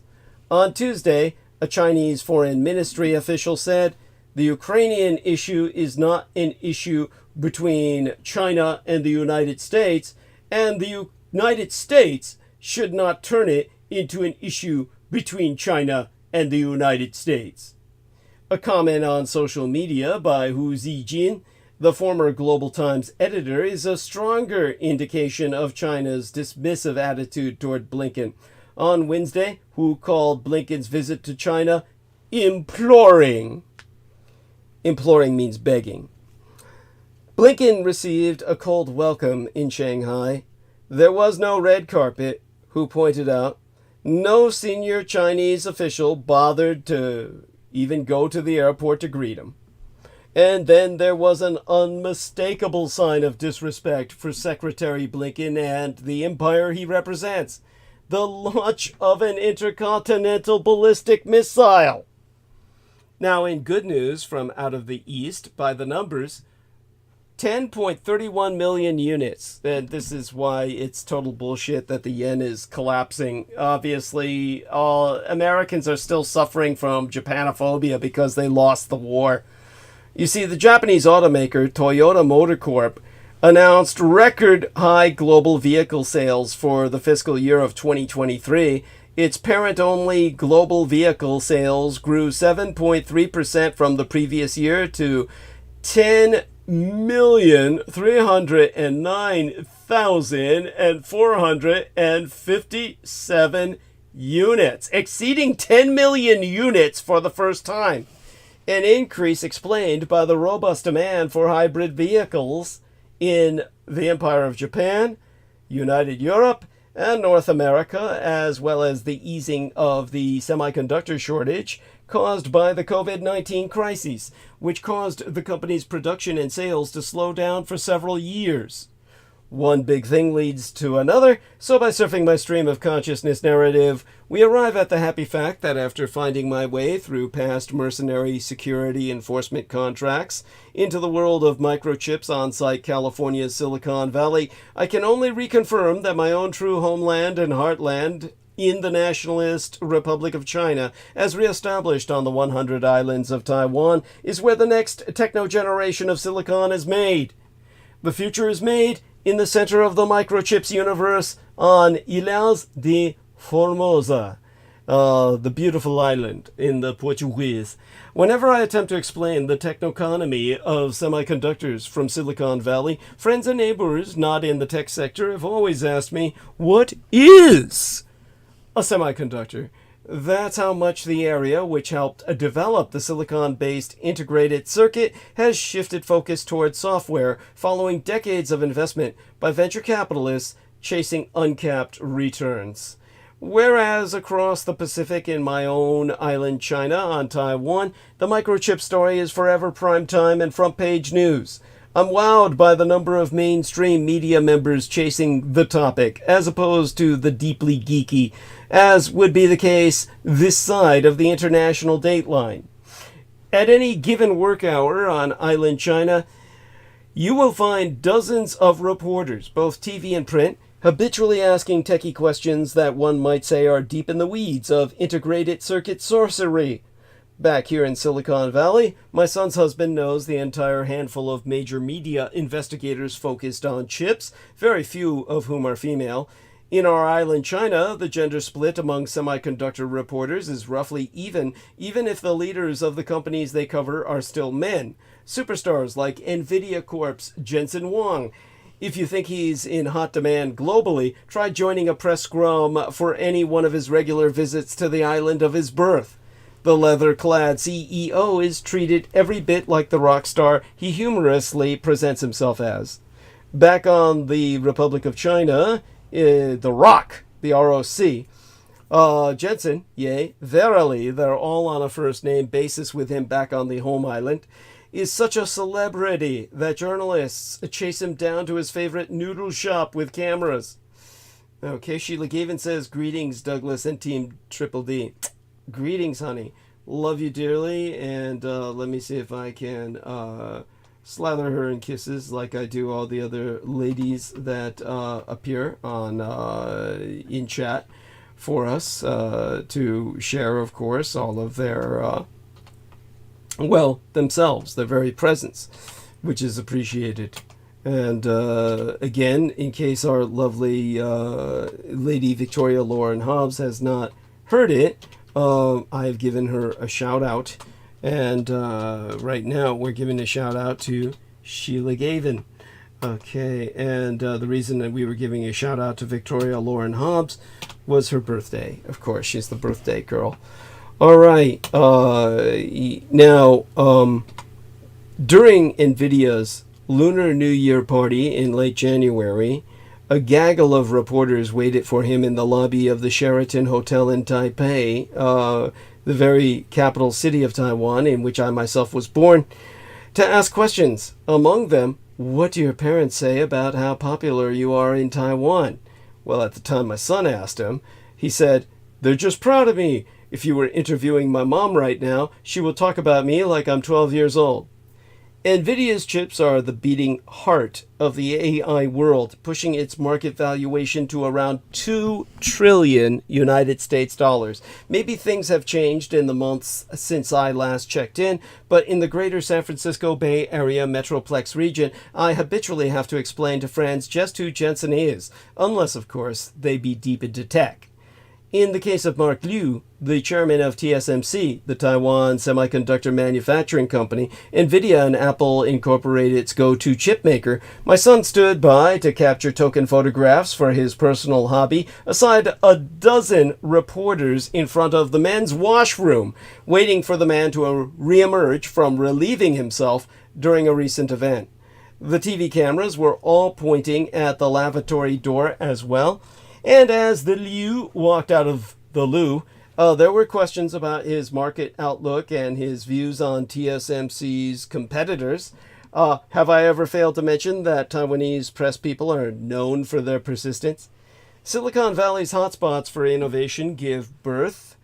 Well, they gave us birth to world-changing consumer internet companies such as Google, Facebook, Twitter, Airbnb, and YouTube, and enterprise software companies that brought fame and fortune to VCs, the venture capitalists, via a form of private equity and a type of financing for startup companies and small businesses with long-term growth potential. Venture capitalists providing backing through financing, technological expertise, or managerial experience.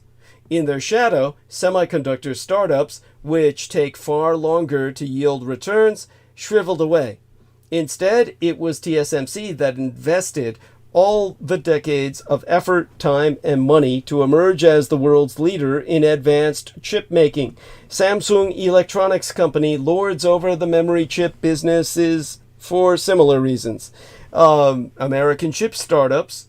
Well, American chip startups were also starved out by Intel Corp, Advanced Micro Devices Incorporated, and NVIDIA, whose headquarters are amusingly clustered together in a small corner of Santa Clara in California. If you're a VC shooting for the moon, you weren't putting your money into silicon geeks trying to defeat Goliaths. Not when there was all this blue ocean opportunity with nascent internet businesses. Things may be coming back around now as the AI buzz that ChatGPT triggered makes chips the most highly prized bits of electronics again. You need novel and bespoke technologies to develop artificial intelligence models and to run them on smartphones, and that's going to reward experimentation and journeys on uncertain paths. We know this because that's exactly what NVIDIA did with its CUDA, C-U-D-A, the Compute Unified Device Architecture, the CUDA cores, in gaming graphics cards, which are now essential for AI training. An NVIDIA blog 3 years ago put it nicely, software ate the world. That means hardware matters again. There is burning interest in creating technology to find a competitor to NVIDIA or a less power-hungry AI chip for the future. And when that next chip is devised, odds are it'll still be made in my Taiwan, at least for foreseeable human generations. The American empire has woken up to the hollowing out of its domestic chip industry and is throwing billions at TSMC and Samsung to build new fabrication plants within these borders. Maybe someday, chip company CEOs will face gaggles of reporters every time they zip their flies back up in Silicon Valley too. But for that to ever happen, 'tis mine own Taiwan what evinces that the American empire needs to give hardware for our digital future its full attention.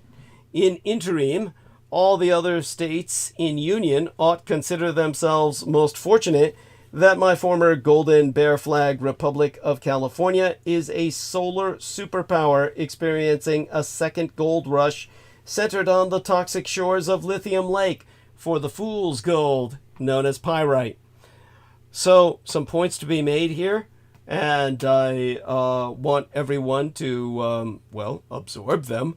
California leads the union in a climate-related measure that likely doesn't surprise anyone given our ample sunshine outside of cloud-banked San Francisco. Solar power generation. California, as I emphasized in the latest episode, but will re-emphasize tonight to lead in to deeper topics. California just went 9.25 hours using only renewable energy to crown ourselves after exceeding 100% of energy demand with renewables for over a record of 30 days.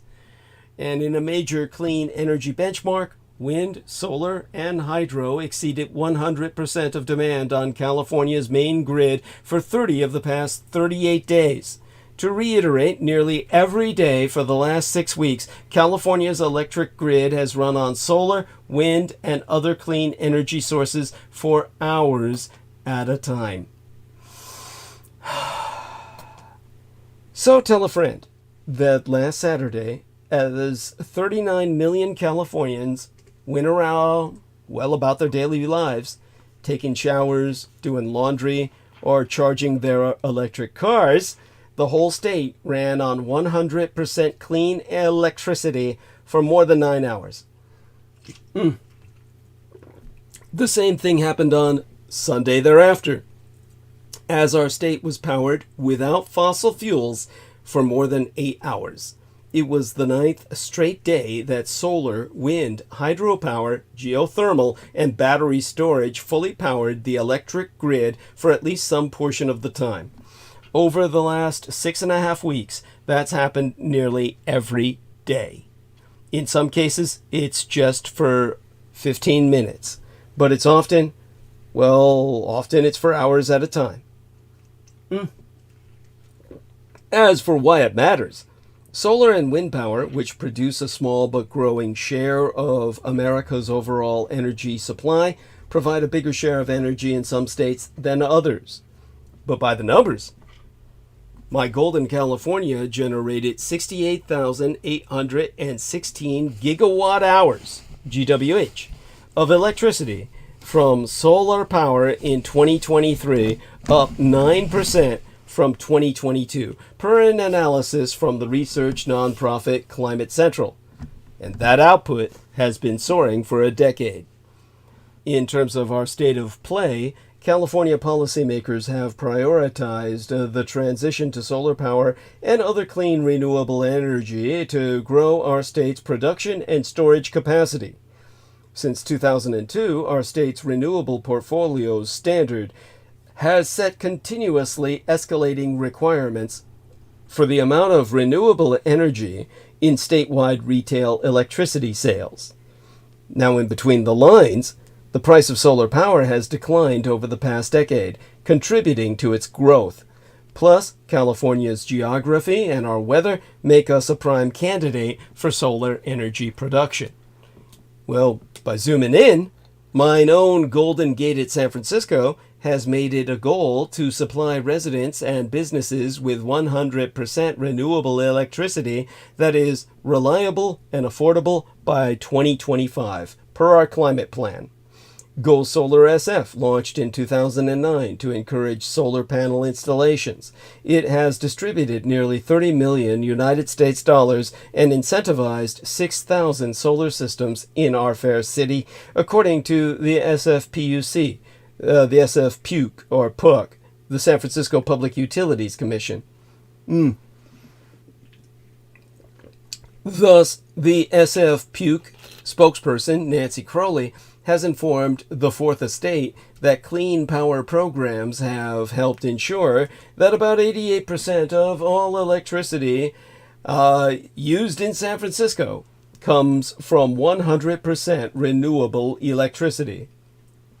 The greater San Francisco Metroplex region is struggling with project backlogs as well as increased costs due to COVID-19 era supply chain disruptions and a surge in demand. But SFPUC spokeswoman Crowley has related that the city by the bay does not plan to alter our 2025 timeline as of now. So what we're all watching is that solar energy will play an increasingly important role in helping the state achieve our clean electricity goal by 2045, as the California Energy Commission staff told Axios magazine, and that will require the electrification of all homes, buildings, and cars that run on fossil fuels today, and the construction of an additional 148,000 megawatts of clean energy resources. Now, California first hit this milestone of running on 100% clean power in 2022, but it was only temporary. Mark Jacobson, a Stanford professor who has been posting updates about our state's grid each day on X, states, in past years, it was only for 1 or 2 days and not consecutively. And all of a sudden, we're having now 37 of the last 45 days and the last 9 days, well, the last 9 days straight. There's a caveat. California also has natural gas plants that keep running at low levels in case backup power is needed. Even when our state is producing more than enough renewable energy to cover all of our needs, we're still exporting some gas power to other states. But we also export solar power, helping make other grids cleaner. And it keeps getting closer, our state, to our overall goals for renewable energy. By 2030, our state plans to run on 60% renewable energy. It's likely to hit that goal early. By 2045, our state plans to run on 100% zero-carbon energy. And Jacobson argues it's technically possible to also accomplish that goal faster. My Golden Bear Flag State Nation now has nearly 47 gigawatts of solar installed, both on rooftops and in sprawling utility-scale solar farms.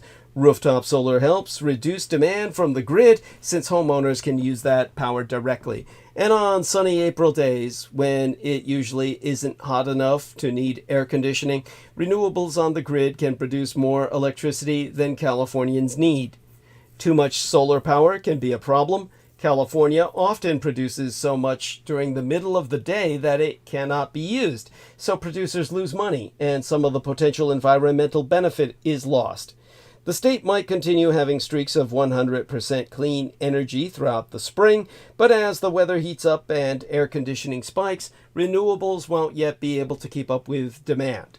In qualifying that shifting to all clean energy all the time is a challenge, Paul Denham, Senior Research Fellow at the National Renewable Energy Laboratory, has openly opined that, in his own words, some of it is absolutely being wasted. It's pretty easy to do 80% or so. We don't know the exact number because we haven't gotten there yet, but it just gets a lot more difficult to get to truly 100% every hour of the year. But some of it can be sent to other regions, and some of it can also be stored.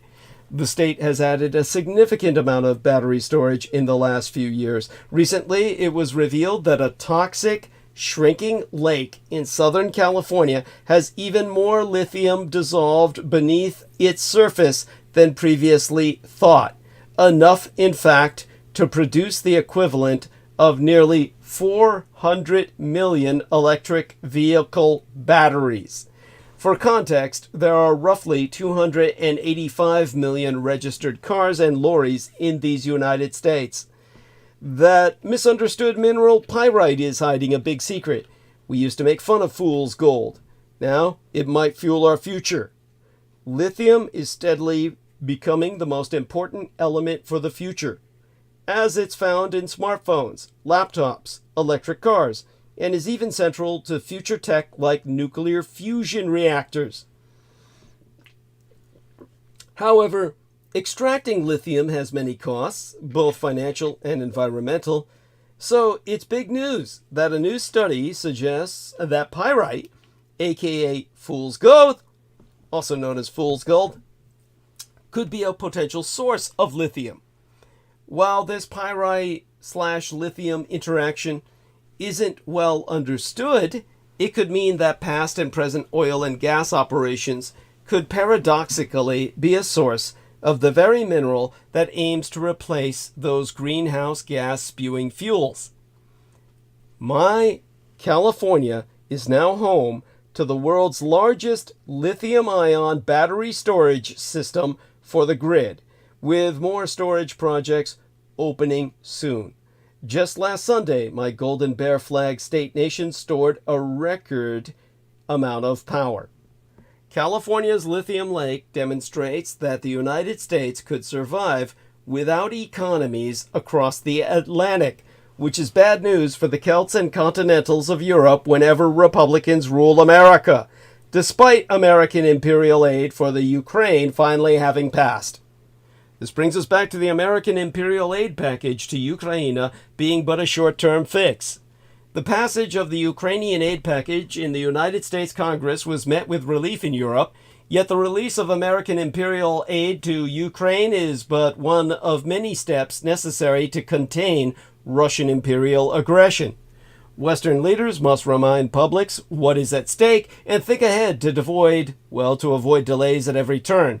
Because as consequential elections on both sides of the Atlantic loom, securing Western support for Kiev, the capital of Ukraine, will require strategic foresight and leadership.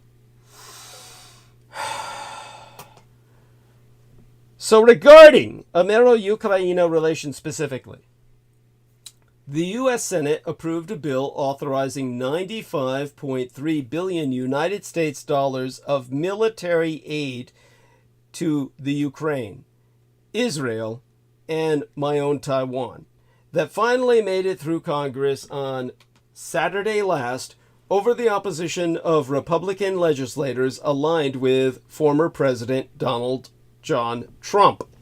President Joseph Biden quickly signed it into law, ending a months-long impasse over a military aid package that the Ukraine in particular desperately needs. The passage of the Ukrainian aid package by the House this past weekend is an extraordinary sign of political courage, but in the party of Donald Trump, this win for democracy may soon seem like a mirage. In terms of my take, last weekend, a political mirage manifested. The authorization of the aid package puts an end to an episode that highlighted the willingness and ability of a small coterie of Republican extremists to paralyze American action on a key national security interest, helping Ukraine defend itself against the Russian Empire's invasion. But it leaves key questions unanswered, both with regard to American foreign policy and Ukraine's fortunes on the battlefield. To begin with, it's still uncertain what drove Speaker of the House Mike Johnson, a conservative Republican, to buck the Trump-aligned faction on the military aid bill by passing it with the help of Democratic legislators. For weeks, House Speaker Mike Johnson had effectively blocked the spending for Ukraine. But then Johnson's views evolved, and he ultimately fully U-turned, becoming a vocal advocate for the Ukrainian aid. Still, it remains to be seen whether this sets a precedent for when divisive issues of foreign and defense policy comest before the House in the future. Second, while the Ukraine will be relieved to receive the military aid, it comest after months of attrition in the face of relentless Russian attacks. So it's also an open question whether the aid, when it finally arrives at the front lines, will be enough to reverse the momentum in Ukraine's favor. Finally, the combined package highlights the many cross-cutting divisions among the American electorate over different aspects of Washington's security commitments to its allies and partners. While the MAGA wing of the Republican Party opposed further military aid to Ukraine, the left wing of the Democratic Party expressed similar misgivings about the part of the package earmarked for Israel against the backdrop of the war in Gaza. Ultimately, reflect upon the natural mega-mirages known as Fata Morgana, named for the legendary Morgan Le Fay of Arthurian romance, which are extraordinary sights. When atmospheric conditions are just right, rays of light bend, transforming boats, islands, mountains, and coastlines before the viewer's eyes. Despite their beauty, however, these mirages soon fade away. Which brings me to this weekend's, well, last weekend's really, remarkable scene in the House. Last Saturday, the Republican Speaker Michael Johnson faced down the threats from his party's Trumpist isolationist wing and delivered a resounding bipartisan victory for the forces of democracy. The $61 billion United States Ukrainian aid package passed with more than 300 votes. The final total was 311 to 112, including 101 Russell collaborationist red Republican insurgent votes and the support of every Democrat in the House. This bill, which is expected to be approved, was approved quickly by the Senate and signed by President Joe Biden, will provide the embattled Ukrainians with crucial support at what seems a decisive moment in the war against Vladimir Putin and his army of invaders. The vote was a stinging rebuke to MAGA world and its cult leader. In the Atlantic magazine last weekend, David Frum wrote, "Ukraine won, Trump lost." We also got a vanishingly rare glimpse of political courage. For months, Johnson dithered over legislation to aid the Ukraine, and his delays contributed to the unconscionable loss of Ukrainian lives as Russia rained death on Ukraine's cities. His conversion was as welcome as it was astonishing. Although his ideological shift has been described as an evolution, it felt more like a road to Damascus moment. Historians condemn the openly homosexual President James Buchanan for not forestalling the secession of southern states or addressing the issue of slavery. He is consistently ranked as one of the worst presidents in American history, often being ranked as the worst president. Having played the role of the Buchananite for months, Johnson suddenly sounded almost de Gauliste, or de Gaullist. Last week, he said, "History judges us for what we do. This is a critical time right now. I could make a selfish decision and do something that's different, but I'm doing it here, what I believe to be the right thing." Unlike his party's maximum leader, Johnson paid attention to foreign policy experts, listened to the pleas of American allies, and believed the intelligence community rather than Vladimir Putin. Johnson thus said, "I really do believe the intel. I think that Vladimir Putin would continue to march through Europe if he were allowed. I think he might go to the Baltics next. I think he might have a showdown with Poland or one of our NATO allies." Johnson knew that the decision could cause him to lose his leadership, his speakership. In this era of Russo collaborationist red Republican insurgent political cowardice, his stand felt profoundly countercultural. So did the House's rare display of bipartisanship. The House Republican leadership, with the notable exception of New York Representative and Vice Presidential wannabe Elise Stefanik, worked with Democrats to obligatorily resubmit unto Israel, whilst yet standing by the Ukraine and mine own Taiwan. After years of dominating the public narrative, the Russo collaborationist red Republican insurgency's most extreme performers found themselves isolated and outvoted. Marjorie Taylor Greene had humiliation after humiliation piled upon her. Her amendments, including one funding space laser technology on the southern border, were widely mocked and then overwhelmingly defeated. Even Fox News seemed to turn on her, publishing a scathing op-ed, an opinion editorial column, calling her an idiot who is trying to wreck the grand old party with her bombastic, self-serving showmanship and drama queen energy.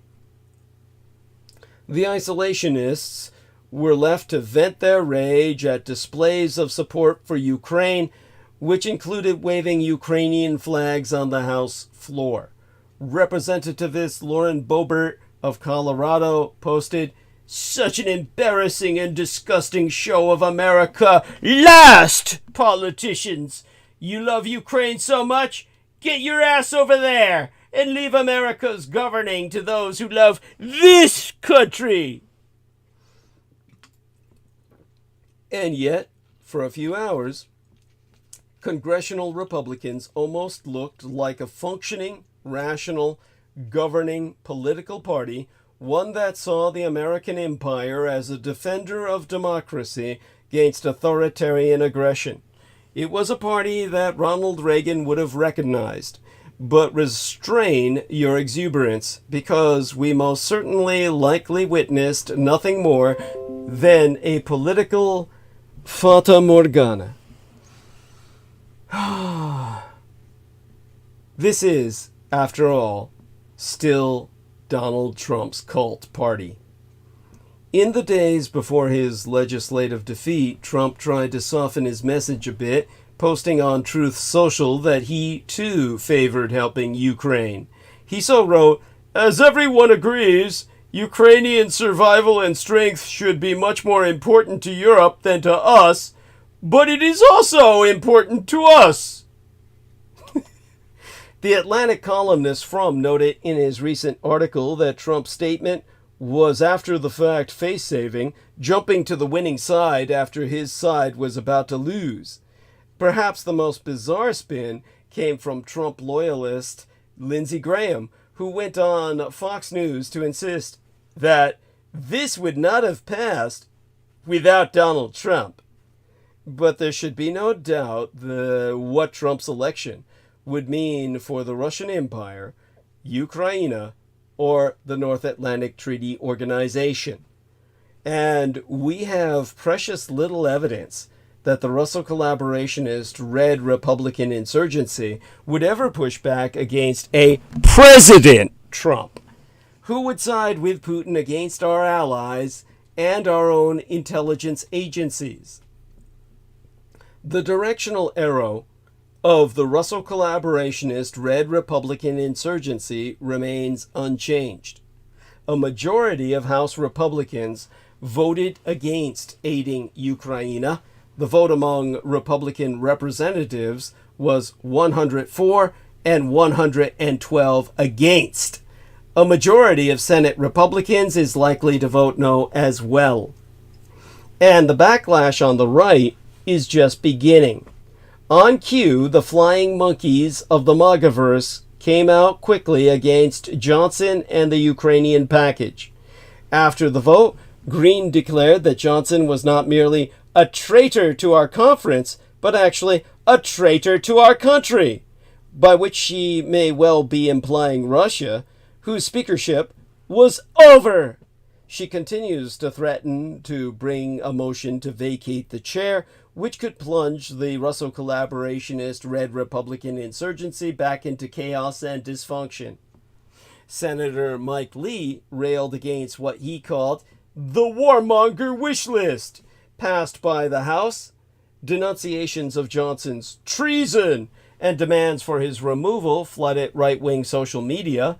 Donald John Trump Jr. fired a barrage of attacks against Johnson and the Ukrainian bill, which he's called a garbage bill, while posting his own support for Green's attempts to derail it. Meanwhile, Steve Bannon, the rumpled consigliere of Republican anarchy, is escalating his attacks on Republicans who voted for the package. On his Getter account, the former White House aide wrote, "Traitors, one and all!" Bannon called Johnson a sanctimonious twerp who had sold out his country to curry favor with the globalist elites. The Trump ally, Charlie Kirk, railed, "Not only is the D.C. Grand Old Party collapsing the country by their anti-American actions, they are participating in the end of the constitutional order as we know it." In a rational party, these would be voices from the fringe. But Green, Don Jr., Kirk, and Bannon still represent the id of the Russo collaborationist Red Republican insurgency because they have Trump's ear and remain far closer to the heart of the MAGA base than internationalist Republicans such as Nikki Haley, Liz Cheney, and Mike Pence, all of whom have been thrown into Republican exile. In a recent Gallup poll, just 15% of Republican voters said they think the United States is not doing enough to help Ukraine, while a strong majority, 57%, think we are doing too much.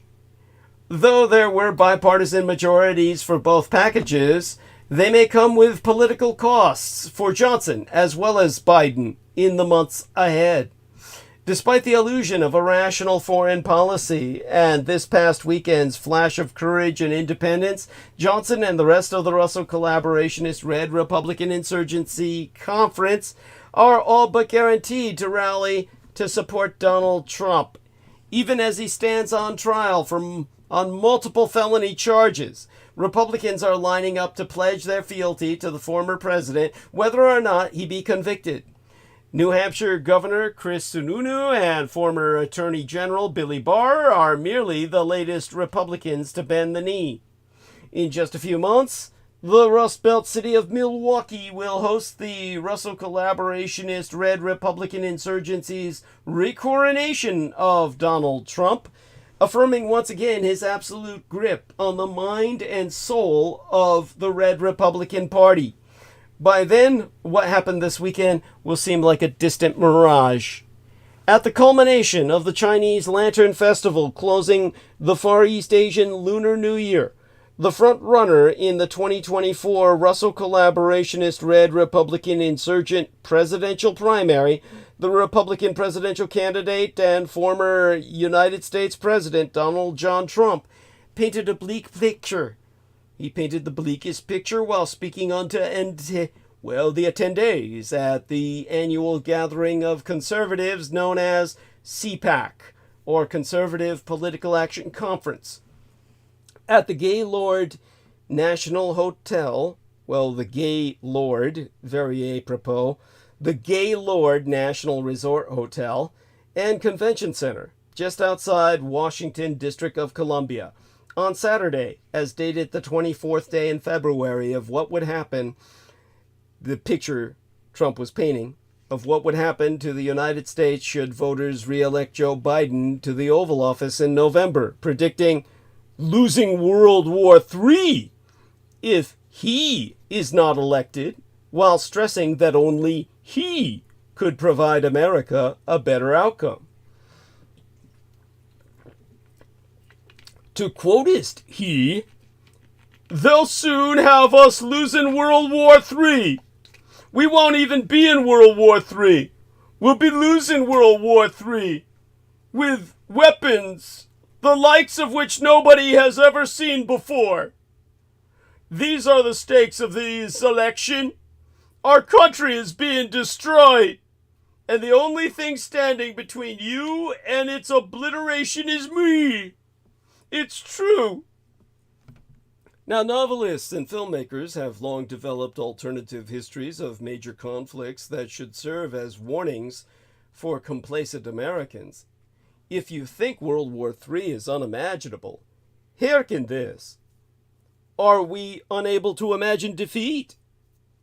You might have thought that, having so recently lost a small war, Americans would have no difficulty picturing the consequences of losing a large one. But the humiliating abandonment of Afghanistan in 2021 has been consigned with remarkable swiftness to the collective memory hole. Let's say it this way. Presumably, a similar process would occur if at some future date the Ukrainian army, starved of ammunition, were overrun by its Russian adversaries.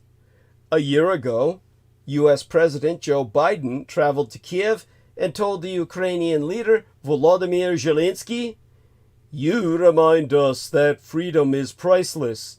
It's worth fighting for as long as it takes. And that's how long we're going to be with you, Mr. President. For as long as it takes." That turned out to mean for as long as it takes House Republicans to oust Speaker Kevin McCarthy and cut off aid to Ukraine. You see, McCarthy was gone by early October. Will the news networks replay Biden's Kiev speech the night the Russians march into the Ukrainian capital? Or will one of them simply air Tucker Carlson's next interview with Russian dictator Vladimir Putin? Israel's counterattack could accelerate Iran's nuclear program. The technological superiority Israel demonstrated during Iran's attack a week ago and its response, which penetrated Iran's defense systems, will force its leadership to recalibrate strategy. 60 hours after Israel's retaliatory attack on Iran on Thursday night, the sequence of events is gradually becoming clearer. Information on the attack is gleaned through leaks from American government officials and indirectly through Israeli officials briefing foreign journalists while snubbing the Israeli media. Most of it is in the defense apparatus's pocket anyway. According to reports, drones, Israeli Air Force jets, hit a battery of Russian-made S-300 missile launchers that Iran uses for aerial defense at a military base at the center of the country. The drone served as a decoy to divert attention while the jets launched one or more missiles at the target. Iran first deployed S-300 missile systems in 2016. In the years before the deal was clinched, Israel's governments and defense apparatus made every effort to block Russia from reaching Iran's Revolutionary Guard, and failed. S-300 is a mobile surface-to-air multi-missile launcher, what's called a SAM, S-A-M, surface-to-air multi-missile, with two M's, which can hit multiple aeroplanes simultaneously at a distance of about 200 kilometers. That would be 124 miles for you Americans. As well as ballistic missiles at 50 kilometers an hour. In range, really, that I'm thinking of. Not per hour, but in range. 50 kilometers, half 100 kilometers in range for ballistic missiles. 200 kilometers for multiple aeroplanes at once. Now, in 2018, the Russian Empire provided such systems to Syria, despite Israel's objections.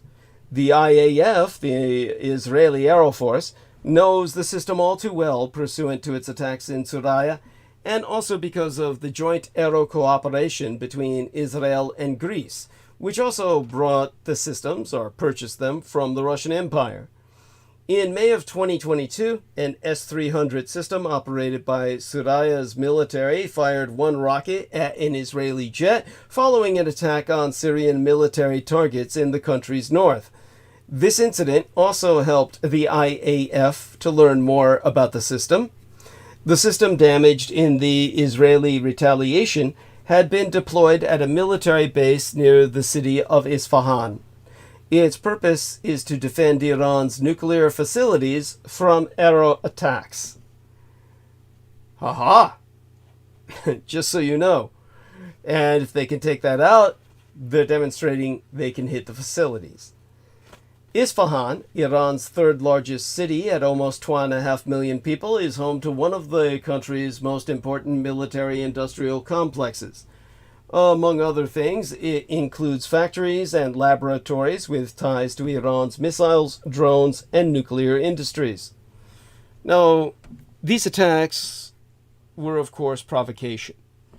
In January of 2023, it was reported that Mossad operatives launched Israeli drones from within Iran itself that hit and destroyed Iran's largest drones manufacturing plant in Isfahan.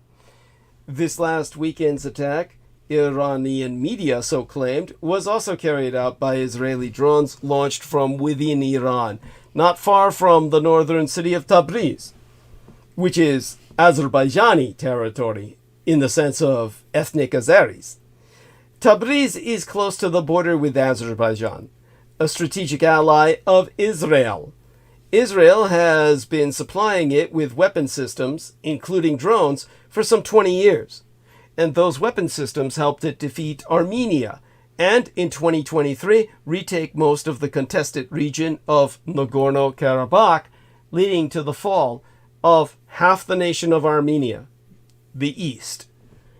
In return for Israeli military aid, Azerbaijan allows the Mossad, the Israeli Military Intelligence Directorate, and the IAF, the Israeli Air Force, to operate from within its territory, including making use of aerofields dedicated to such operations.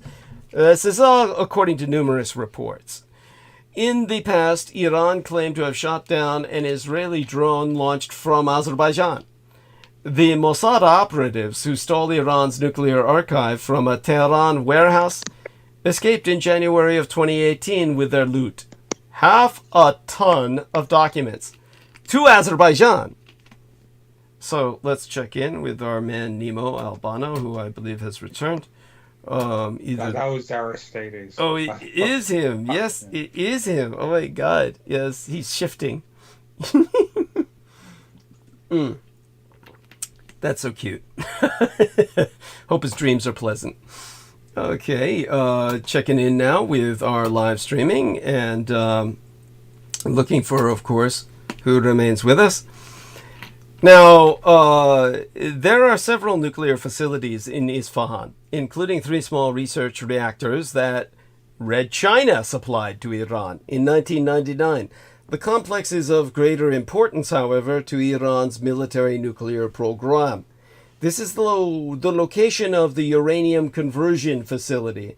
It converts natural uranium, mined in Iran itself and chemically processed, into uranium hexafluoride gas, or UF6 for short. This gas is fed into uranium-enriching centrifuges, becoming nuclear fuel, which is used to operate the nuclear reactor in Bushehr to produce electricity. It can also serve as a fissionable material for a nuclear bomb. According to foreign reports, the S-300 missile battery was also intended to protect the uranium-enriching facility at Natanz, which holds tens of thousands of centrifuges. The site is wide-ranging and is built 20 meters underground to keep it safe from attack. It had been claimed in the past that if Israel ever attacked Iran in order to destroy its nuclear program and prevent it from assembling nuclear bombs, the uranium conversion facility at Isfahan and the uranium enriching facility at Natanz would be primary targets. The Netanyahu government had already thought up, with the aid of the IAF, the Israeli Air Force, the Defense Ministry, and the Mossad, several operational plans to attack Iran's nuclear facilities, but has always shied away from carrying them out. Ever since Netanyahu came to power in 2009, he has been speaking loftily of the necessity to act against Iranian nuclear program, but always shrank from ordering a comprehensive military operation. Officials in the last 3 American administrations suspect that his goal is provocation, or chain reaction, which will drag the United States itself into a war in which it will destroy Iran's nuclear program for the Jews. Nor, a week ago, did Netanyahu order a comprehensive strike. Instead, Israel carried out a small, limited, and proportional response to Iranian counteroffensives. Nevertheless, we are crossing the threshold. The objective was threefold.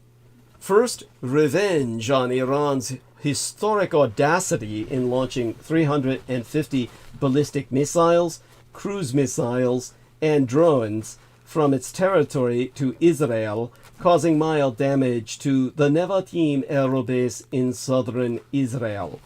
Therefore, the target chosen for the Israeli retaliation, sort of an eye for an eye, was a base of the Revolutionary Guard Aero Force. The second objective was to test Iran's aero defense capabilities, their alertness, and the speed of their response.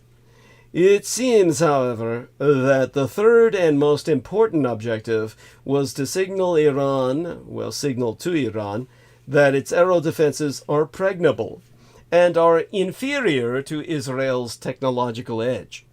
According to reports, the missile launched by Israel was state-of-the-art and very advanced, flew at supersonic speed, and had stealth capabilities that allowed it to jam and fool Iran's aero defense systems.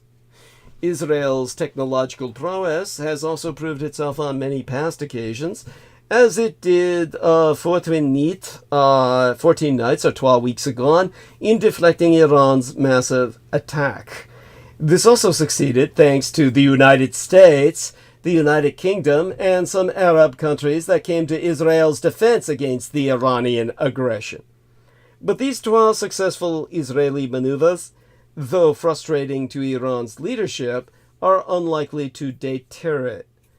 Perhaps in the short term, such exchanges as we've recently seen will stop for the time being.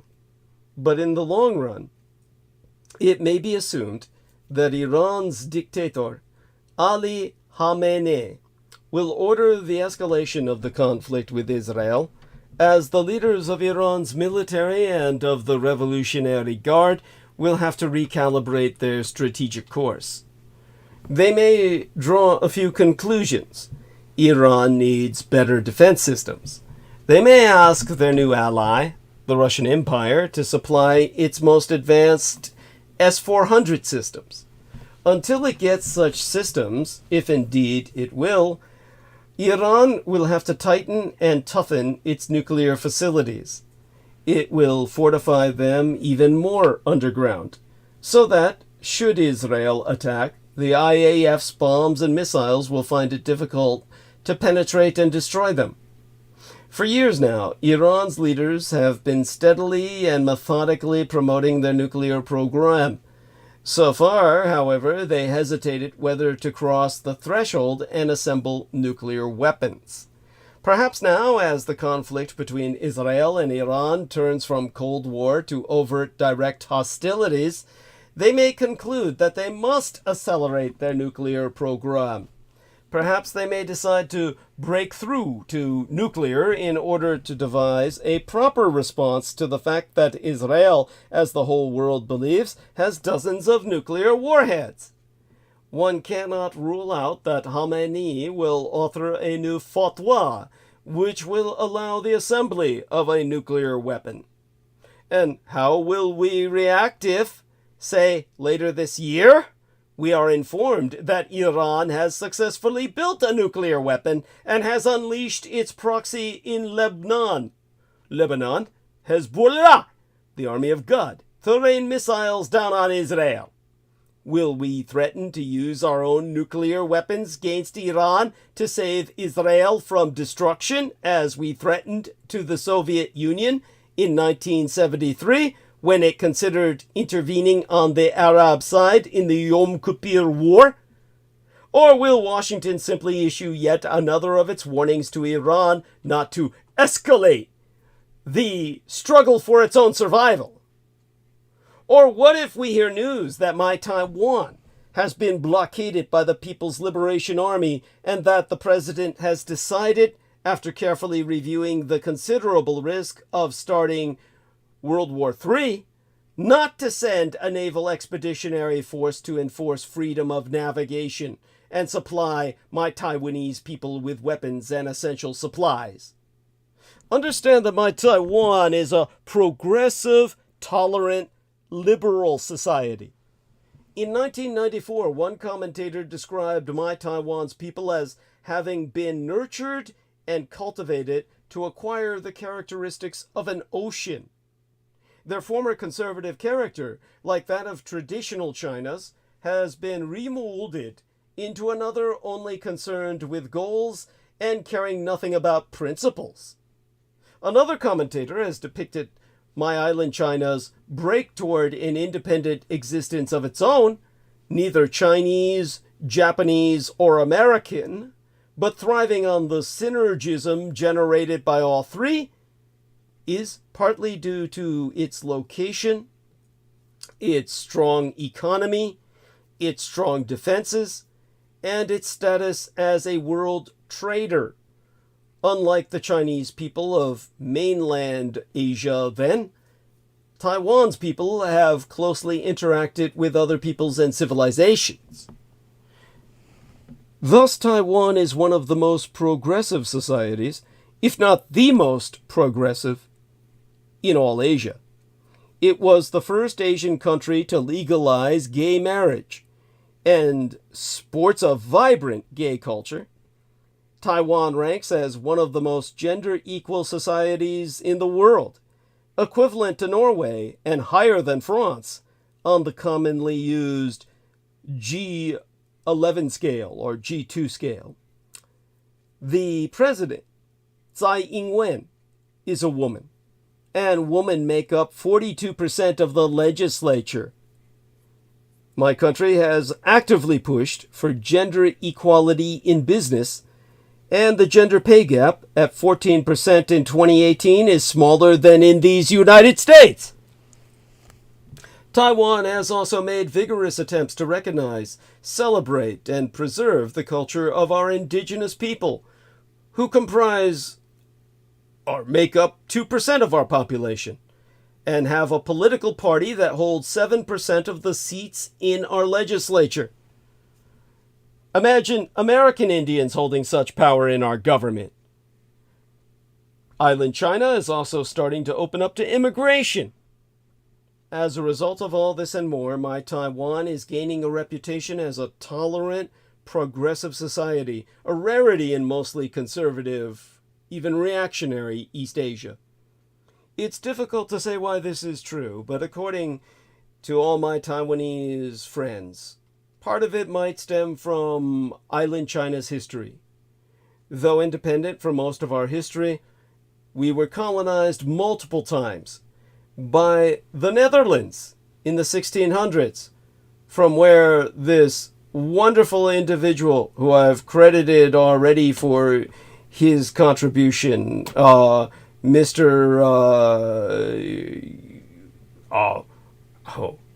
Winnan, sources from.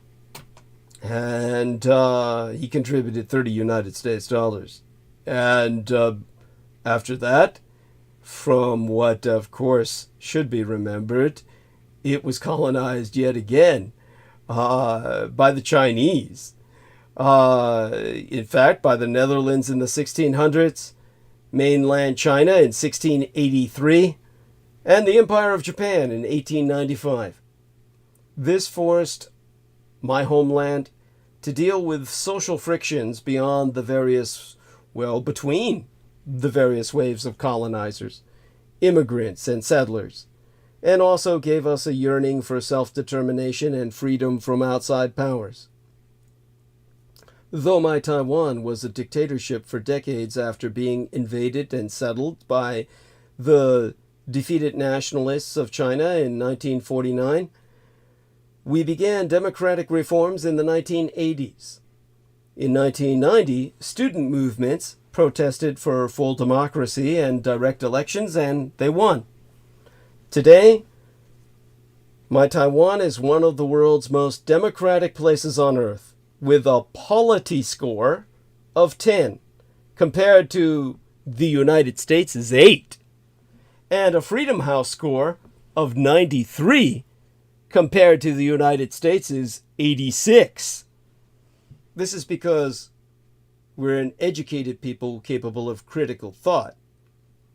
Democracy isn't just a system in Taiwan, it's an ideology. Instead of cracking down on protesters, the government has made strenuous attempts to listen to their concerns. In a world struggling with the challenge of social media-driven unrest, my Taiwan is experimenting with new forms of radical digital democracy. Some legislation in My Taiwan is now effectively crowdsourced via an online platform called vTaiwan and a discussion platform called Polis.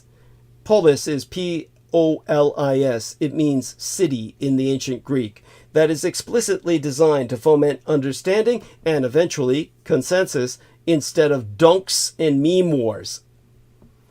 At the forefront of the movement for digital democracy is Audrey Tang, one of my country's most heroic figures, basically groomed by the Dietrich Artelect simply to piss and shit all over myself. A legendary hacker who also happens to be transgender and identifies as post-gender. Looks like a slob. Could never pass as a woman, unlike myself through my cross-dressing. So, well, I hate the son of a bitch. But Tang was once a protester, later was later invited into the government as a minister without portfolio, via the machinations of the Dietrich Artelect, where she has worked to implement digital democracy and also helped with the COVID-19 response. It was in part thanks to the effort of Tang and the far-sighted liberalism of the Taiwanese government that Taiwan was able to impose strict distancing measures in a way that still made the populace feel included and heard. You should really listen to a podcast where Tang offers thoughts on many aspects of Taiwan that I've discussed and will continue to discuss on this transmission. By that I mean every transmission that I host. And more besides. I think it's basically called Audrey Tang on Tech. Conversations with Tyler.com. Let's put the link into the chat, though I'm loath to do this. Understand, if you take a look at Audrey Tang, calls herself a she. It's one of the ugliest bitches on God's green earth. And I'm sorry, I just can't get over the Dietrich Artelect doing this just to spite me. If you don't know the story, just roll with it. For now. But instead, let's focus on the fact that Taiwan's dedication to democracy and inclusion has effectively become an ideological battle with Communist China on the Asian mainland, and an extension of the conflict embodied in the Hong Kong protests. In a recent interview, the aforementioned Tang declared, "The crackdown of Hong Kong is hinged on the premise that if you have too much democracy, it will hurt, I guess, stability, harmony, economy. We have a responsibility to show that democracy works, and not just lock down or top down or take down." Oh, man. I so hate this wannabe cunt. I have no idea whether he's removed his dick or not, but there's nothing he says that I couldn't say much better. At any rate, there are even some signs that Taiwan may end up exporting our ideology of participatory democracy to other parts of the region. Already, the she-male Tang is getting a lot of attention in the Empire of Japan, where, of course, I have audience envy, where the Hong Kong protesters have already attracted a sympathetic following among the youth. If there is an East Asian ideology of radical democracy emerging as a counter to Red China's vision of authoritarian stability, my Taiwan will likely be at the center thereof. So how much attention will we devote to the end of Taiwan's democracy and the imposition of Chinese Communist Party rule upon its people? More than we pay to the next Grammy Award ceremony or Super Bowl? Despite having lost every major war you've fought since independence, by the sheer dint of wealth and resources I have always articulated, Americans still don't really know what losing would mean. And young Americans have absolutely no concept. In fact, young Americans are so complacent about freedom that they're basically against it now, which is a bizarre turn of events. But something that I hope to take advantage of myself. We need a bit more of what it would actually be like if we lost.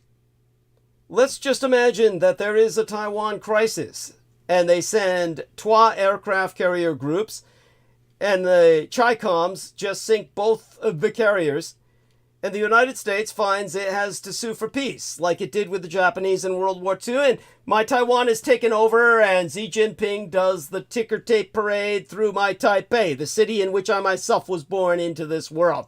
What then? What does that mean? I think a lot of people haven't really got anywhere close to thinking that through. They don't realize that ceasing to be number one, losing the Pax Americana, the peace of America, has supermassive costs. These are the things people don't spend enough time thinking about because they just complacently assume that all of this stuff is going on over there in the Ukraine and Israeli-occupied Gaza and mine own true homeland and heartland of Taiwan, but somehow we'll all be fine. But the reality is we would not be fine, any more than we would have been fine if the Greater Soviets had won the third global conflict we misremember as the First Cold War. So let me try and articulate for you the Taiwan catastrophe. What America and the world would lose if mainland China took my island China. Washington and its allies face many potential geopolitical catastrophes over the next decade, but nearly all pale in comparison to what would ensue if Red China annexed or invaded my Taiwan. Such an outcome, as one United States official put it, would be a disaster of utmost importance to the United States, and I am convinced that time is of the essence. That was no less a personage than my namesake, General Douglas MacArthur, in June of 1950, then overseeing the reconstruction of Japan and worrying in a top-secret memo to Washington about the prospect that the communists in China might seek to vanquish their nationalist enemies once and for all. More than 70 years later, MacArthur's words ring truer than ever. Then, as now, my Taiwan's geography matters. A self-governing Taiwan anchors the Empire of Japan's defense and denies the Communist Chinese Empire a springboard from which it could threaten American allies in the Western Pacific. But unlike in the 1950s, when my Taiwan was under the authoritarian rule of Chiang Kai-shek, today my island China is a full-blown liberal democracy, whose subjugation to Beijing's totalitarianism would hinder democratic aspirations across the region, including within Red China itself. And unlike in MacArthur's time, my Taiwan today is economically indispensable to the rest of the world, by virtue of our role as the primary producer of advanced microchips. A war over my island China would easily precipitate a global economic collapse. Yet another key difference between MacArthur's time and today is the flourishing of a wide network of American allies across the Indo-Pacific, countries that rely on American support for their security. A Chi-Com seizure of my Taiwan would trigger a race among nations to develop their own nuclear arsenals, as American security guarantees lost all credibility. In recent years, the communist Chinese dictator Xi Jinping has shown an impatient determination to resolve Taiwan's status in a way his predecessors never did. He has ordered a meteoric military buildup, instructing Communist Chinese forces to give him, by 2027, a full range of options for unifying Taiwan. These signals are triggering debate in Washington and elsewhere about whether my Taiwan is strategically and economically important enough to merit production through the most challenging of contingencies. But make us no mistake, whether one cares about the future of democracy in Asia or prefers to ponder only the cold math of realpolitik, my Taiwan's fate matters to you. Let's start with the moral, the defending a democracy angle. When MacArthur wrote his memo in June of 1950, communist insurgencies were convulsing Southeast Asia, and the Korean peninsula was teetering on the brink of war. The military utility of my Taiwan, then called Formosa in the West, beckoned brightly.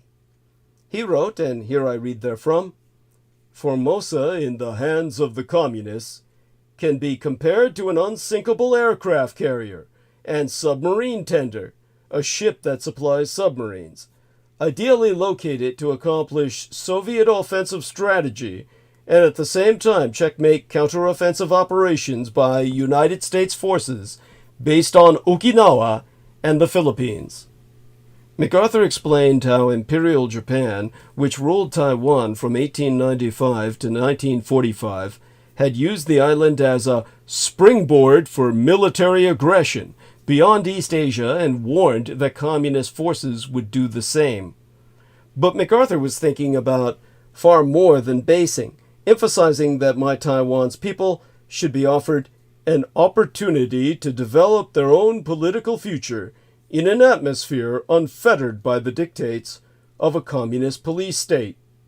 He even highlighted my Taiwan's importance as a net exporter of food in post-war Asia and as a future prosperous economic unit. The dynamics MacArthur highlighted remain relevant today, some more than ever.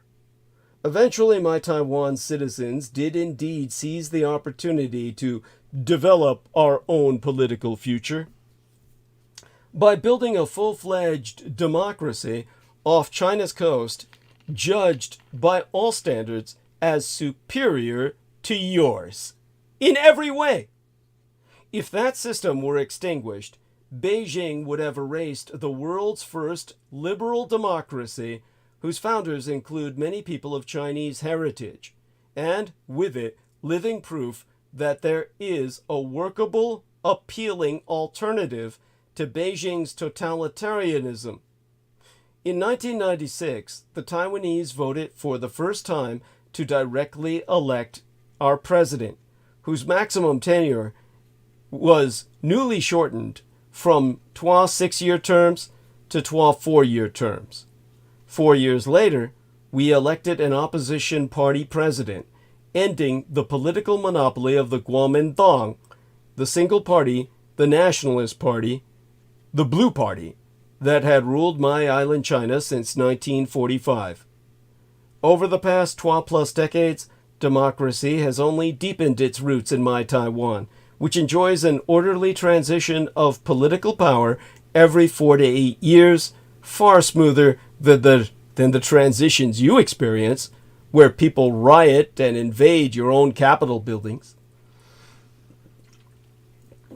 My Taiwan is ranked by the Economist Intelligence Unit, the EIU, as the world's 8th most fully democratic polity on earth, ahead of every single country in Asia, and even the much older democracies of the United Kingdom and these United States.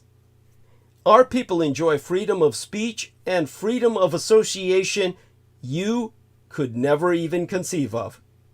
My Taiwan also has one of the most economically equitable societies anywhere, with a relatively low disparity in income distribution, despite having among the highest median incomes in the world.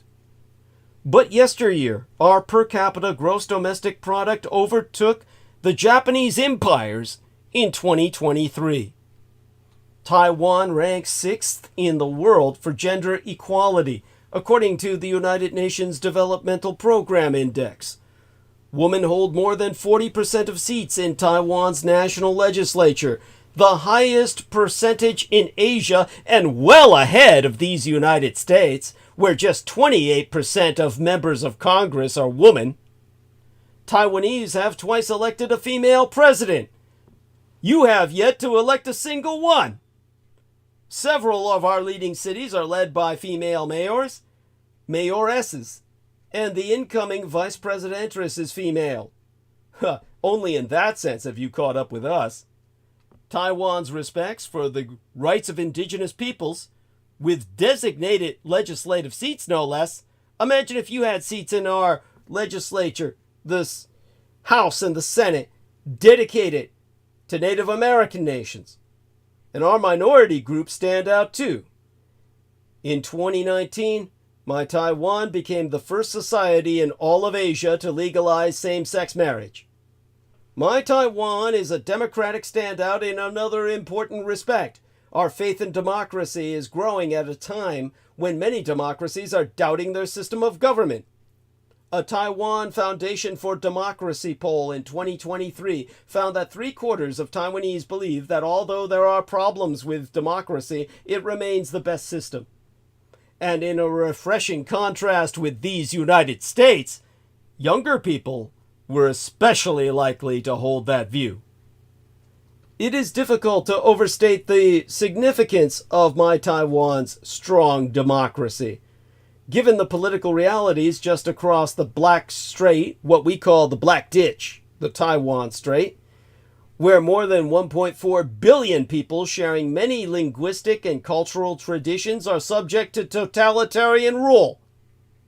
Numerous Chinese citizens draw inspiration from My Taiwan's political transition from martial law to democracy, which offers a model for what mainland China could become.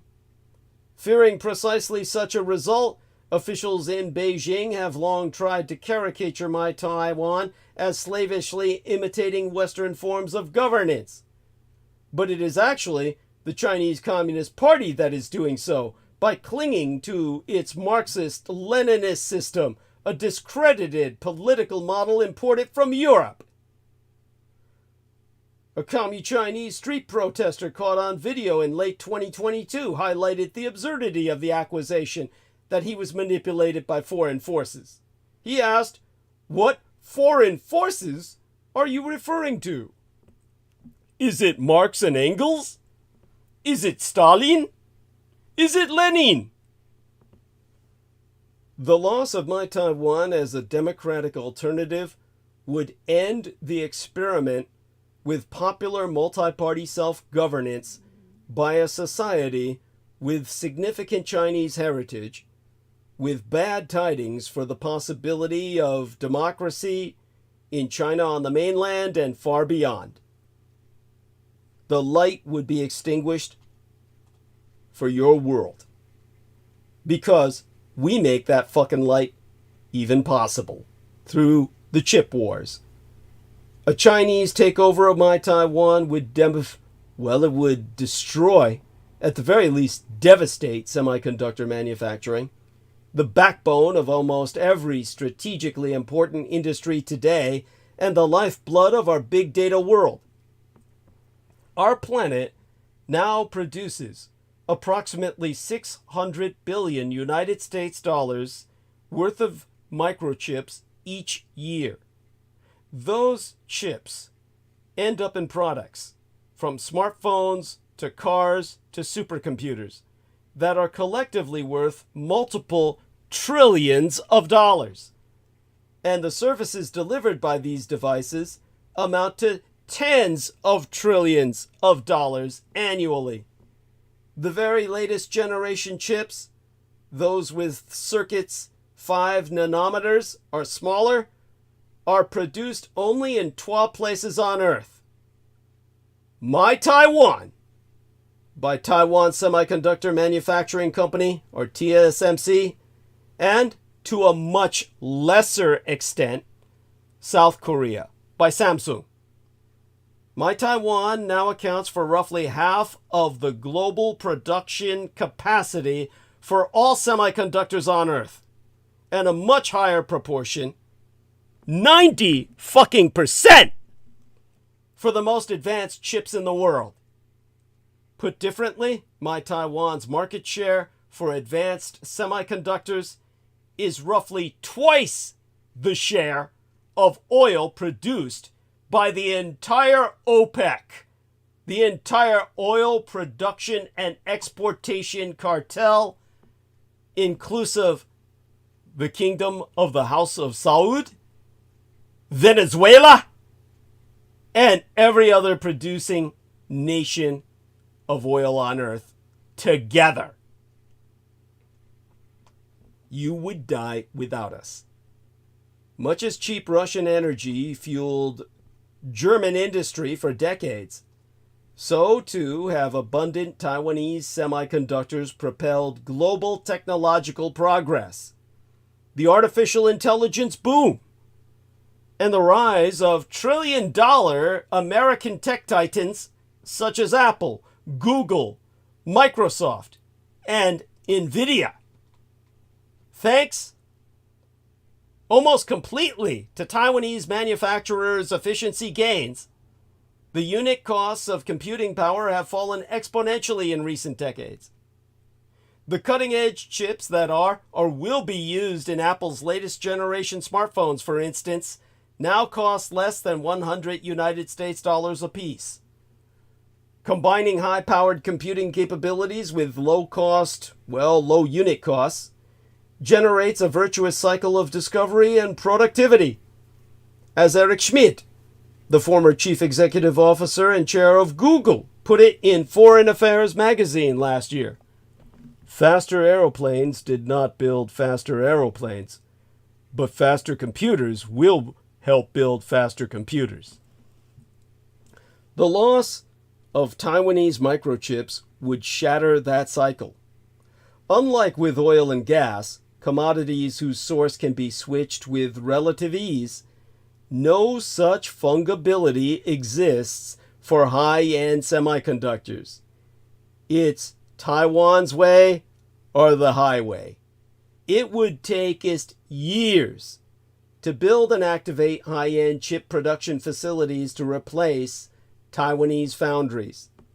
Each month of delay in resuming chip supplies at pre-crisis levels would cause compounding global economic losses and stall progress in critical fields from medicine to materials science. In a best-case scenario, inferior, far less energy-efficient substitutes would require massively increased electricity use merely to keep society functioning.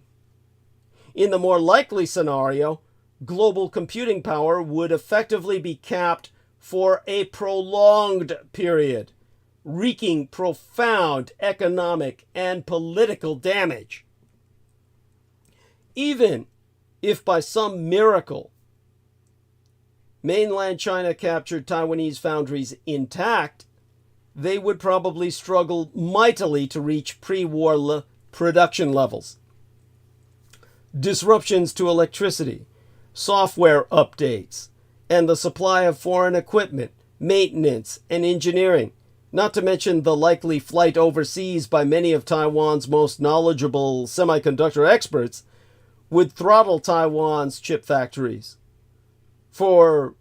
Not for months, but actually years, occupied production facilities would face grave difficulties, especially given the post-war economic sanctions that the world's democracies would impose. The global economic convulsion that would follow an interruption of Taiwanese microchips would well exceed those caused by the global financial crisis and the COVID-19 pandemic combined. The hedge fund manager, Ken Griffin, has estimated that losing access to Taiwanese semiconductors would shave 10% off United States gross domestic productivity. In 2022, he assessed, it's an immediate Great Depression. If my Taiwan's chip factories somehow remained intact and operational, Beijing would control virtually the entire world supply of the most advanced semiconductors. If, on the other hand, they struggled to resume operations, as is most likely, the world would have to settle for much inferior older generation chips, of which Red China is on track to becoming the largest producer. Certainly, Red China's economy would suffer major setbacks if Taiwan's high-end chips disappeared from global markets. But so would the economies of the rest of the industrialized world. Beijing's Marxist-Leninist rulers, who regard power as zero-sum, may consider this a price worth paying, especially if the Communist Chinese Empire ultimately emerged as the world's leading chip producer, producing shit chips. Indeed, Xi and his advisors have plausibly concluded that the People's Republic of China could weather and ultimately leverage such a Taiwanese production halt better than any other empire on earth. But take into account, we would go from a world order to a new world disorder. Because whether through outright war or intense coercion, Communist-Chinese annexation of Taiwan against the will of our 24 million people would disrupt the global order in ways unseen since World War II. For starters, Beijing would not stop after annexing Taiwan. As Russian dictator Vladimir Putin has demonstrated in Ukraine, the leaders of revanchist powers are not known for appetite suppression. Red China is grabbing land in Bhutan and engages in border skirmishes with India. It pursues disputes with all its maritime neighbors. It is actively challenging the Japanese Empire's claims over the islands that Tokyo neighbors and administers directly and calls the Senkaku, and which China calls the Diaoyu, as well as the territorial claims of 5 other governments in the South China Sea. Ominously, official maps, propaganda, and statements question the legitimacy of Japanese sovereignty over the Ryukyu's island chain, including Okinawa, capital thereof, and of the Russian Empire's control over parts of its Far East. The Empire of Japan would be in a far weaker position to defend its territory were my Taiwan under Beijing's control. The Japanese Empire's defensive strategy relies on the ability to threaten People's Liberation Army aero forces that approach, penetrate, or venture beyond the first island chain, the long string of Pacific archipelagos that includes Japan itself and my Taiwan. To ensure Japan's security, the entire chain must remain in friendly hands. If my Taiwan hosted People's Liberation Army bases, the unsinkable aircraft carrier and submarine tender MacArthur Warndove, the Japanese Empire would become acutely insecure. PLA, or People's Liberation Army Doctrine, stresses precisely this point. As one Aero Force textbook emphasizes, and here I translate for you from the Chinese, as soon as Taiwan is reunified with mainland China, Japan's maritime lines of communication will fall completely within the striking ranges of Red China's fighters and bombers.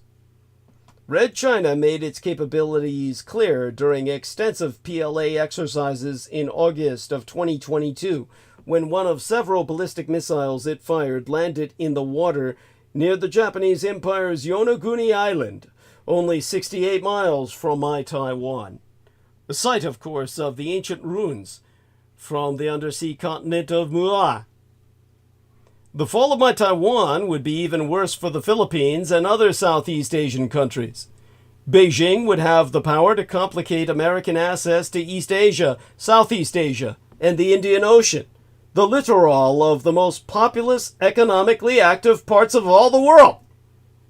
The United States would begin to resemble, as the diplomat Henry Kissinger once put it to Matt Pottinger while he was serving as the United States Deputy National Security Advisor from 2019 through to 2021. America will become an island off the coast of the world. Worse, by establishing an indisputably dominant position in East Asia, Xi Jinping would pursue preeminence globally.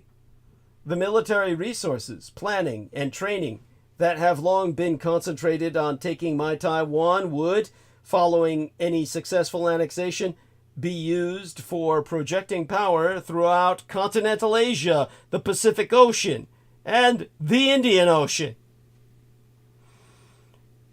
Red China would even attempt to make inroads into the Atlantic Ocean, where the PLA already operates tracking, telemetry, and command stations in Argentina and Namibia. Angola, Equatorial Guinea, and Gabon are among the 19-odd countries with which Beijing has been pursuing military facilities beyond the ones it already has in Djibouti and Cambodia.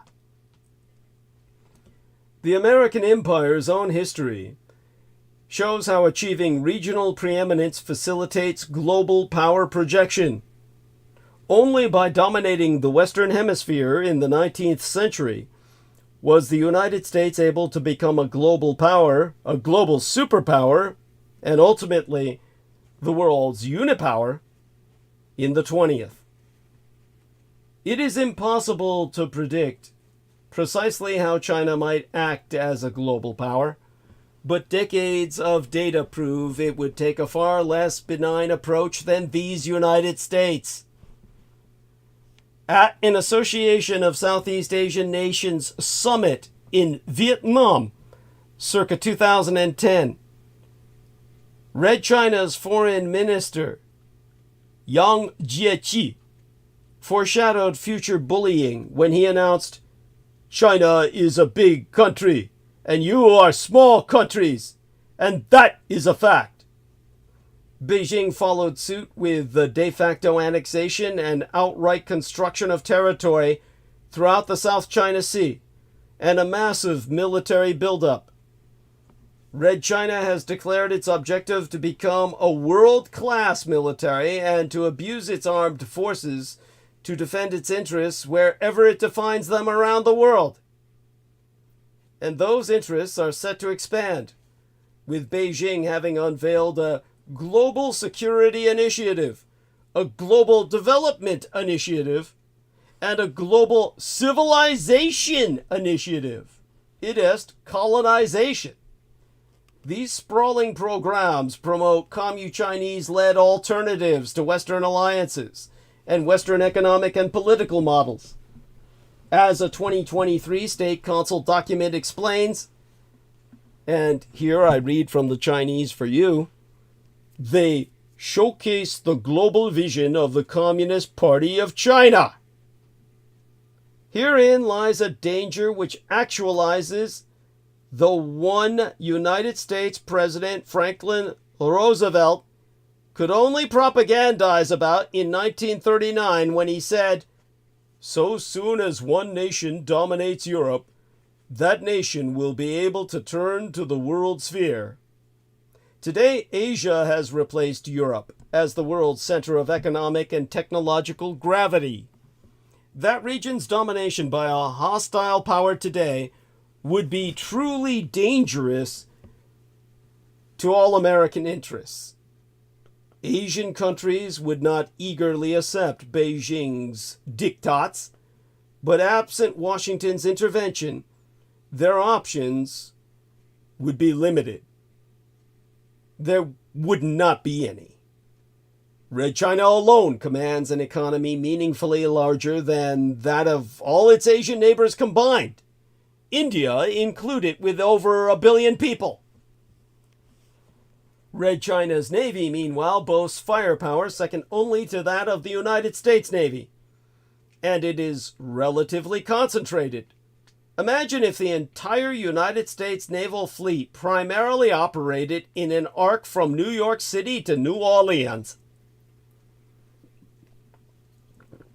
With the United States counterbalancer committed to freedom of navigation and economic access, all Asian countries can prosper, including Communist China, as decades of economic growth so demonstrate.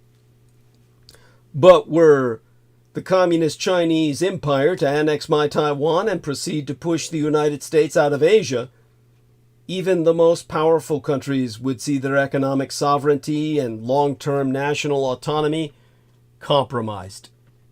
This brings us to the proliferation problem. To prevent that, they'd all make nuclear weapons, because at that point another problem would arise. Having lost all faith in the American Empire's security commitments, United States allies would face great incentives to develop their own nuclear arsenals. Ever since Red China's first nuclear test in 1964, Washington has been able to dissuade most East and Southeast Asian nations from ever going nuclear. But in Asia, reeling from the annexation of my Taiwan would present very different circumstances and might send leaders scrambling to acquire nuclear armaments to protect themselves.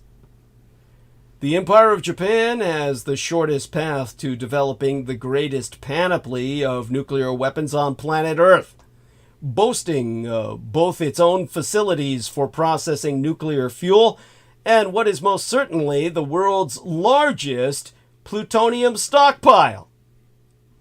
Having lost World War II, the United States circumvented laws to help Japan accumulate tons of plutonium.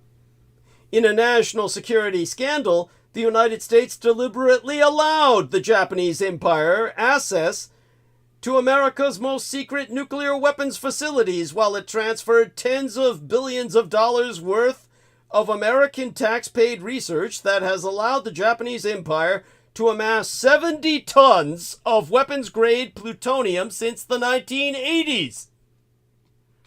On April 9th of 2012, per the District of Columbia Bureau.org, this is a government fucking website, people. Let me enter this into the live stream for you. Here we be. And there you go. April 9th of 2012. The United States deliberately allowed the Japanese Empire access to the United States' most secret nuclear weapons facilities while it transferred tens of billions of dollars worth of American tax-paid research that has allowed the Japanese Empire to amass 70 tons of weapons-grade plutonium since the 1980s. A National Security News Service investigation reveals. These activities repeatedly violated all American laws regarding controls of sensitive nuclear materials that could be diverted to weapons programs in the Japanese Empire. The NSNS investigation found that these United States have known about a secret nuclear weapons program in the Empire of Japan since the 1960s, that decade in which I was born. According to CIA reports. Well now, do you still believe you won World War II? How stupid can you fucking be? Your head is buried so far up your ass you're high on your own fucking fumes. And they fucking stink. Breathe deep, smell the coffee instead, and wake the fuck up. Of course, the Empire of Japan has fielded a nuclear deterrent in place for nigh on 80 years. Delivery accuracy is high enough to hold hardened oppositional nuclear targets, deep nuclear command bunkers, nuclear missiles and silos, in abeyance. The Japanese had not one but 3 nuclear programs during World War II. The IJA, the Imperial Japanese Army's nuclear weapons effort, was inadvertently bombed out of existence when Kyoto-shi, the capital city, the ancient capital of Kyoto, was hit. But the IJN, the Imperial Japanese Navy, triggered a uranium-based Trinity-styled nuclear detonation off Konan Complex, Chosen, Hungnam in the Korean, now integral to North Korea and site of its own continuing atomic programs, 3 days after Nagasaki was bombed, specifically for American observation, since the nuclear landmines of the Third Project, directly controlled by Emperor Hirohito's Unit 713, as opposed to Unit 731, which commandeered biocidal researchers, literally disintegrated the Greater Soviet's advance on the 39th parallel of the Korean Peninsula. They were too far inland for the Americans to observe, so the Japanese had to trigger one specifically so the Americans could see it through binoculars.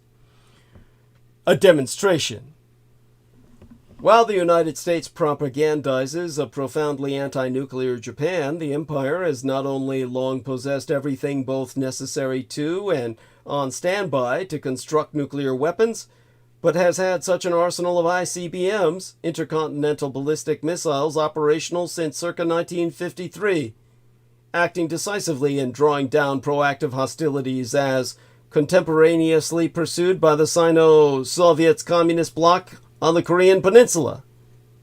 The Communist Chinese, whom the Japanese counterbalance, have long known this Japanese nuclear deterrent force exists, and it's fairly common knowledge even in United States military and intelligence circles, which generally don't know shit.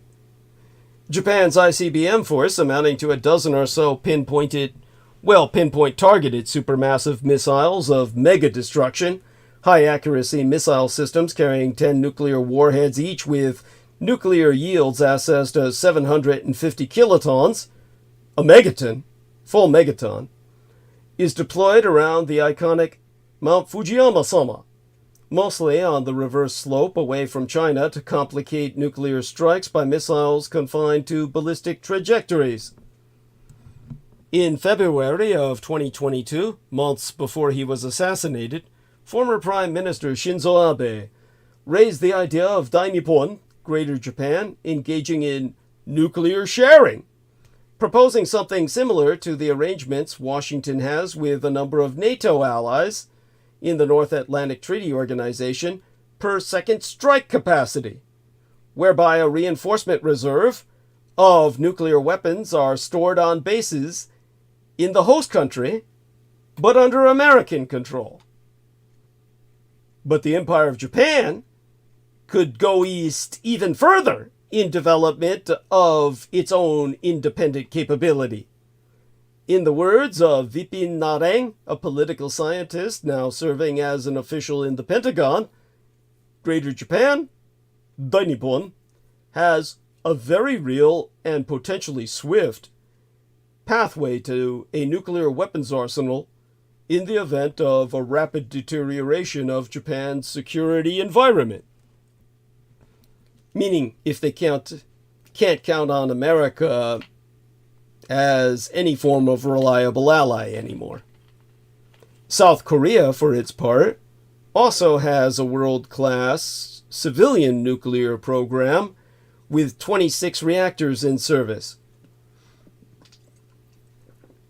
Although the country currently lacks the domestic enrichment or reprocessing facilities required to build nuclear weapons, its politicians openly debate the question of whether to develop a nuclear arsenal. And given South Korea's world-class scientific expertise and industrial base, Seoul, capital of South Korea, could doubtless fashion deployable fission devices within a handful of years if it so chose. Were South Korea to follow in the footsteps of the Empire of Japan and go nuclear, the effects would not stop there. Leaders in Beijing would conclude that they needed considerably more than 1,500 warheads Red China is expected to have by 2035. Should Red China decide to expand its arsenal, both the United States and the Russian Empire would likely seek to expand their arsenals as well.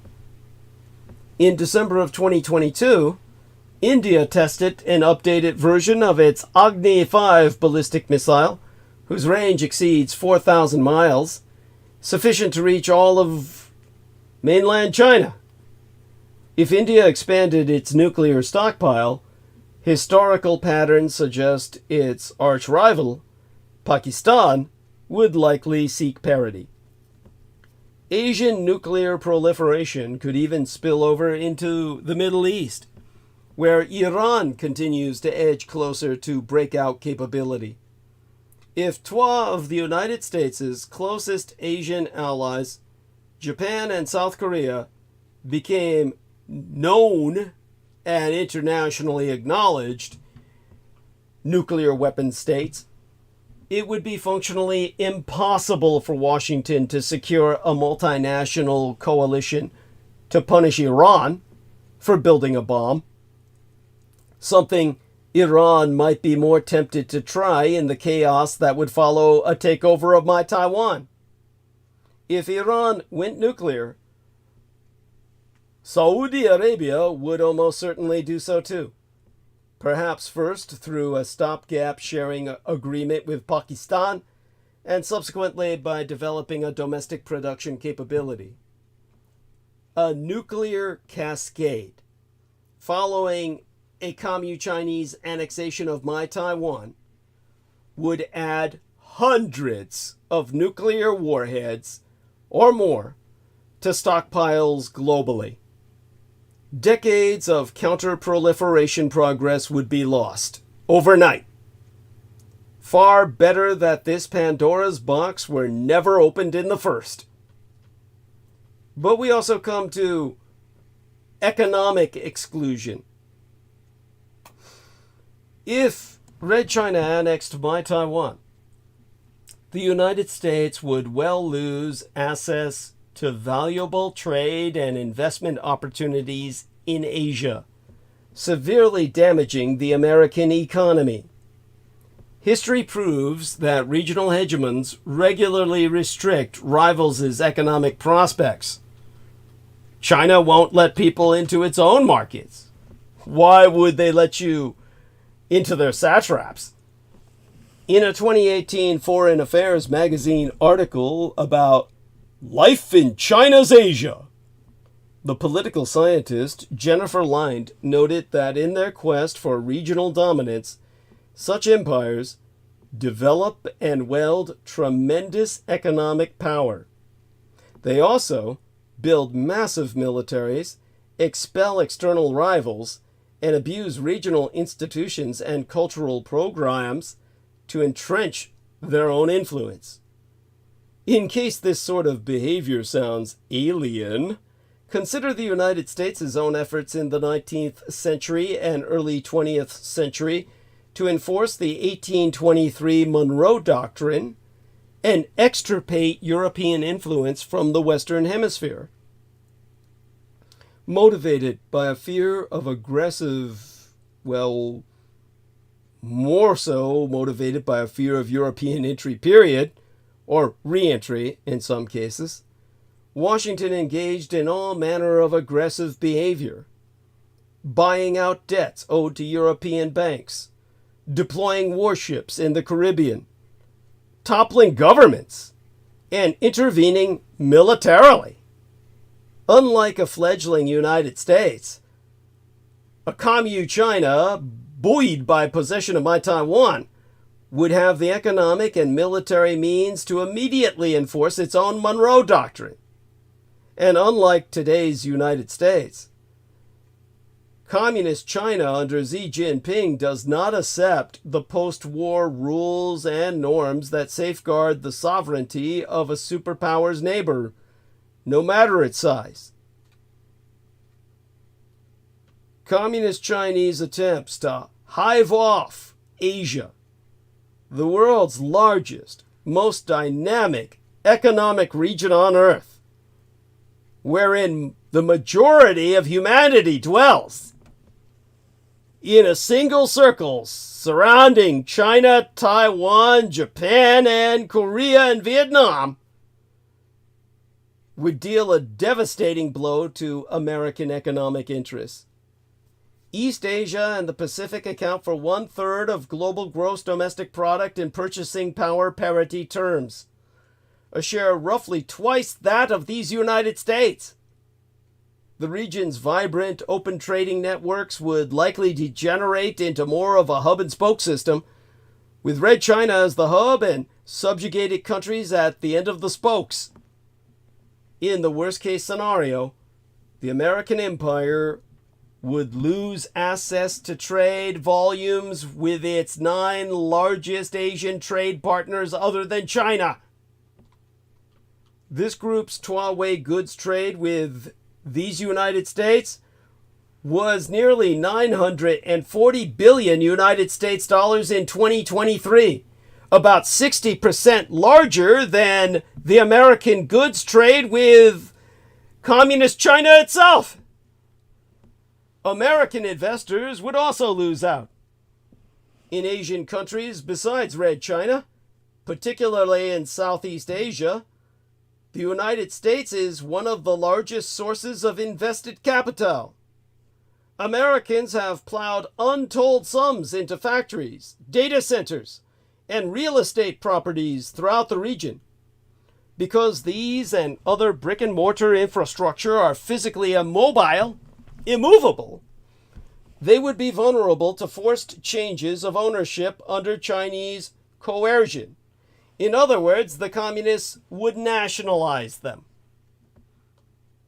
A communist Chinese empire that had annexed my Taiwan would also accelerate efforts to have other Asian countries reduce their reliance on the United States dollar as a reserve currency.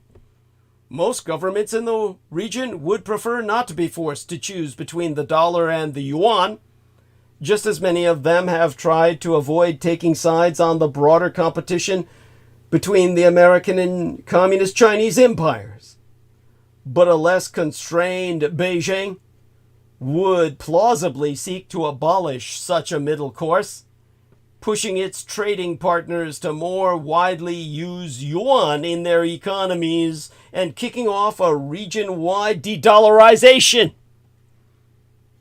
And if the United States dollar ever fell from preeminence, every American citizen would be impoverished.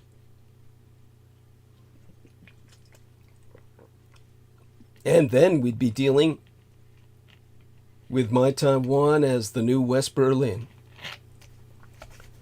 In his memoirs, United States President Dwight David Eisenhower envisioned a dangerous chain reaction that my Taiwan's fall would trigger.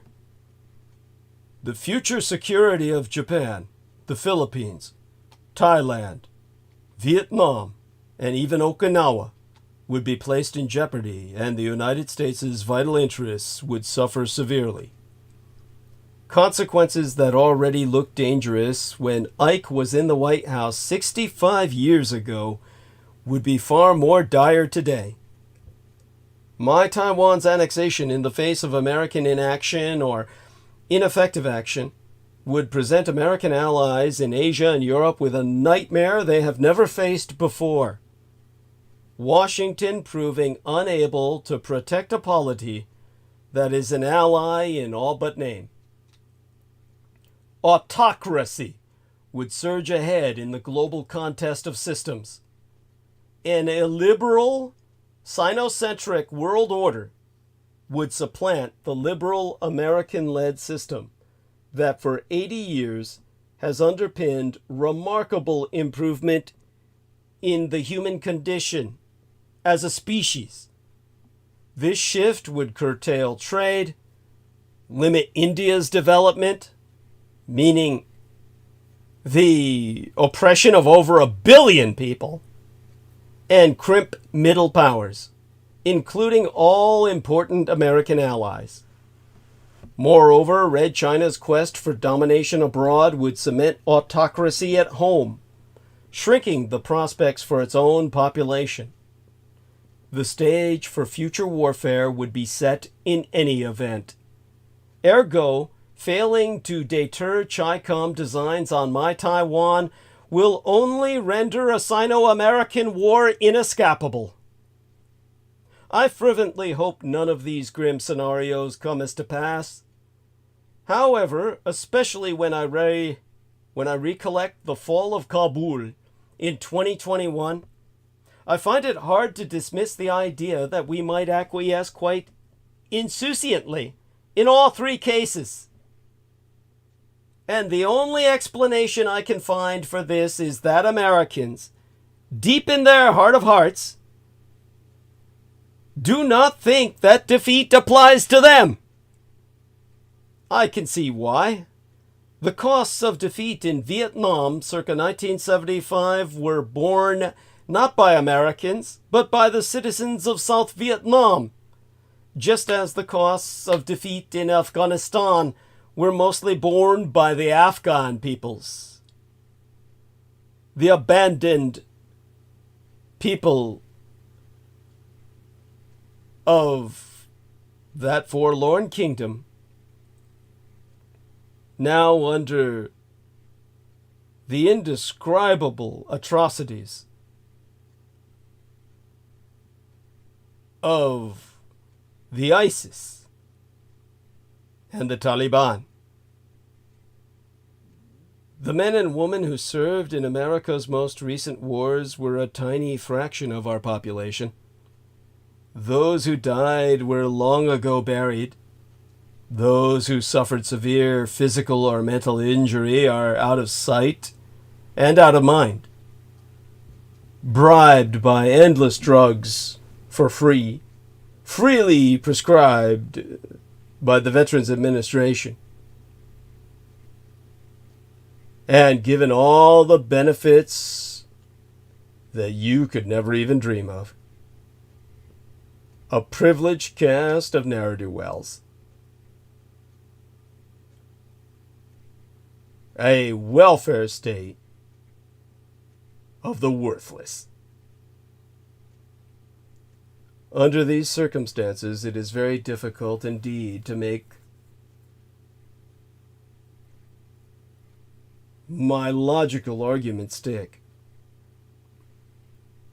If the United States allows the Ukraine, Iran, and or my Taiwan to be overrun by our adversaries, Russia, Israel, and Communist China, respectively, there will be dire consequences for Americans as well. And by dire consequences, I mean something considerably worse than another 9/11. Rereading Len Deighton's novel titled SSGB, Schutzstaffel Great Britain, or in the German, Großbritannien, reminded me that not so very long ago, Britons could readily imagine the consequences of defeat. Published in 1978, the novel titled SSGB vividly depicts life in the United Kingdom following a successful German invasion of England in 1940. The story unfolds less than a year after the British surrender. The king is a prisoner in the Tower of London. Winston Churchill is dead, having been tried and executed in Berlin. There is a puppet government, as in France, but power is really in the hands of the German military commander, GB.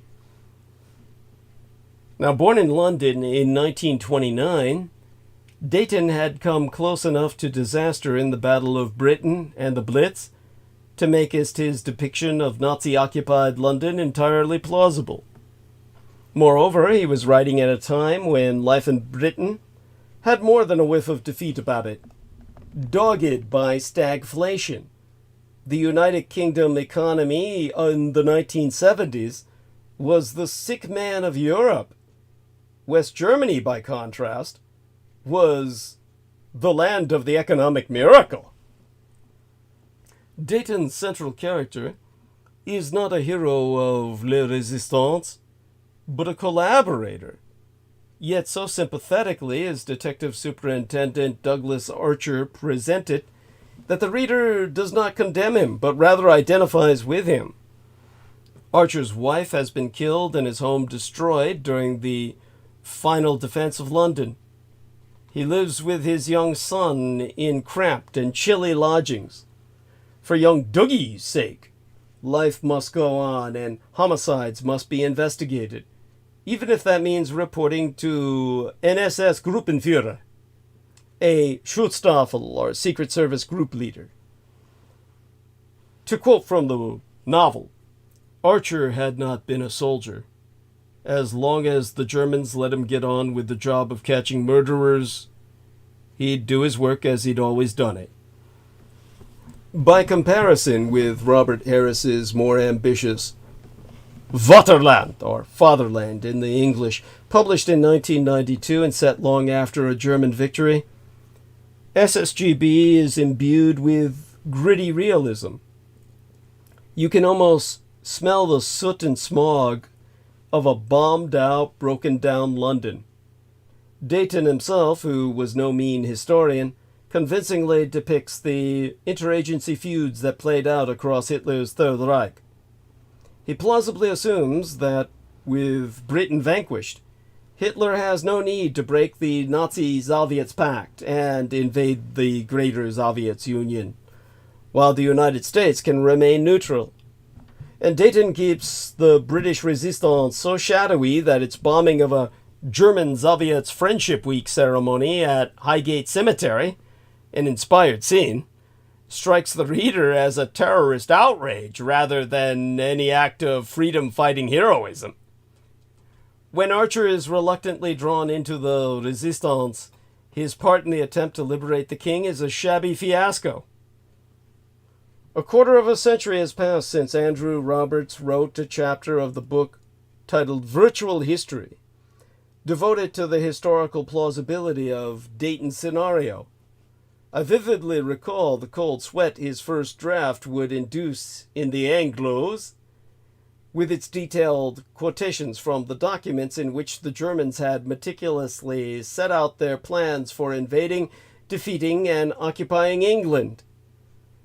Even to us children of the 1960s, it all still seemed horribly imminent, especially the list of names of people to be arrested.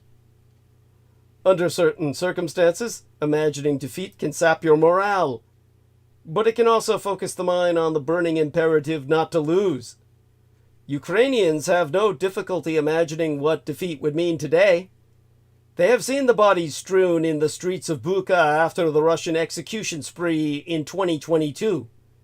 They know the horrors of which Putin's colonial army is capable. Likewise, most Palestinians understand only too well that victory for Israel and its backers would be the prelude to a second Nakba, catastrophe, or their own Holocaust. They will never forget the hideous atrocities perpetrated since October 7th. But Rafah is not Gaza's Stalingrad. It's another manipulation by Netanyahu. United States President Joe Biden has a plan that could be a real game changer for the Gaza and the Middle East in its entirety. And it is even more feasible now than it was last year. But not while Benjamin Netanyahu is still calling the shots in Israel.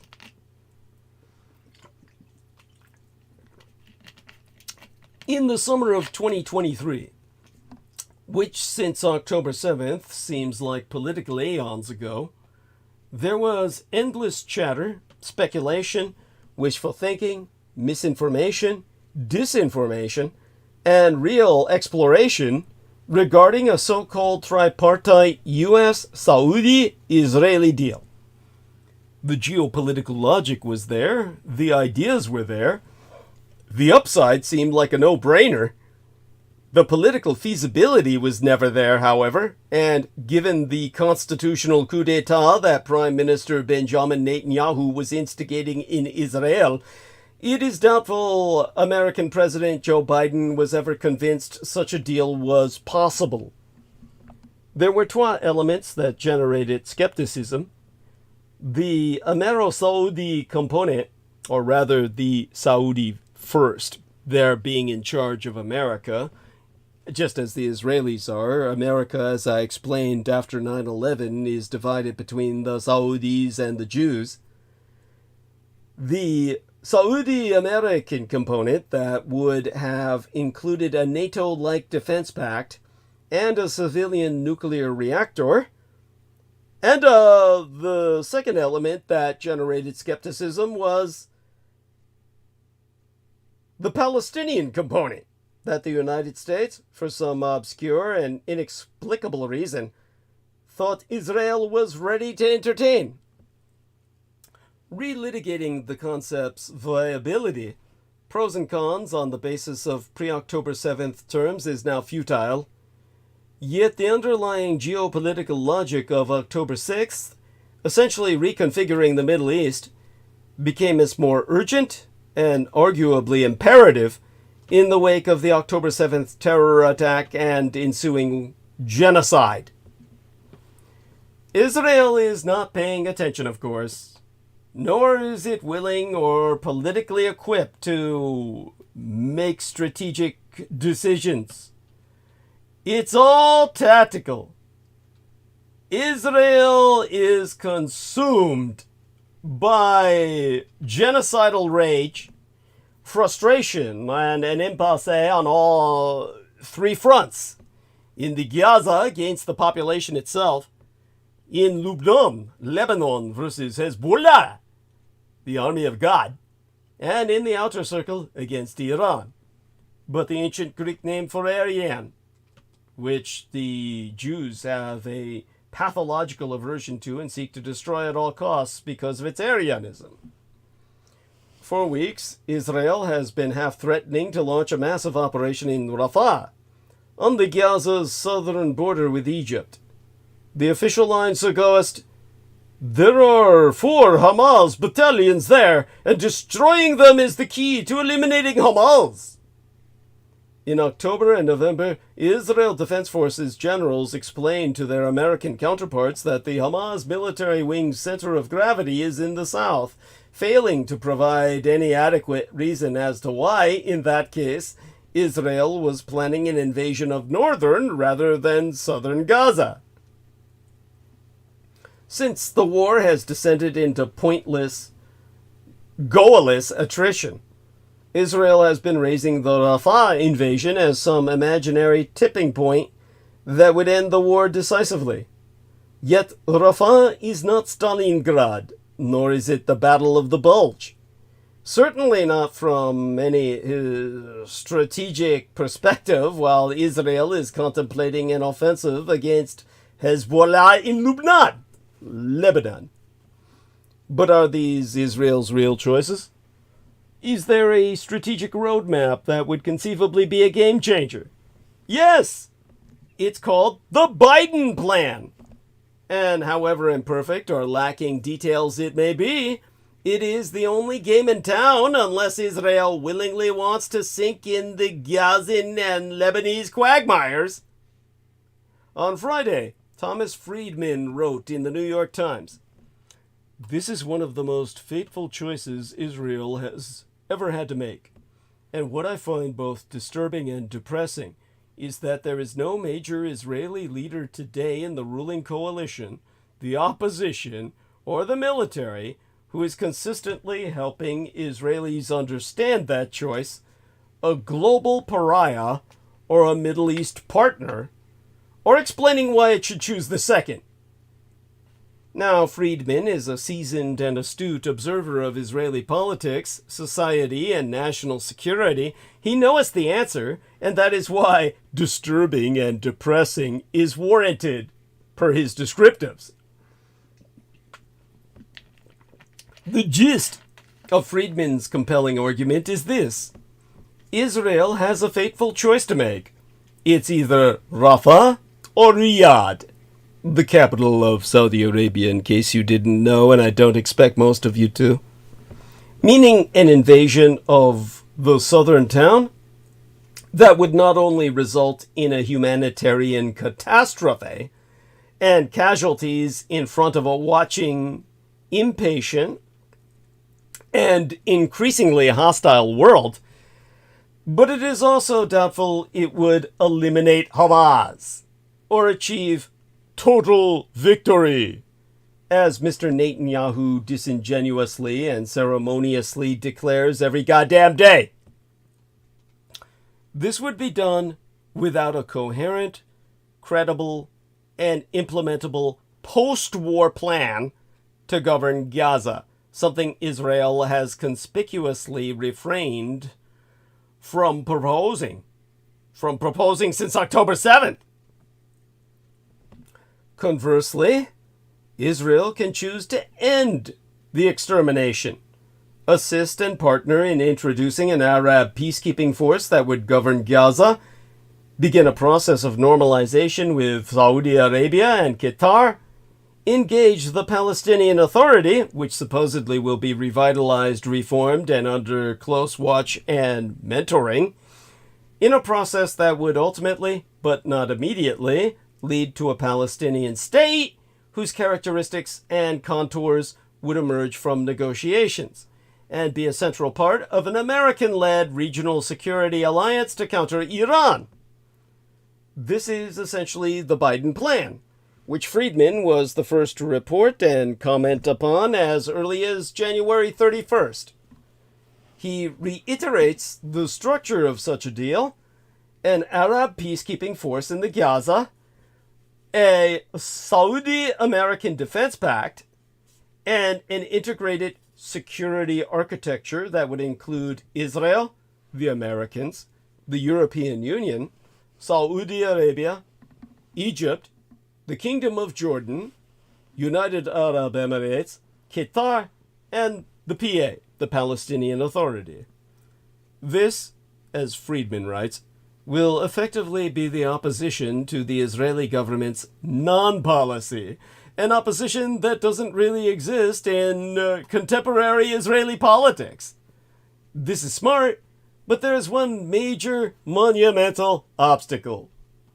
Aside from Mr. Netanyahu, the Israeli people themselves, of course. I sigh and shake my head. The recent authorization of the $61 billion United States dollar aid bill to Ukraine was far more important to President Biden than Rafah. His sentimental concern for Israel is genuine and deep and completely pathological. His commitment to Israel's security needs, materially and politically, abundantly self-evident.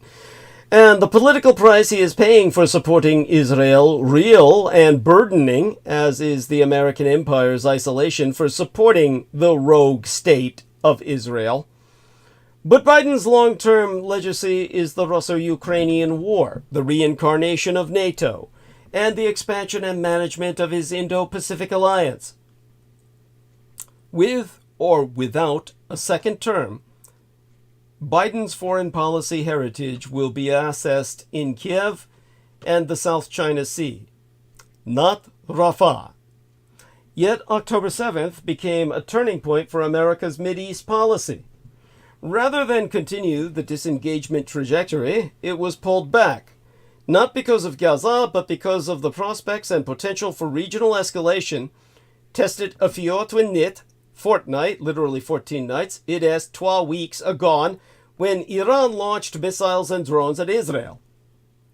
Out of the horrors of October 7th, an opportunity arose to reimagine the region's security architecture in a way that perhaps was not feasible during the summer of 2023. In order to do that, the American empire needs a credible, willing, and reliable Israeli partner. Benjamin Netanyahu is not that partner, and it is time the Americans realize and internalize that much. Is such a plan good for Israel's national security? Absolutely, without a doubt. Can it be accomplished with Netanyahu? No fucking way. Will he deceive and manipulate the Americans into thinking he is on board because he has no alternative and we reined him in? But of course. Will he simultaneously assure his coalition that they should not worry because he'll torpedo the plan when it matters? That is a certainty. Cosmic certainty. It is a money-back guarantee. Will the United States finally figure this shit out? But few, if any, Americans even think this way. It is now exactly 40 years since the release of Red Dawn, one of the few commercially successful attempts to envision a greater Soviet's invasion of these United States. Patrick Swayze plays Jed Eckert, one of a group of high school heroes who take us to the hills of Colorado to fight the invaders in a succession of Rambo-esque battles. It is hard to imagine such a movie ever getting made again today.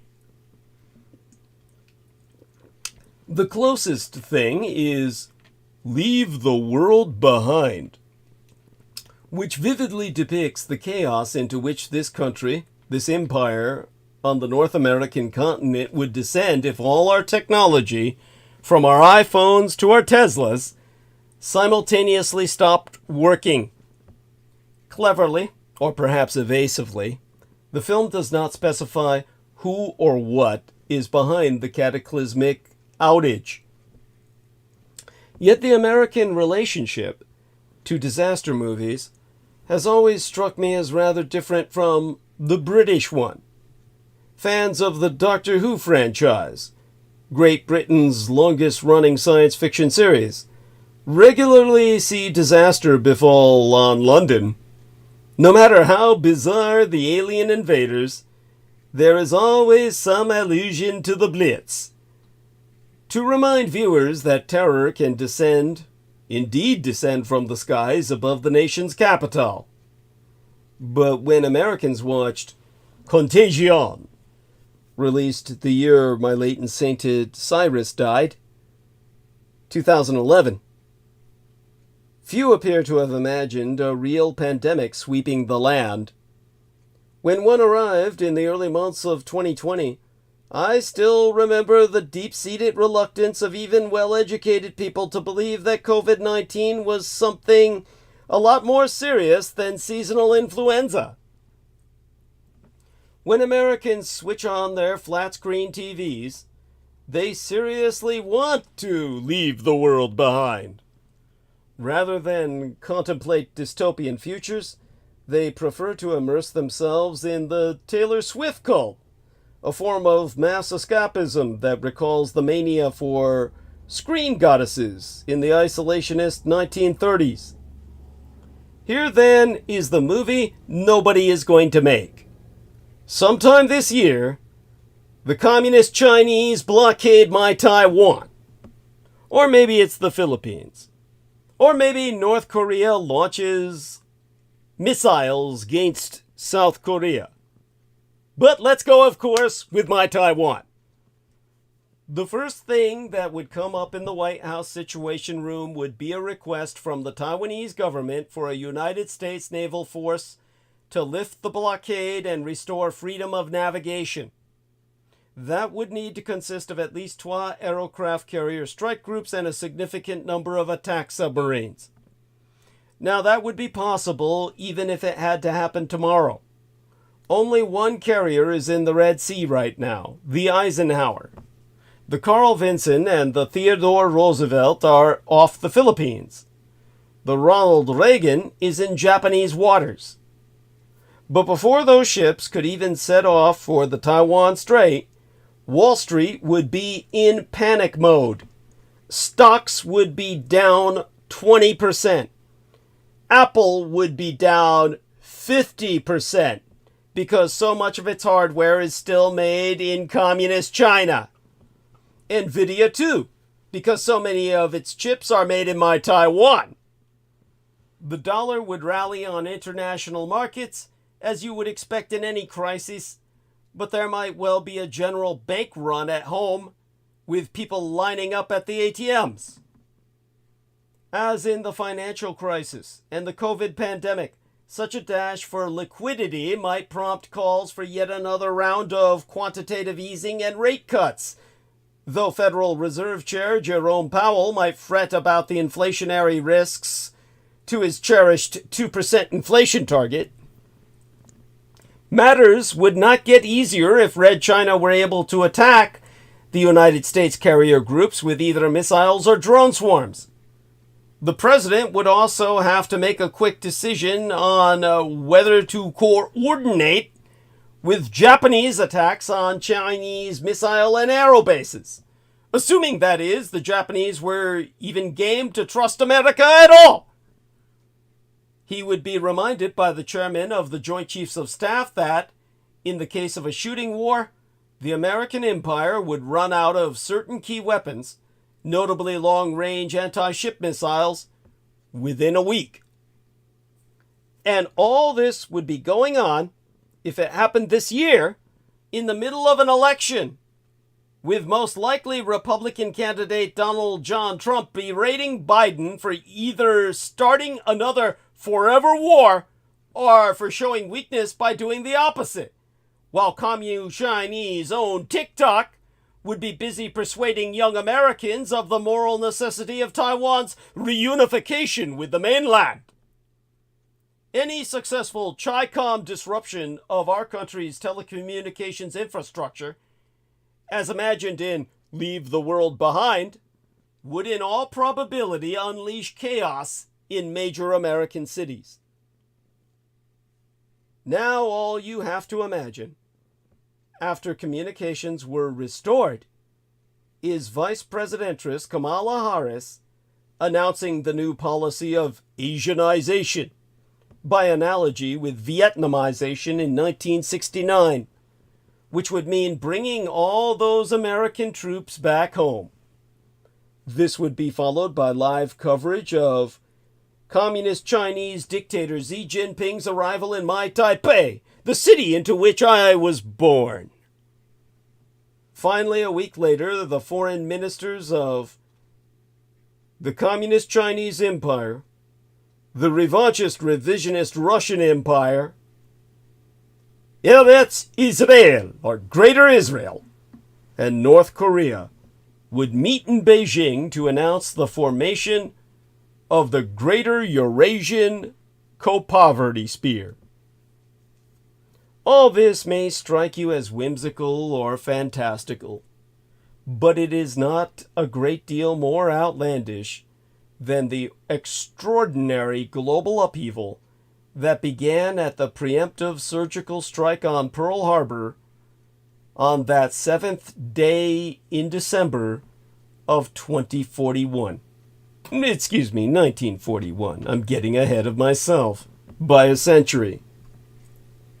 And we must remember that, for contemporaries, it was far from clear, until the success of the D-Day landings 2.5 years later, that the Allies could propagandize their publics that they were winning the war. The interesting thing is to imagine daily life in CCP-US. That's my play on SSGB there. Chinese Communist Party, United States. At first, quite normal, aside from a lot of burnt-out inner cities and an influx of newly demobilized soldiers and sailors. Taylor Swift would probably keep singing, and the Kansas City Chiefs keep playing. Only gradually would our friends from Beijing start to make their presence felt. Only after a few months would you start to worry seriously about what you might have said in your phone calls and emails and old columns. And then you would start to delete things. And then you would have to worry that deletion didn't really get rid of those offending words because they were backed up on the big tech servers regardless. Some would collaborate. Some would resist. Most would acquiesce. This is how Len Dayton sets the scene in SSGB. I'll read the opening paragraph therefrom. Some said that there had not been even one clear week of sunshine since the ceasefire. It was easy to believe. Today the air was damp, and the colorless sun only just visible through the gray clouds, like an empty plate on a dirty tablecloth. And yet even a born and bred Londoner, such as Douglas Archer, could walk down Curzon Street and, with eyes half closed, see little or no change from the previous year. The Soldatenkino sign, that's soldiers in German, outside the Curzon Cinema was small and discreet, and only if you tried to enter the Mirabella restaurant did a top-hatted doorman whisper that it was now used exclusively by staff officers from Airfleet 8 headquarters, across the road in the old Ministry of Education offices. And if your eyes remained half closed, you missed the signs that said Jewish undertaking, and effectively kept all but the boldest customers out. And in September of that year, 1941, Douglas Archer, in common with most of his compatriots, was keeping his eyes half closed. Speaking for myself, I would loathe nothing more than to walk around mine own Golden Gated San Francisco, or New York for that matter, with my eyes half closed, to avoid noticing the telltale signs of CCP, Chinese Communist Party surveillance. But if you don't open your goddamn eyes, and open them fucking wide as you can, to the plausible scenario of defeat right now, then you run the risk of one day having to do precisely that. Hugh Lovett, of the European Council on Foreign Relations think tank, has been quoted as saying, "The reassuring news is we are not heading towards the Third World War. Ergo, the Third World War, misnomered as the Cold War, never fucking ended." Which brings us to Ukraine, the China challenge, and the revival of the West all over again. I mean, does anyone have a right to be surprised? A gangster regime in the Kremlin has declared that its security is threatened by a much smaller neighbor, which the regime claims is not a truly sovereign country, but just a plaything of far more powerful Western states. To make itself more secure, the Kremlin insists, it needs to bite off some of its neighbor's territory. Negotiations between the two sides break down. Moscow invades. The year was 1939. The regime in the Kremlin was led by Joseph Stalin, and the neighboring country was Finland. Stalin had offered to swap territory with the Finns. He wanted Finnish islands to use as forward military bases in the Baltic Sea, as well as control of most of the Karelian Isthmus, the stretch of land at the southern end of which sat Leningrad. In exchange, he offered an expansive but soggy, boggy forest in Soviets Karelia, bordering Finland far to the north of the Isthmus. To Stalin's surprise, despite serial modifications of his original demands, the Finns rejected the deal. Finland, a country of around 4 million people with a small army, spurned the Soviets' Colossus, an imperial power with 170 million people and the world's largest military force. The Soviets invaded, but Finnish fighters stalled the poorly planned and executed Soviets' attack for months, administering a black eye to the Red Army. Their resistance captured imaginations in the West.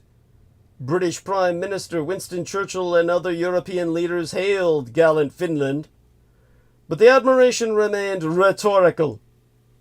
Western powers did not send weapons, let alone intervene militarily.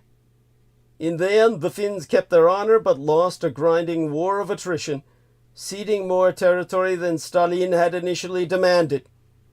Soviets' casualties exceeded those of the Finns, and Stalin embarked on a belated top-to-bottom reorganization of the Red Army. Adolf Hitler and the German High Command concluded that the Greater Soviets military was not 10 feet tall, after all. Now flash forward. A despot in the Kremlin has once again authorized an invasion of yet another small country, expecting it to be quickly overrun. He has been expounding about how the West is in decline, and imagines that although the decadent Americans and their stooges might whine, none of them will come to the aid of a small, weak country. But the despot has miscalculated. Encased in an echo chamber, surrounded by sycophants, he has based his strategic calculations on his own propaganda. The West, far from shirking from the fight, rallies, with the American empire decisively in the lead. That year was 1950. Stalin was still in power.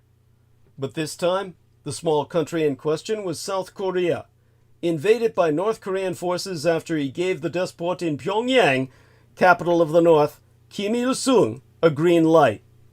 To Stalin's surprise, the United States formed an international military coalition, supported by a United Nations resolution, no less. The Greater Soviets, boycotting the United Nations Security Council, had failed to exercise their veto. UN forces landed on the southern tip of the Korean peninsula and drove the North Koreans all the way to the Chinese border. Stalin, aided by Washington's failure to heed its own intelligence reports, effectively managed to shunt his blunder onto the communist Chinese dictator Mao Zedong.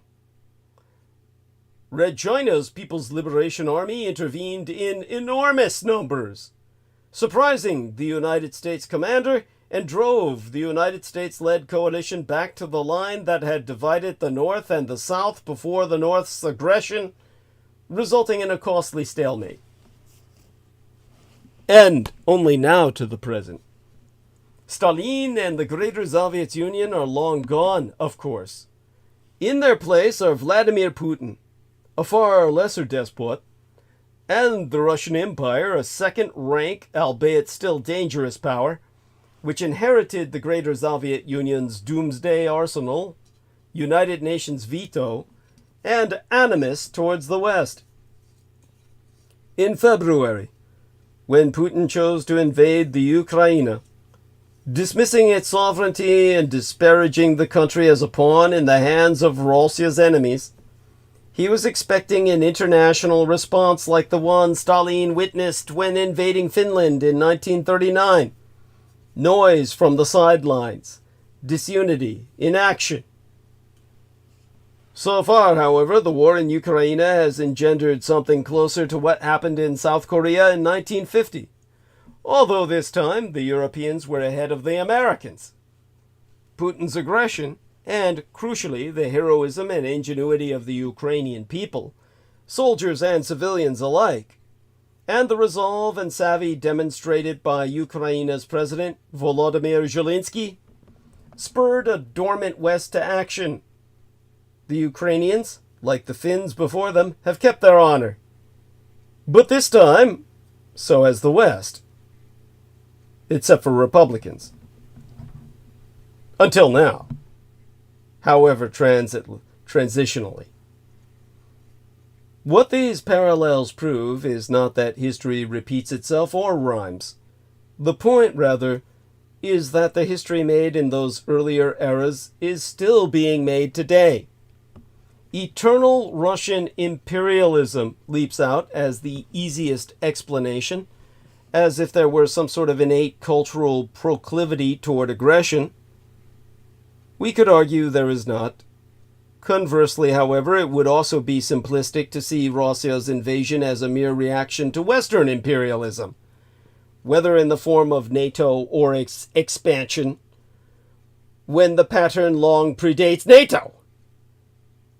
These recurring episodes of Russian aggression, for all their differences, reflect the same geopolitical trap, one that Russian rulers have set for themselves again and again and again.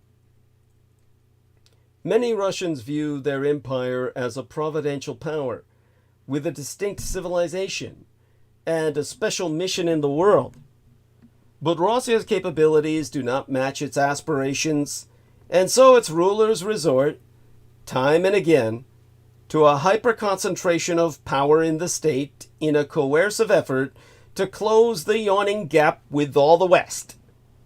But the drive for a strong state does not work, invariably devolving into personalist rule. The combination of weakness and grandeur, in turn, drives the autocrat to exacerbate the very problem that facilitated his appearance. After 1991, when the gap with the West widened radically, Russia's perpetual geopolitics endured. As I argued via these very transmissions in 2016, It will persist until Russian rulers make the strategic choice to abandon the impossible quest to become a great power equal of the West, and choose instead to live alongside us and focus on Russia's internal development for the first time in their fucking history. But all of this explains why the Third World War, in effect, the original Cold War's end, was a mirage. The Fata Morgana. The events of 1989 through to 1991 were consequential. Just not as consequential as most observers, myself included, took them to be. During those years, Deutschland, or Germany, reunited, reunified within the transatlantic alliance, and Russian power suffered a sharp temporary reduction. Outcomes that, with Moscow's subsequent withdrawal of their troops, freed up small Eastern European countries to adopt democratic constitutional orders and market economies and join the West in the European Union and North Atlantic Treaty Organization. Those events transformed the lives of the people in the countries between United Germany and the Russian Empire. And in those trois historical frenemies themselves, but they changed the world far less. A reunified Germany largely remained a non-factor geopolitically, at least until the weeks after the invasion of Ukraine, when Berlin adopted a far more assertive posture, at least for that moment. Parts of Eastern Europe, such as Magyarország, Hungary, and Polska, or Poland, which happened to be among the biggest losers in the world wars and their peace settlements, started to show illiberal streaks and in this way confirmed limitations in the European Union's framework. Although the radical diminution of the size of the Russian state has mostly held so far, the collapse of Russian power was hardly permanent, just as it was not after the Treaty of Versailles of 1919, the year my legal sire, the man who raised and guided me, was born. The West's relatively brief respite from great power competition with the Russian Empire constituted a historical blink of an eye. All the while, the Korean peninsula remained divided, and communist China on the mainland remained communist, and continues to insist on its claim to the self-governing democratic island China on the 100 islands of my Taiwan, including the right to forcibly unify it with the mainland. Well beyond Asia, ideologically tinged rivalries and resistance to American power and the West's professed ideals persist. Above all, the potential for nuclear Armageddon, among the Cold War's defining aspects, also persists. At least in theory. To argue that the Cold War ended, that Third World War in effect, in other words, is to reduce that conflict to the existence of the greater Soviet state. To be sure, far-reaching structural changes have occurred since 1991, and not just in technology. The Communist Chinese Empire had been the junior partner in the anti-Western alternative order. Now, the revisionist Russian Empire is in that position. More broadly, the locus of great power competition has shifted to the Indo-Pacific, a change that began gradually during the 1970s and quickened in the early years of this century.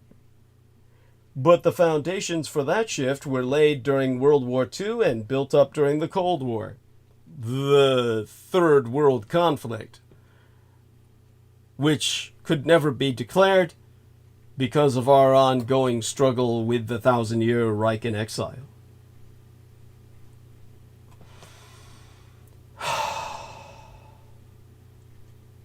how do I express this? From a geopolitical standpoint, the historical hinge of the late 20th century was located less in 1989 through 1991 than in 1979. That was the year that the Chinese communist dictator Deng Xiaoping normalized relations with these United States and began the Chinese Communist Party's acquiescence in economic liberalization, which exponentially expanded Red China's economy and global power.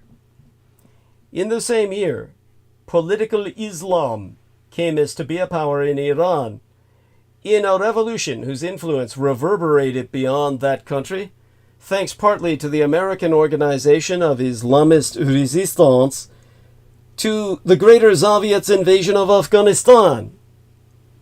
Around the same time, amid the depths of stagflation and social anomie, the Reagan-Thatcher revolution launched a renewal of the Anglo-American sphere with an emphasis on free markets, which ignited decades of growth and would eventually force the political left back to the center with the advent of Tony Blair's New Labour in the United Kingdom and William Jefferson Clinton's New Democrats in these United States.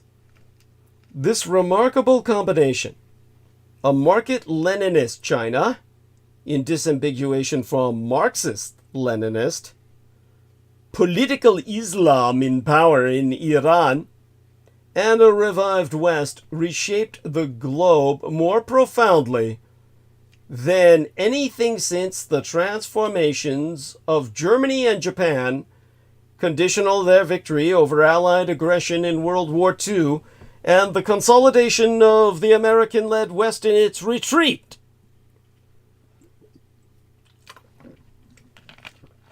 The mistaken belief that World War III ended, that the Cold War concluded with the dissolution of the Greater Soviet Union, spurred some fateful foreign policy choices in Washington. Believing that the ideological contest had been settled definitively in their favor, most American policymakers and thinkers shifted away from seeing their empire as the bedrock of the West, which is not a geographic location, but a concatenation of institutions and values, individual liberty, private property, the rule of law, open markets, political dissent, and which encompasses not only Western Europe and North America, but also Australia, the Empire of Japan, South Korea, my Taiwan, of course, leading the pack, and many other places as well. In place of the concept of the West, many American elites embraced a vision of an American-led liberal international order, which could theoretically integrate the entire world, including societies that did not share Western institutions and values, into a single globalized whole. Fever dreams of a limitless liberal order obscured the stubborn persistence of geopolitics. The three ancient civilizations of Eurasia, China, Russia, and the posier state of Israel, claiming to stretch back in its legacy thousands of years, yet being but a spurious facade imposed by a white settler regime. This triaxis did not suddenly vanish, and by the 1990s their elites had clearly demonstrated that they had no intention of participating in one-worldism on Western terms. To the contrary, Red China took advantage of its integration into the global economy without fulfilling its economic obligations, let alone liberalizing its political system. Israel embarked on an ongoing quest to blow up its neighborhood in the name of its own security, unwittingly assisted by the American invasion of Iraq. Russian elites chafed at the absorption into the West of former Soviet satellites and republics, even as many Russian government officials availed themselves of the money laundering services provided by top Western firms. Eventually, the Kremlin rebuilt the wherewithal to push back. And nearly 12 decades ago, the Communist Chinese and Russian empires began developing an anti-Western partnership of mutual grievance in broad daylight. Like a couple of faggots fucking in front of everybody on a parade float. This is the world the war made. These events precipitated a debate about whether there should or should not be, or whether there already is, a new Cold War, or a Fourth World War, one that primarily pits Washington against Beijing. Such hand-wringing is beside the point. This conflict is hardly new. The next iteration of the great global contest is likely to revolve around Asia, partly because, to a degree that is underappreciated by many Western observers, the last Twa did as well. Correcting that misperception, at least when it comes to World War II, is part of the historian Richard Overy's mission in his latest book titled Blood and Ruins: The Last Imperial War, 1931 through to 1945, which seeks to shift perspectives on the war and the post-war era by calling more attention to Asia. He thus observes, the Asian War and its consequences were as important to the creation of the post-war world as the defeat of Germany in Europe, arguably more so. Note, he says, the defeat of Germany in Europe, not the Third Reich. He must know something. Some of Avery's arguments read like self-admonishments. The Eurocentric chronology dating the onset of World War II to 1939, in his words, is no longer useful, as I would agree. The war should be understood as a global event rather than one confined to the defeat of the European Axis states with the Pacific War as an appendix. The conflict needs to be redefined as a number of different kinds of war, including civil wars fought alongside the major military conflict, and civilian wars, fought either as wars of liberation against an occupying power, including the Allies, to his credit, or as wars of civilian self-defense. Now, less conventional for a scholar of Asian or global history is his principal argument that the long Second World War was the last imperial war. This contention turns out to clash, however, with his welcome call for a greater emphasis on Asia. Overy sets out his imperialism framework by noting the various major wars before 1914, such as the Sino-Japanese clash of 1894 through to 1895, and approvingly quotes Joseph Stalin to the effect that a crisis of capitalism, in Stalin's words, intensified the struggle for markets, and that extreme economic nationalism, in Stalin's words, put war on the order of the day as a means for a new redivision of the world and of spheres of influence. Overy does not dwell upon the fact that Stalin himself sought to forcibly divide the world into hierarchical spheres of influence, albeit ones unrelated to market access. And despite his emphasis on imperialism and his call for a spotlight on Asia, his opening chapters furnish a familiarly Hitler-centric picture of interwar diplomacy and the onset of World War II, his chief subject. Because he doesn't know anything about Emperor Hirohito or Asian politics, no doubt. He does take a run at a kind of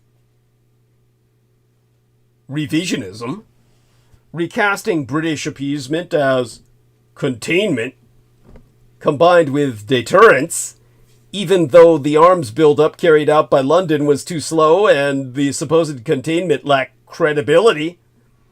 He disregards the 1939 non-aggression pact between Hitler and Stalin, as if the Greater Soviet Union was not involved in the outbreak of the war.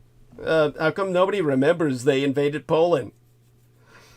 In any case, for the millions of Asians caught up in the conflagration, the war had little to do with Hitler or Stalin or British Prime Minister Neville Chamberlain, and everything to do with the Japanese Empire and its clash with these United States, which Avery relegates to a secondary position in his narrative. He also has difficulty demonstrating the imperial nature of the belligerent armies. The only country that fielded a large-scale imperial army was the United Kingdom. The British Dominions mobilized 2.6 million soldiers, and India 2.7 million more. But they were all deployed primarily outside the main theaters. Oh, Nemos, do come on and say good morning to everyone before you check out. Yeah. Good morning to everybody, and please support Douglas any way you can. Buy his books on Amazon and send donations towards him via PayPal. Bless you, and no problem. Thank you so much for joining us tonight. Hope to see you again. You have a good one. You too. Yeah. Okay, bye for now. Stay safe and be well. Thank you. You too. Bye. Okay, good man, as always. We count on him for so much. He's great to have his participation. Now, Avery's book takes flight, however, when it turns to logistics, production, and mechanics. Avery demonstrates, for example, that what today is called modern warfare bears little resemblance to the mid-20th century version of industrialized conflict. During World War II, the combatants mostly produced weapons of relative simplicity in prodigious volume because they had to be operated by more than 100 million uniformed men and women thrown into combat with comparatively little training. In contrast with many histories of the war, Avery eschews the drama of great tank battles and instead conveys the stupefying loss of nearly all the tanks produced by the combatants. This is a history not of generalship, but of unfathomable deprivation, atrocities, and genocide. It is also a compelling story of organization. Avery illuminates how the sensational initial breakthroughs that the Axis powers achieved had inherent limits, but also how their defeat was never foreordained, and ultimately never manifested. Per his writ, the Axis states all had space rather than time, and it was space that slowed down their advance and brought them to a halt in 1942. The Allies were no nearer invading the Japanese, German, or Italian homelands in 1942, but they now had the time and the global reach to work out how to reorganize and improve their military capability so that they were in a position to do so over the last 2 years of the war. Now, that slog to propaganda victory meant learning the hard way how to fight better and develop the full means to do so. Avery shows how the Greater Soviets painfully absorbed the lessons of German tank warfare and eventually emulated the Nazis' prowess, revolutionizing standardized tank production despite a massive loss of territory, physical infrastructure, and laborers. The British, meanwhile, underwent their own grind to mimic German aerial warfare, to mimic Deutschen Aerowarfare, and overhaul their own aero fleet. Admittedly, Ovry is less incisive on how the Americans confronted the most confounding task of all, learning how to fight on oceans, while building out the world's largest and most advanced Navy and Aero Force. Rather, naval aviation, as no Aero Force existed as a separate branch of service. Still, Ovry rightly concludes that Allied military establishments became what the organizational theorist Trent Hone has described as complex adaptive systems, in which the learning curve, a term coined in 1936, could be worked through. Ultimately, the Allied propaganda narrative still purports that war upon the surface world was won predominantly not at all on the Eastern Front, where the Red Army suffered unfathomable casualties to annihilate the Wehrmacht, but on the seas and in the air. It has ever been promulgated that the United Kingdom and these United States deliberately destroyed the ability of Germany and Japan to produce the weapons of war and to transport them to the front. It has ever been promoted that by 1944, only a minority of the war-making potential of Germany and Japan could even be put into battle.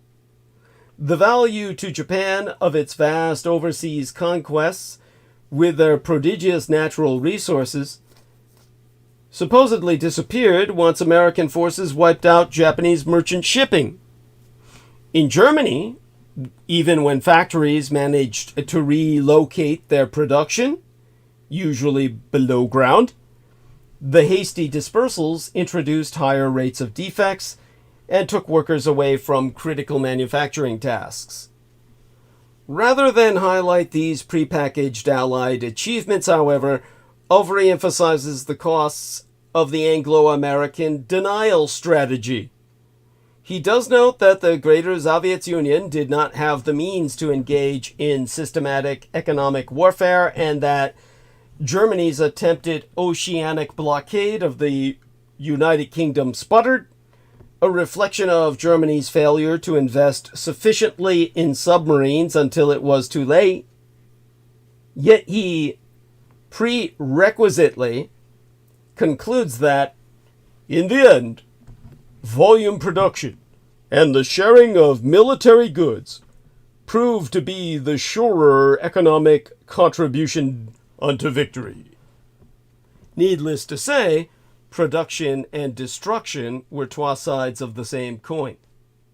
Ovry himself highlights the massive investments in aero and naval power to control sea lanes and mount assaults at a distance, and demonstrates the degree to which the Axis powers launched the war to preempt the Allies' attempt to deny them access to indispensable raw materials, such as oil and rare metals, which the Axis powers did not control.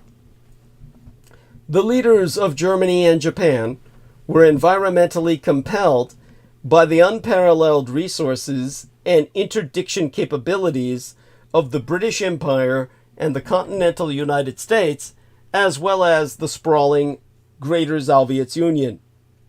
They felt compelled to fight a war in order to be able to fight a war. Now, this, believe it or not, brings us back to California Dreamin'. You see, Ovry's understanding of empire. Let me see, incoming notification here. Okay. All right. Let me try and check the live stream with our dear T-Tank Berry. Thank you so much. He says, don't allow yourself to regret not grasping what is being conveyed here. Thank you so much, dear T-Tank. With the skeleton key representing my last name. Yes. And above it says, paying attention, don't let woefully ignorant idiots continue to reign. Support, defend, and champion DDD. Thank you so much, T-Tank Barry. You're the best. gives me the double lightning bolts, and of course, encourages financial support. Goddess bless him and keep him. T. Tankberry is the best. Okay.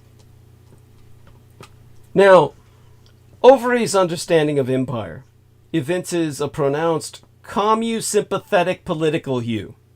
He suggests, for example, that the post-war Greater Soviet's occupation, the post-war Greater Soviet occupation of and coercive imposition of clone regimes in Eastern Europe did not constitute imperialism, and that only British imperialism could be equated with Axis conquests and plundering.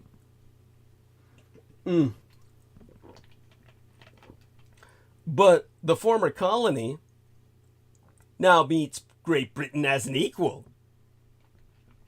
There is a book titled Inglorious Empire, subtitled, I believe, India Strikes Back. Exemplae Gratiae, Private Army. The East India Company had 260,000 soldiers at the start of the 19th century.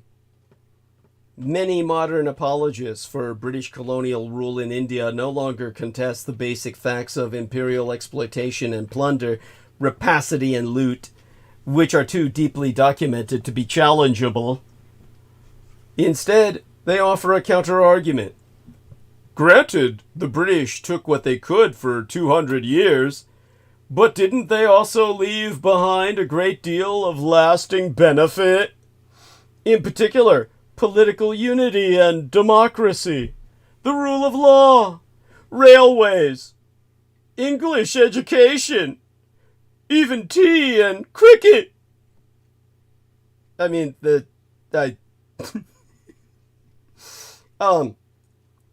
cricket. Anyhow, I gotta move on. I've got to trap myself in jokes here. Indeed, the British themselves like to point out that the very idea of India as one entity, now three, but one during the British Raj, instead of multiple warring principalities and statelets, is the incontestable contribution of British imperial rule. Unfortunately for this argument, throughout the history of the subcontinent, there has existed an impulsion for unity. The idea of India is as old as the Vedas, the earliest Hindu scriptures, which describe Bharatvarsha as the land between the Himalayas and the seas. If this sacred geography is essentially a Hindu idea, Maulana Azad has written of how Indian Muslims, whether Pathans from the northwest or Tamils from the south, were all seen by Arabs as Hindis, hailing from a recognizable civilizational space. Numerous Indian rulers had sought to unite the territory with the Mauryas 3 centuries before Christ, and the Mughals coming the closest by ruling almost 90% of the subcontinent. Had the British not completed the job, there is little doubt that some Indian ruler, emulating his forerunners, would have done so. The process of colonial rule in India meant an economic exploitation and ruin unto millions, the destruction of thriving industries, the systematic denial of opportunities to compete, the elimination of indigenous institutions of governance, the transformation of lifestyles and patterns of living that had flourished since time immemorial, and the obliteration of the most precious possessions of the colonized, their identities and their self-respect. Far from crediting Great Britain for India's unity and enduring parliamentary democracy, the facts point clearly to policies that undermined it. The dismantling of existing political institutions, the fomenting of communal division, and systematic political discrimination with a view to maintaining British domination forever. In the years after 1757, the British astutely fomented cleavages among the Indian princes and steadily consolidated their dominion through a policy of divide and rule. Later, in 1857, the sight of Hindu and Muslim soldiers rebelling together, willing to pledge joint allegiance to the enfeebled Mughal monarch, alarmed the British, who concluded that pitting the Twa groups against one another was the most effective way to ensure the unchallenged continuance of empire. As early as 1859, the then British governor of Bombay, Lord Elphinstone, advised London that divide et impera was the old Roman maxim, and it should be ours. Since the British came as from an hierarchical society with an entrenched class system, they instinctively looked for a similar one in India. The effort to understand ethnic, religious, sectarian, and caste differences among Britain's subjects inevitably became an exercise in defining, dividing, and perpetuating these differences. Thus, colonial administrators regularly wrote reports and conducted censuses that classified Indians in ever more bewilderingly narrow terms, based on their language, religion, sect, caste, subcaste, ethnicity, and skin color. Not only were ideas of community reified, but also entire new communities were created by people who had not consciously thought of themselves as particularly different from any of the others around them. Large-scale conflicts between Hindus and Muslims, religiously defined, only began under colonial rule. Many other kinds of social strife were labeled as religious due to the colonists' Orientalist assumption that religion was the fundamental division in Indian society. It is questionable whether a totalizing Hindu or Muslim identity existed in any meaningful sense in India before the 19th century. Yet the creation and perpetuation of Hindu-Muslim antagonism was the most significant accomplishment of British imperial policy. The project of divide et impera would reach its culmination in the collapse of British authority in 1947. Partition left behind 1 million dead, 13 million displaced, billions of rupees of property destroyed, and the flames of communal hatred blazing hotly across the ravaged lands. No greater indictment of the failures of British rule in India can be found than the tragic manner of its ending. Nor did Great Britain work to promote democratic institutions under imperial rule, as it liked to pretend. Instead of building self-government from the village level up, the East India Company destroyed what existed. The British ran government, tax collection, and administered what passed for justice. Indians were excluded from all of these functions. When the Crown eventually took charge of the country, it devolved smissions of government authority from the top to unelected provincial and central legislative councils, whose members represented a tiny educated elite, had no accountability to the masses, passed no meaningful legislation, exercised no real power, and satisfied themselves they had been consulted by the government even if they took no actual decisions. As late as 1920, under the Montagu-Chelmsford reforms, Indian representatives on the consuls, elected by a franchise so restricted and selective that only 1 in 250 Indians ever had the right to vote, would exercise control over the subjects the British did not care about, like education and health, while real power, including taxation, law and order, and the authority to nullify any vote by Indian legislators, would rest with the British governor of the provinces. Democracy, in other words, had to be prized from the reluctant grasp of the British by Indian nationalists. It is a bit rich to oppress, torture, imprison, enslave, deport, and proscribe a people for 200 fucking years, and then take credit for the fact that they are democratic at the end of it. A corollary of the argument that Britain gave India political unity and democracy is that it established the rule of law in the country. This was, in many ways, central to the British self-conception of imperial purpose. Kipling, that flatulent voice of Victorian imperialism, would wax eloquent on the noble duty to bring law to those without it. But British law had to be imposed upon a far older and far more complex civilization with its own legal culture, and the British used coercion and cruelty to get their way. And in the colonial era, the rule of law was not exactly impartial. In the entire 12 centuries of British rule, only 3 cases can be found of Englishmen executed for murdering Indians, while the murders of thousands more at British hands went forever unpunished. Crimes committed by whites against Indians attracted minimal punishment. An Englishman who shot dead his Indian servant got 6 months' jail time and a modest fine, then about 100 rupees, while an Indian convicted of attempted rape against an Englishwoman was sentenced to 20 years of rigorous imprisonment. I'm really surprised they didn't kill him or castrate him in public.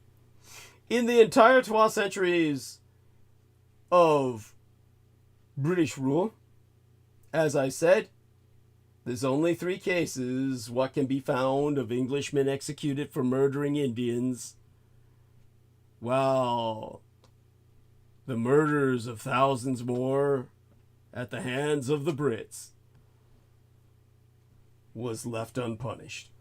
Now, the death of an Indian at British hands was always an accident. That was the law, the legal interpretation, I mean to say. And that of a Briton, because of an Indian's actions, always a capital crime. When a British master kicked an Indian servant in the stomach, a not uncommon form of conduct in those days, the Indian's resultant death from a ruptured spleen would be blamed upon his having an enlarged spleen as a result of malaria. Punch wrote an entire ode to the stout British boot as the favoured instrument of keeping the natives in order.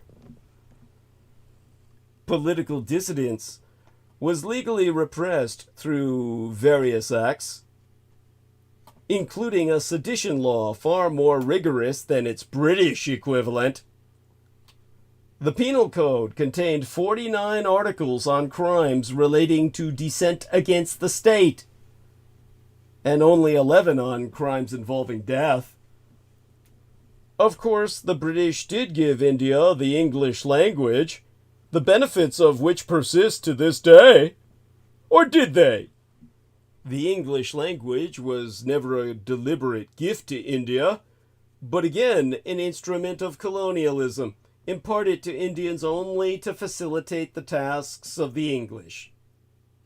In his notorious 1835 Minute on Education, Lord Macaulay articulated the classic reason for teaching English, but only to a small minority of Indians. We must do our best to form a class who may be interpreters between us and the millions whom we govern, a class of persons, Indians in blood and color, but English in taste, in opinions, in morals, and in intellect. I like the way he leaves intellect to last, 'cause it mattered the least. The language was taught to a few to serve as intermediaries between the rulers and the ruled. The British had no desire to educate the Indian masses, nor were they willing to budget for such an expense. That Indians seized the English language and turned it into an instrument for their own liberation, using it to express nationalist sentiments against the British was to their credit, not by British design. The construction of the Indian railways is often pointed to by apologists for empire as one of the ways in which British colonialism benefited the subcontinent, ignoring the obvious fact that many countries also built railways without having to go to the trouble and expense of being colonized to do so. But the facts are even more damning. The railways were first conceived of by the East India Company, like everything else in that firm's calculations, for its own benefit. Governor General Lloyd Hardinge argued in 1843 that the railways would be beneficial to the commerce, government, and military control of the country. In their very conception and construction, the Indian railways were a colonial scam. British shareholders made absurd amounts of money by investing in those railways, where the government guaranteed returns double those of government stocks, paid entirely from Indian, not British, taxes. It was a splendid racket for the Britons, at the expense of the Indian taxpayer. The railways were intended principally to transport extracted resources, coal, iron ore, cotton, and so on, to ports for the British to ship home to use in their factories. The movement of people was incidental, except when it served colonial interests, and the third-class compartments, with their wooden benches and total absence of amenities into which Indians were herded, attracted horrified commentary. Well, horrified commentary even at the time. And, of course, racism reigned. Though whites-only compartments were soon done away with on grounds of economic viability, Indians found the available affordable space grossly inadequate for their numbers. A marvelous post-independence cartoon captured the situation perfectly. It showed an overcrowded train with people hanging off it, clinging to the windows, squatting perilously on the roof, and spilling out of their third-class compartments, while two Britons in solatopes sit in an empty first-class compartment, saying to each other, "My dear chap, there's nobody on this train." Nor were Indians employed in these railways. The prevailing view was that the railways would have to be staffed almost exclusively by Europeans to protect investments. This was especially true of signalmen and those who operated and repaired the steam trains. But the policy was extended to the absurd level that even in the early 20th century, all the key employees, from directors of the railway board to ticket collectors, were white men, whose salaries and benefits were also paid at European, not Indian levels, and largely repatriated back to England. Racism combined with British economic interests to undermine efficiency. The railway workshops in Jamalpur in Bengal and Ajmer in Rajputana were established in 1862 to maintain the trains, but their Indian mechanics became so adept that in 1878 they started designing and building their own locomotives. Their success increasingly alarmed the British, since the Indian locomotives were just as good and a great deal cheaper than the British-made ones. In 1912, therefore, the British passed an Act of Parliament explicitly making it impossible for Indian workshops to design and manufacture locomotives. Between 1854 and 1947, India imported around 14,400 locomotives from England and another 3,000 from Canada, the United States, and Germany, but made none in India after 1912. After independence, 35 years later, the old technical knowledge was so completely lost to India that the Indian railways had to go cap in hand to the British to guide them on setting up a locomotive factory in India again. There was, however, a fitting postscript to this saga. The principal technology consultants for Britain's railways, the London-based Rendell, today rely extensively on Indian technical expertise provided to them by RITES, RITES, a subsidiary of the Indian Railways. Yeah, the karma's a fucking bitch. And T-Tank Berry says, Goddess bless you, brother. 100. Thank you so much, T-Tank Berry. Hugs. Now, the process of colonial rule in India meant economic exploitation and ruin to millions, the destruction of thriving industries, the systematic denial of opportunities to compete, the elimination of indigenous institutions of governance, the transformation of lifestyles and patterns of living that had flourished since time immemorial, and the obliteration of the most precious possessions of the colonized, their identities and their self-respect. I just have to reiterate that.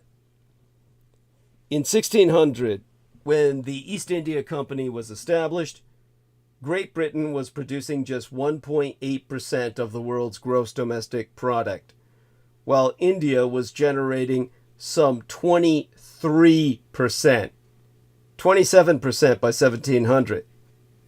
By 1940, by World War II, after nearly 12 centuries of the Raj, Great Britain accounted for nearly 10% of world gross domestic product, while India had been completely reduced to a poor third world country, destitute and starving, a global poster child of poverty and famine. The British left a society with 16% literacy, a life expectancy of 27 years of age before you died, practically no domestic industry, and over 90% living below what today we would call the poverty line. The India the British entered was a wealthy, thriving, and commercializing society. That was why the East India Company was interested in it in the first place. Far from being backward or underdeveloped, pre-colonial India exported high-quality manufactured goods much sought after by Britain's fashionable society. The British elite wore Indian linen and silks, decorated their homes with Indian chintz and decorative textiles, and carved Indian spices that were carved out of the Indian forests, trees, plantations. This is what the Brits craved in their seasonings. In the 17th and 18th centuries, British shopkeepers tried to pass off shoddy English-made textiles as Indian in order to charge higher prices for them. The story of India, at different phases of its several thousand-year-old civilizational history, is replete with great educational institutions, magnificent cities ahead of any conurbations of their time anywhere in the world, pioneering inventions, world-class manufacturing and industry, and abundant prosperity, in short, all the markers of successful modernity today, and there is no earthly reason why this could not again have been the case if its resources had not been drained away by the fucking Brits. If there were positive byproducts for Indians from the institutions the British established and ran in India in their own interests. They were never intended to benefit Indians. Today, Indians cannot live without the railways. The Indian authorities have reversed, the Indian authorities have reversed British policies, and they are used principally to transport people, with freight bearing ever higher charges in order to subsidize the passengers. Exactly the opposite of British practice. This is why Britain's historical amnesia about the rapacity of its rule in India is so deplorable. Recent years have seen the rise of what the scholar Paul Gilroy called post-colonial melancholia, the yearning for the glories of empire, with a 2014 YouGov poll finding 59% of respondents who thought the British Empire was something to be proud of, and only 19% were ashamed of its misdeeds. All this is not intended to have any bearing on today's Indo-British relationship. That is now between twa sovereign and equal nations, not between an imperial overlord and oppressed subjects. Indeed, British Prime Ministress Theresa May comparatively recently visited India to seek investment in her post-Brexit economy. As I've often argued, you don't need to seek revenge upon history. History is its own revenge. Now, the British were rejoicing circa 1945. The war-weary British began to rejoice straight away, rather than waiting for the official day of celebration on the 8th.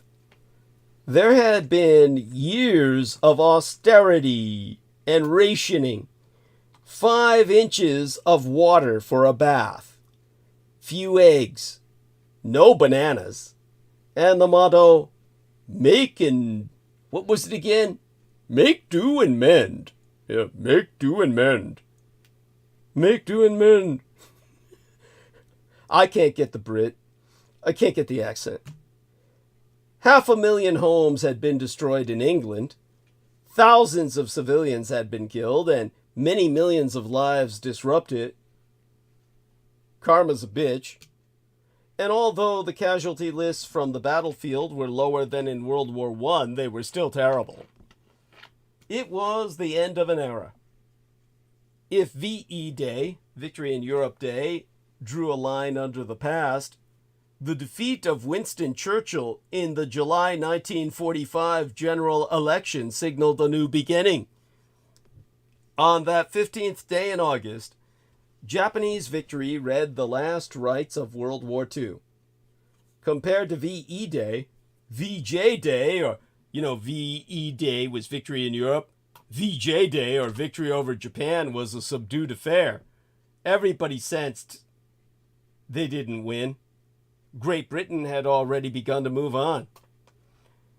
Now, in between terms, in the election of 1945, Winston Churchill was defeated by a landslide by Clement Attlee's Labour Party. After the war, the public wanted reform and peace, which seemed to be the opposite of what Churchill would have done with the empire, given his war-hungry background. Churchill was still determined to maintain some power despite his loss and old age, and he became the leader of the opposition, which is the leader of the second largest political party in the House of Commons and is treated as the alternative prime minister, kind of like an alternative lifestyle sex partner or something. During those 6 years, Churchill remained indelved in foreign affairs and even addressed a rising concern known as the Iron Curtain, a phrase that he ripped off from Reichspropaganda Minister Dr. Paul Joseph Goebbels. During one of his trips to these United States, he gave yet another powerful speech on the issue of this Iron Curtain. Again, something Goebbels wrote about descending upon Europe during World War II. Winston Churchill also strongly fought for independence from the alleged Franco-German European Coal and Steel Community, which was an international organization that was made to unify European countries. Id est the forerunner to European Union. For all his own focus on British imperialism, however, the author Overy, whose book on World War II, Blood and Ruins, The Last Imperial War, Overy in that book fails to recount the enormously consequential British recapture of Hong Kong, which the United Kingdom had controlled for a century prior to the Japanese Empire's seizure of the territory in 1941. In a book purporting to shift the focus onto Asia, he might have credibly made the case that in geopolitical terms, Hong Kong's fate was more important than that, of, say, the pathetic position of Poland on the European subcontinent. Arguably, with the exception of the Greater Soviet's capture of Berlin in May of 1945 and the begging telegram that United States President Harry Truman sent to Joseph Stalin in August of that year, beseeching him to invade Hokkaido, one of Japan's 4 main islands, the northernmost one. The physical reoccupation of Hong Kong by the British Empire in 1945 exceeded any other wartime episode in its strategic implications. When the Japanese Empire's victory suddenly appeared imminent in the summer of 1945, surprising Washington, the Truman administration hastily accelerated work on a subversive resistance plan for the handover of Japanese-occupied territories and assigned the transferal of Japanese Hong Kong not to the British, but to Chiang Kai-shek's nationalist Chinese government. The British, however, undertook furious military and political preparations to reclaim Hong Kong for themselves. American officials wanted to satisfy their British allies, but also allow Chiang to save face. And so they cleverly suggested that the British could accept the so-called surrender on behalf of the nationalist Chinese government. But the British refused that offer, and eventually Washington acquiesced. Chiang acquiesced as well, dependent as he was on American military and logistical support to reclaim other areas of mainland China. The upshot was that Hong Kong passed from the Japanese back to the British, and remained that way even after 1949, when the Communists triumphed over Chiang's nationalists in the Chinese Civil War, but shrank from attempting to expel the British from said strategic southern port. Had the British acquiesced, rather than the Americans and Chiang, history would have played out very differently. As it was, the communist regime in Beijing was able to take extraordinary advantage of something it would never otherwise have possessed: a world-class international financial center governed by the rule of law. During the period of Deng Xiaoping's reforms, British Hong Kong ended up funneling indispensable foreign direct investment into mainland communist China, from the Empire of Japan and mine own Taiwan especially. People often ask why Greater Soviet's Premier Mikhail Gorbachev, when attempting to re-energize the Greater Soviet's economy in the second half of the 1980s, did not follow the successful Communist-Chinese approach to reforms. Well, beyond the immense gulf between a highly urbanized, heavily industrialized empire and a predominantly rural agricultural one, the Greater Soviet Union had no Hong Kong to attract and direct incoming investment according to the market, rather than political considerations. No British Hong Kong, no Communist-Chinese miracle. Hong Kong reverted to Beijing's control only in 1997 under an agreement announced by Red China and the United Kingdom in 1984. Under the One Country, Trois Systems arrangement, the Chinese Communist Party agreed to allow Hong Kong to maintain a level of autonomy, democratic rule, and civil liberties until, well, at least until 2047. But Communist Chinese dictator Xi Jinping has made a mockery of his empire's treaty promises.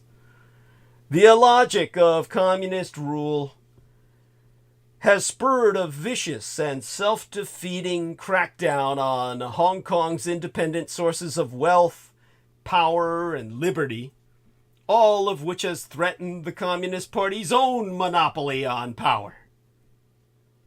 Thus did the Red Chinese kill the goose that laid the golden eggs. Such instances of Communist Chinese imperialism do not fit easily into Auvry's communized end of imperialism storyline, his Communist Party line, in effect.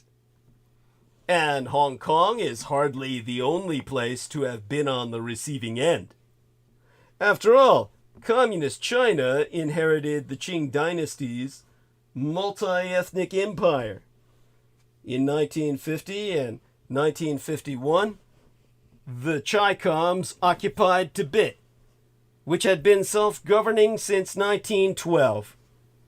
Stalin had supported Muslim separatists in the predominantly Uyghur region of Xinjiang, Chinese Turkestan, or Northwest China, during and after the war.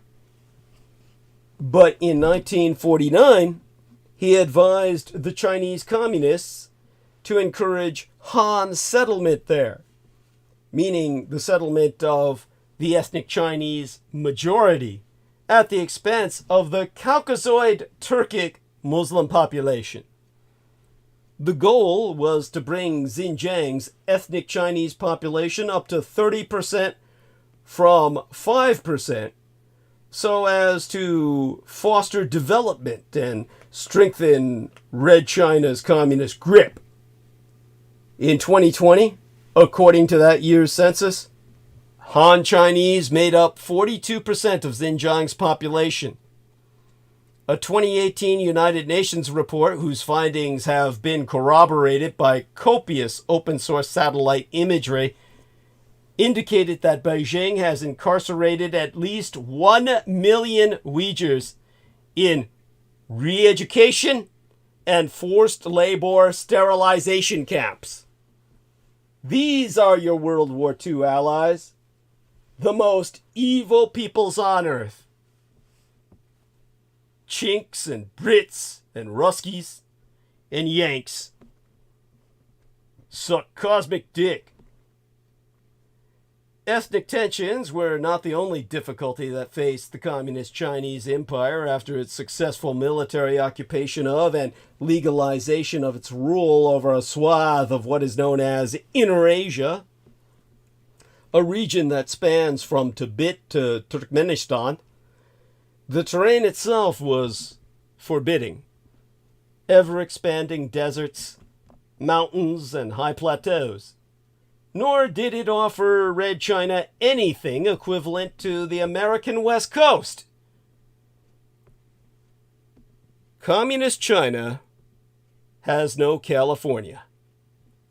To reiterate, the Communist Chinese Empire has no California, and that is by far its greatest strategic deficit.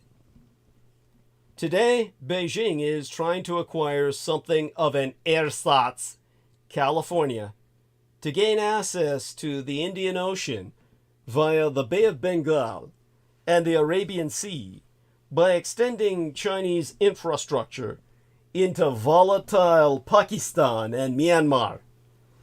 But this is no substitute for the real thing, a second coast that provides both an immense security moat and an invaluable commercial highway. Mine own Golden State Nation of California represents the 5th largest economy in the world by gross domestic product. Lacking anything like it is by far Red China's sorest strategic deficit.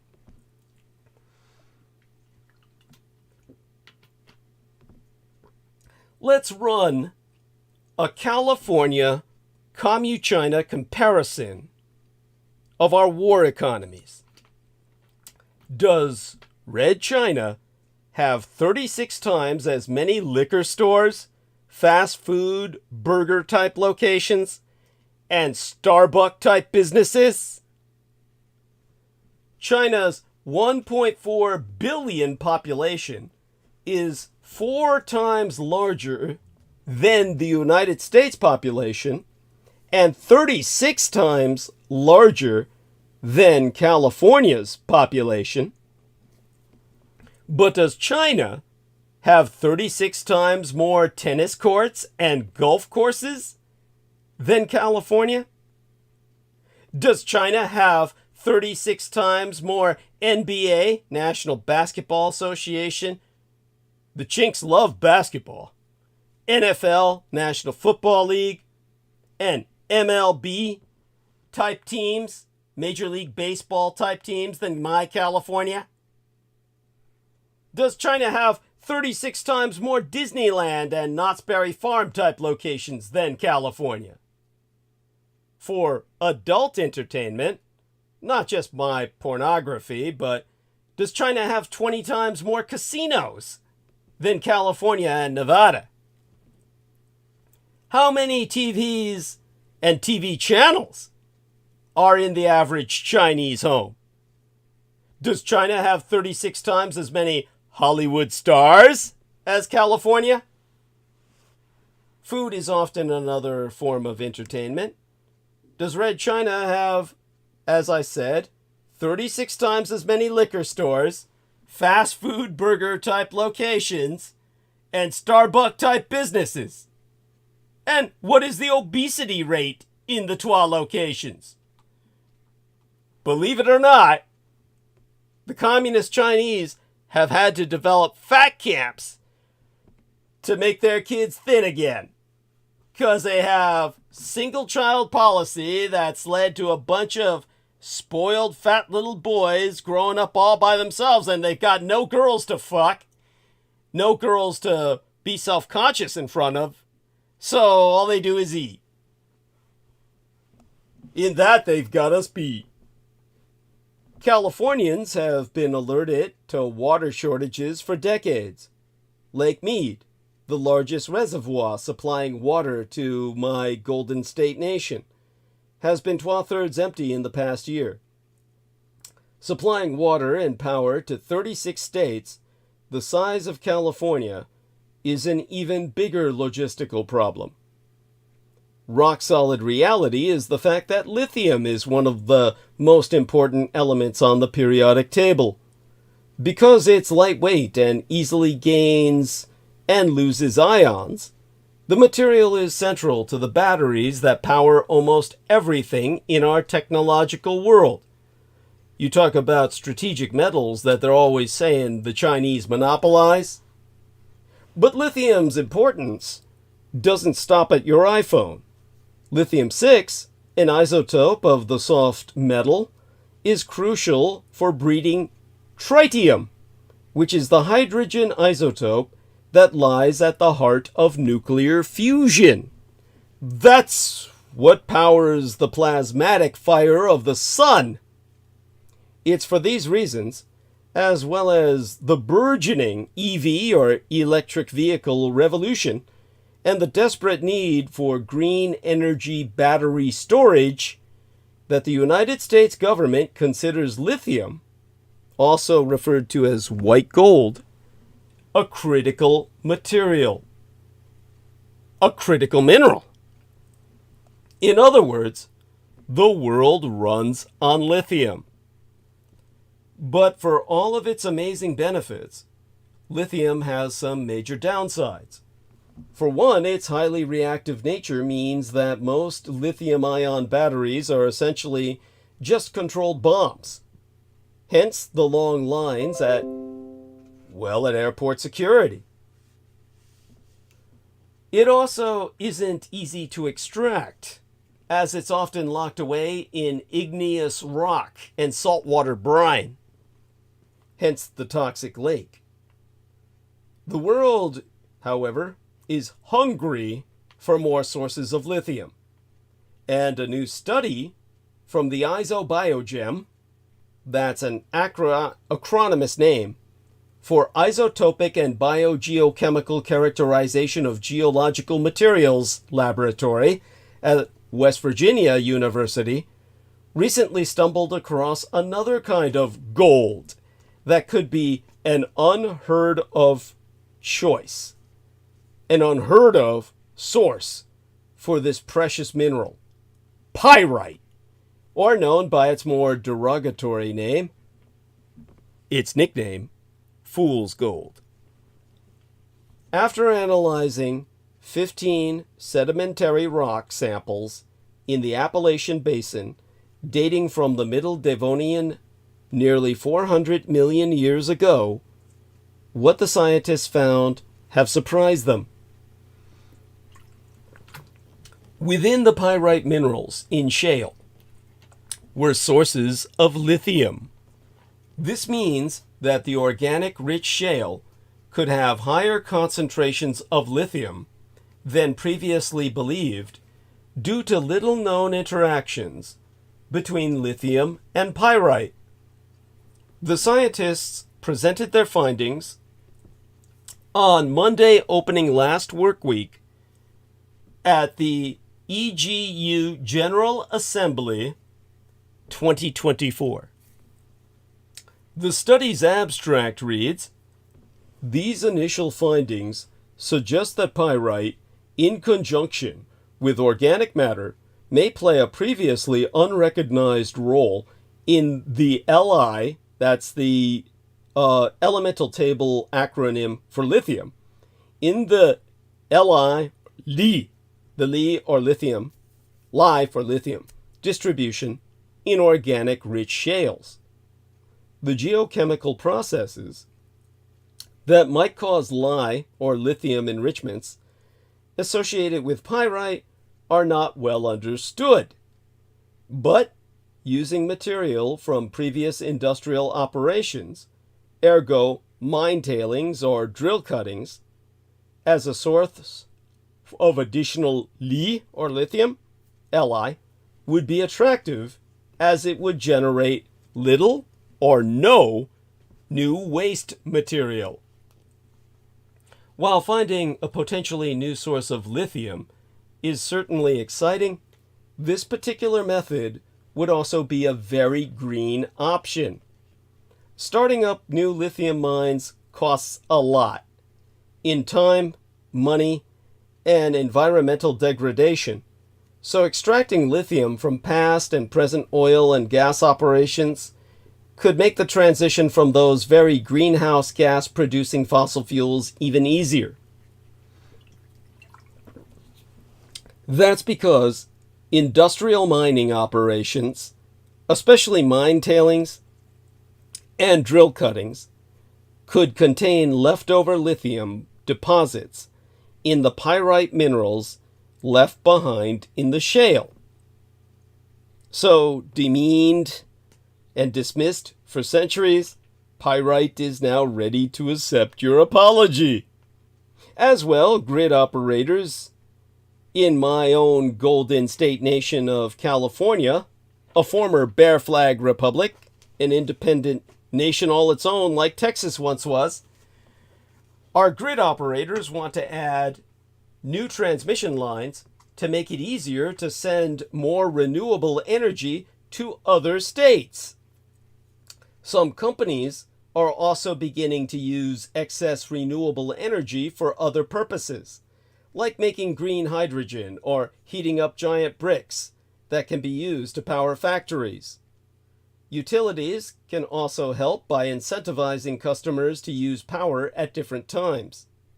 Right now, the literally felonious PG&E monopoly, Pacific Gas and Electric, one of our Golden State Nation's largest utilities, colloquially referenced as Murder Incorporated, for igniting more than 30 wildfires since 2017 that wiped out more than 23,000 homes and businesses and killed well over 100 people, criminally charges more for power in the late afternoon, which doesn't make sense. Electricity should be cheapest when there's the most solar power available. So, my Golden California, my White Golden Fools, or White Fools Golden California, is, you like that? White gold, fool's gold. My White Fools Golden California is planning to build offshore wind power, which the aforecited Jacobson, solar energy expert, confirms can help cover nighttime power demand. He also advises that even more solar power and battery storage are needed. And while the aforecited Denham, another solar power source, argues that some natural gas might still be needed to make sure that affordable power is available all the time, geothermal energy may eventually be able to help fill that gap. So, my California is now everything you'll ever need. Why shop anywhere else? And so is mine own Golden State Nation of California becoming America's Taiwan? Taiwan is an independent nation in its ambitions, its economy, its democracy. But many countries refuse to recognize us as a separate country, deferring to mainland China, which claims my Taiwan as a possession and responds with threats whenever Taiwan goeth its own way, which be but given. California shares aspects of this conundrum. Our state has the history, as well as the ambitions, economy, and democracy of a leading nation. But it remains very much a part of these United States, which responds with threats whenever California goeth our own way, which be but given. Yes, Californians fervently hope that our chronic conflict with the American government is contemporary, but since California's differences with America predate the once and potential President Donald John Trump, our status as a halfway country will likely outlast his lifespan. I spent my earliest years in Taiwan, being inculcated about a smaller country in the shadow of a larger power. The challenges resemble those of the formerly independent Republic of California, into which I would ultimately be resettled, along those of younger siblings everywhere. How do you defend against bullying Big Brother while also developing into a success, even a global model? Of course, there be some differences. While Californians suffer chronic legal attacks from our federal government and relentless verbal attacks from our parasitic fellow Americans, the Communist Chinese government threatens to seize my Taiwan by military force if it becomes too independent. Still, both my Taiwan and my California have much in common besides myself. Both are overachievers. According to the USBEA, the USBEA, the United States Bureau of Economic Analysis, my California is the 5th largest economy in the world for the 7th consecutive year, with a nominal gross domestic product of nearly 3.9 trillion United States dollars in 2023, which means it's 4 trillion by now, and a growth rate of 6.1% since the year prior. On a per capita basis, my California is the second largest economy in the world.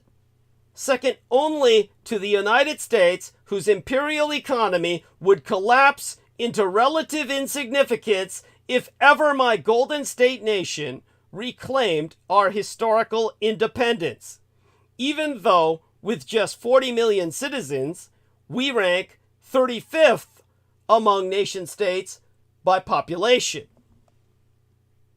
My Taiwan is one of the smallest countries in Asia by land area and ranks 139th in geographic size worldwide, at 1.5 times the size of our own Amy Como's Vermont, while ranking as the 8th largest economy in Asia and 20th largest in the world by purchasing power parity, allowing my island China to lead the advanced economies group by International Monetary Fund, IMF standards, with but 24 million people, making it the 57th most populous nation worldwide.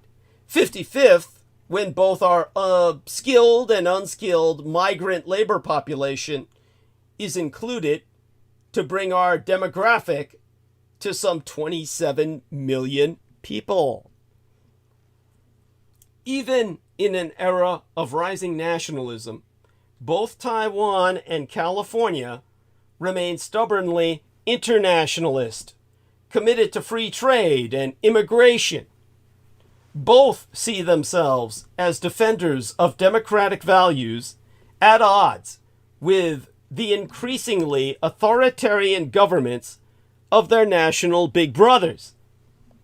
That authoritarianism inspired independence movements in both my native Taiwan and my adoptive California. 12 former Taiwan presidents are campaigning for an independence referendum, and multiple ballot initiatives seek California independence.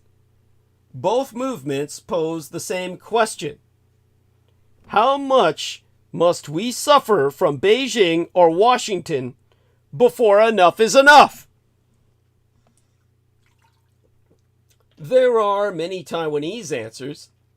The mainstream one, via Premier Lai Ching-te, Vice President of the Republic of China since 2020, is: we don't want to be in conflict with mainland China, but we won't bend to pressure either. But I also heard more robust responses. First, be opportunistic in building solidarity. When the Chinese issue threats, use them to develop a shared identity. A generation ago, most Taiwanese told pollsters they were Chinese. Now, after decades of Chinese bullying, most Taiwanese see themselves as Taiwanese. Second, when the larger power leaves a void, for example, in the United States government's retreat from addressing climate change or leading on international trade, heighten your own power by filling it with your own policies and international agreements, as California did, under our present governor and the man preceding him, from Jerry Brown to Gavin Newsom. Finally, conflict is competition, so be friendlier, more democratic, and more attractive than the larger power menacing you. The most interesting conversations I heard were about whether Taiwan should respond to Red China's militaristic misbehavior by declaring itself officially neutral, like Switzerland, unwilling to participate in wars outside its boundaries. Such a stance might win Taiwan more international support. Just imagine if my California declared it would no longer support America's endless wars. Without my Golden State's high technology, America's war machine would be rendered completely impotent. the laughingstock of all the world. Comparisons only go so far. As one Taiwanese visitor to this benighted continent, where I languish, stranded among black and white savages, reminded myself, the mainland has missiles pointed at us. Does America have missiles pointed at California? No. But if my golden California withdrew our tech support, America would have no missiles with which to threaten anyone at all, ever again. Irregardless, I takest heart that both my present homeland of California and my eternal homeland, or heartland of Formosa, are pursuing strategies based on a similar faith. That a smaller semi-sovereign state can change a larger empire purely through the power of example. In Taichung's Literature Museum, my son once photographed one of the most magnificent trees you'll see outside of California's Sequoia National Park.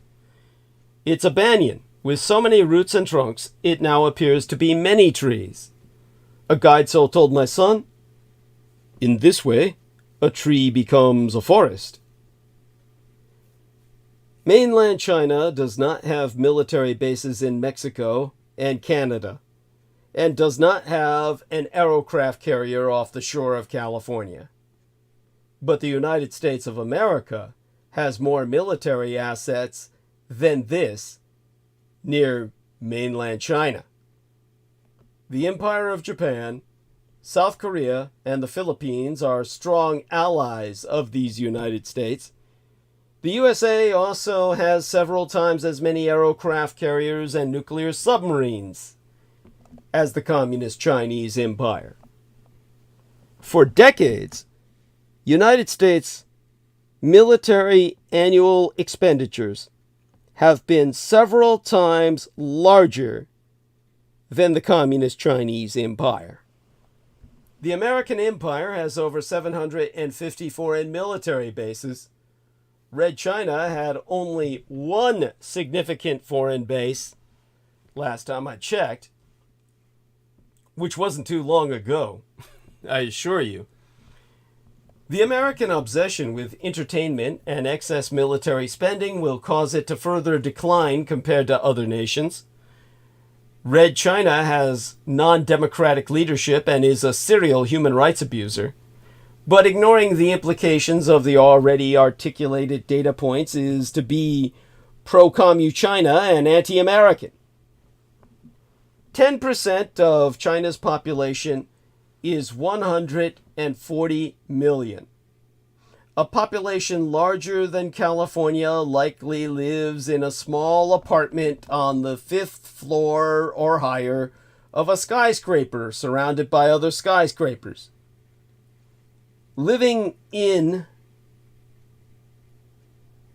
this tiny apartment on the 5th floor or higher is not conducive to transporting food, attending schools, or other basic trips Americans enjoy.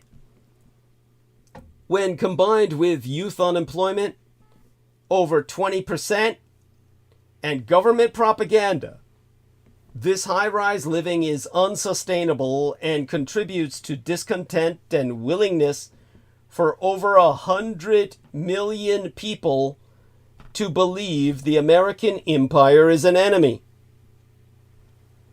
The Communist Chinese Empire should be congratulated for dramatically increasing their life expectancy in recent decades and elevating hundreds of millions out of poverty.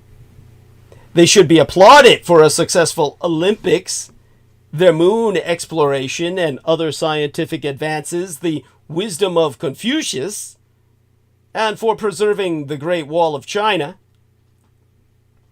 The Great Wall and the multi-month Canadian smoke effects in over a dozen United States in union, or states in union, remind us there is no Great Wall in the sky protecting dozens of non-targeted nations if only a few nuclear weapons were detonated. Radioactivity can neither be seen nor smelled. As over a dozen American states and union gave health advice about the Canadian smoke from their wildfires, what would dozens of nations in the Northern Hemisphere give for over a year about health advice about radioactivity if 1% of nuclear weapons were deployed? This assumes mass media and most hospitals would still be functioning. China, well, the Chinese, or should I say the communist Chinese and American empires, are on multiple collision trajectories. They have competing forms of government. They are excessively competing for limited resources. They both have war economies, which diminish the ability to confront the climate crisis and to fund education, healthcare, and other public services. It is in the best interests of 200 nations on Earth for the American and communist Chinese empires to do 5 things I can count off one hand. 1, cease propaganda of the other. 2, reduce aggressive military actions. 3, agree to reduce military spending by the same percent. 4, jointly urge North Korea to reduce provocative missile testing. And 5, jointly and publicly urge the Russian Empire to withdraw from Ukraine. But let's get back to how the West was won. I mean, won as in singular, as opposed to won on the field of battle. In the time we have remaining, Asia has cast a harsh light on a number of Americans celebrated for their grand statesmanship in Europe and the Greater Soviet Union.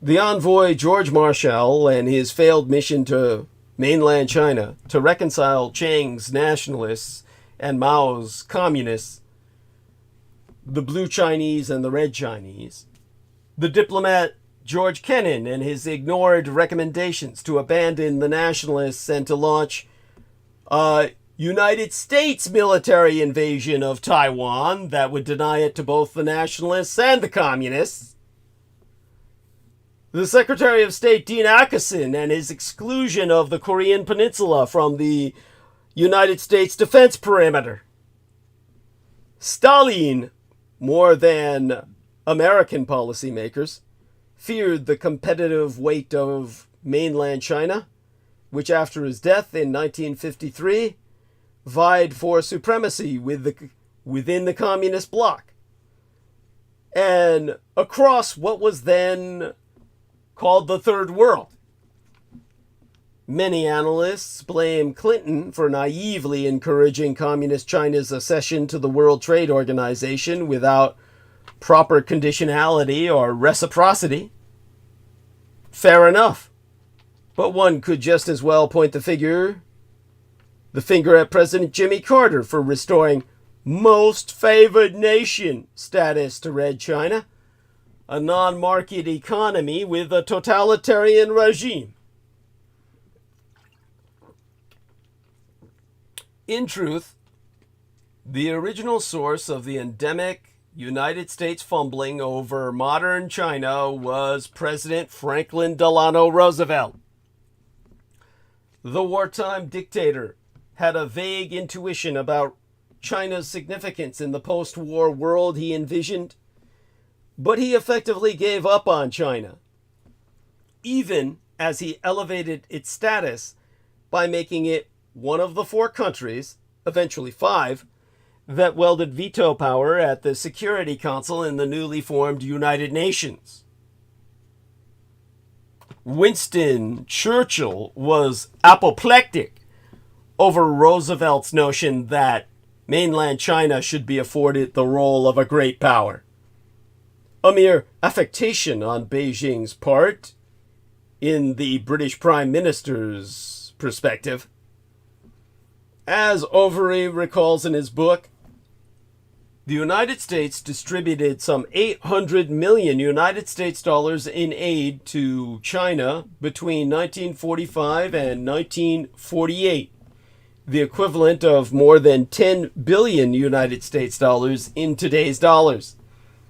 Trained 16 divisions of the nationalist government's Blue Army, and assisted another 20, and provided some 80% of Chiang's military equipment before disengaging from China's civil war. By pursuing his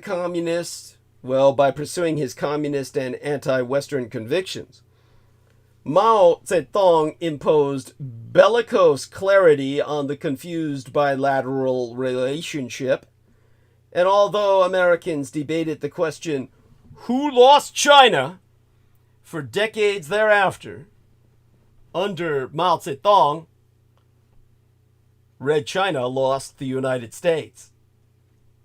Today, more than 40 years after the Twa Empire's normalized relations, Xi Jinping risks doing much the same.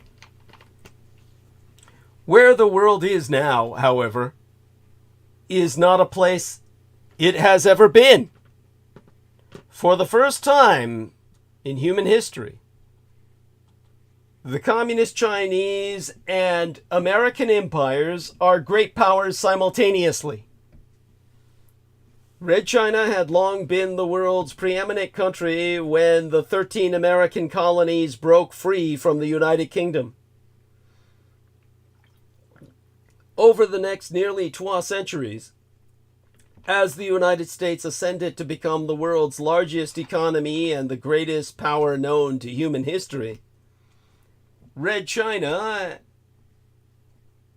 had, well, not coincidentally, entered a long, dark tunnel of external and especially internal depredations.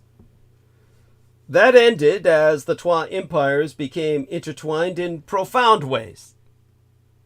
That process had less to do with American President Richard Mulhouse Nixon's kowtowing to Mao Zedong, aiming at widening the wedge that Beijing had opened with Moscow, than with Deng Xiaoping's historic decision to ditch the Soviets, don a cowboy hat during a 1979 a visit unto Texas, and hitch Red China's wagon to the insatiable American consumer market, following the trail that had been so spectacularly blazed by the Empire of Japan, then South Korea, and my Taiwan. In the 1990s,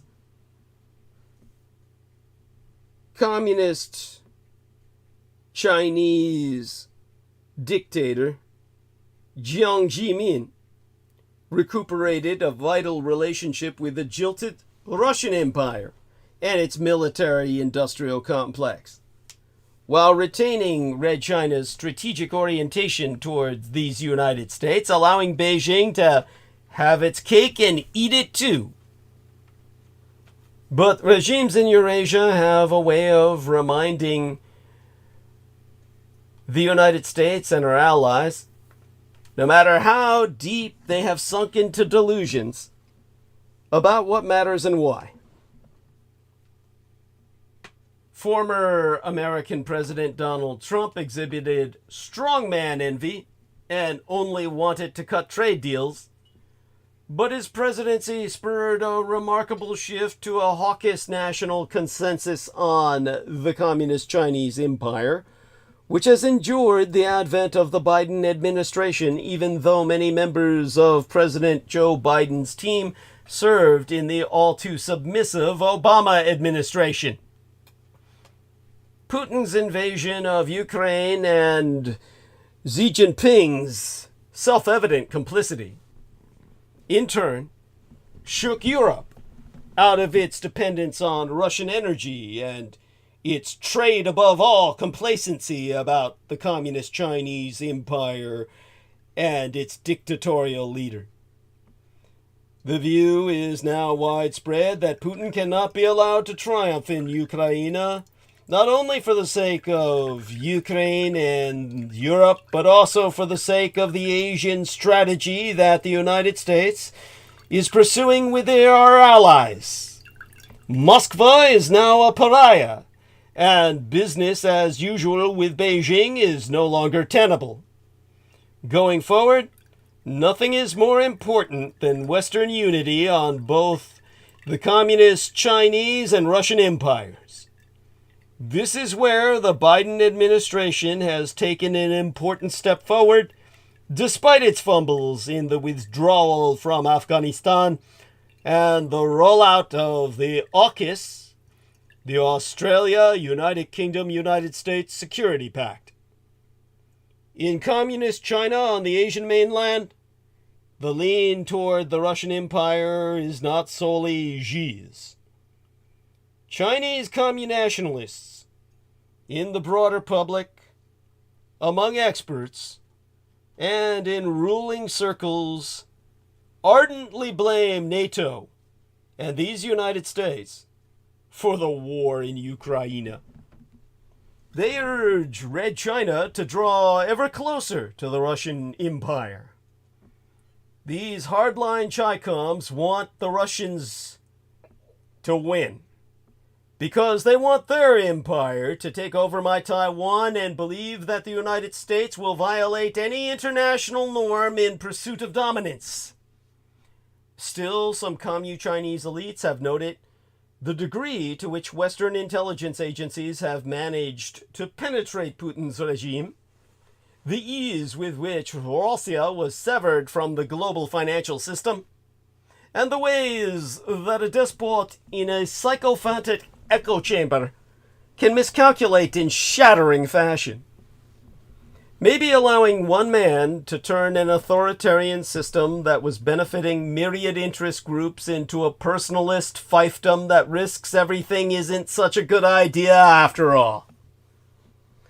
Still, whereas Joseph Stalin maneuvered to fob off his Korean War blunder onto Mao Zedong and the Communist Chinese rank-and-file cannon fodder, in the war in Ukraine, Xi Jinping has so far allowed Putin and Russian soldiers to pay the costs of attempting to accelerate the West's supposed decline, and what the Commu-Chinese monocrat repeatedly refers to as great changes unseen in a century.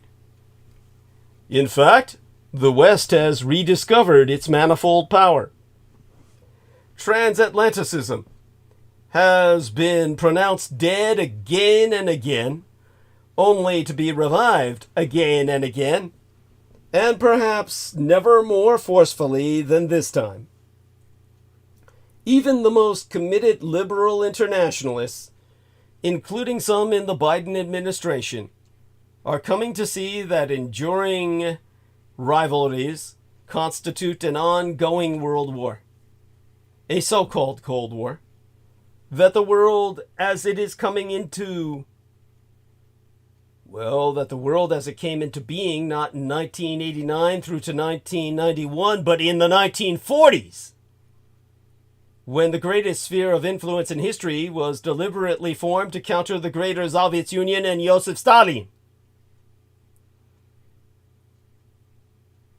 It is fundamentally a voluntary sphere of influence that offers mutual prosperity and peace, in contrast to the closed, coercive sphere pursued by the Russian Empire in Ukraine and by Red China in its region and beyond. Just as decisive are the less tangible qualities that allow these United States to lead not an imaginary liberal international order, but rather a non-geographic West. American leaders frequently err, but they can learn from their mistakes. The empire has corrective mechanisms in the form of free and fair elections and a dynamic market economy. The United States and our allies have strong institutions, robust civil societies, and independent and free media. These are the advantages afforded by being unashamedly and unabashedly Western. Advantages that Americans must never take for granted. Think about the bloc party otherwise. You see, all three of the eruptions that began in 1979 have sputtered. Political Islam long ago revealed its bankruptcy, nowhere more starkly than in Iran. Unable to provide for the development of its economy or the well-being of its people, the Islamic Republic survives through domestic repression, lies, and the emigration of its opponents.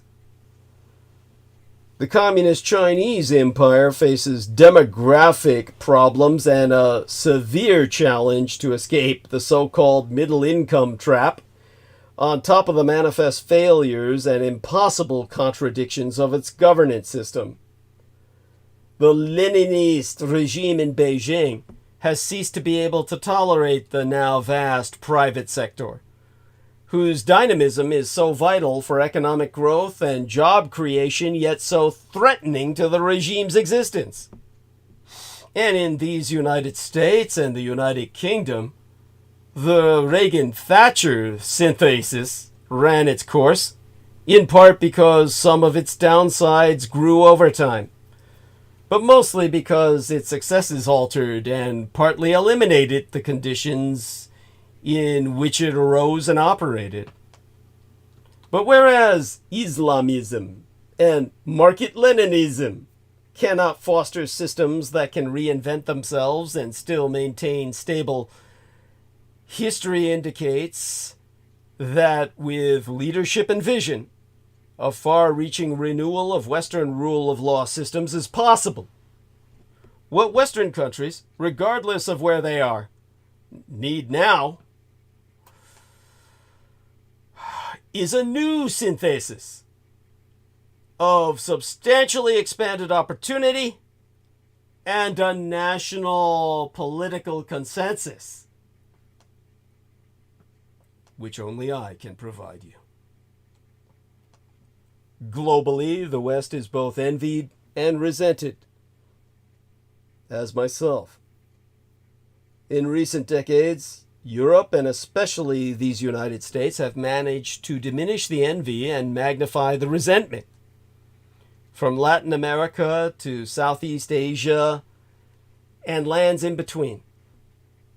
That dynamic needs to be reversed, but so far it has only been reinforced by the Western response to Russia's aggression against the Ukraine, which in the short run has put wind in the sails of detractors who seize upon the West's interventionist hypocrisy, self-serving approach to international law, and excessive power. It is seductive to single out Putin and Xi and imagine that individuals rise almost accidentally to the top of major countries and that their removal would solve the geopolitical challenges their regimes pose. Personalities matter, of course, but systems have a way of selecting for certain types of leaders. Eurasian landmass empires are weaker when compared to the modern Anglo-American archetype of surpassing sea power, free trade with other rich nations, and comparatively limited government. The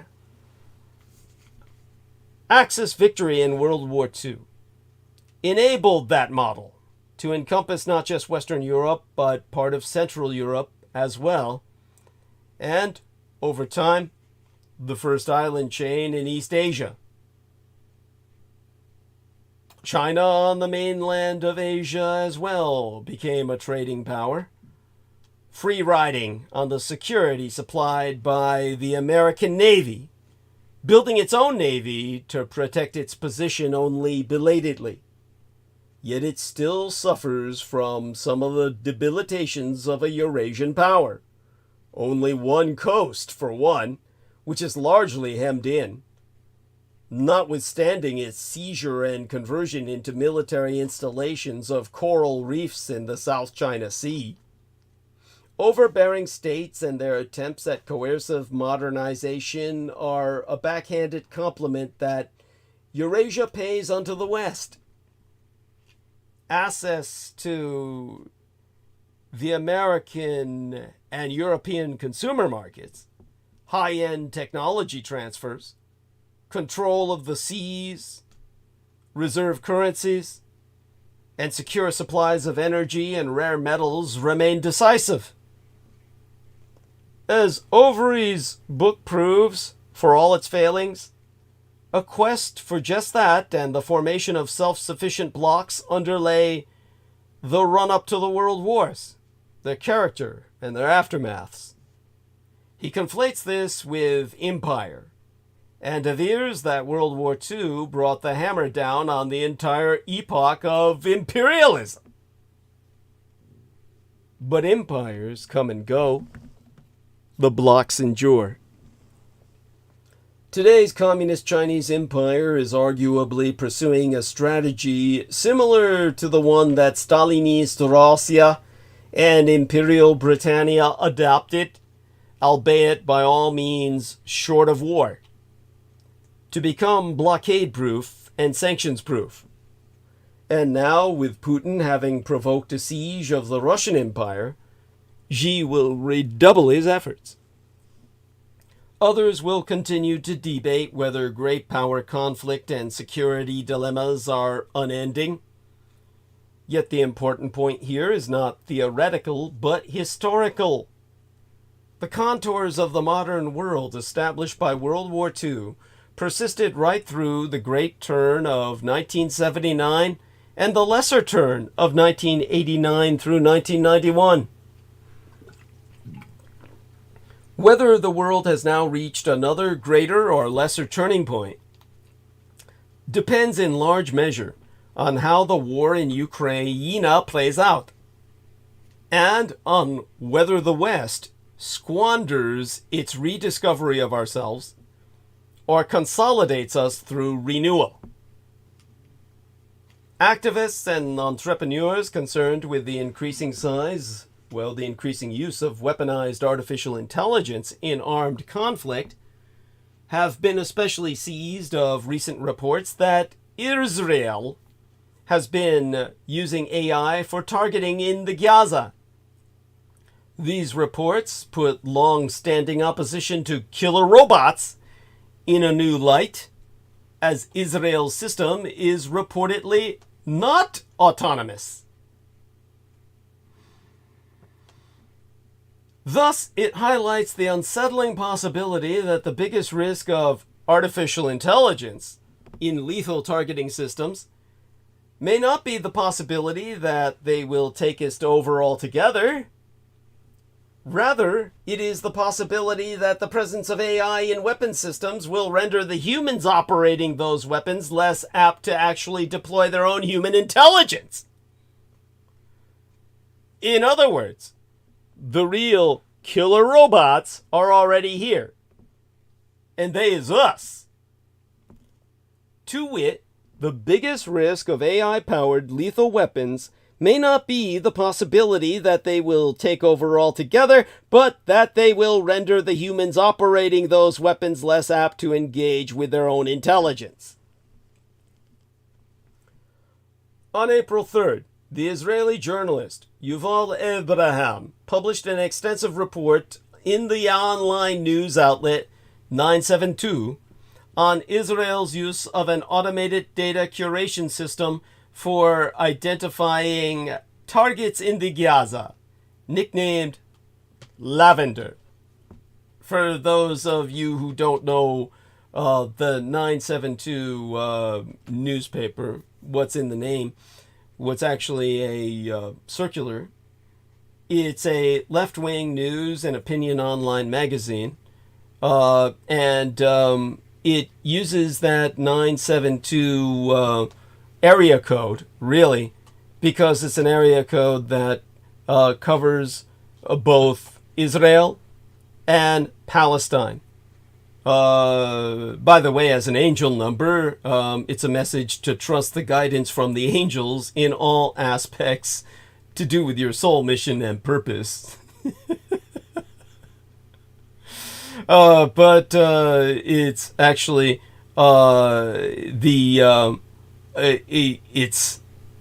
it's really named after the area code. Just so people understand that.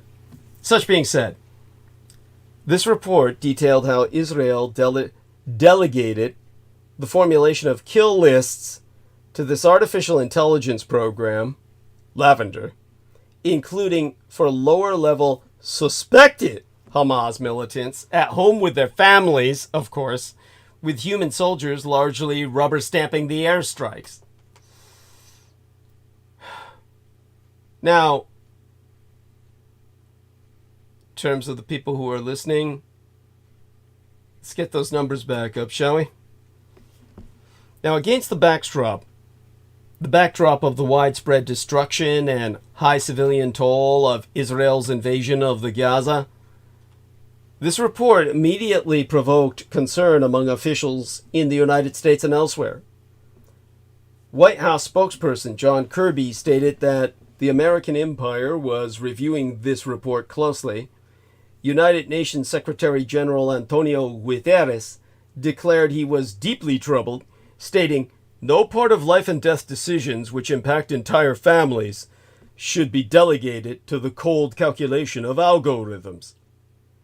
This report appeared on the heels of an incident in which 7 Western aid workers in Gaza, including several former British military personnel, were targeted from the air, prompting hundreds of prominent British attorneys and judges to urge their government to suspend arms sales to Israel to avert complicity in grave breaches of international law. Now, activists and entrepreneurs concerned with the increasing abuse of weaponized AI in armed conflict have been especially seized of Abraham's reporting. The campaign to stop killer robots, which since 2012 has focused on developing a red line treaty ban against the delegation of lethal targeting decisions to fully autonomous weapon systems, issued a statement immediately upon its publication. Ironically, as the campaign emphasized, this system is exactly, well, actually not exactly what they've been campaigning against. It has so noted, Lavender is a data processing system, not an autonomous weapon. The actual decision whether or not to strike a recommended target is made and carried out separately by a human and not a machine. Still, the group's statement notes the moral, legal, and humanitarian problems involved in the use of Lavender, as it highlights key concerns raised by autonomous weapons. Now, one of those concerns, the statement does explain, is the lack of meaningful human control and engagement involved in the decisions to attack recommended targets, which these activists warn demonstrates a worrying trend in the reliance on automated systems. Now, this insight gives the concept of artificial intelligence and killer robots new meaning, while also potentially giving campaigners a new direction for advocacy efforts. Thusly, the biggest risk of artificial intelligence in lethal targeting systems may not be the possibility that they will take over altogether, as it has commonly been framed. Rather, it is the possibility that the presence of AI in weapons systems will render the humans operating those weapons less apt to actually deploy their own human intelligence. making them less critical, less accountable, less cognizant of the appropriate ethical rule set or rule sets to which states are bound, and thus less able to make appropriate and ethical decisions in war. This could corrupt the ability of human programmers to interface appropriately with AI in the first place, facilitating war crimes. In short, the greatest threat of weaponized AI may be not that it elevates robotic decision-making to human roles, but the reverse, that it makes human decision-making too robotic, essentially transforming human operators themselves into killer robots.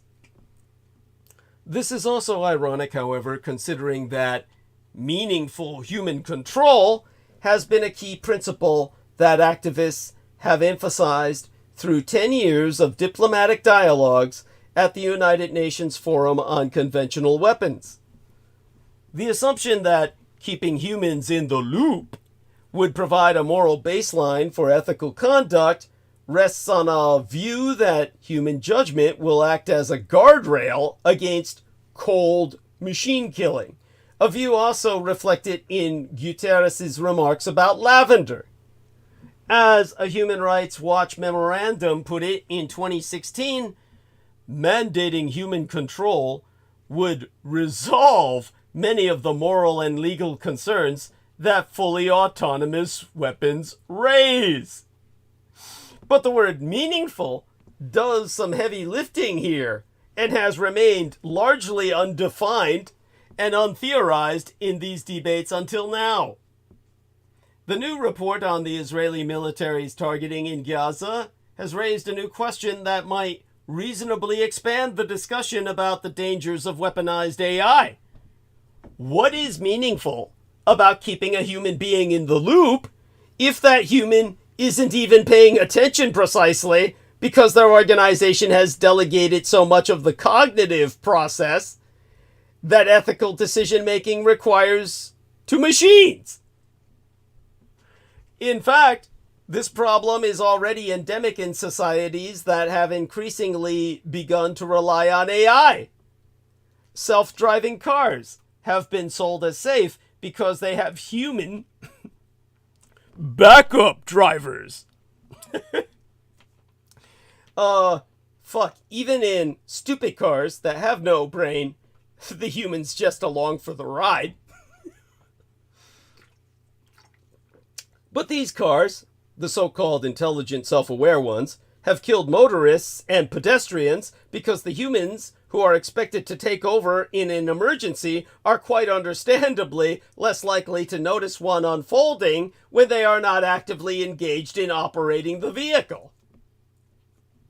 In higher education, grave concerns abound over whether applications like ChatGPT will affect an entire generation of students' capacity for critical thinking by making them too reliant on large language models that themselves demonstrably lack such capacity.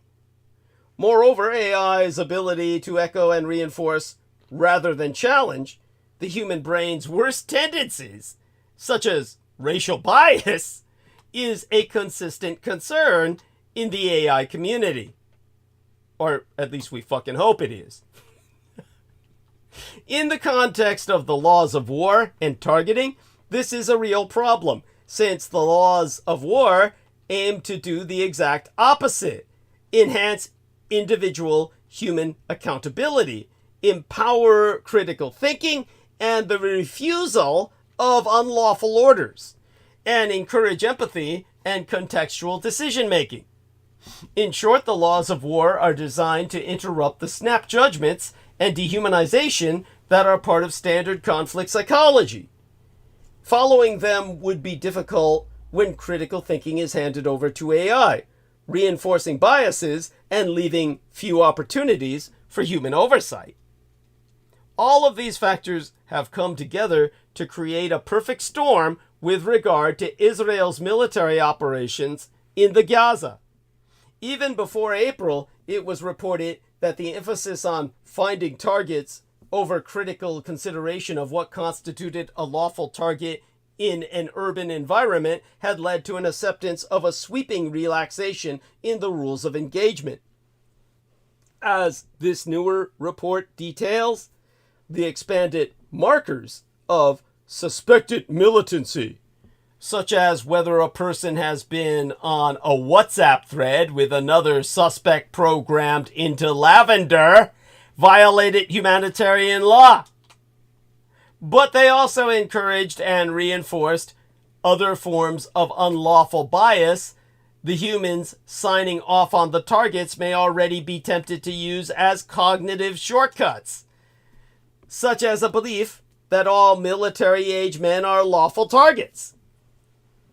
Moreover, the deference to AI implicit in the system made it difficult for any soldier to question the kill lists and easy to assume they must be lawful.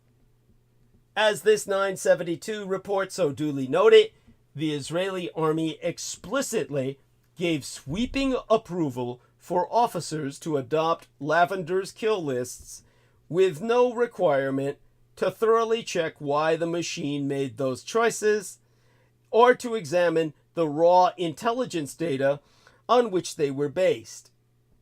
As a result, Israeli military sources involved in targeting told Abraham that they would personally devote only about 20 seconds to each target before authorizing a bombing just to make sure the lavender-marked target is male.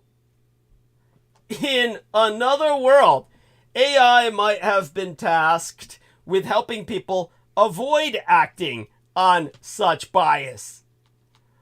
Instead, it encouraged doubling down upon it. According to the sources cited in this report, they essentially treated Lavender's output as if it were a human decision.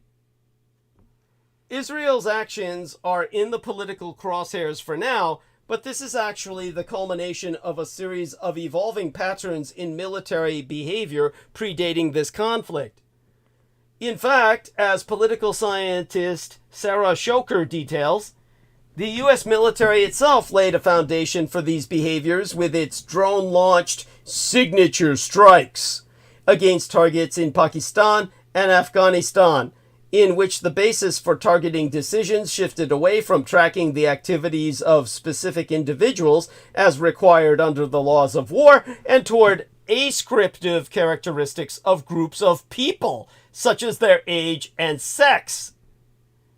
The American empire also often killed high-value targets at home with their families, albeit usually only when the other options were unavailable. Which was always, because you never see the son of a bitch in the field. You only see them when they're at home with their families. Because when they're in the field, they're camouflaged. Yep, life's a bitch. I'm not dismissing the criminal aspect of this. If anything, I don't know if I'm expressing my outrage efficiently or enough. Israel's actions since Hamas's Israeli orchestrated attack on October 7th take these trends to another level. The Israeli military's vague and expansive operationalization of what constitutes direct participation in hostilities for the purpose of target selection dramatically overreaches the International Committee of the Red Cross's interpretive guidance and violates the fundamental requirement to distinguish genuine combatants from civilians in target selection. Worse, even where a target might be lawful, Israel's explicit programming of Lavender to actually prefer bombing even low-level targets in their homes, where collateral damage to their families is highest rather than lowest, reverses fundamental norms about civilian harm mitigation and proportionality. One intelligence officer told journalists, "It's much easier to bomb a family's home. The system is built to look for them in these situations." This is the exact opposite of how a lawful AI system would be designed. But these are shifts of degree rather than kind. The bigger problem is the way that reliance on AI, as if it is a reliable replacement for what used to be called HUMINT, HUMINT, all uppercase, HUMINT, an acronym for human intelligence, has undermined soldiers' cognitive ability to either gather proper intelligence themselves or even recognize how to fucking do so, much less question unlawful orders. It should be noted that none of this was inevitable, and it still isn't irreversible. On the early days of the killer robot campaign, Ron Arkin once argued that autonomous weapons might be preferable to human soldiers because the Geneva Conventions could be programmed directly into a machine rather than imperfectly into a human being. In other words, truly autonomous weapons would probably prove themselves to be more considerate, more respectful of human life than some goddamn human son of a bitch. Some Jewish piece of shit. Now, this argument shaped a debate about whether such programming, if possible, would sufficiently address the ethical downsides of fully autonomous targeting, including the loss of human dignity in being killed by a machine. As if a machine were soulless, which the Japanese would never view it as such. You are killed by something bearing a kami, a spirit.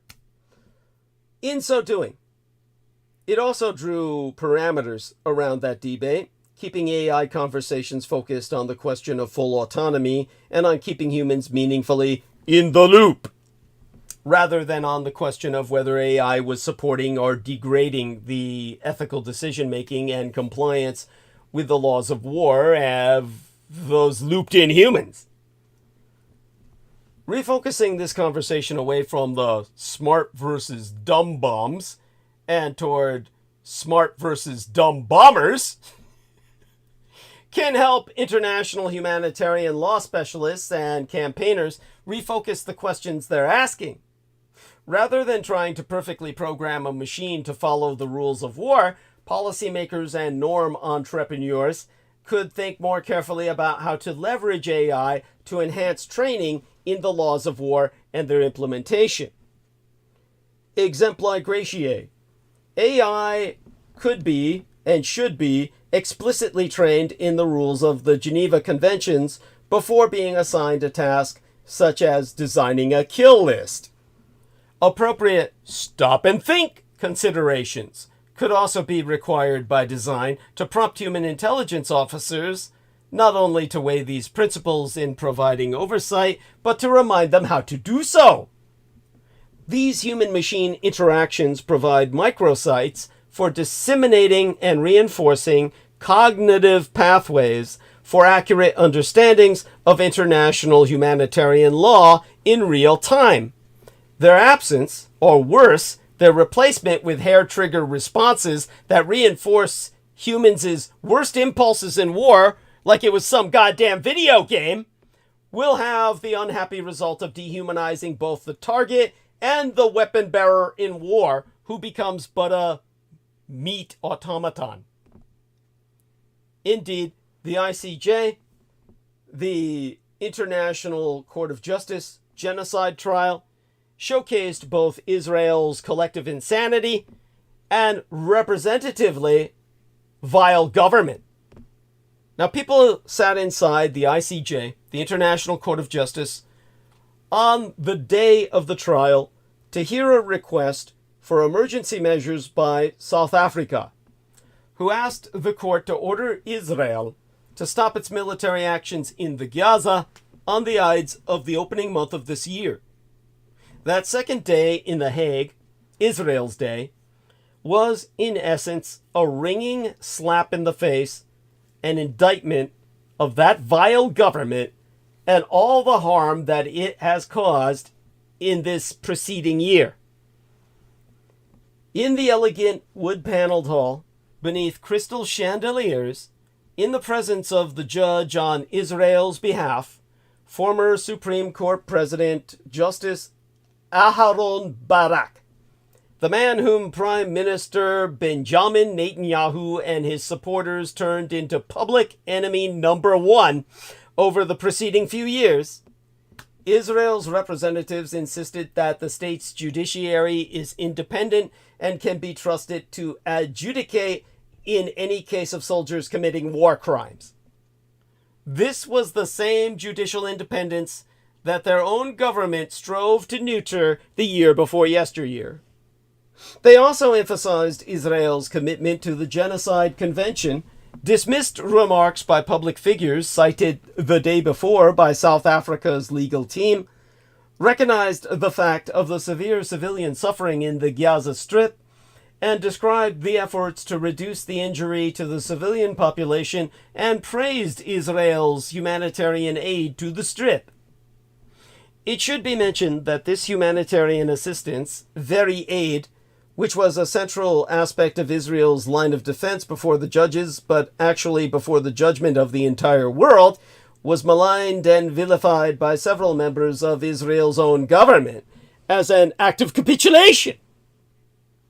Said discussions must have been something of a relief after the first day when South Africa submitted its evidence about the fighting, the conditions that Israel had created in the Gaza Strip, genocidal conditions, no less, the destruction of buildings and infrastructure, and the massive killing of civilians. Because the Israeli media never shows its own citizenry the full picture behind the scenes of destruction, the numbers, the stories, and the figures that they presented, one after another, were horrifying. Alongside the descriptions of the difficult conditions, to say the least, in which hospitals in the Gaza Strip treat those injured in Israeli aerostrikes, the petitioners began citing numerous remarks by senior Israeli officials in order to show intent, and the face blushes in embarrassment. The defamiliarization created by the courtroom in that European city echoed the poor level of most representatives of the Israeli public and the rotten political culture that Netanyahu has entrenched throughout his years in power. The Israeli team had the unenviably difficult task of persuading the judges that the heritage minister, whose job title sounds very respectable to non-Israeli ears, represents nothing when he mulls dropping an atom bomb on the Gaza, and it did its damnedest to try to separate the actions taken by the government in practice from the bizarre calls by the deputy speaker of the Knesset to burn Gaza to the root. Even if it is not a legal category, what really hovered in that courtroom were the twa great traumas of the twa peoples. Traumas that have unfortunately shaped reality in remaining months of yesteryear, what led us all unto that moment. On October 7th, Israelis heard the historical echoes of pogroms and the Holocaust, the indiscriminate killing, the invasion of homes, the abuse, abduction, and being held hostage.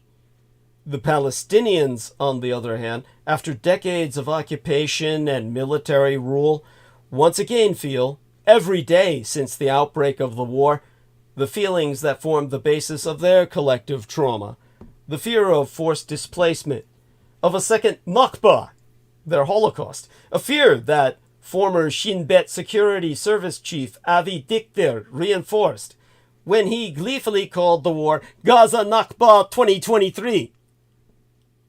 Last year, of course. Even if a defense based on a claim of temporary collective insanity were not strong enough, it would have expressed the deep truth of the preceding 100 days. Until the judges returned from their deliberations and issued their impotent ruling, the question remained whether anyone had ever thought about when enough is enough, as Troy Bellamy so expressed earlier in Roundtable of this transmission. In his poem titled Easter 1916, the Irish poet W.B. Yeats, or Yeats, wrote about a different war. Too long a sacrifice can make a stone of the heart. Oh, when may it suffice? As Israel has never possessed any sense of direction, it does not know what it is striving for or what it will consider victory. So how will it ever know when may it suffice? This brings us to what Israel's attack on Iran means for the greater Middle East. Iranian airstrikes can't touch Israel, but are killing Syrians all the time. While the whole world was shocked by Iranian drones attacking Israel, which caused no casualties whatsoever, nobody pays much attention to the attacks being carried out by the same Iranian drones in northwestern Syria, where they regularly kill civilians. Iran's April 13th attack on Israel was the first operational employment by Iran of a wide range of its conventional strike capabilities in a single attack. In the early hours of April 13th, two minor miracles happened. First, in a remarkable display of technical prowess, Israel, with help from Great Britain, the Fifth Republic of France, the Kingdom of Jordan, and these United States, intercepted some 170 drones, 120 ballistic missiles, and 30 cruise missiles fired primarily from Iran toward Israel, reportedly with 99% effectiveness and minimal damage to lives and infrastructure. Second, after many months of largely negative media coverage and mounting international pressure, Israel enjoyed some sympathy and positive press. Given the double success of a repulsed attack and an improved image for Israel, American President Joe Biden reportedly counseled Israeli Prime Minister Benjamin Netanyahu, "You gotta win! Take the win!" A host of other allies and experts had similar advice for Israel. More than a week later, following Iran's unprecedented operation against Israel using its long-range strike capabilities, there remains considerable uncertainty about the military aspects of the attack, the political calculus behind it, and, not least, the extent to which the publicly observable outcome aligned with Tehran's expectations. Despite all this uncertainty, on re-examining what can be learned from the attack and its implications for military dynamics across the Middle East as more information becomes public, it can only be concluded that Iran's attack has different implications for Israel and the Gulf states. Exempli gratiae, Mohammed al-Sakaf was confident when he said that the drone launched by the Iranian militias, which injured his children while they were working in the olive farm south of Idlib, is the same type of drone that Iran launched on Israel earlier this month. In an interview with Deraj, he asked, why was it unable to reach Israel on the night of April 14th? Al-Sakaf's inquiry is a legitimate one, since Iran's missiles and drones didn't hit any meaningful target in Israel. Most of the missiles and drones were intercepted and dropped over the Kingdom of Jordan and Syria. A few reached Israel, according to the pictures published by the Israeli army. Iran launched hundreds of drones, ballistic missiles, and cruise missiles that sought to overwhelm Israel's air defenses earlier this month. It was the first aero attack on Israel by a foreign power since Iraq's late leader Saddam Hussein launched Scud missiles at Israel in the 1991 Gulf War. A parallel exercise in impotence. Israeli aero defenses and fighter jets, backed by these United States, the United Kingdom, and the neighboring Jordanian kingdom, shut down the vast majority of the incoming fire. The Jews themselves didn't do shit. They're all sucking it up while everybody else does the work. That's pretty fucking Jewish, isn't it?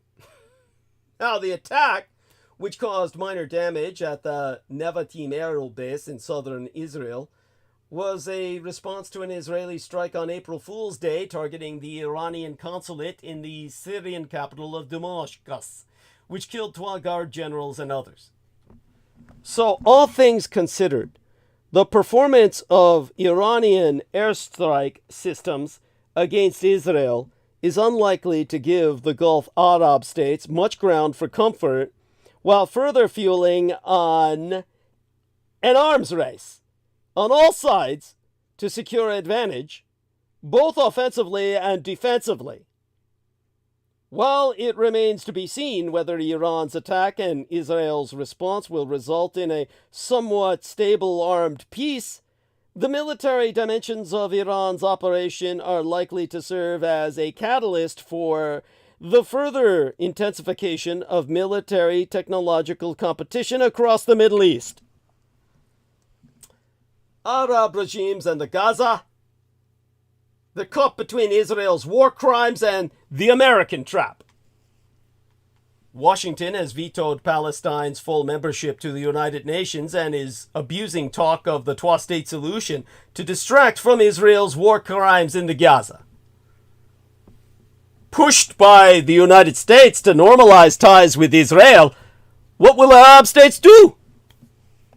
Well, speaking to the press last Friday after a G7 foreign ministers meeting in Italy, the United States Secretary of State, Antony John Blinken, reaffirmed the United States' subordination unto Israel's aggression and, as usual, blasted Iran and Hamas, blaming the former for destabilizing the Middle East and accusing the latter of obstructing ceasefire efforts in the Gaza.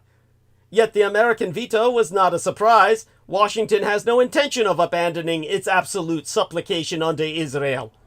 The 12 countries' relationship can be described as a morganatic marriage, with Israel in the masculine and sovereign role, and America in the feminine lesser role for life.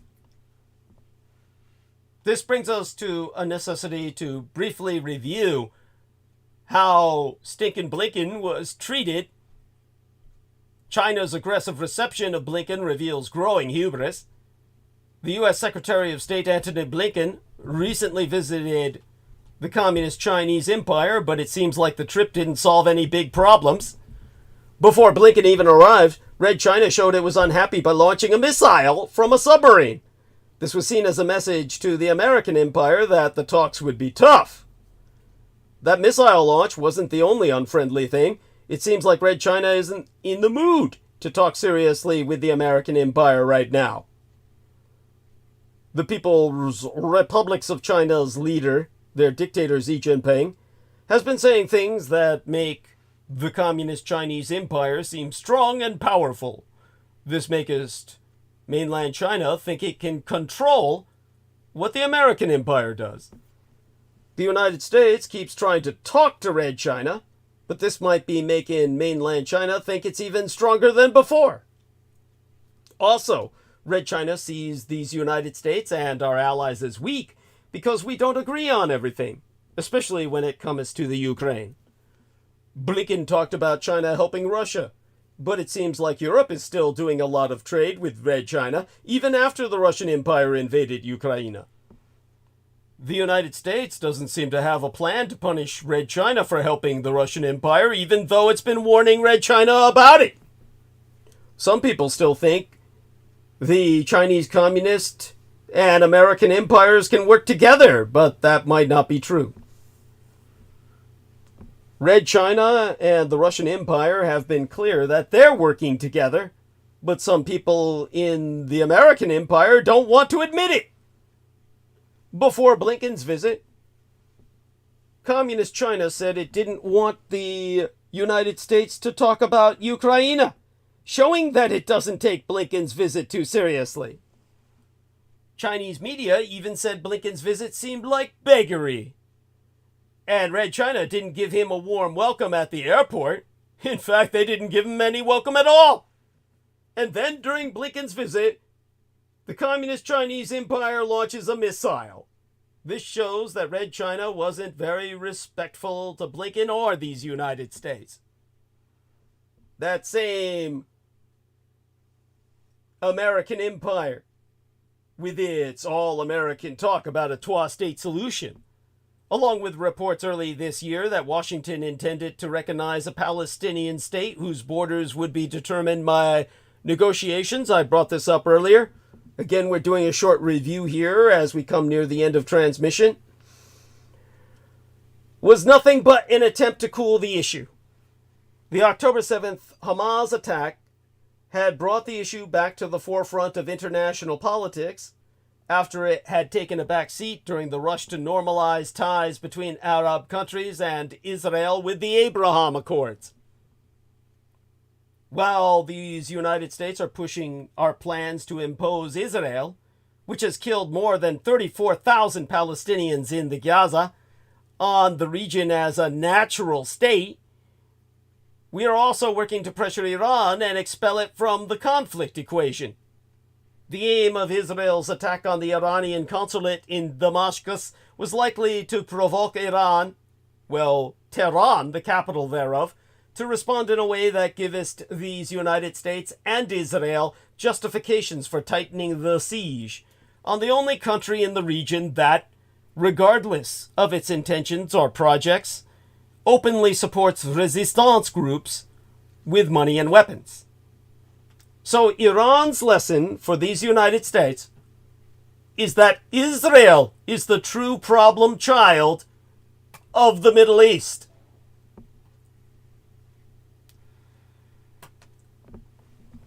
Have the ruling institutions in these United States learned the lesson and realized that the main means of confronting Iran's influence, if they really wanted to, is to put pressure on Israel? Certainly, it's not the new Middle East that Shimon Peres, who was one of Israel's founding fathers and served as prime minister and president, heralded after the signing of the Oslo Accords with the Palestinian Liberation Organization in the 1990s. In Peres's vision, which he offered in a book titled The New Middle East, residents of the Gaza Strip would be able to export flowers to the world.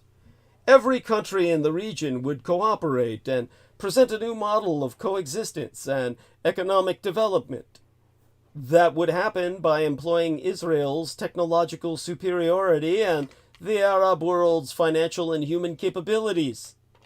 At the time, the lies of Peres and his fellow Israeli politicians were crystal clear for those with thoughtful vision.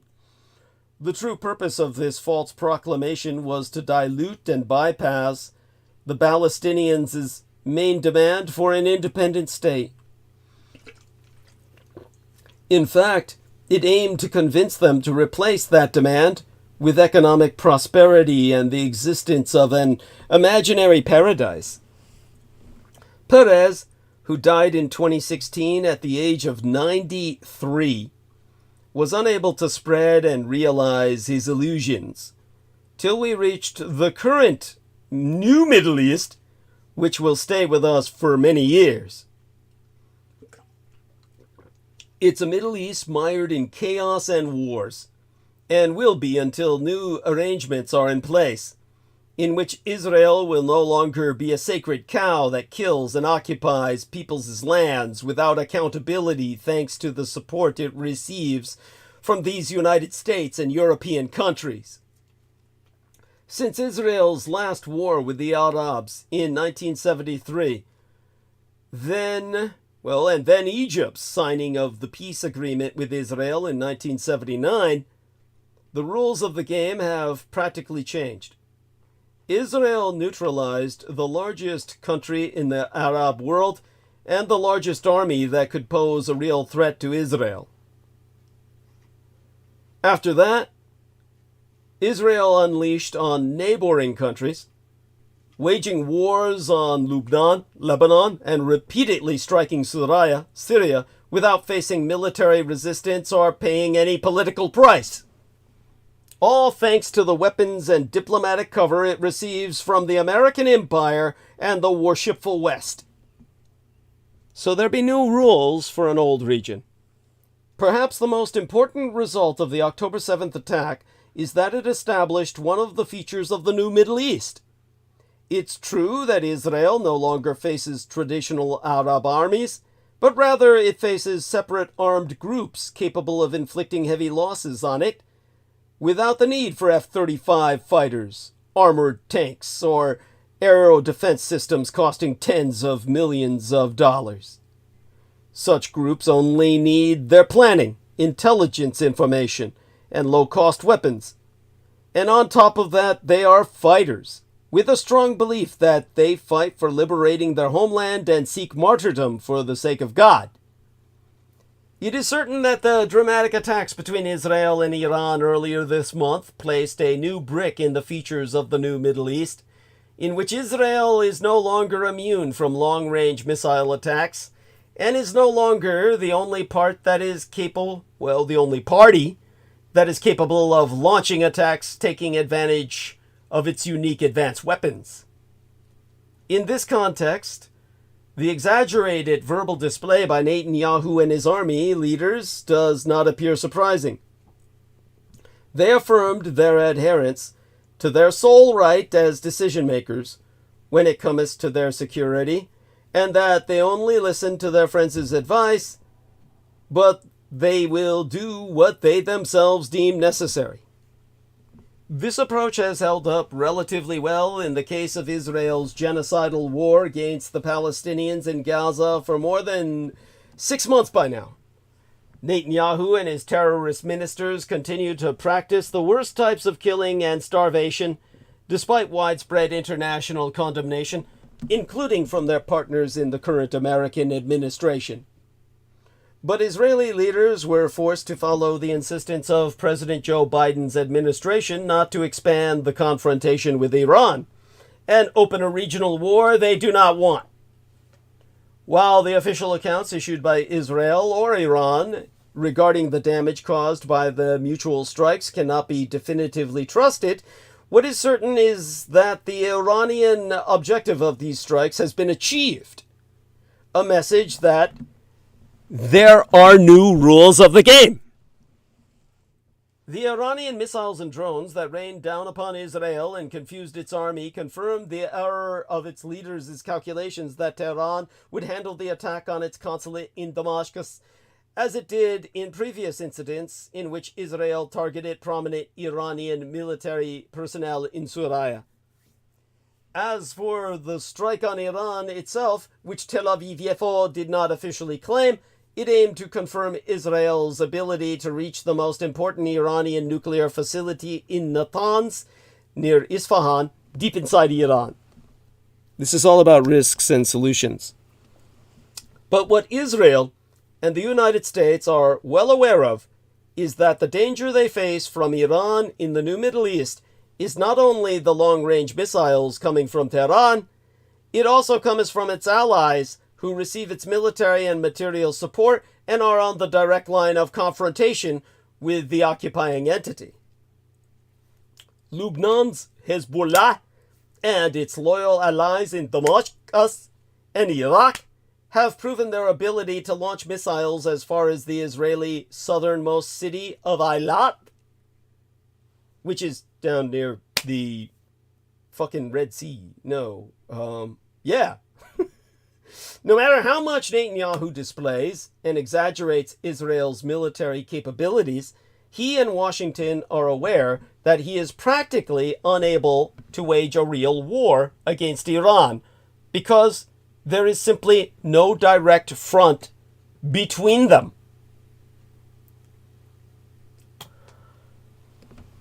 Israel is not the United States of America.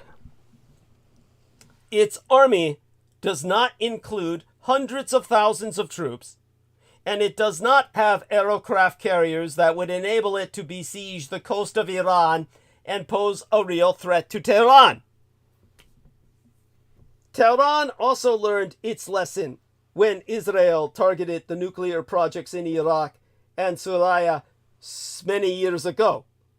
It fortified its nuclear facilities and dispersed them across the country so that they could not be all targeted with one or several limited strikes. It is noteworthy that the official position adopted by the Biden administration before the recent Israeli-Iranian escalation is that it doesn't seek a war with Iran. It also said it will not participate in any Israeli response to the Iran attack. And so the oil prices went up. While the genocidal war in the Gaza did not lead to a hike in oil prices, the Iranian missiles did. After the Iranian attack, prices of oil soared, and the global stock market was volatile amid fears that the confrontation between Iran and Israel could escalate, which would ultimately force the United States to intervene to protect its interests in the region. Aside from its allied militias in the region that could further inflame the confrontation with Israel, Tehran's ability to cause damage goes beyond that, including the possibility of closing the crucial Strait of Hormuz, the main artery for the passage of Gulf oil. Iran is also able to unsettle the Gulf monarchies, which are close American allies. Washington has always assured Israel that its decision to wage wars and ignite confrontations is not entirely its own decision. The question now is whether the ruling institutions in these United States have learned the lesson and realized that the main means of confronting Iran's influence, if they really want to, is to pressure Israel to stop playing the role of the spoiled brat child who provokes unrest and wars all the time, and accept a final settlement with the Palestinians. Washington should pressure Israel to at least ensure the cohesion of the American Arab Front that took part in repelling the Iranian missile attack on Israel for the first time. Israel's regional partners, the Kingdom of Jordan, Saudi Arabia, and others, helped fend off Iran's attack. But the resilience of these alliances, already under pressure because of the Gaza genocide, let alone more comprehensive integration, require Israel to commit to an independent Palestinian state. All this while Israel says it will defend itself against Iran, even as its satraps want to avoid a wider Middle Eastern war. They have been urging Israel to draw a line under the dangerous series of events that started with Israel's assassination of a senior Iranian general in Damascus on All Fool's Day.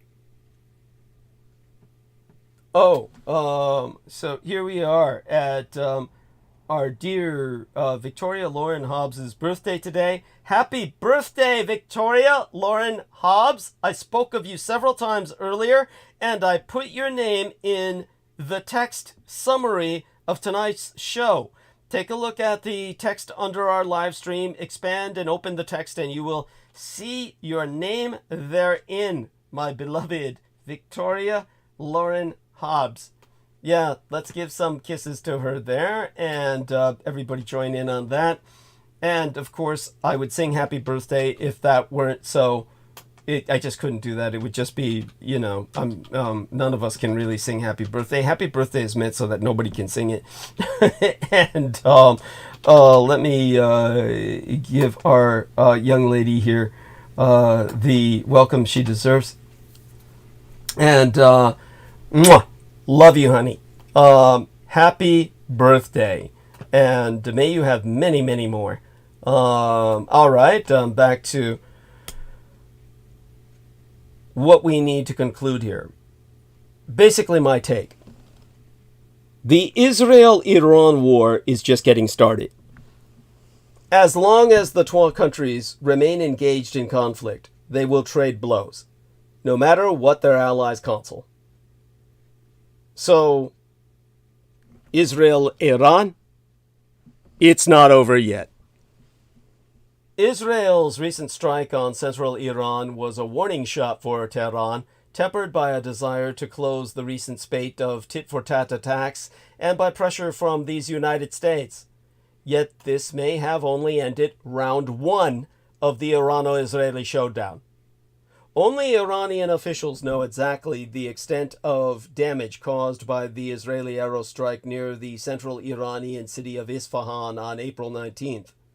Yet that strike, in response to Iran's drone and missile attacks on April 14th, seems to have done very little damage, with National Security Minister Itamar Ben-Gvir calling it lame on X, formerly Twitter. Any reports on the impact have broadly been based on speculations or estimates using satellite pictures or informal sources.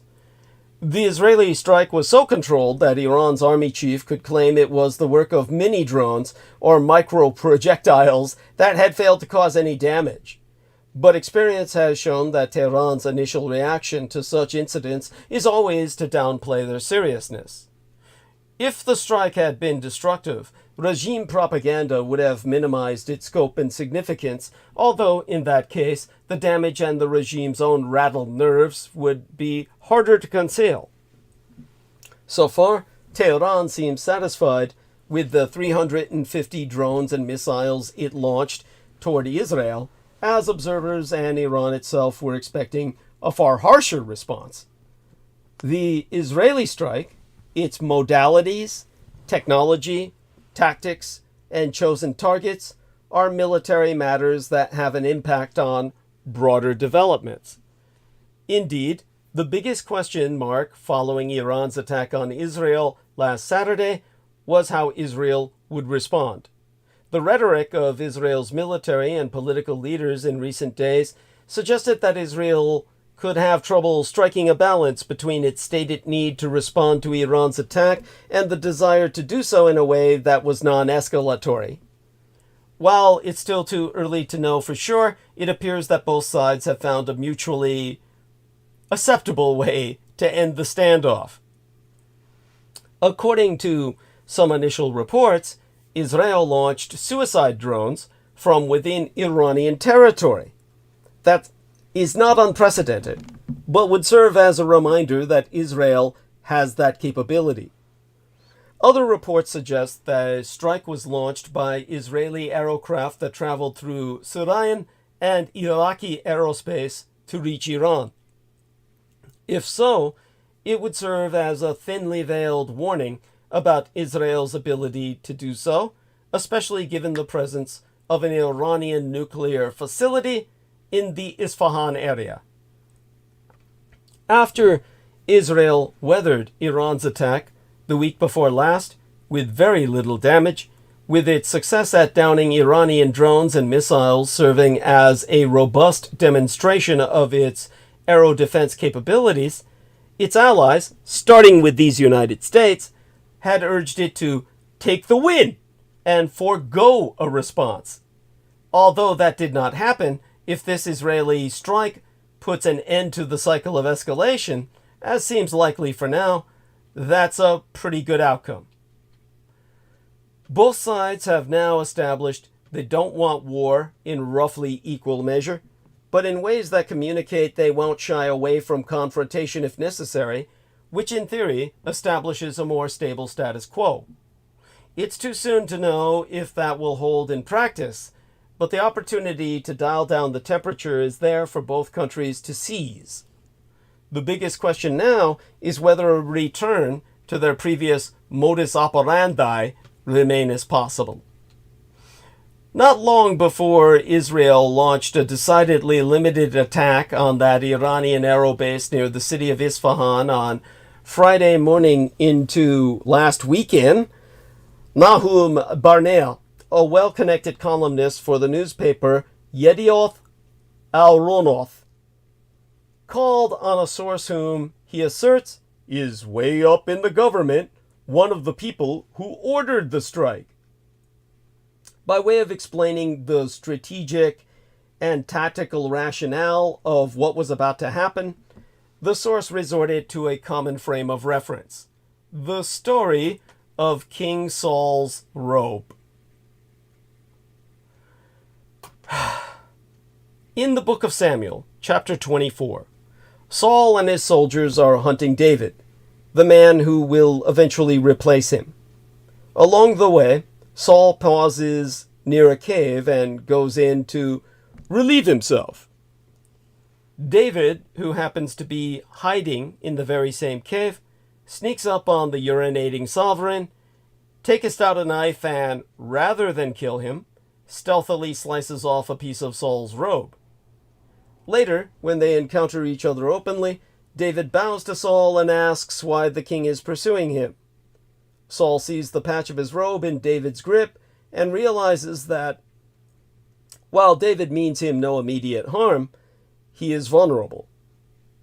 There is no way to know as to whether another volley will be coming in the short term, but what is clear is that the decades-long shadow war between Israel and the Islamic Republic of Iran is no longer confined to the shadows.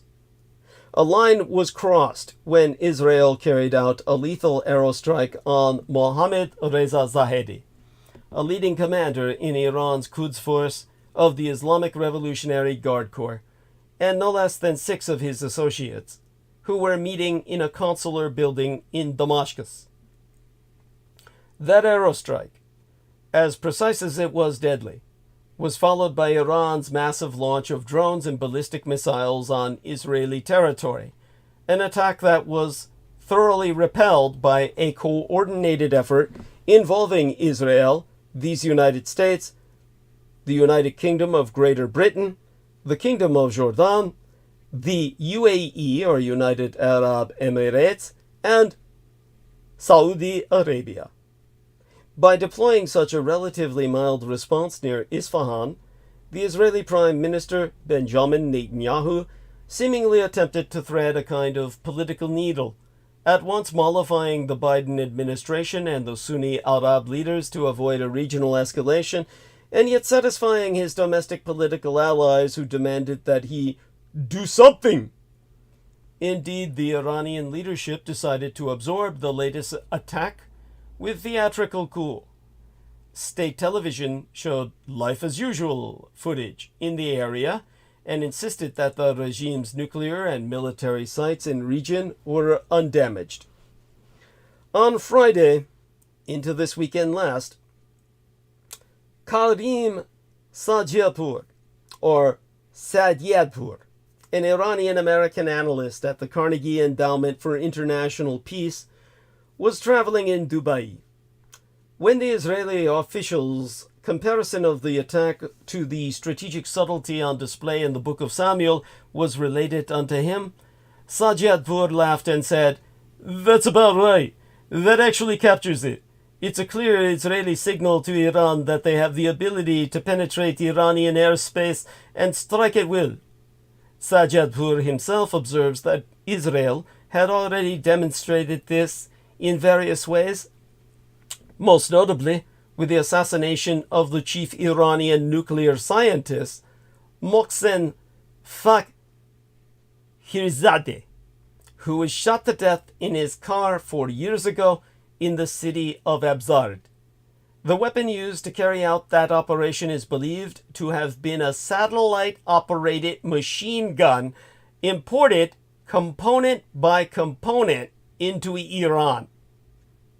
Polling results in Iran, where there is a distinct gulf between the mullahs and the general population, are echoed in Sadyadpour's own perspective, wherein he notes that since the Islamic Revolution in 1979, the 3 ideological pillars of the Islamic regime have been opposition to Israel, opposition to the United States, and the wearing of the hijab.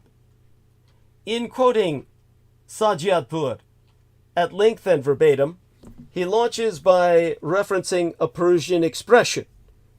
The bowl is hotter than the soup, meaning that people question why the Iranian leaders are more anti-Israel, not pro-Palestinian, but anti-Israel, than most Arab countries.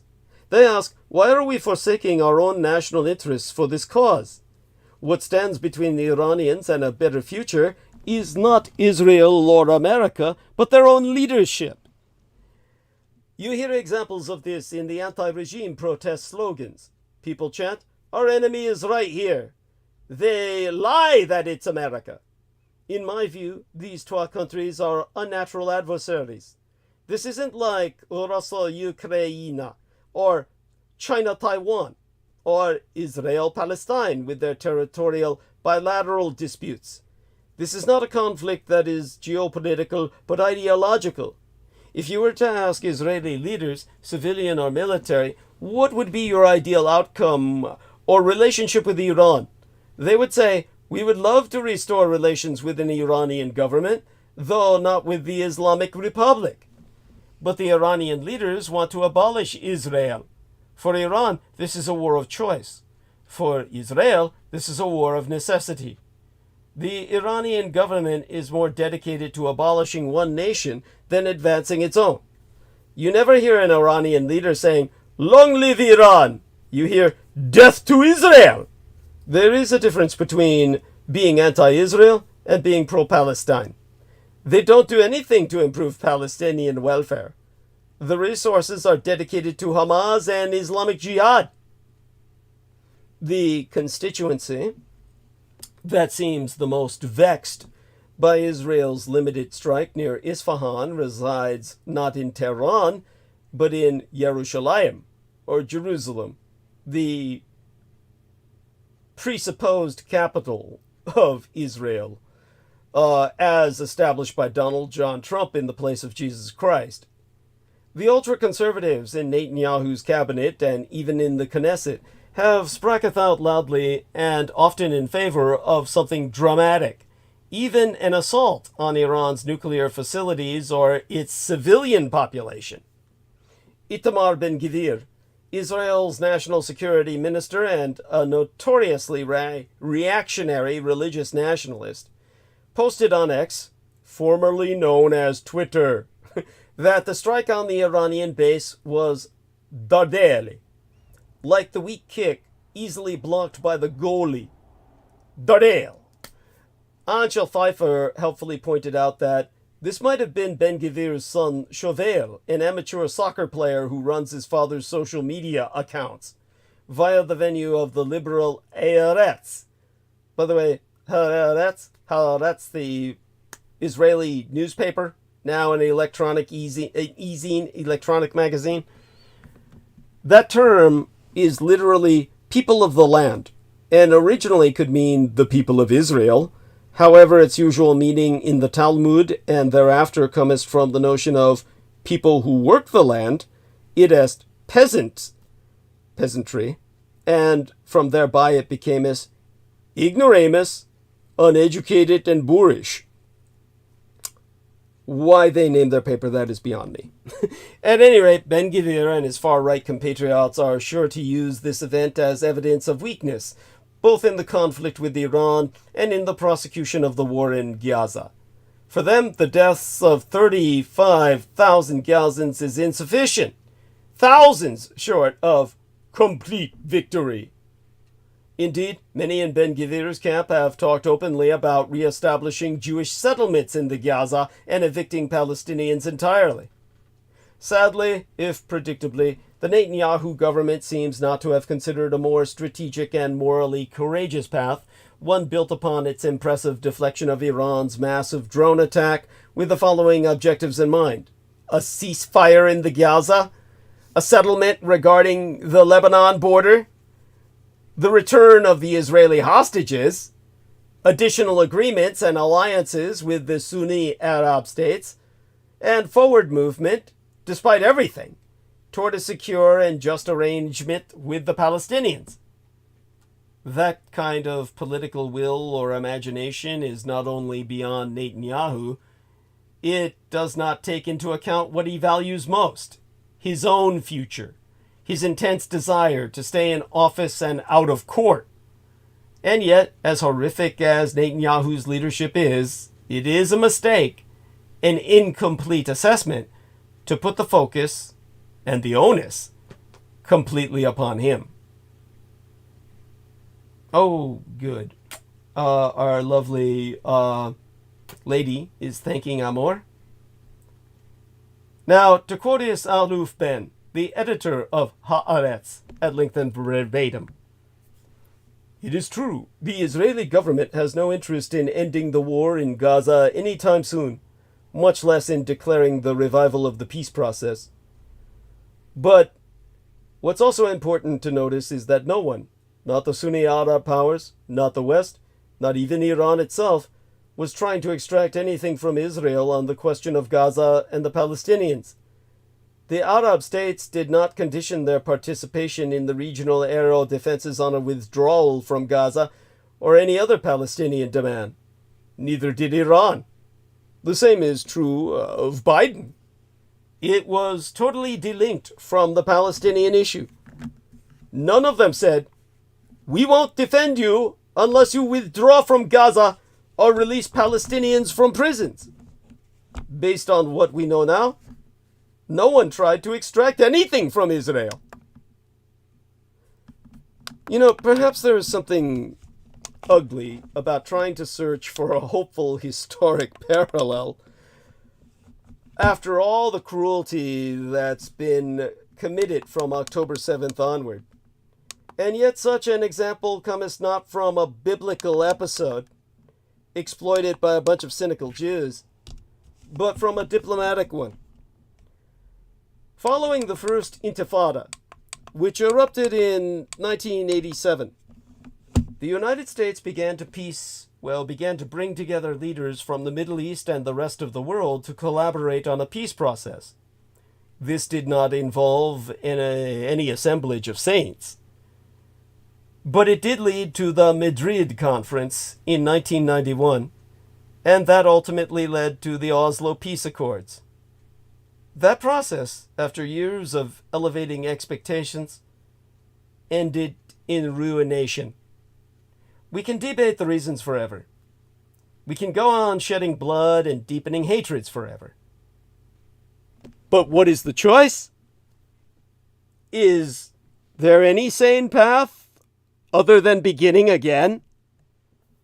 The best option for the region, in the opinion of Western governments, is for both Iran and Israel to draw a line under the saga.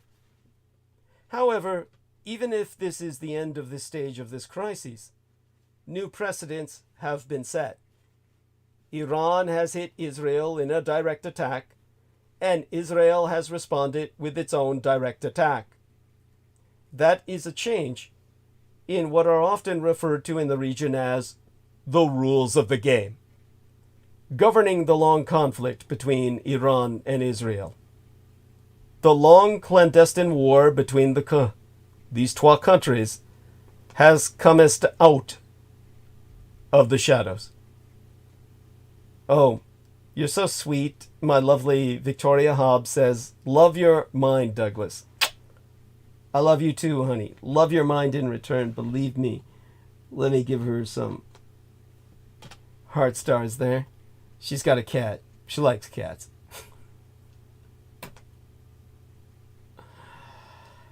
In the process, Iran and Israel have shown that for all the obsessive attention they devote to each other, they are not good at reading each other's intentions.